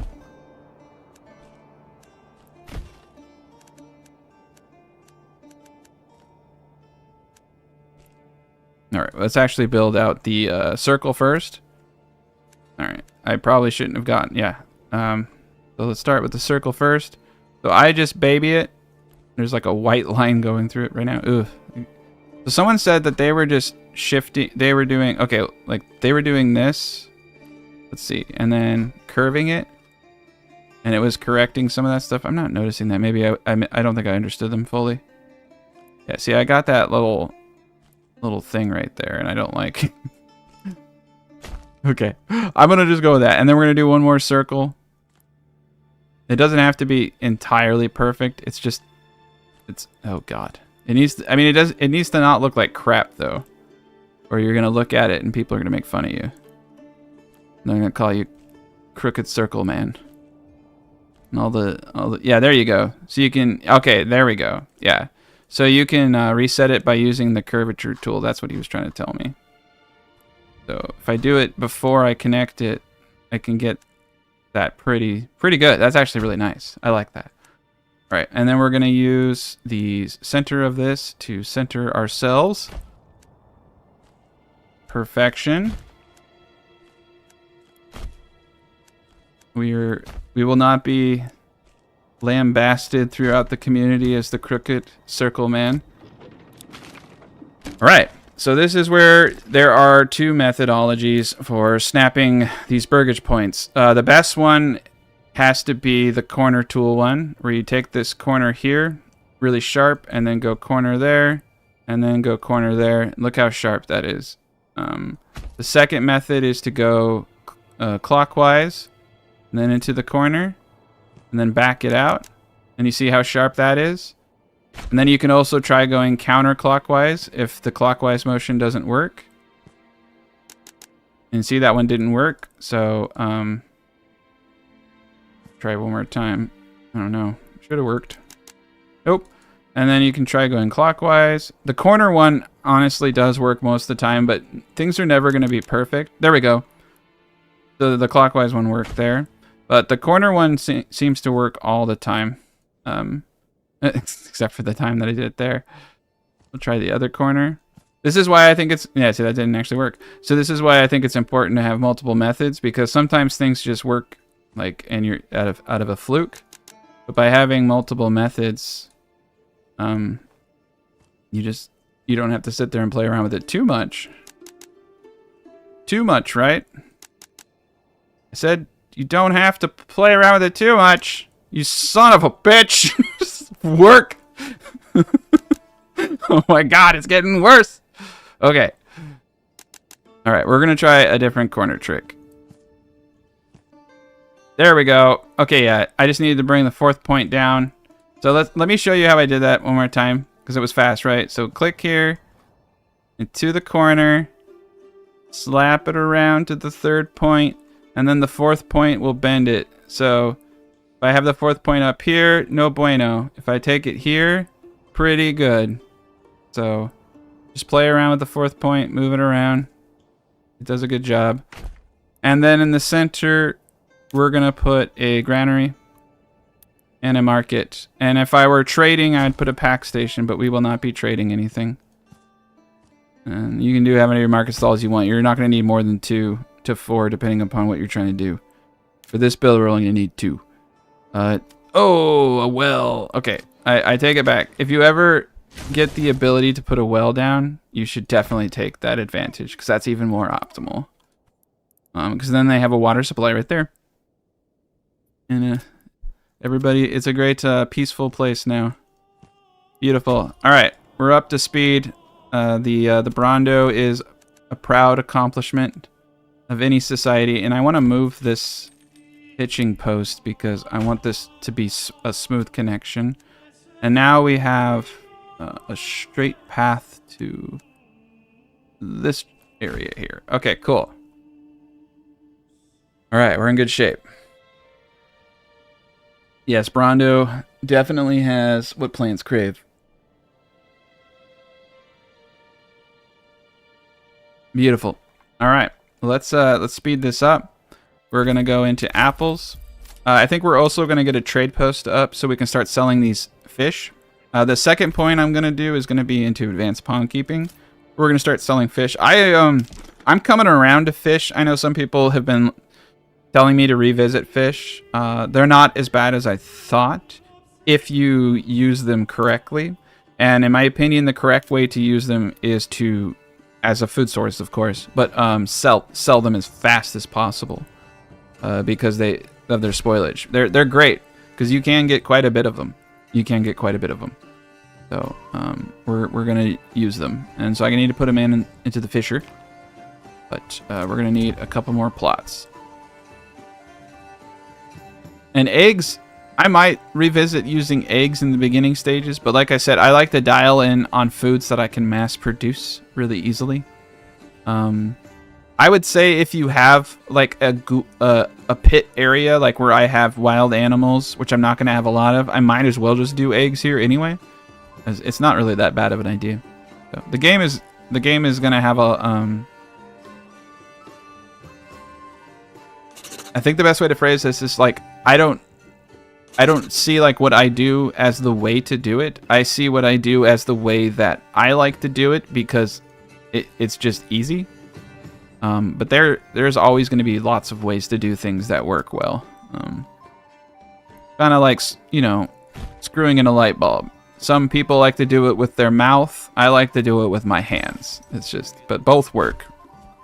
You know, both. You can technically put a light bulb in with your mouth. But I don't sit there and like do the research on that. Like I'm not gonna time myself like putting a light bulb in with my mouth and be like, see, it's so much faster with your hands. Like I don't need to do that. But if you want to, you can. Nah, I think there actually is a place. I think that there definitely is a place for chickens and eggs, but I wouldn't, if you have like a little area where you have eggs and you have meat and you have some other item you're not producing a lot of, like go at it. But personally, I just don't want the granary workers distracted with it unless it's necessary. Like if I'm not able to meet my 4 food types, like for instance over here, like I'm not able to meet my 4 food types with bread, I may consider going into eggs because I do have an area or a granary and I do have extra people, so it makes sense. You know what I'm saying? But as a standard, I don't think it makes too much sense. But it wouldn't hurt. I'd prefer not to have to do it though. I'd prefer just to get all of my stuff from bread, and I think that I can.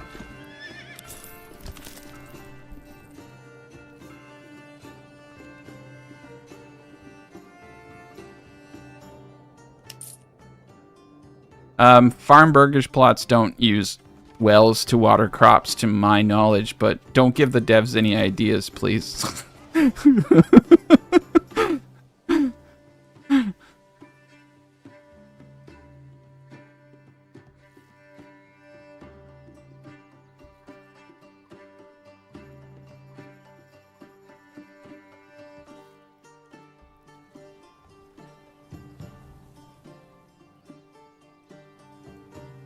If your storehouses are getting full, I've just been building another storehouse and moving one worker out into the other.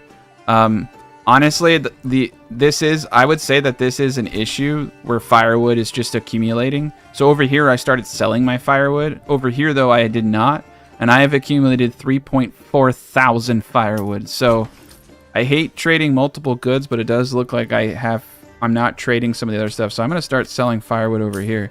Yeah, let's put a quota at 3,400 firewood. That sounds like I'm not crazy. All right, 500 will do. Yeah, it's hopefully, you know what, man? I mean, this game is just gonna. I feel a lot more confident about the direction of this game after this patch.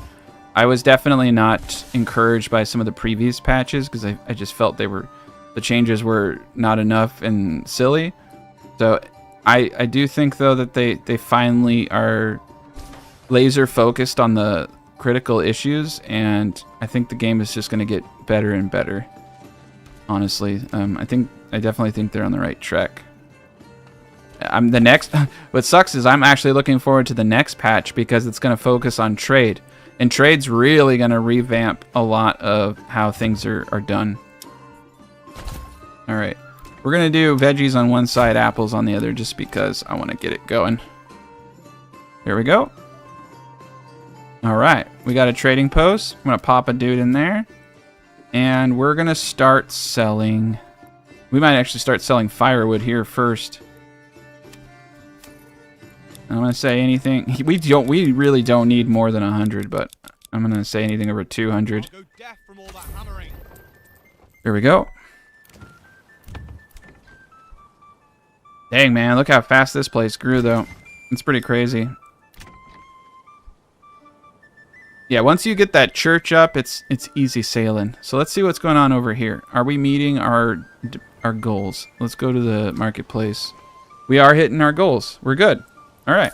Everybody here is happy. They have enough alcohol to make them stop questioning the drones, potentially. That's a tavern. Yes, yes, yes. Oh, no, 37%. They do not have enough alcohol. We need to get these guys liquored up or they're going to start demanding rights. And they're going to start demanding that, you know, insider trading stop. They're tired of the corruption. I mean, look at my treasury, man. No one's questioning whether or not I need that much money. I'm not doing anything with it. We got to shut these guys up. I need a Scrooge McDuck level of money or I can't sleep at night. I need to know that at any point in the day I can dive into a swimming pool of coins. Like, I'm pretty sure if you were to do that in reality, it would like break your face though. Like, I would actually be kind of terrified to jump into a pool of gold coins. Yeah, I don't think you can do that. There's probably some physical like limitations.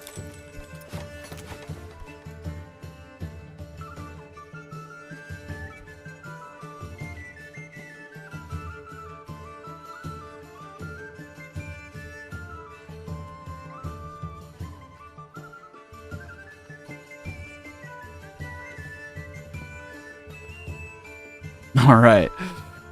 Okay, so this is actually the best farmland in the game that we have here. So, I mean, we built on a lot of it. Down here, I think is going to be a great place for farming. Up here is a good place for farming. The castle is going to go here. But the one cool thing about the small maps is like you really do have to like pick what you do wisely because there's not a lot of room. All right, let's get two fellas in the fisher. The one guy in the hunting camp, I think, is doing a good job. We have 104 meat. One dude in the saw pit. One individual there. One individual there. All right, let's make sure that we set the advanced radius on this. And stay away from the circle that I drew on the animal. There we go. He'll cut all that wood up. I think I'm actually going to preemptively get... I guess I don't need a forester on some of this stuff. I think I should probably preemptively get a forester since my area is limited. Get a forester up. Alright, we got a lot of wood. Alright, let's double these guys up. Beautiful. Double that up. Now I just need to get some orchards. So we just need to get these guys to tier 2 housing. And they are missing clothing stall. So we need to get a leather maker up. I thought I did that, but I didn't. Okay.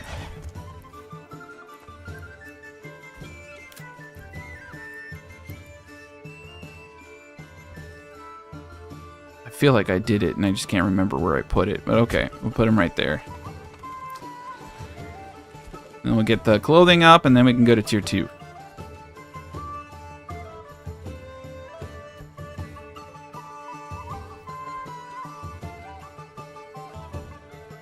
A crossbow army would devastate an archer army. Yeah. Crossbows just the problem with crossbows is they can't reload. They have to stand to reload, whereas archers can run and shoot, run and shoot. Archers are great for kiting, and crossbows are good for damage. But I have to say that I feel like the crossbows are pretty darn powerful. They're pretty sweet.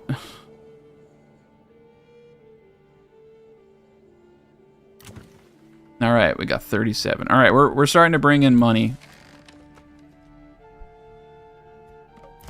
There we go. That's a lot of meat. All right, and the fish is really far away. I probably should have actually put the granary maybe right there. Equal point. It's okay. We're getting full. I'm probably gonna build another fishery. So I have more pantry room.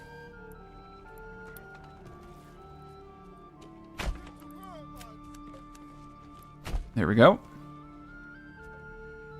All right, we got Jesus. Got a trading post. Got a tannery coming up.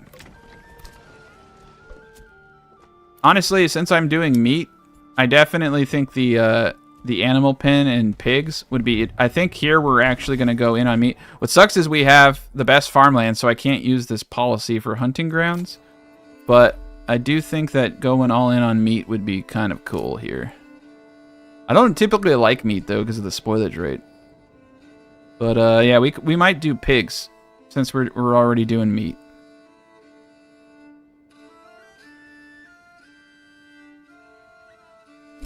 Oh man, Pavis. So I don't know if you guys ever played a game called Life is Feudal, but my favorite build in Life is Feudal was a Pavis on my back and a crossbow. Because you could turn and you could block fire with it. So when you reload, you basically just like would turn. And then you turn around and shoot. It's so stupid overpowered. Yeah.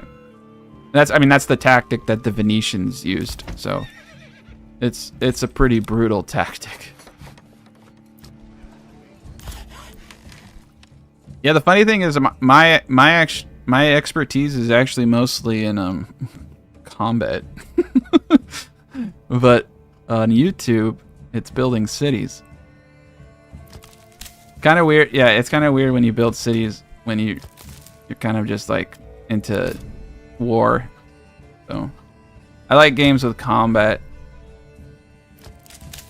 But they don't make a whole... I'm hoping this game evolves, but I don't think it's going to go to the length that people were hoping for. But that's one reason I like games like Farthest Frontier, because they really incorporate combat aspects of village building pretty well. But that game isn't optimized too well, and I think... I don't know. I think the ship has kind of sailed in that game. I don't know if it can recover. It doesn't... When you have a game like this, it's really hard to compete. Like, look how beautiful... Like, Manor Lords is just next level in terms of visuals. It's pretty dope. I have way too many people here who are doing nothing. And I got 9 people over here. So that's what I mean. It's like, you need something to do with all that energy. Like, it's like, okay, cool, look. I'm the coolest kid in town now. It's like, I need to go beat somebody up. It's like, I need an enemy. Oh, see, over here, we're not doing too hot with bread. So, I would actually make the argument that eggs make sense. And if I wanted to expand my bread making, you know what? All that shit aside, let's just do it. Let's just do it. Let's see. I could easily expand my bread, but why expand my bread and put 18 people to work who can just collect food stamps when I could give everybody a side hustle, right? So we're gonna make all of these people do eggs. I want to see if, since we do have a do whatever you want pile over here. So I'm gonna throw one more person in the granary. That was a storehouse. I'm gonna throw one more person over here into production. And we're gonna try to use eggs to offset the consumption of bread. I feel like this bread should be doing fine though. This is like hundreds of bread right there. There's something going on with bread. Holy cow, I have 125. We're gonna up the farmers to 6 people. I'm just gonna I have all these people sitting around. I'm just gonna overdo it. Alright.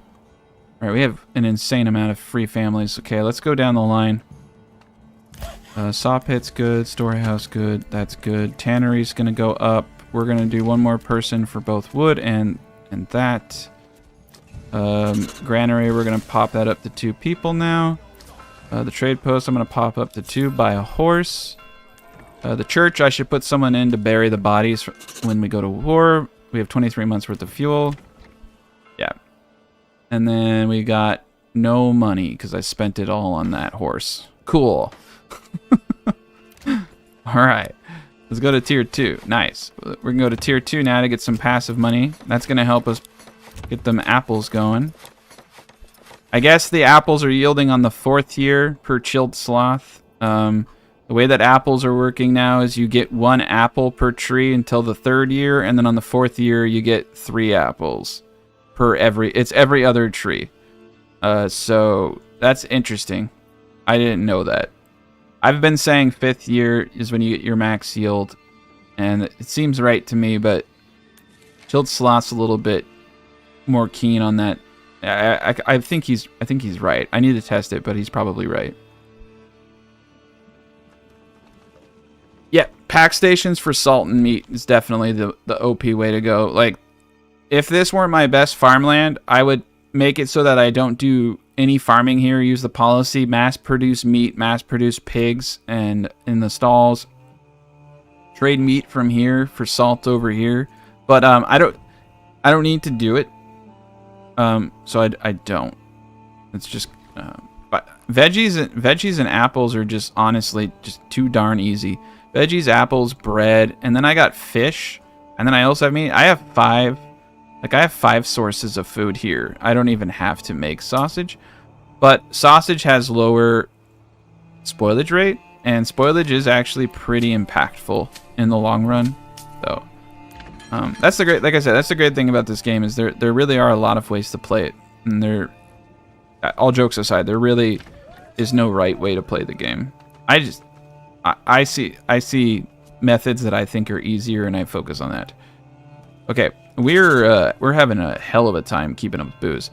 Now, when you're increasing the amount of barley that you are purchasing, my recommendation is that you do it in small amounts. It's pretty easy to overdo it. So just go up 5 at a time. Don't ever do 10. I went up 10 once, and then I ended up with like 200 ale. And ale does spoil.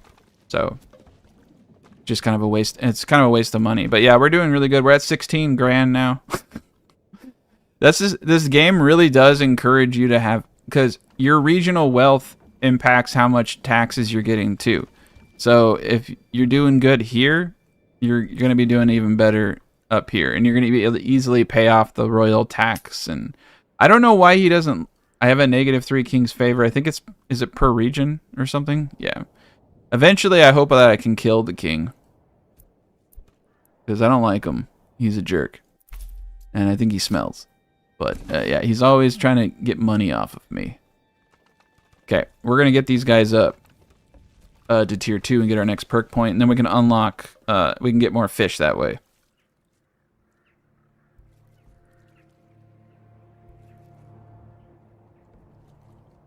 Man, time flies by when you're playing this game. The stream's almost at 1 hour and 42 minutes. That's crazy. I think it feels like I just started. All right. So we're also going to have to start making boots. Now, for artisans, I do single plots because I don't want multiple families locked into the production thing. So we're going to need at least 2 single plots. One for shoes and one most likely for making booze. I'm going to pop those guys right there. All right, we got our point.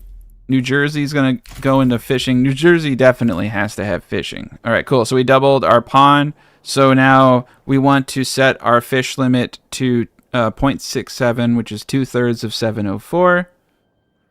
Let me use my handy dandy calculator. Jeez Louise, I forgot the point. I guess I could just add it in my head, but I'm too lazy. All right, 471.68, which is 472. So this is the set it and forget it approach, and we'll get the optimal amount of fish every time that it pops up 50%. But we need a lot of people to catch it when it goes that way. But it's across the board, so we don't have to think about it. That is a lot of fish. So 472, that's 30. That's 230, 230, 230. Damn, dude, that is very close to 700 fish a year. It's like 600 something. But with spoilage, that's going to be a lot. But we're going to probably end up trading most of that out. All right, we got 59. Beautiful. Nice. New Jersey got another point. There we go. Get one of the apples up. New Jersey's moving on up. All right, what do I want to do with this? Oh man, if I went into rye cultivation, it'd be so broken. I think though we are going to go into advanced skinning here. So we're going to go into trapping. Next point's going to go into advanced skinning. That way we get double the meat from the wild animals, and that way we get double the meat, because we will be going into animal pens here for meat. We're going to just focus this place on meat production. The trade perks are absolutely usable. it decreases your imports by 5, which is beautiful for purchasing barley. Like I have that in this town over here. So I will the town that you're gonna have your largest population in, I would get better deals because you're gonna need to buy a lot of barley. Especially if you want to buy weapons. Because the trade logistics allows you to have it. So, for instance, I did all my army here, and I purchased the chainmail, I purchased helms. So those two things made it cheaper for me to purchase the trade routes. And oh shit, we're going to war. Sorry. Yeah, definitely worth it, man. Can't recommend it enough. All right, so they're going to war with me. I don't think we need every mercenary in the world for this war. So I'm gonna do a very conservative 3 human meat shields, and for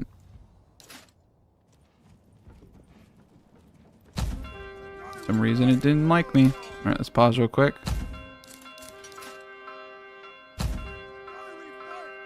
All right, we're gonna try to run the timer out because I do want to get everyone in position so that they don't just come on top of me.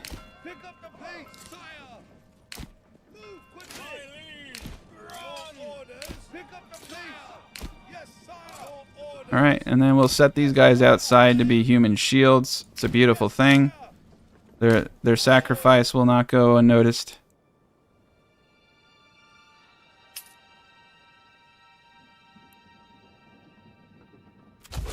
Alright, they're going to go to war with me. I don't know what direction they're going to come from. Oh.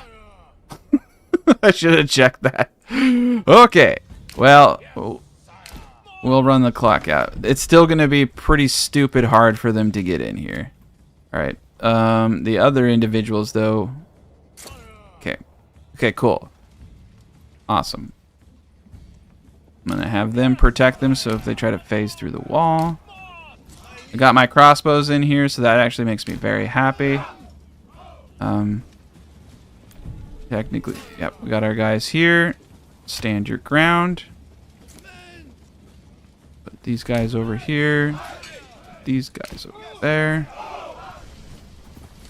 Got our nice little baby fort. I like this little fort, man. This fort's seen more combat than any the other fort. Yeah, time to kill. It's also strategically placed. Yeah. Honestly, what I need to do is move this stuff out of the way because I've just been murdering an enormous amount of innocent oxen every time they come. Let's get rid of that. It's terrible. So many oxen have died here. The real victims of war are ox. Okay, let's do this. Yeah, we got all our dudes. Crossbows don't have armor because they're from the other town, but archers do. Oh god, those ox are gonna die. Everybody's screaming. There's gonna be a lot of victims today. They did come with a pretty good force. Alright, the ox got the memo this time. They got out of the way, thankfully.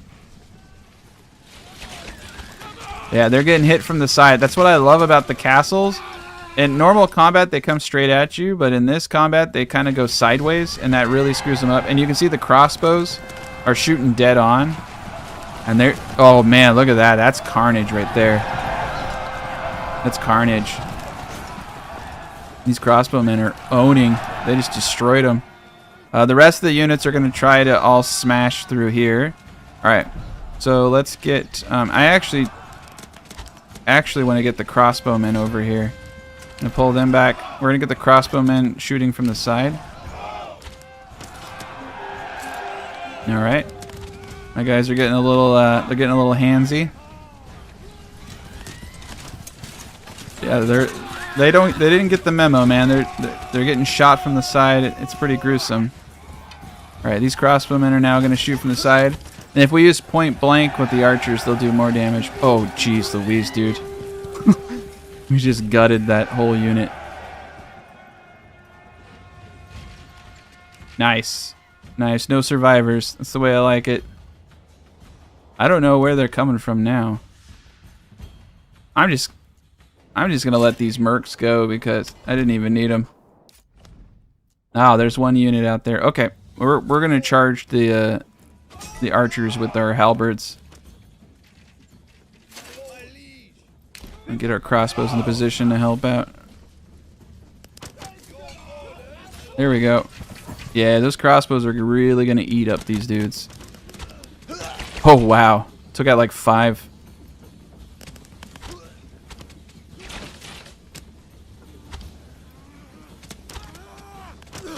Yeah, the crossbows are the way to go. I probably should just upgrade everybody now that I'm in a fortified position and I'm not having to kite. I mean, archers are OP because they're just so cheap. They're just so cheap. You can get them really, really easy in the beginning of the game.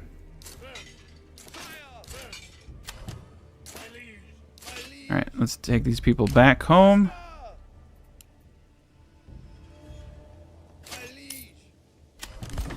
Alright, and I think we won the war. Oh no, the war never ended. It's weird is the war is for this region and they want me to fight it over here. Okay. Alright. I'm just gonna send a unit to stand there. If they bring another army out, shit, dude. I can't lose this battle actually. Fuck. We saw what happened last time I screwed it up. And I left the zone. Last time I left the zone, it gave the battle to them. And if it gives the battle to them, they take my main city. Okay. We're gonna have to fight in the open field. So I'm gonna bring in mercenaries. I most likely will have to fight. Because there's 80 days. That's more than enough time for them to get another army. And we don't have a castle over where we're fighting, unfortunately.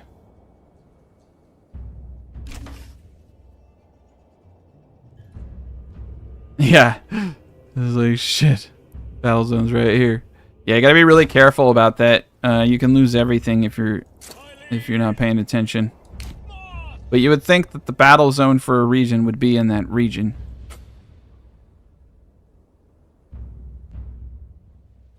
There's something about here, man. There's something about here that they like.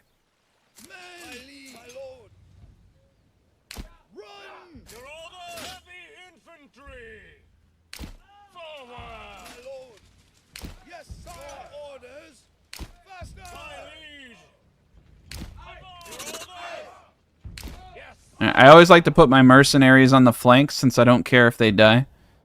So if I get hit from the flank, they're the first ones to go. Alright, everything here is doing great. Manors should be the next thing. I'm going to put some thought into our placement of the manor. I want to fight him, so I'm not going to make peace. I want to go to war with him. Alright, level 2. Let's upgrade these bad boys.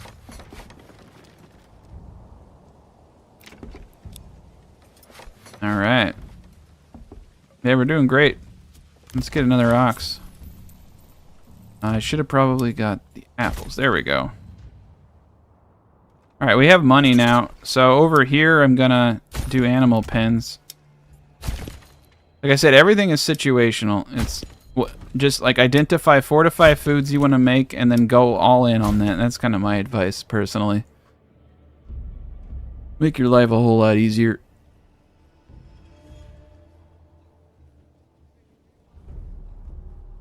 All right.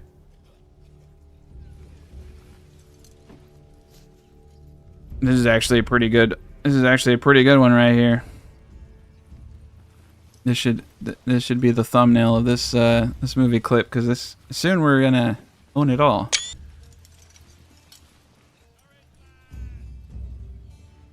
Yeah, this is the coolest map they've made. I hope they make more maps like this. To be honest, I think that small maps are way cooler. The bigger maps, like, they just don't. I don't know. This actually feels like a kingdom. Like you grow and then growing every town. It's pretty cool. It's like a It's like a sprawling small town. It's like little hamlet communities. All right, I think we're good. I don't know if they're gonna fight us. After this update, it's gonna be. I've been told the next update's gonna be trade. They're gonna start working on trade.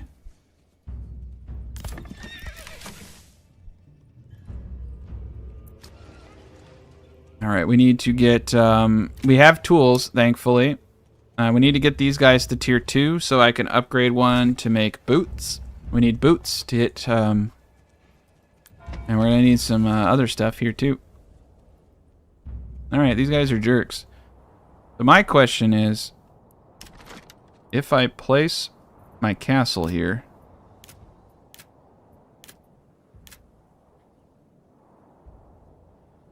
I need to get this to a small village. Okay. I need to get this up.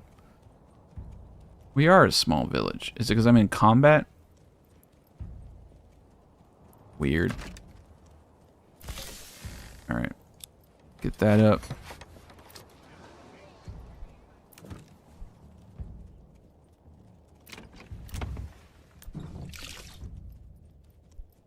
Might need to get a well down there.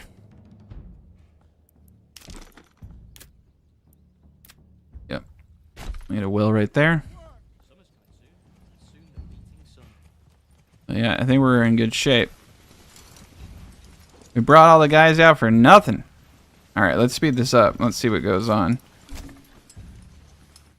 So I was hoping they'd come with one more merc army. Before they would used to just keep coming and coming at you. I think I've fought 3 waves before.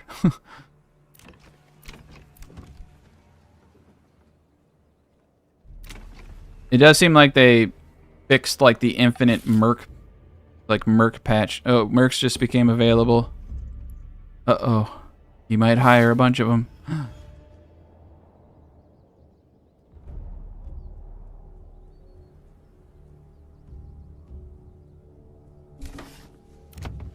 Alright. We're gonna go with Babe. We're gonna get a bunch of babes in here and get that meat rolling in. I probably don't even need to do it, to be honest. We're gonna just have... We'll probably start selling meat if we get too much of it. Usually I do these meat towns with a purpose. Oh, there we go.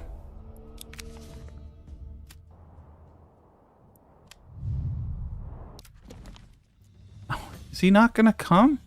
Oh, he's sending one dude? Oh, he's got an army. I was like, is he really just gonna send one dude at me? Like, I was so pissed.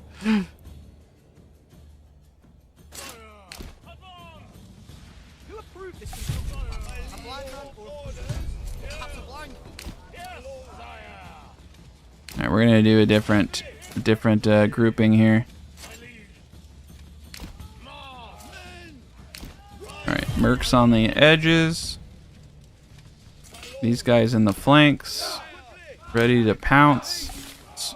Big burly dudes in front. This is actually a terrible spot, but... yeah. Back up a bit.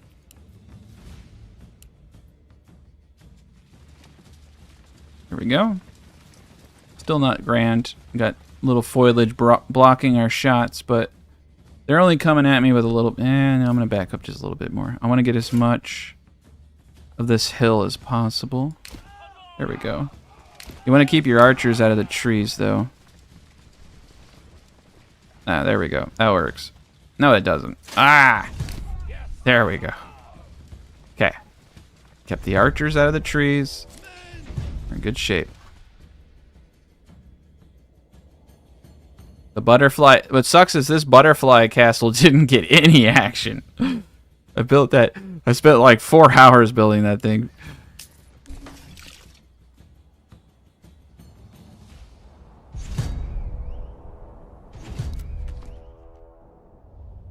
Yeah, luckily they don't burn things yet, but I think that's probably going to change. They do get distracted.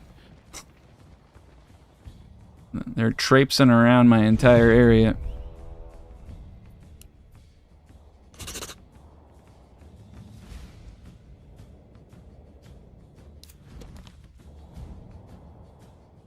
This village is doing pretty decent though. I like this spot though. They got the bird's eye view. We can watch the battle from up here. I don't know what's going on. I want to see the battle from up here.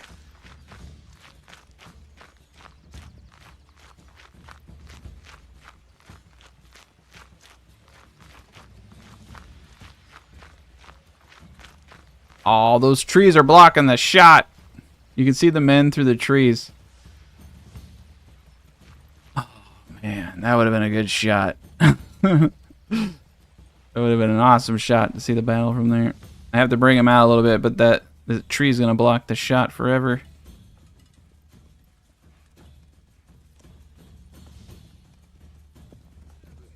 All right, here they come.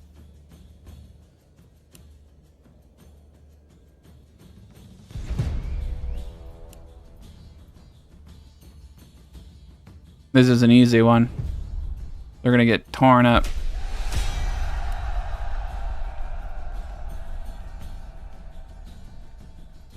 Oh no, is this ox gonna get freaking...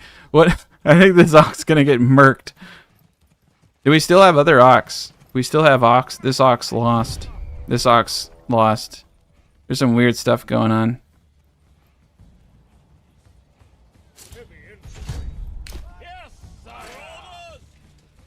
Alright, we're gonna do the flying V, Mighty Duck style.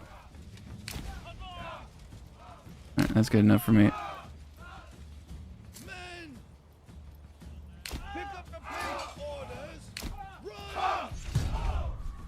There we go. Fight time. Oof. Yeah, those guys are getting hit. Crossbows are way better though for frontal assaults. Bows are good when you get them behind enemies. These guys aren't even gonna make it. They're taking way too much fire.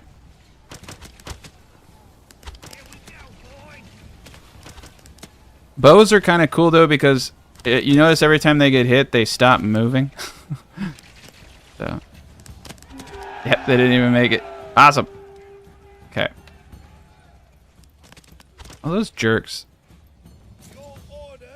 Alright, I'm gonna hit those bowmen with these guys.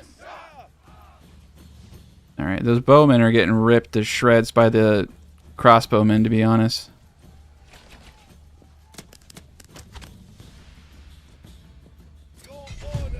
There's supposed to be two swords. Yeah, there they are. I don't want to get too crazy here.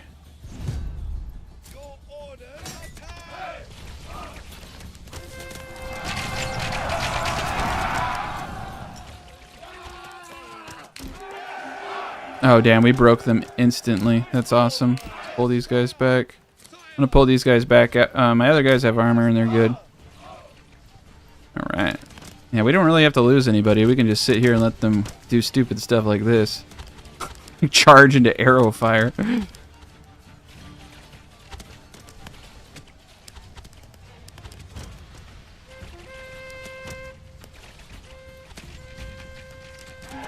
Nice, broke. They broke. Alright. Time to have some fun.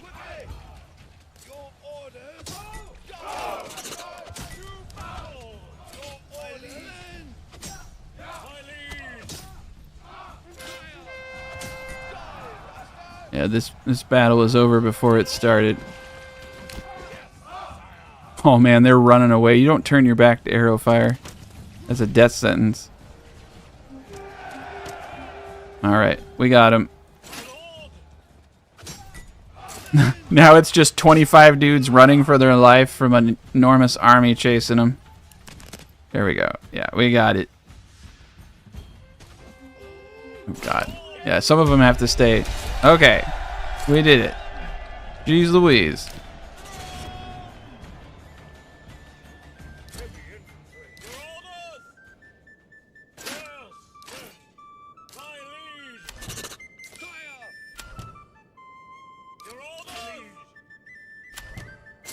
Those jerks. I didn't have to. I mean, they made me kill all those people. I didn't want to do that. Actually, I did. It was kind of cool. I don't think we lost anybody. Yeah, that was a lot of people. No, the worst part of it though is that I have a lot of bodies to bury now. I gotta put someone in the church over here.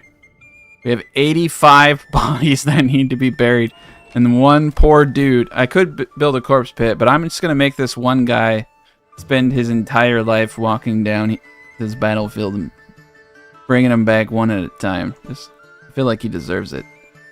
It's pretty crazy though. Yeah, there's a lot. There's a lot of carnage here. My God. It's nuts.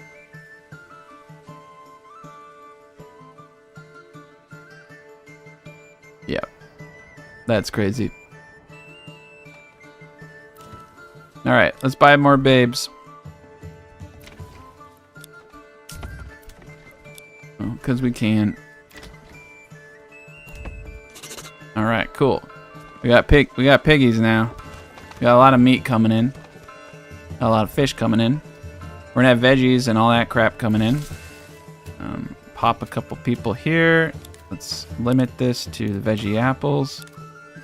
Just preemptively putting people there. We're in good shape. And I think we can now upgrade this to tier 2. Nope. We need the... Oh, nice. Tier 2. Cool. We're going to get boots, and then we can start getting booze and all types of stuff there. We're going to need a lot of boards. Okay. So let's see what we can do here. All right. So you can put a manor on the road. Nice. Okay, so I think we can build our manor around this. Cool. But my question is... Aha, it does. So, I think what we're going to do here... Okay, cool. I can do this. Alright, we're going to do a circle. And then we're going to do another circle at some point.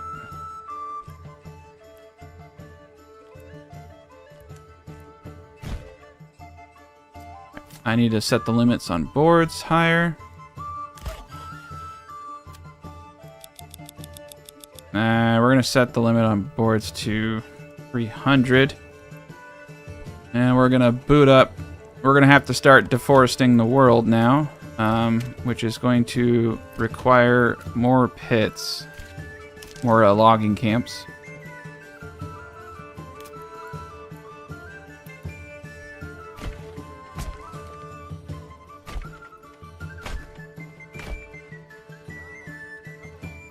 There we go. That should do it. Okay, they got their work cut out for them. I think I need to put some guys down here though.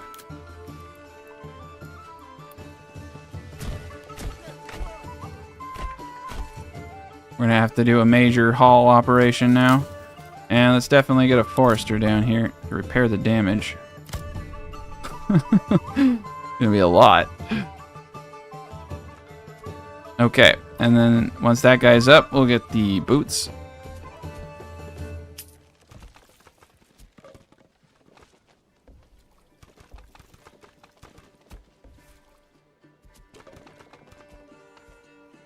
Yeah, Cav's gonna be in the game at some point. The game has a long way to go. I think they'll be adding content for quite some time to this game. They definitely have the money. So let's get another ox.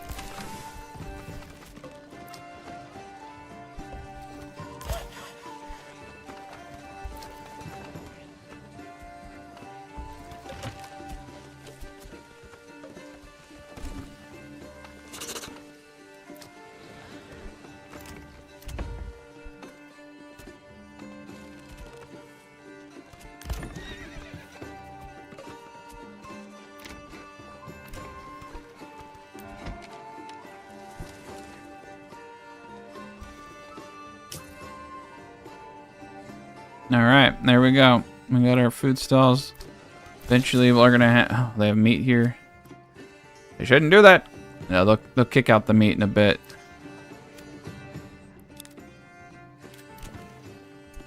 Need to make sure this is set up correctly. There we go. And then we have to remember to disable that over here. There we go. All right, we're set. Got that all set up correctly. Fish, I think, are good with just the 2 dudes. That's pretty nice. More pigs. All right, we got enough pigs. I think we got enough meat coming in. 138. Yeah, I'm gonna have to put 2 people in this thing. I think I'm gonna have to actually slap another dude in the granary. I wish I could tell one person to not open a stall, though. I really just want him for moving goods. But we can't keep up. We can't keep up with how many animals there are. We're gonna need to start spamming these because we want to take advantage of their inventory, their pantries and storages. We're about to kill a lot of Bambis. Oh man, 1K. Oh, okay. They're increasing my taxes, man.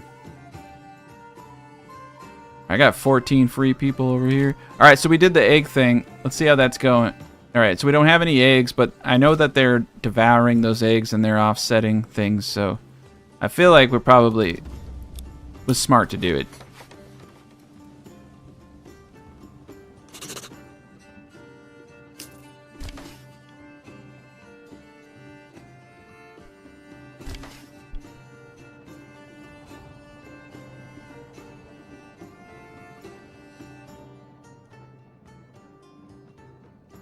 Sorry, I had to cough. I had to turn off my mic for a second and turn a 360 direction so I didn't blow everyone's eardrums out.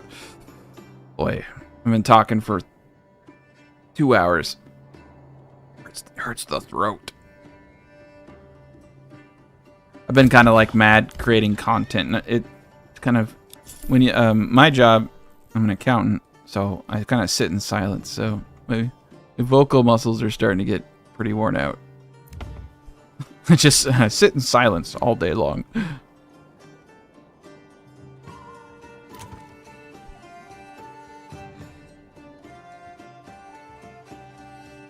All right, everything's set up pretty good. Yeah, I mean, like, from my point of view, this beta patch fixed a lot of the reasons I stopped playing, which was that I didn't have more control. And there was nothing left for me to really create. But now that we can dial these areas and like the ability for creation is infinite. I know I want to start coming up with some better stuff. Like here's one thing. For me, it's like what is it to build an organic village? It's like, okay, well, you put down a double burgers plot and you throw it between some roads. It's like, does it look cool? Yeah, but it's like it'd be nice to make something that looked a little nicer, but you'd have to really take your time. For me, I like curvature. I like design. I like curvatures. I think that actually makes a village look better. But everyone has their own opinion. But sometimes you just gotta slap things down. All right, cool. We got the manor up. That's the first step. Let's see. All right. Now let's build the first little castle. Oop, we need that's weird. It's telling me we need another stables space. I just started production on a bunch of them. Yeah, I would like to. Honestly, one of the things I want to work on is designing cool plots. For instance, we know that a corpse pit makes like the perfect cemetery, right, for housing. You can make a perfect 2x2. I think you can make 2 of them inside of a corpse pit. Even though this isn't perfect here. But if you go like this, you get 2 double plots, right? But it would be cool to make it look a little nicer. I don't know. Like, what do you do to make it look nicer, right? It's like you could round the road. Like, ooh, look at the round road. It's beautiful. I think the circle cities look good for that reason. Then you can remove the sides. But I wanna start making nicer looking things, but it all just kind of looks the same after, you know what I mean? It all just kind of looks the same after a while. They need more decor. Like, honestly, I hope they start adding more cosmetics, because it's like all I have are shrines. We're gonna build 2 more houses right there, though. But yeah, all I have are shrines.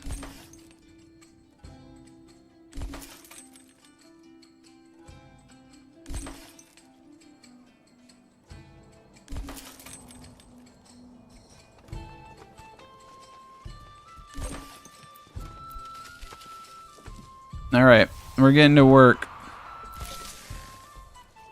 They still haven't removed these fish, but they'll spoil. So will the meat.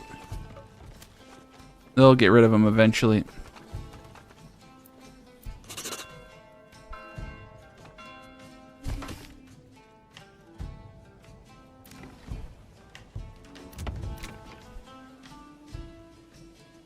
Yeah, eventually I'll maybe even come up with a better design than this, but this is pretty sweet.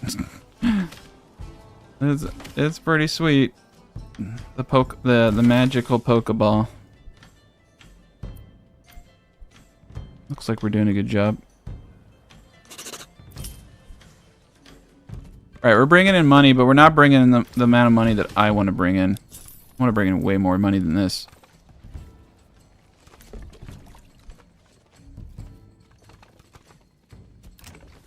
Okay, let's get the boots going now. I'm gonna just preemptively get the brewery extension, and I think we're gonna put our tavern right here. Okay, we're gonna need a malt house. The malt house can go right over here. Not enough goods. We need stone. Okay, that sucks.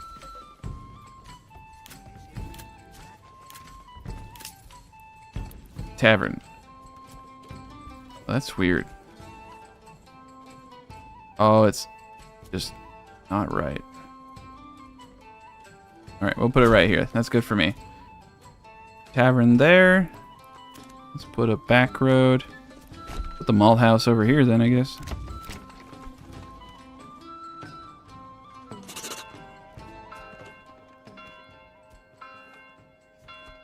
Alright.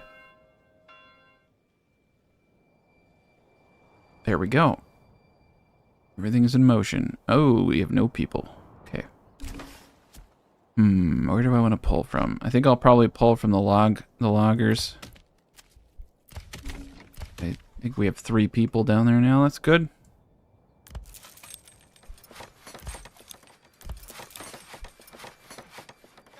Oh.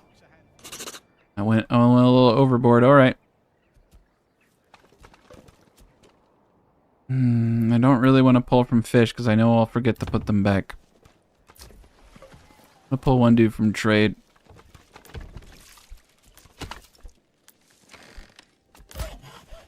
Alright, we're in good shape. Clothing's at 52%, but that's because we're getting... Cool. We got booze. And we're going to limit shoes to probably 30. I don't see us going over 20 burgish plots here. Alright, shoes are in progress now. Perfect. We have 2 available living spaces coming in. We need to get to tier 3 now. We're going to need clay tile. We have a lot of clay down here.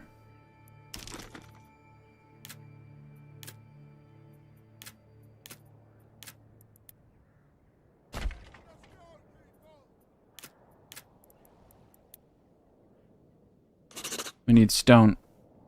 Alright, well, we got stone right there.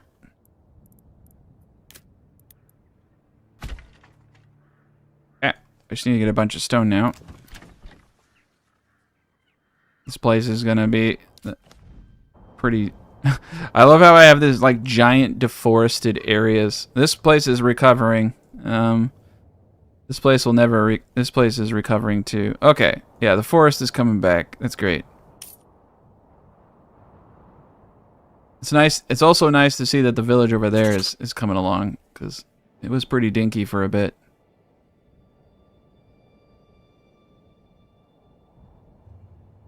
You could really go crazy. I think you could probably go pretty crazy here. The problem is that the game becomes, your cities become more and more inefficient, and you stop generating money the higher pop you are. And so like you're rewarded for building small profitable villages. Like, look, I'm over $1,000 on all of these guys. Like, we're doing really well. Eventually this place is going to be popping too.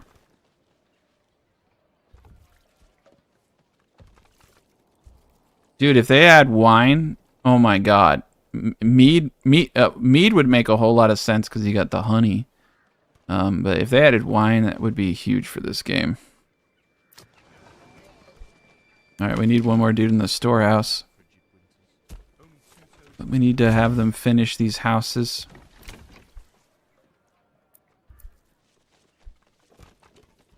Yeah, the sooner I get to tier 3, the sooner I can expand the city. They've almost done it. Our mighty giant castle. Oh shoot! All right, they're coming. Oh god, they're coming from the direction that I don't have. I have 5 individuals to defend this whole kingdom right now. Cool. Great. Wait. I'm being silly. I need to X. Okay. I'll X out and I'll regroup, but...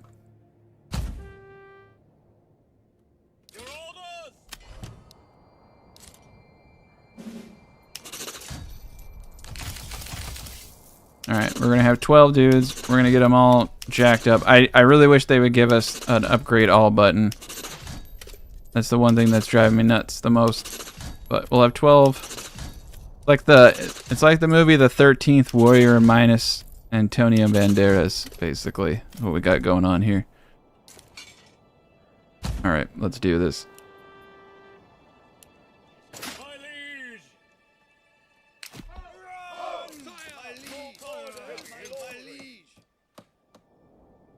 Alright, I think we can probably get our guys here in time. I just need to pull these raiders from here.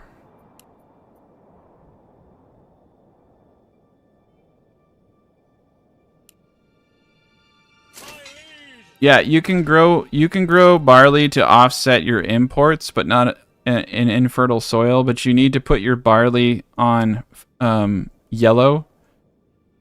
It has to be this color right here, and it has to be a fertility over 40%. If you grow barley on anything less than 40%, you're not going to get much.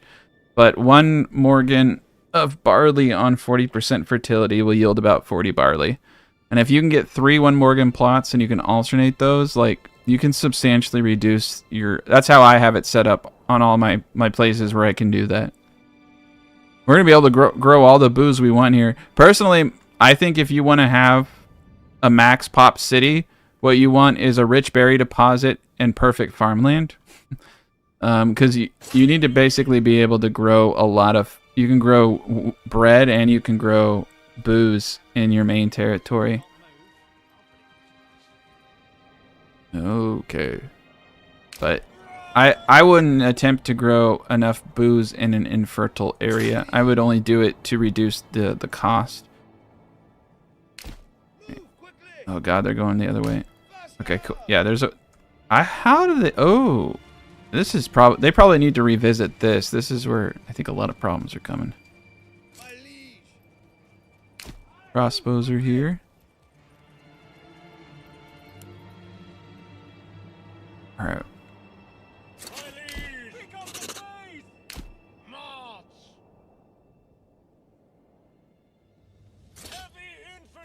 Alright, we're going to use the fence of the Brawndo as a defensive post.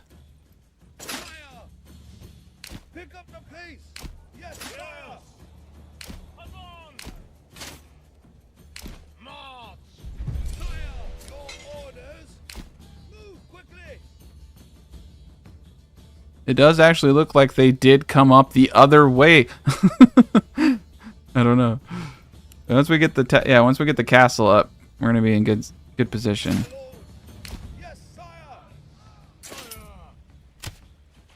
All right, let's watch these guys die.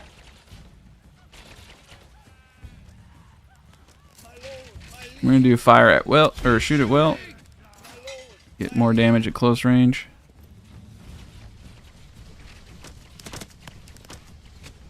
When those crossbows start hitting, they're gonna hurt. Here they come.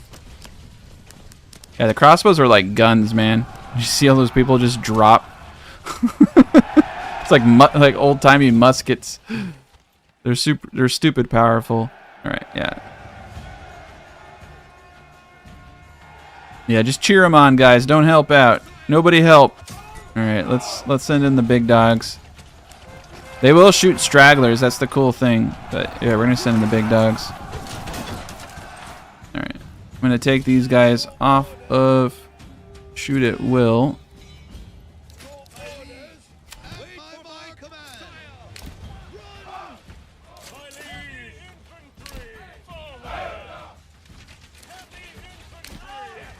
Oh yeah, these guys didn't have a chance. One group of people charging a lot of arrows.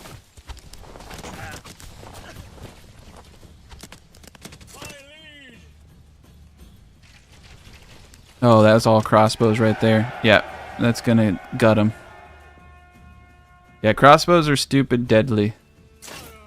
I feel like I have to give the enemy some kind of chance though. It's just like I feel sorry for the enemy. But I have 3 retinue now, which is very dumb. It's just so overpowered. And retinue are awesome because you don't have to import weapons. That's why like I don't really do combat units because your retinue are like the best combat unit. So I'd rather have like archers, you know. Rather have some kind of ranged unit because you're limited to 6 units that you can recruit. I'd rather have 6 crossbowmen and a bunch of retinue, for instance. Yeah, there has to be 1 sacrificial ox per battle now, I know. Everyone wants to see the ox get mowed down by a volley of arrows. It's I'm like the Gallagher of ox or something, I guess. That's my opening bit. All right, let's do that guy. Oof. It keeps saying that the tax is increased, but it looks like it's capped at 1. And we're over 20 now, so yeah, we're still in the up and up.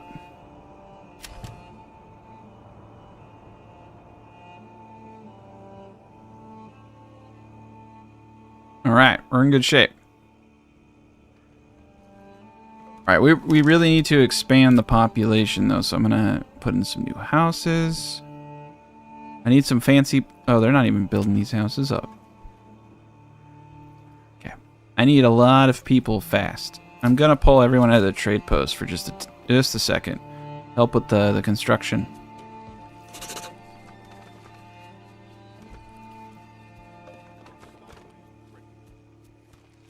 Alright, and then once I get booze, we can start doing tier 3. 1078. I don't know if that went up. Let's look for the last treasury change. I want to see... Why is it telling me every resource added? Oh boy. Okay, we're not even going to bother. That's a lot of information to go through. Wonder what trades... Yeah, we made 242 off firewood. Firewood is probably a good early game trade item that I need to start utilizing more often. That's a good amount of coin for a small village like this. Let's let them build the small castle up. This is a big... You could put a lot of people up here. Technically speaking, you could put 2 of these Brawndo bad boys and flood the valley. You could probably bring this place up to 500 pop. Flood down here with farms. It's a good spot. There's more than enough farmland over here though, man. And barley, on the other hand, has limited space. So, barley it is.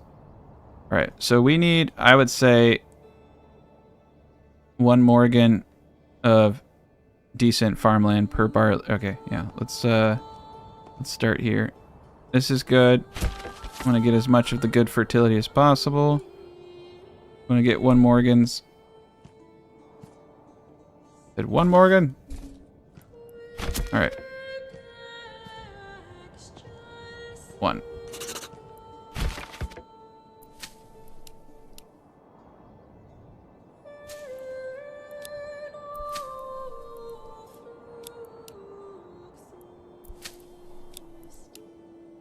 Okay. Got really good barley right there. Let's make sure. Alright, this looks like a good place for the farmhouse in regards to barley. I think barley, we need to do just a bunch of booze up here. I'm gonna I don't know if I'm gonna shy away from bread for just a tad bit, but alright, cool. We just need to start getting the booze coming in. Yeah, that's nice. Doubles with extensions. Here we go. Get some more houses. Yeah, building houses actually off of this seems pretty... Yeah, why didn't I think about that? I could build a lot of houses off this thing. It's not bad.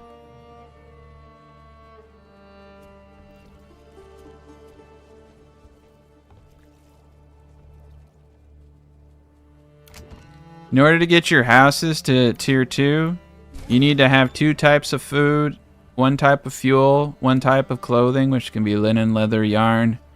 You need a church, and you need to have access to water. If you don't have those things, you can't upgrade it. You just gotta click on your house and look at the requirements for upgrade. So like, I'm trying to get this house to tier 3. I need booze, and I need a 2nd level church. Okay. I'm gonna slap one dude into trade. We need to start getting...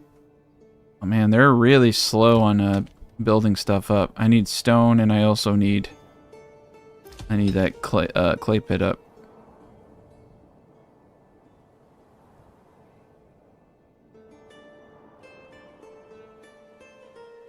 This is a cool town, though.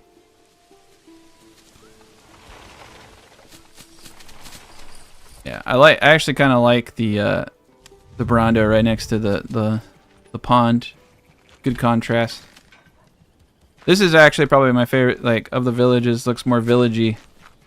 It's a little bit closer together. You can see the nice scenery. I can't imagine having a fishing pond on top of a mountain, though. That'd be pretty intense. It's a good spot. A lot of food. Alright. Did we get this bad boy going? Cool. So we got this guy going. Alright. Castle planner. Castle planner time. Let's do outer towers now. Boom. Alright. Okay.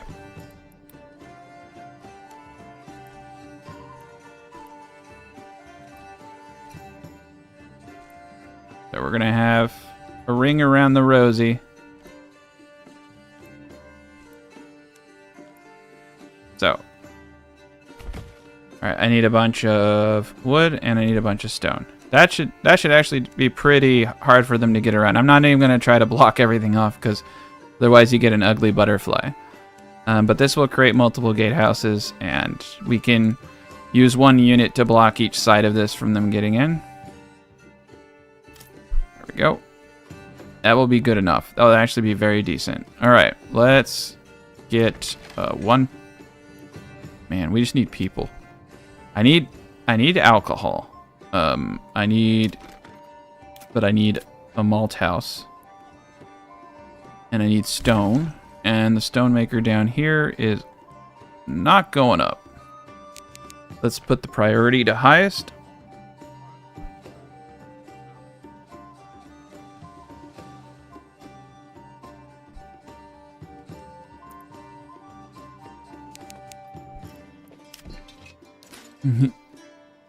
Make them all the same color. It's not that I can't do it. It just takes forever. Got to make all of them. I like red personally. I would make all my dudes red. He doesn't have a shield, so he's got a big old pike. But I like making them look like this.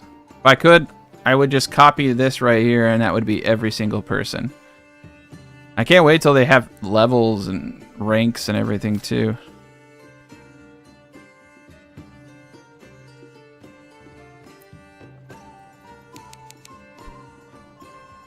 Food's getting up there now.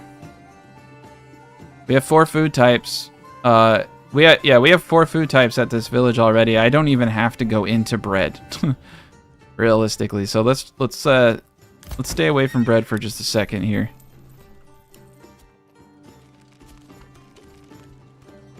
All right, look at that. All right, it looks like we're able to get them down, but I'm gonna do 2. Make sure this is at 18. All right, double that up.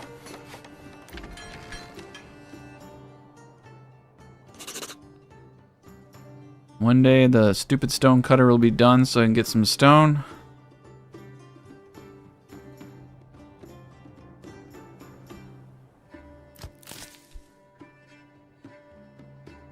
We're gonna need a lot of wood too. I feel like this village is taking a little bit longer than the others.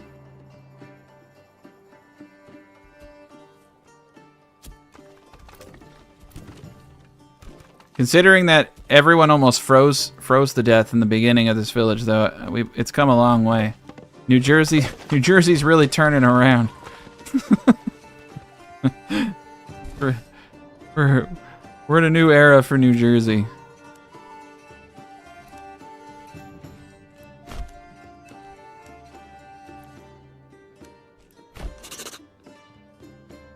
All right, let's see what we can do here.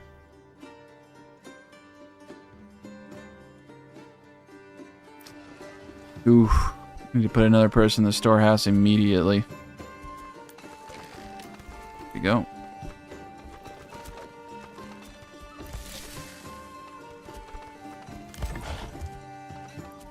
Get a horsey.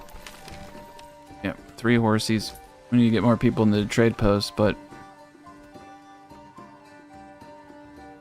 There we go. Now we're getting them houses up finally.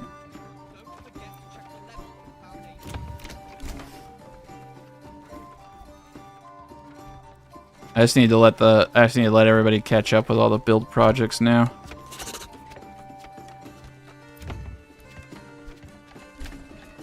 I'm gonna hold off on upgrading these just simply because I think it's messing things up.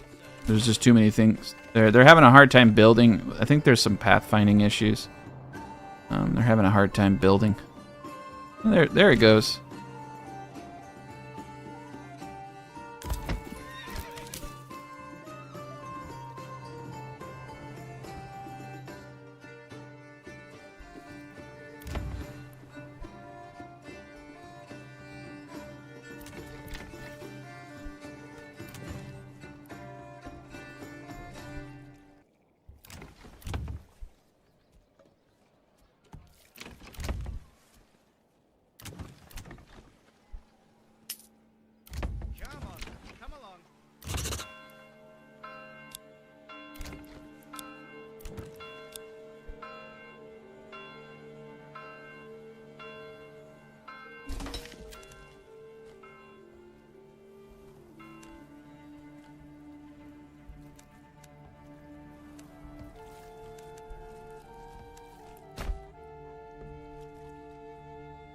It's interesting how roads really do impact the pathfinding of like people carrying things for sure. That was a granary worker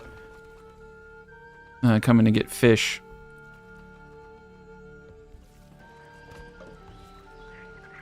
That was a tweaker running around his house. I don't know what the heck that was. Like, what's he doing? All right. There we go. Finally got the freaking extra family. Another ox. All right. The brewery should potentially have stone finally coming in. All right. Let's get some stone.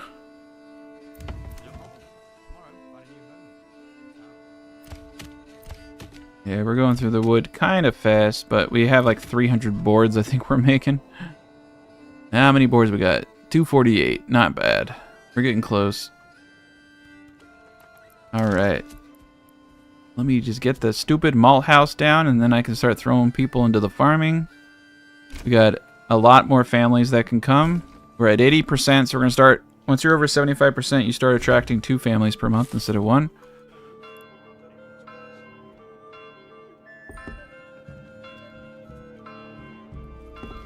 You want to make all your buildings high tier because you get taxed.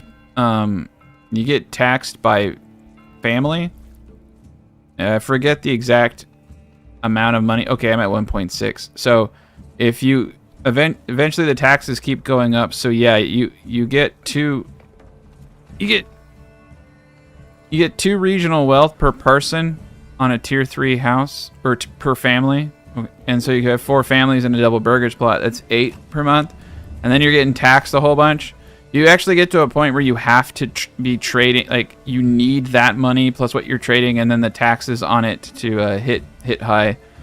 So, yeah, unfortunately, you, like, have to go to tier 3 if you want to be, you know, not go underwater. But you also need to make sure that you have taxes on in your manor. So the happier you can make your people... and the more you can tax them.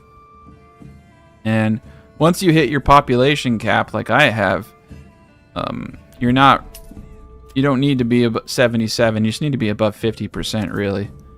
You can start taxing like 20%. I don't need to do this, though. Like, I'm fine. I don't need to tax them 20%. I just, like... So I'm going to, though, just because it's my money. No. But yeah, you can see... The problem is that my regional wealth here is actually going down, which is weird. We should be good. Oh yeah, we got lower prices on veggies. Look at that, apples are at 580. We might as well start 607. We might as well start selling apples because they're just gonna spoil anyway. I'm gonna sell anything over 300. Usually I like to sell war bows, though, which take boards, but they sell for an enormous... War bows are just amazing, as far as revenue goes. Crossbows sell for... I think they sell for about the same amount.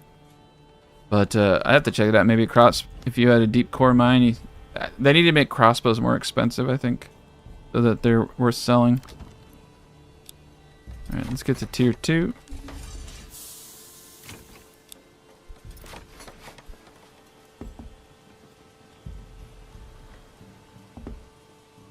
But yeah, you ideally want every single house tier 3 to maximize the revenue per family.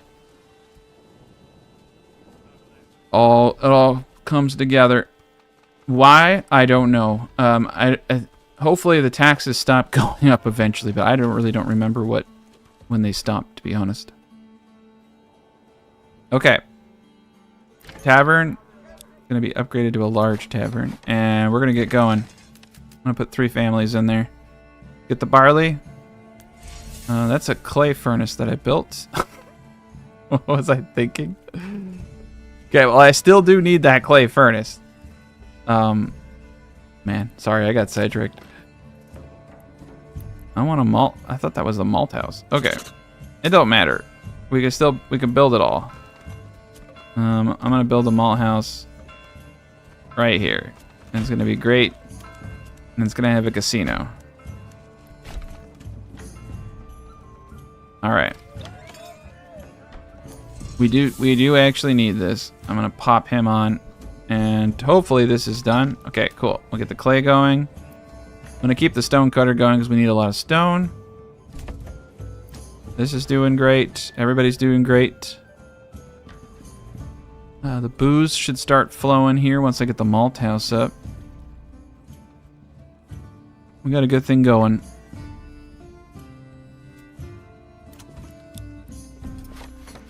Yeah, once I get the booze coming in, we already have 3 food types, I'm pretty sure. Just need to get the church up, which is why we're doing clay tiles, get the tavern supply, and then we're in tier 3. And then over here, I just need a bunch of wood. Cool. Oh my god, stop. There we go.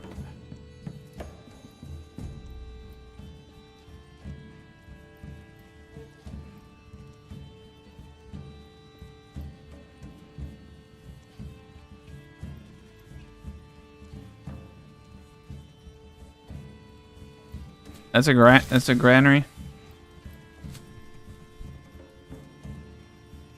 me a hammer and something these not moving. All right, let's speed this up.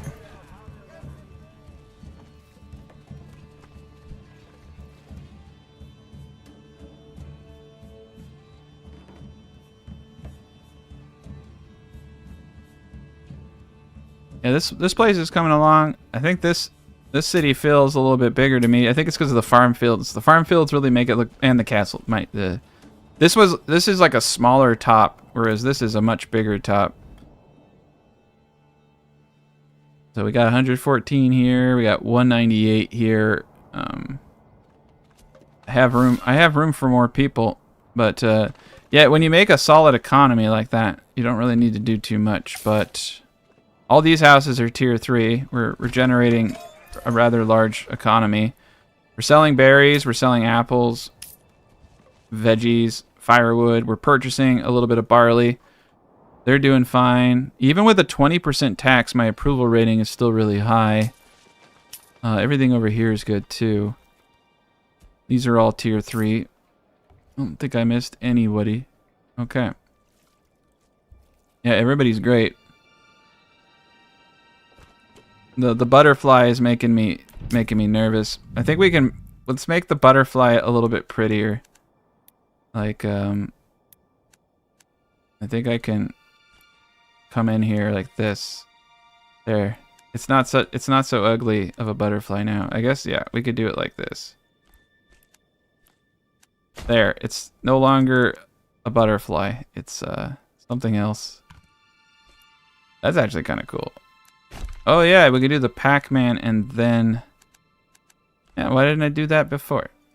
It's like have your cake and eat it too, because you have a fortified Pac-Man. There we go. It's a healthy looking castle now. I just need a bunch of stone. Oh boy. Yeah, I could trade for it. We're actually I think the taxes are really having an impact on this place, so we're gonna dial those back. 100%. No. Wrong button. Go 10%. 23,000, Lord. All right. All right. Let's prioritize the malt house.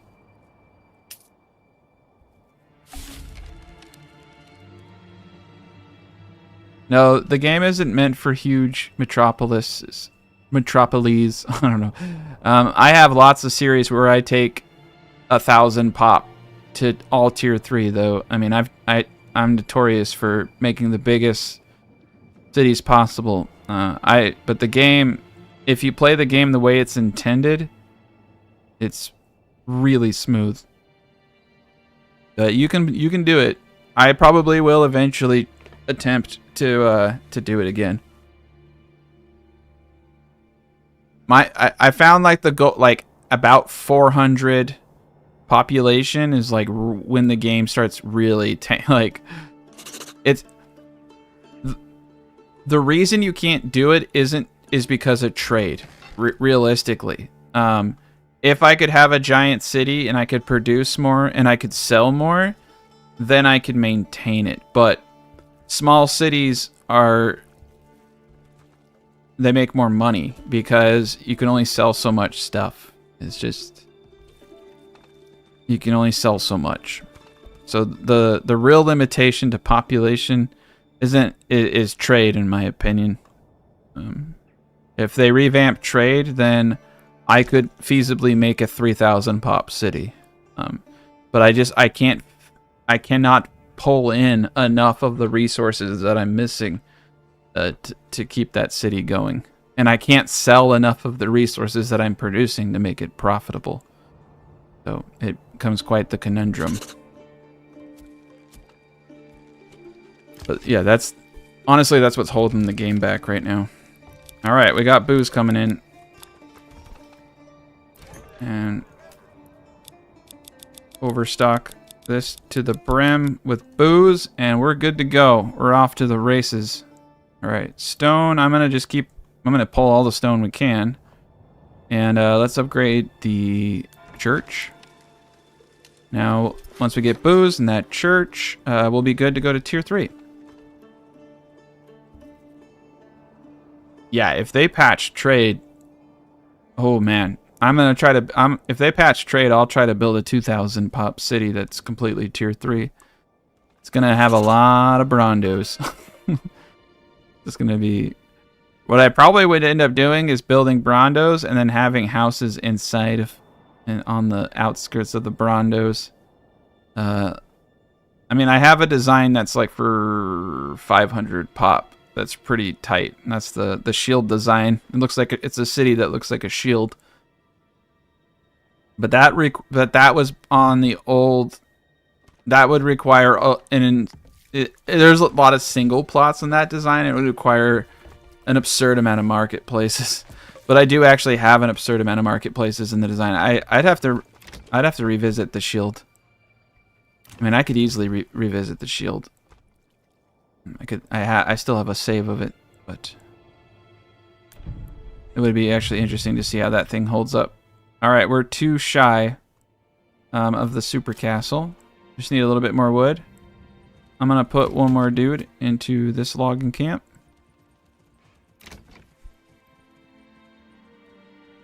All right. 74 max barley. That's pretty good. That's more than enough, I think, to get this place going. All right, we're doing great. We need more houses, though. I have 18 plus. I just need to get to tier 3 so I can pull in more families.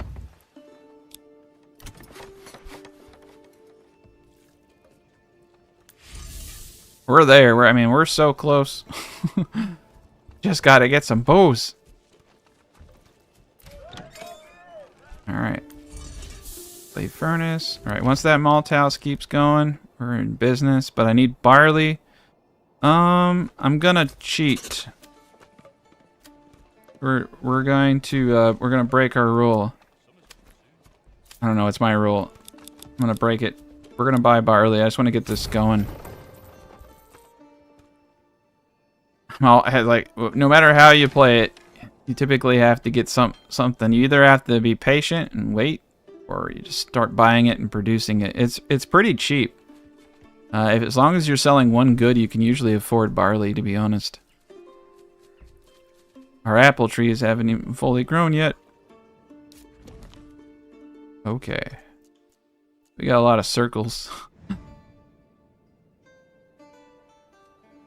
Alright, I think it's also time. Yep. Alright, let's build the ring.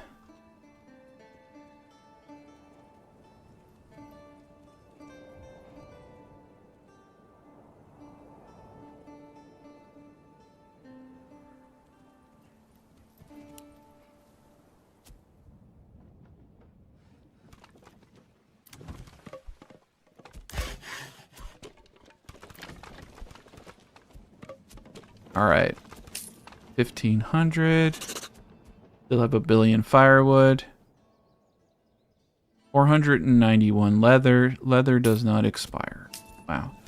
I think at some point you're gonna have to start trade. Well, I mean, you can always alternate your trades. You know what I mean? Like, it might be smart to start selling leather and start selling excess firewood. We're bringing in enough barley. That's a lot. We have 300. Oh my God, we have 291 ale. Oh Lord. Whenever I see that, that tells me I'm over purchasing barley. Have it at 10. 5 wasn't enough before. Let's set it at 6. I think that's good. Probably still too much. 388. 336 ale. My God. We have it set to 15. We're gonna bring that down to 6. I think mission accomplished. Jeez. All right. Might have to just completely turn this one off. All it will do is, if I don't have barley, is it will purchase barley, but I may not need it for this guy. All right, cool. We're making barley. He's making booze. There we go. Tier 3 time. Beautiful. Every house I upgrade is now going to have 2 more families that can move. Every double burgage plot will have 2 more families. Every single will have 1 more extra family at tier 3. That's why I'm gunning for tier 3, so I can increase my population and not increase my burgage plots, because then I have to use more granary workers and I have to put up more markets. There we go. And we got the castle going. Perfect. And we have enough influence to beat the game. And beating the game, we're not going to build this town up because this to me is just a little pit stop. And once we take this area over, it'll be the end game. We're really close. But yeah, we built up a town in every region, made an absurd amount of money. It's kind of fun. I mean, we started over here getting, and it was tricky. And then you take this, take another town and grow it. And what's cool is that every province has its own little specialty. So you just play to the strength of that area. Like over here, we played the strength of fishing. Every area gets its own perks. So we took advanced pawn keeping. We didn't quite get to advanced skinning yet, but we will. Nice. Yeah, we're gonna have 4 food types real easy here. But you only need 4 food types realistically, as long as you can mass produce them. Veggies and apples are a given. You don't have to worry about fertility. You don't have to worry about anything. You just use my Brawndo design. And then you just find two goods in that region that you want to make. We have fish and we have wild animals, and we don't even have to touch bread.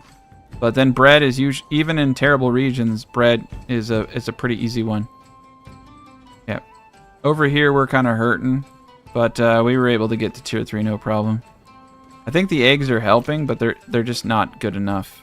I mean, they're good enough, but we need to go a little bit heavier. I'm exploring using eggs to offset, so I don't have to make more farms. But yeah, we're great. There we go. It's cool to see. I love it when we get the tier 3s up too, because the tier 3 houses look so much nicer than the crappy houses. The pores. Gotta get rid of all the pores in our neighborhood. I accidentally upgraded the brewery. Well, I guess we're gonna make a lot more alcohol. All right. Well, that's okay. Let's check out our, and that's another reason why you just want to get all the clay you can from your area. All right, I think the stone is almost done. 7. I'm just gonna call it because I don't want to have to remember to come back here. 7 stone's not enough. All right. But yeah, they have to hand bring all of the boards. So that's my suggestion: is make sure your storage for boards is near where you're gonna put your castle. If I would have put my board storage down here, that would have been quite the trek to build that castle.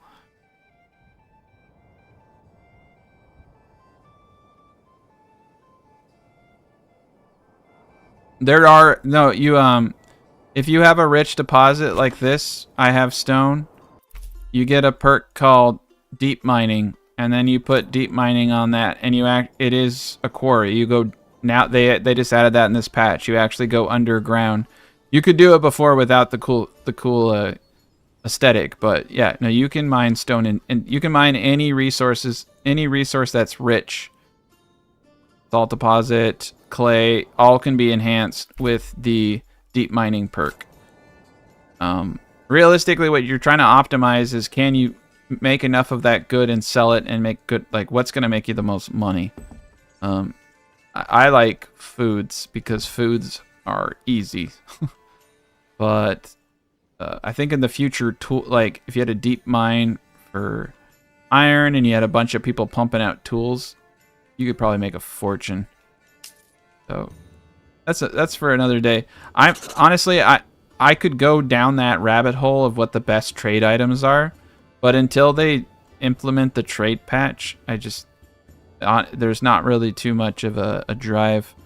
That's why I avoid the salt and making sausages. It's like the whole point of making sausage is to have a food type, but I already have a food type. And honey is like the best one. So like over here, like honestly, honey is totally underrated and people don't use it enough. Like over here, I'm having trouble. I have 14 free people. I mean, all I got to do to remedy my situation right now is take beekeeping. Like it's so easy to get that.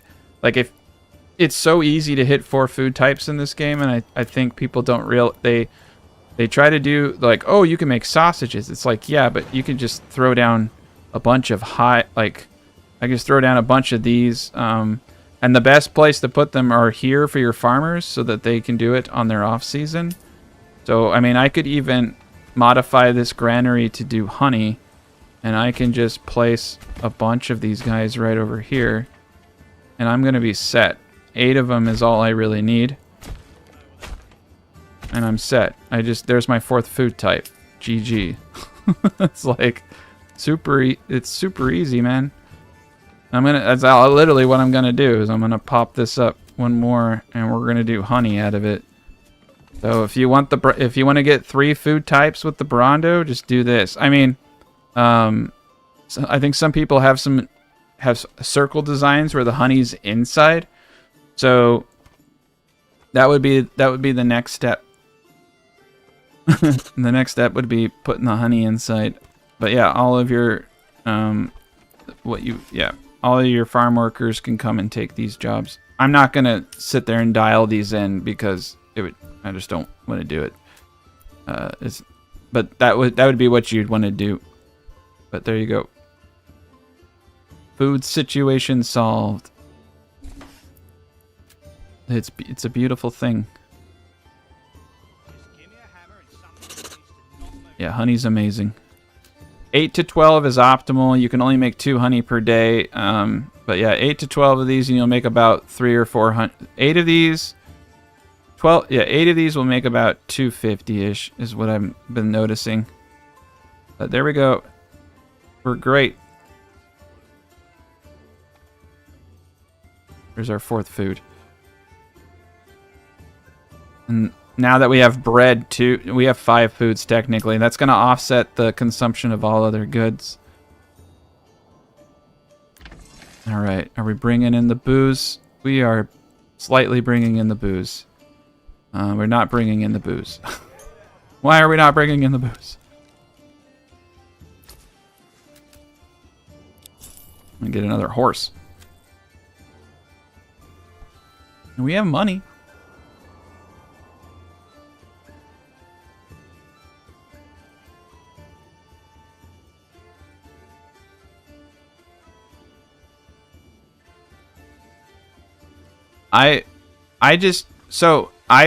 How many burgers plots I have determines how many market stalls I have per food type. If I'm separating things out and I'm trying to do everything perfectly. That's how I do it. It's a set it and forget it approach. You could definitely dial it in even more than that because market stalls, this is important. Your food variety will intermix, but if I have enough food to meet my available food type, so if I designate a stall for honey, right? It won't fill unless I use the overstock feature, it won't fill if the food variety type was met. So say I had bread, right?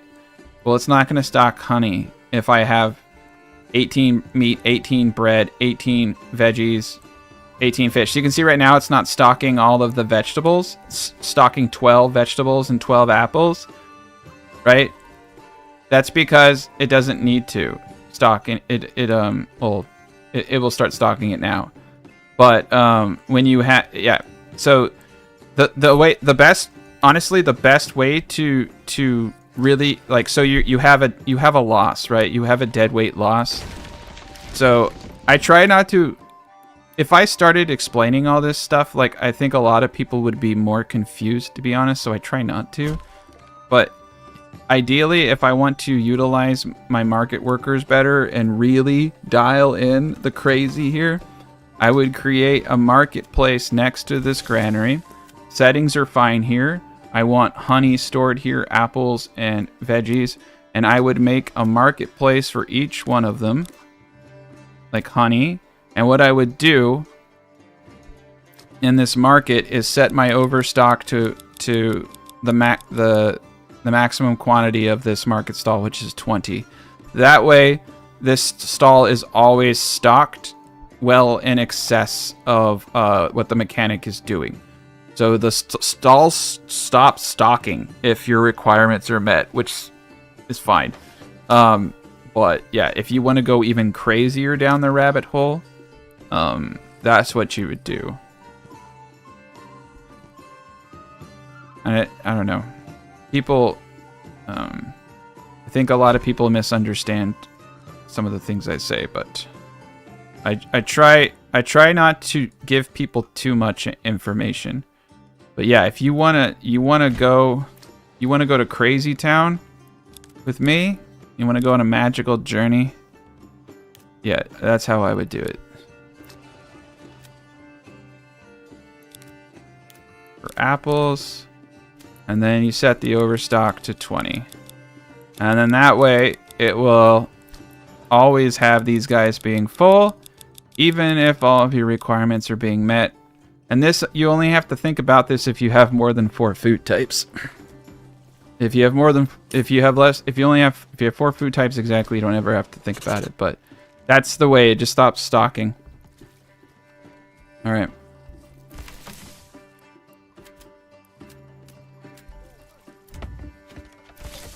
But it's a little messy. The best thing to do is to if you move a market stall into a spot, it will take on the properties of that stall. So if you have, in order to get it to work, so you see there's a market stall right here under construction. I'm going to cancel that. That's an abandoned stall. I'm going to move this market stall here. And now that's going to take, gosh darn it. All right, it's fine. Destroy that one. All right, we're good. This market stall will now take on the properties of the market area that it is in, so it's honey only. And because I set the overstock, it should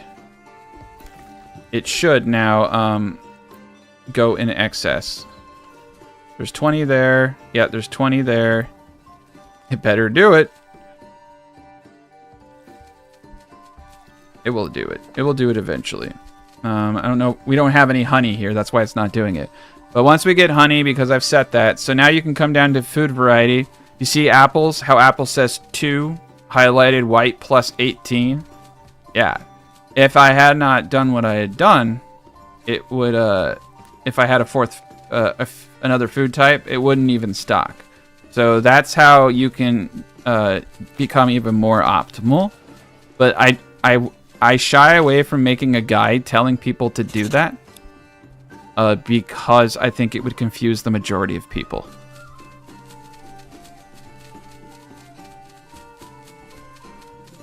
Oh. I don't, again, the same answer. Again, the same answer. One per market stall is enough. This is enough. This is more than enough. I don't need any additional granary workers to typically harvest everything that I have going on. Oh, there's no honey here. This is this town. Sorry. I thought I was in this town. Okay. But that's how, anyway, it's the same principle. But yeah, so I guess I might as well do honey over here now since I have it all set up. But yeah, I guess we will. Yeah, we're gonna do honey on this over here on this southern end. Or we can do honey over here on this end. But that's how you get around those things. And now I can kind of show you. So you see over here, it's not stocking any honey. You see how even though I have... No, I don't even have honey available. I want to show you what I'm talking about because I don't think it won't... Yeah, it just... Once you have 4 food types and you have enough for all the plots intermingled. So you see how the eggs, there's 4 eggs, there's 11 vegetables, 15 apples, 16 honey, 16 berries. Those are how many plots I have. I have 16. But even though I have more veggies available, it's not stocking those vegetables because the eggs and now the bread are being combined to hit that 4th food requirement. But if you want to make sure that these stalls are stocked, so you have 2 options. You either make a giant goulash pit where you don't care about any of this stuff, like what types and blah, blah, blah. But when you want specialized regions, like the reason I don't need more granary workers is because of how efficient my areas are. But in order to hit this efficiency, I have to have segregated production. So that's why I'm saying, that's why I say like do 20 burgers plots, like get your money's worth. And that's also why I don't think there's, for instance, with like eggs and bread and all that, I would probably want to consolidate them into one food stall, and make sure, and then have each of my veggies and all that stuff dialed in on one.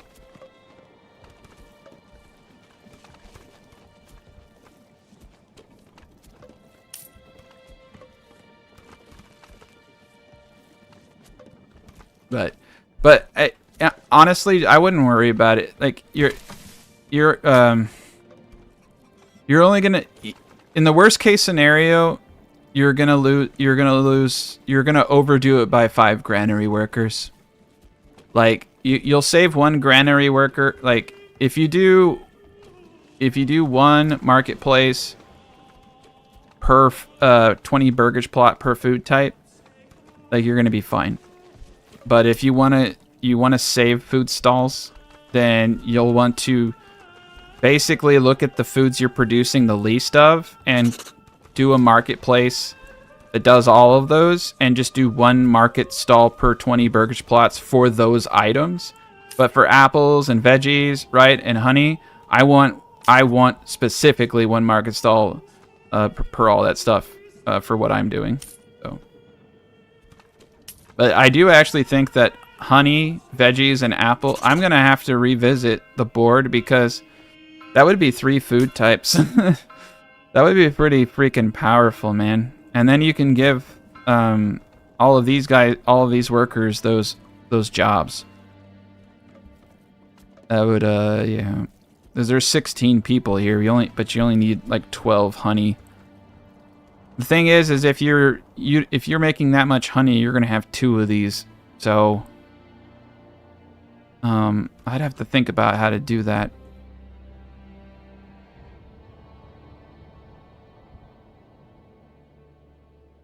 Honestly, sausage might be a good item for trade. If you have a rich deposit of salt, and there's no reason not to do it. It's just tedious. You have to set up the salt deposit. You have to set up the trade. You have to make sure. The big thing that's tedious is you have to trade something for that salt. That's why meat works. Yeah, trading salt for meat is like the best exchange, because then you make sausages in both places. But then you can sell the sausage if you don't eat it. You may, because sausage has such a low spoilage rate, you may even decide not to even consume that sausage where you're making it, and just sell it. Like I could make sausage and just sell it, and not even have any market stall that accepts it, so that it's never consumed, and I never have to think about it in my logistics. Yeah, only trade it. It'd be a great trade item, worth a fortune.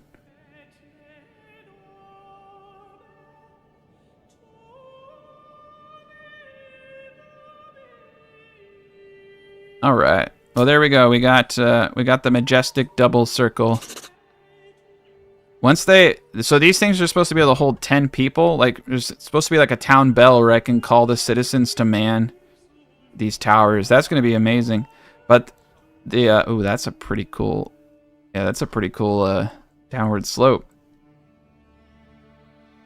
All right, tier 3 is here. We did it.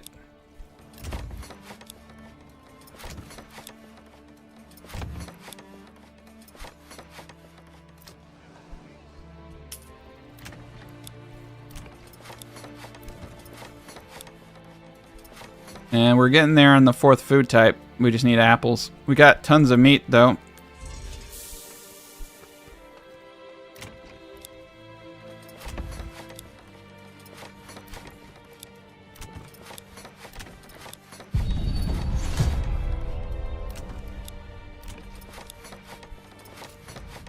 They love coming this way at me.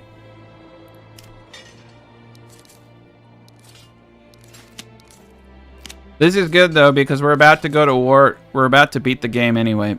So I'm just going to get all these guys out here now. But let's go to war. Maybe we can even use this castle. I'm going to Let's see if we can hold them off. Let's see if we can hold them off here while everyone else comes.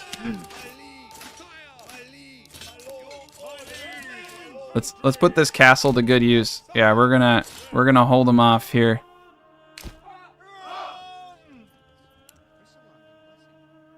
They're not coming outside. Are they stuck?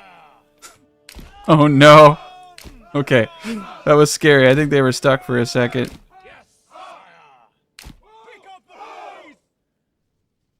They have to, I don't know. They need to have a pep talk before they can mosey on. This is not going to plan, guys. I think it's the double gate, man. Yeah, even this guy got stuck. Oh God, traffic jam. All right, we're gonna have to have a second path. Oh God. Oh no. I've created chaos again.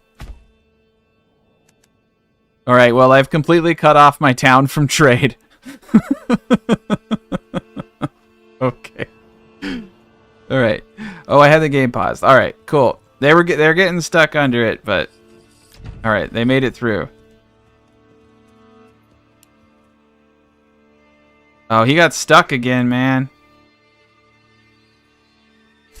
Oh man, that is bad. That is bad. So that's why I'm not making any freaking money. All right, well, the 13th warrior is gonna have to hold the phone. Or hold the fort. All right, we've got it not in a good place. Okay. They're just so freaking far away. Well, at least the crossbowmen will get there. I'm happy to let these guys die though. I feel like it's for science, so it's okay. They're just going. Oh man, I made that road and now they're taking it. I hate myself.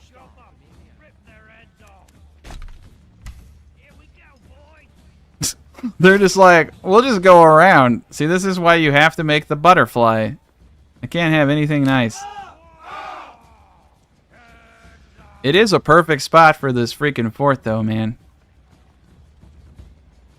Yeah, hold the door. I don't know. I think they're oh, that's right. They always target archers. I always forget that. They always go for the archers preemptively. So they saw the crossbowmen. And they got hungry. Alright. Oh god, you guys. Alright, these guys are gonna stick down to here. Alright, so what I need to do is I need to run inside the fort. But these guys are out of... No, they got some stamina. I don't know if they're gonna make it though. I might lose them.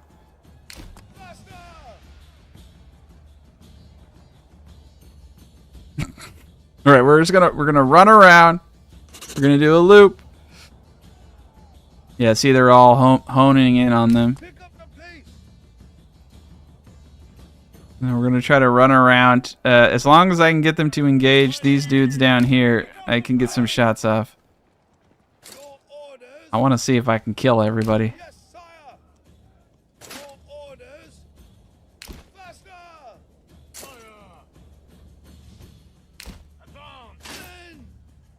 They're gonna try to meet me.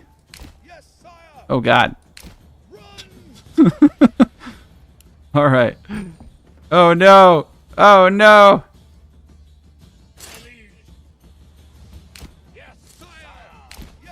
Oh gosh darn it. This is not going to plan.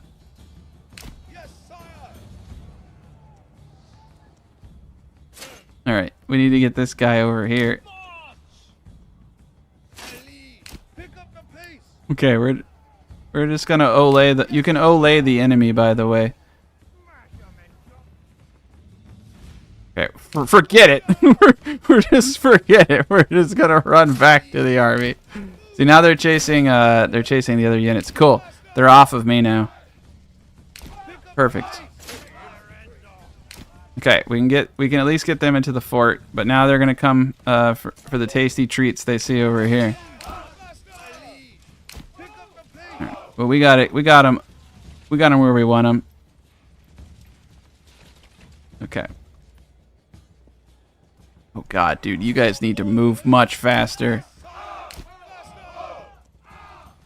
Oh no! Oh no! I didn't think this through. I forgot it took him forever to get inside. Okay, we're just never gonna use any of the castles I built. They're just for show, I guess.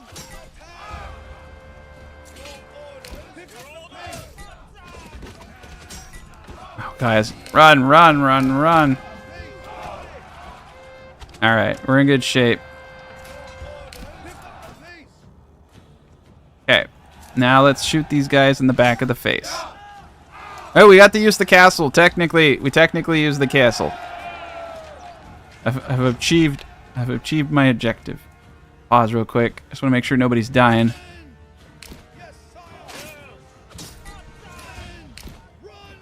All right, we're good there. Now we gotta get out of the way. We need to Olay. All right, cool. We're good. Oh, nope, nope, nope, nope, nope. They broke off. Okay, we're good. Oh, we killed them? Nope. Oh, yeah, they ran away. Oh, they're shooting there's no survivors, huh? It's a pretty cool cast. I mean, it would have been cool if we got to use it. All right, they're all dead.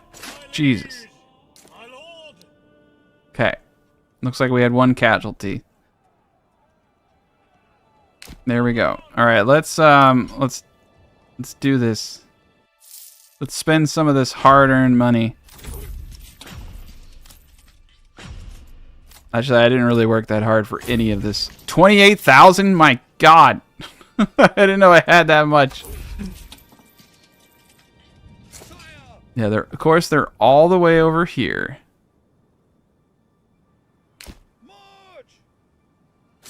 I really wish we could control where mercenaries come in from. I want to get all these houses. It looks like we got all these guys to tier 3. All right, so we got our whole city over here to tier 3. A lot of it's upgrading. Beautiful. That's really cool, actually. We got it all up to tier 3 before we even got mature apple trees, man.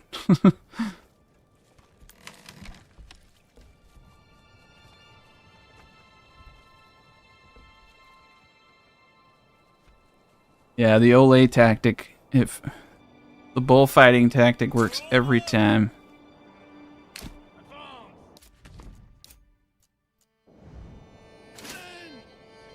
Oh, all right. Well, we did it. We've achieved our wildest imaginations and dreams, and we can all go to bed now. But let's just take a quick peek at everything before I beat the game. But yeah, we built this region up first. It's pretty sweet. My favorite part of this region is definitely this part right. This is my favorite spot. Got the Brawndo right there. You got the rich fields. You got the road going through the woods there. We just won't talk about this, but the rest of this is great. Actually, not really. This whole region sucks. It looks like shit. But this spot over here, I like this spot. I like the pond and everything. And then this is pretty cool. Yeah, I definitely am thinking I might do a edited Let's Play series on some of this stuff, because I would like to go a step further here and try to get populations up, but we'll see what happens. Okay, so now we need to kill this man. This is the last region.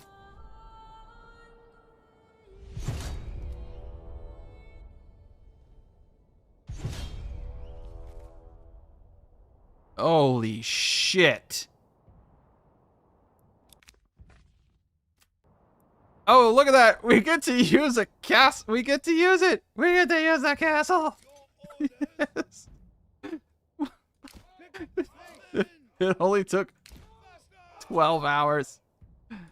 And not only do we get to use the castle, but this is going to be an epic battle. I'm putting people everywhere, man. All right. Let's make sure we've got all of our points defended. And let's make sure they can't warp through the sides. All right, let's move. I'm gonna put you there. New Jersey has leveled up, gents. It's a beautiful day for New Jersey. We better get inside before everybody gets here. We actually get to fight in a location. It's amazing. All right. All right. We're actually gonna put these guys out in front as sacrificial lambs to slaughter to keep the units outside. Oh my God. Oh my God.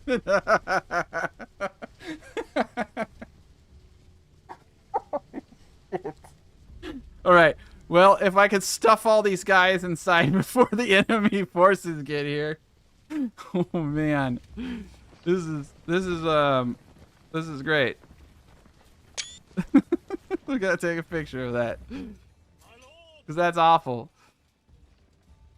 Alright, the sun is coming. Get inside, guys. Alright, here the battle comes.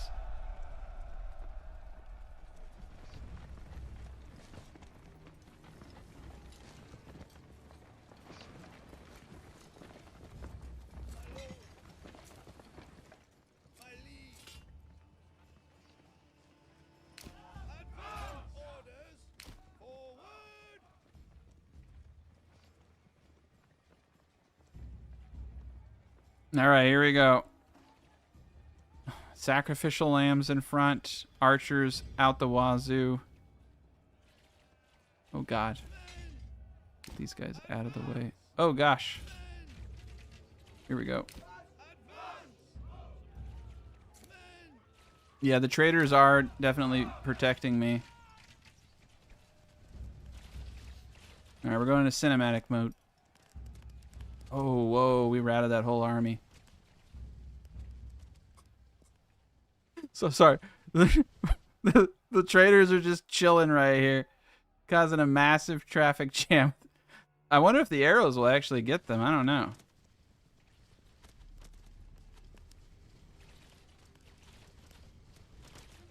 No, this is pretty tight.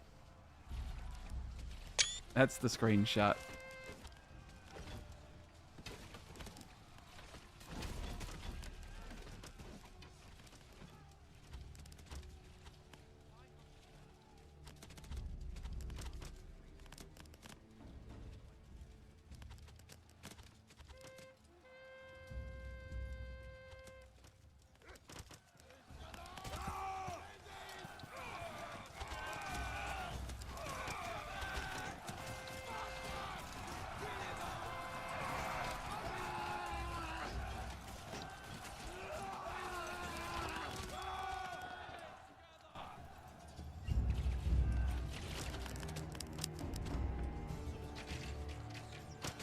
There's still more individuals outside.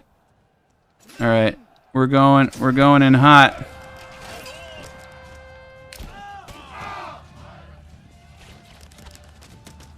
I'm glad they're shooting the mercs.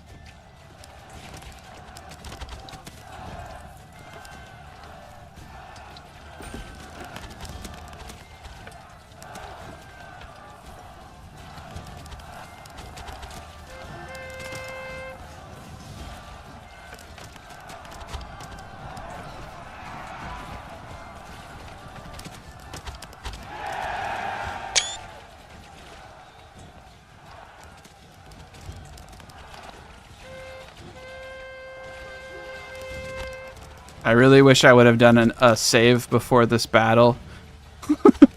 Like, this is one that I could probably make a video out of. I could fight this one multiple times. Damn, dude, that is wicked. They sent a lot of forces at us.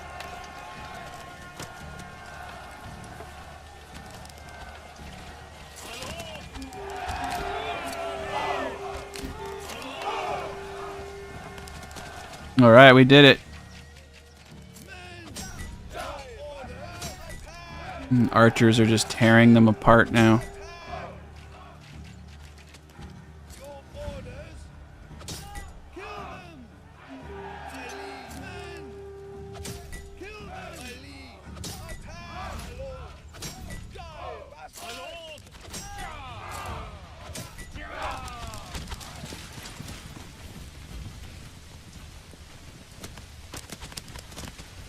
I probably should have just let my archers finish it, but I can't let them have all the fun.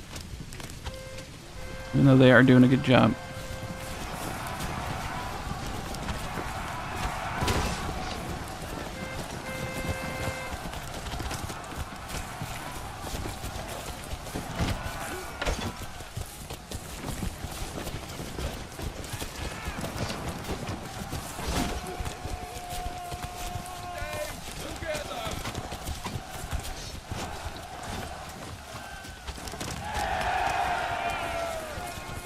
All right.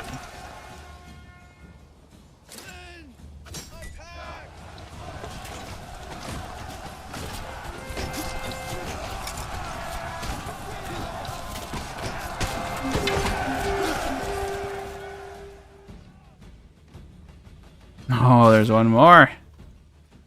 They just don't wanna. They don't wanna live. These guys are like, should we be here? It's like, just go around.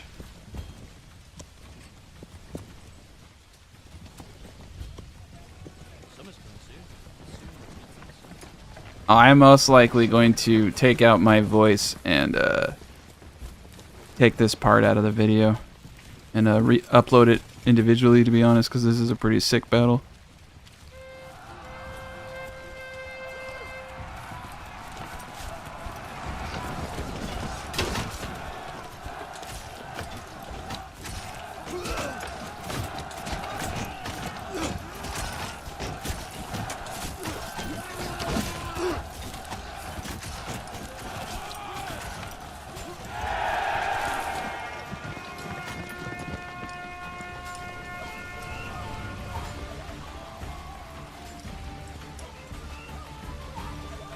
Alright, we won.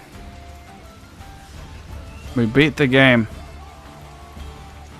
And we get to see all the multiple angles of beating the game.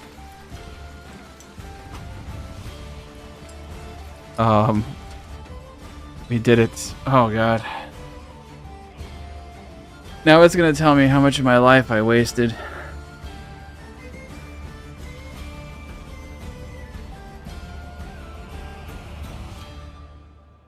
That's a pretty cool screenshot right there, actually. 6,255 days, 531 contracts, 590. It's not a very high pop. Accidentally lost one. We killed 3,000 people?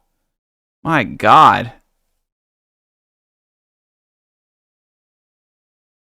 I didn't know I killed 3,000.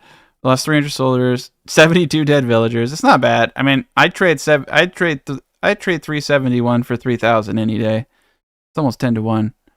All right, guys. Well, that was a long series. Thank you guys so much for watching it and sticking with me through all the bugs. Yeah, I don't know. I don't have anything else to say. That was a good finish to the whole series, though. But have a great rest of your day, guys.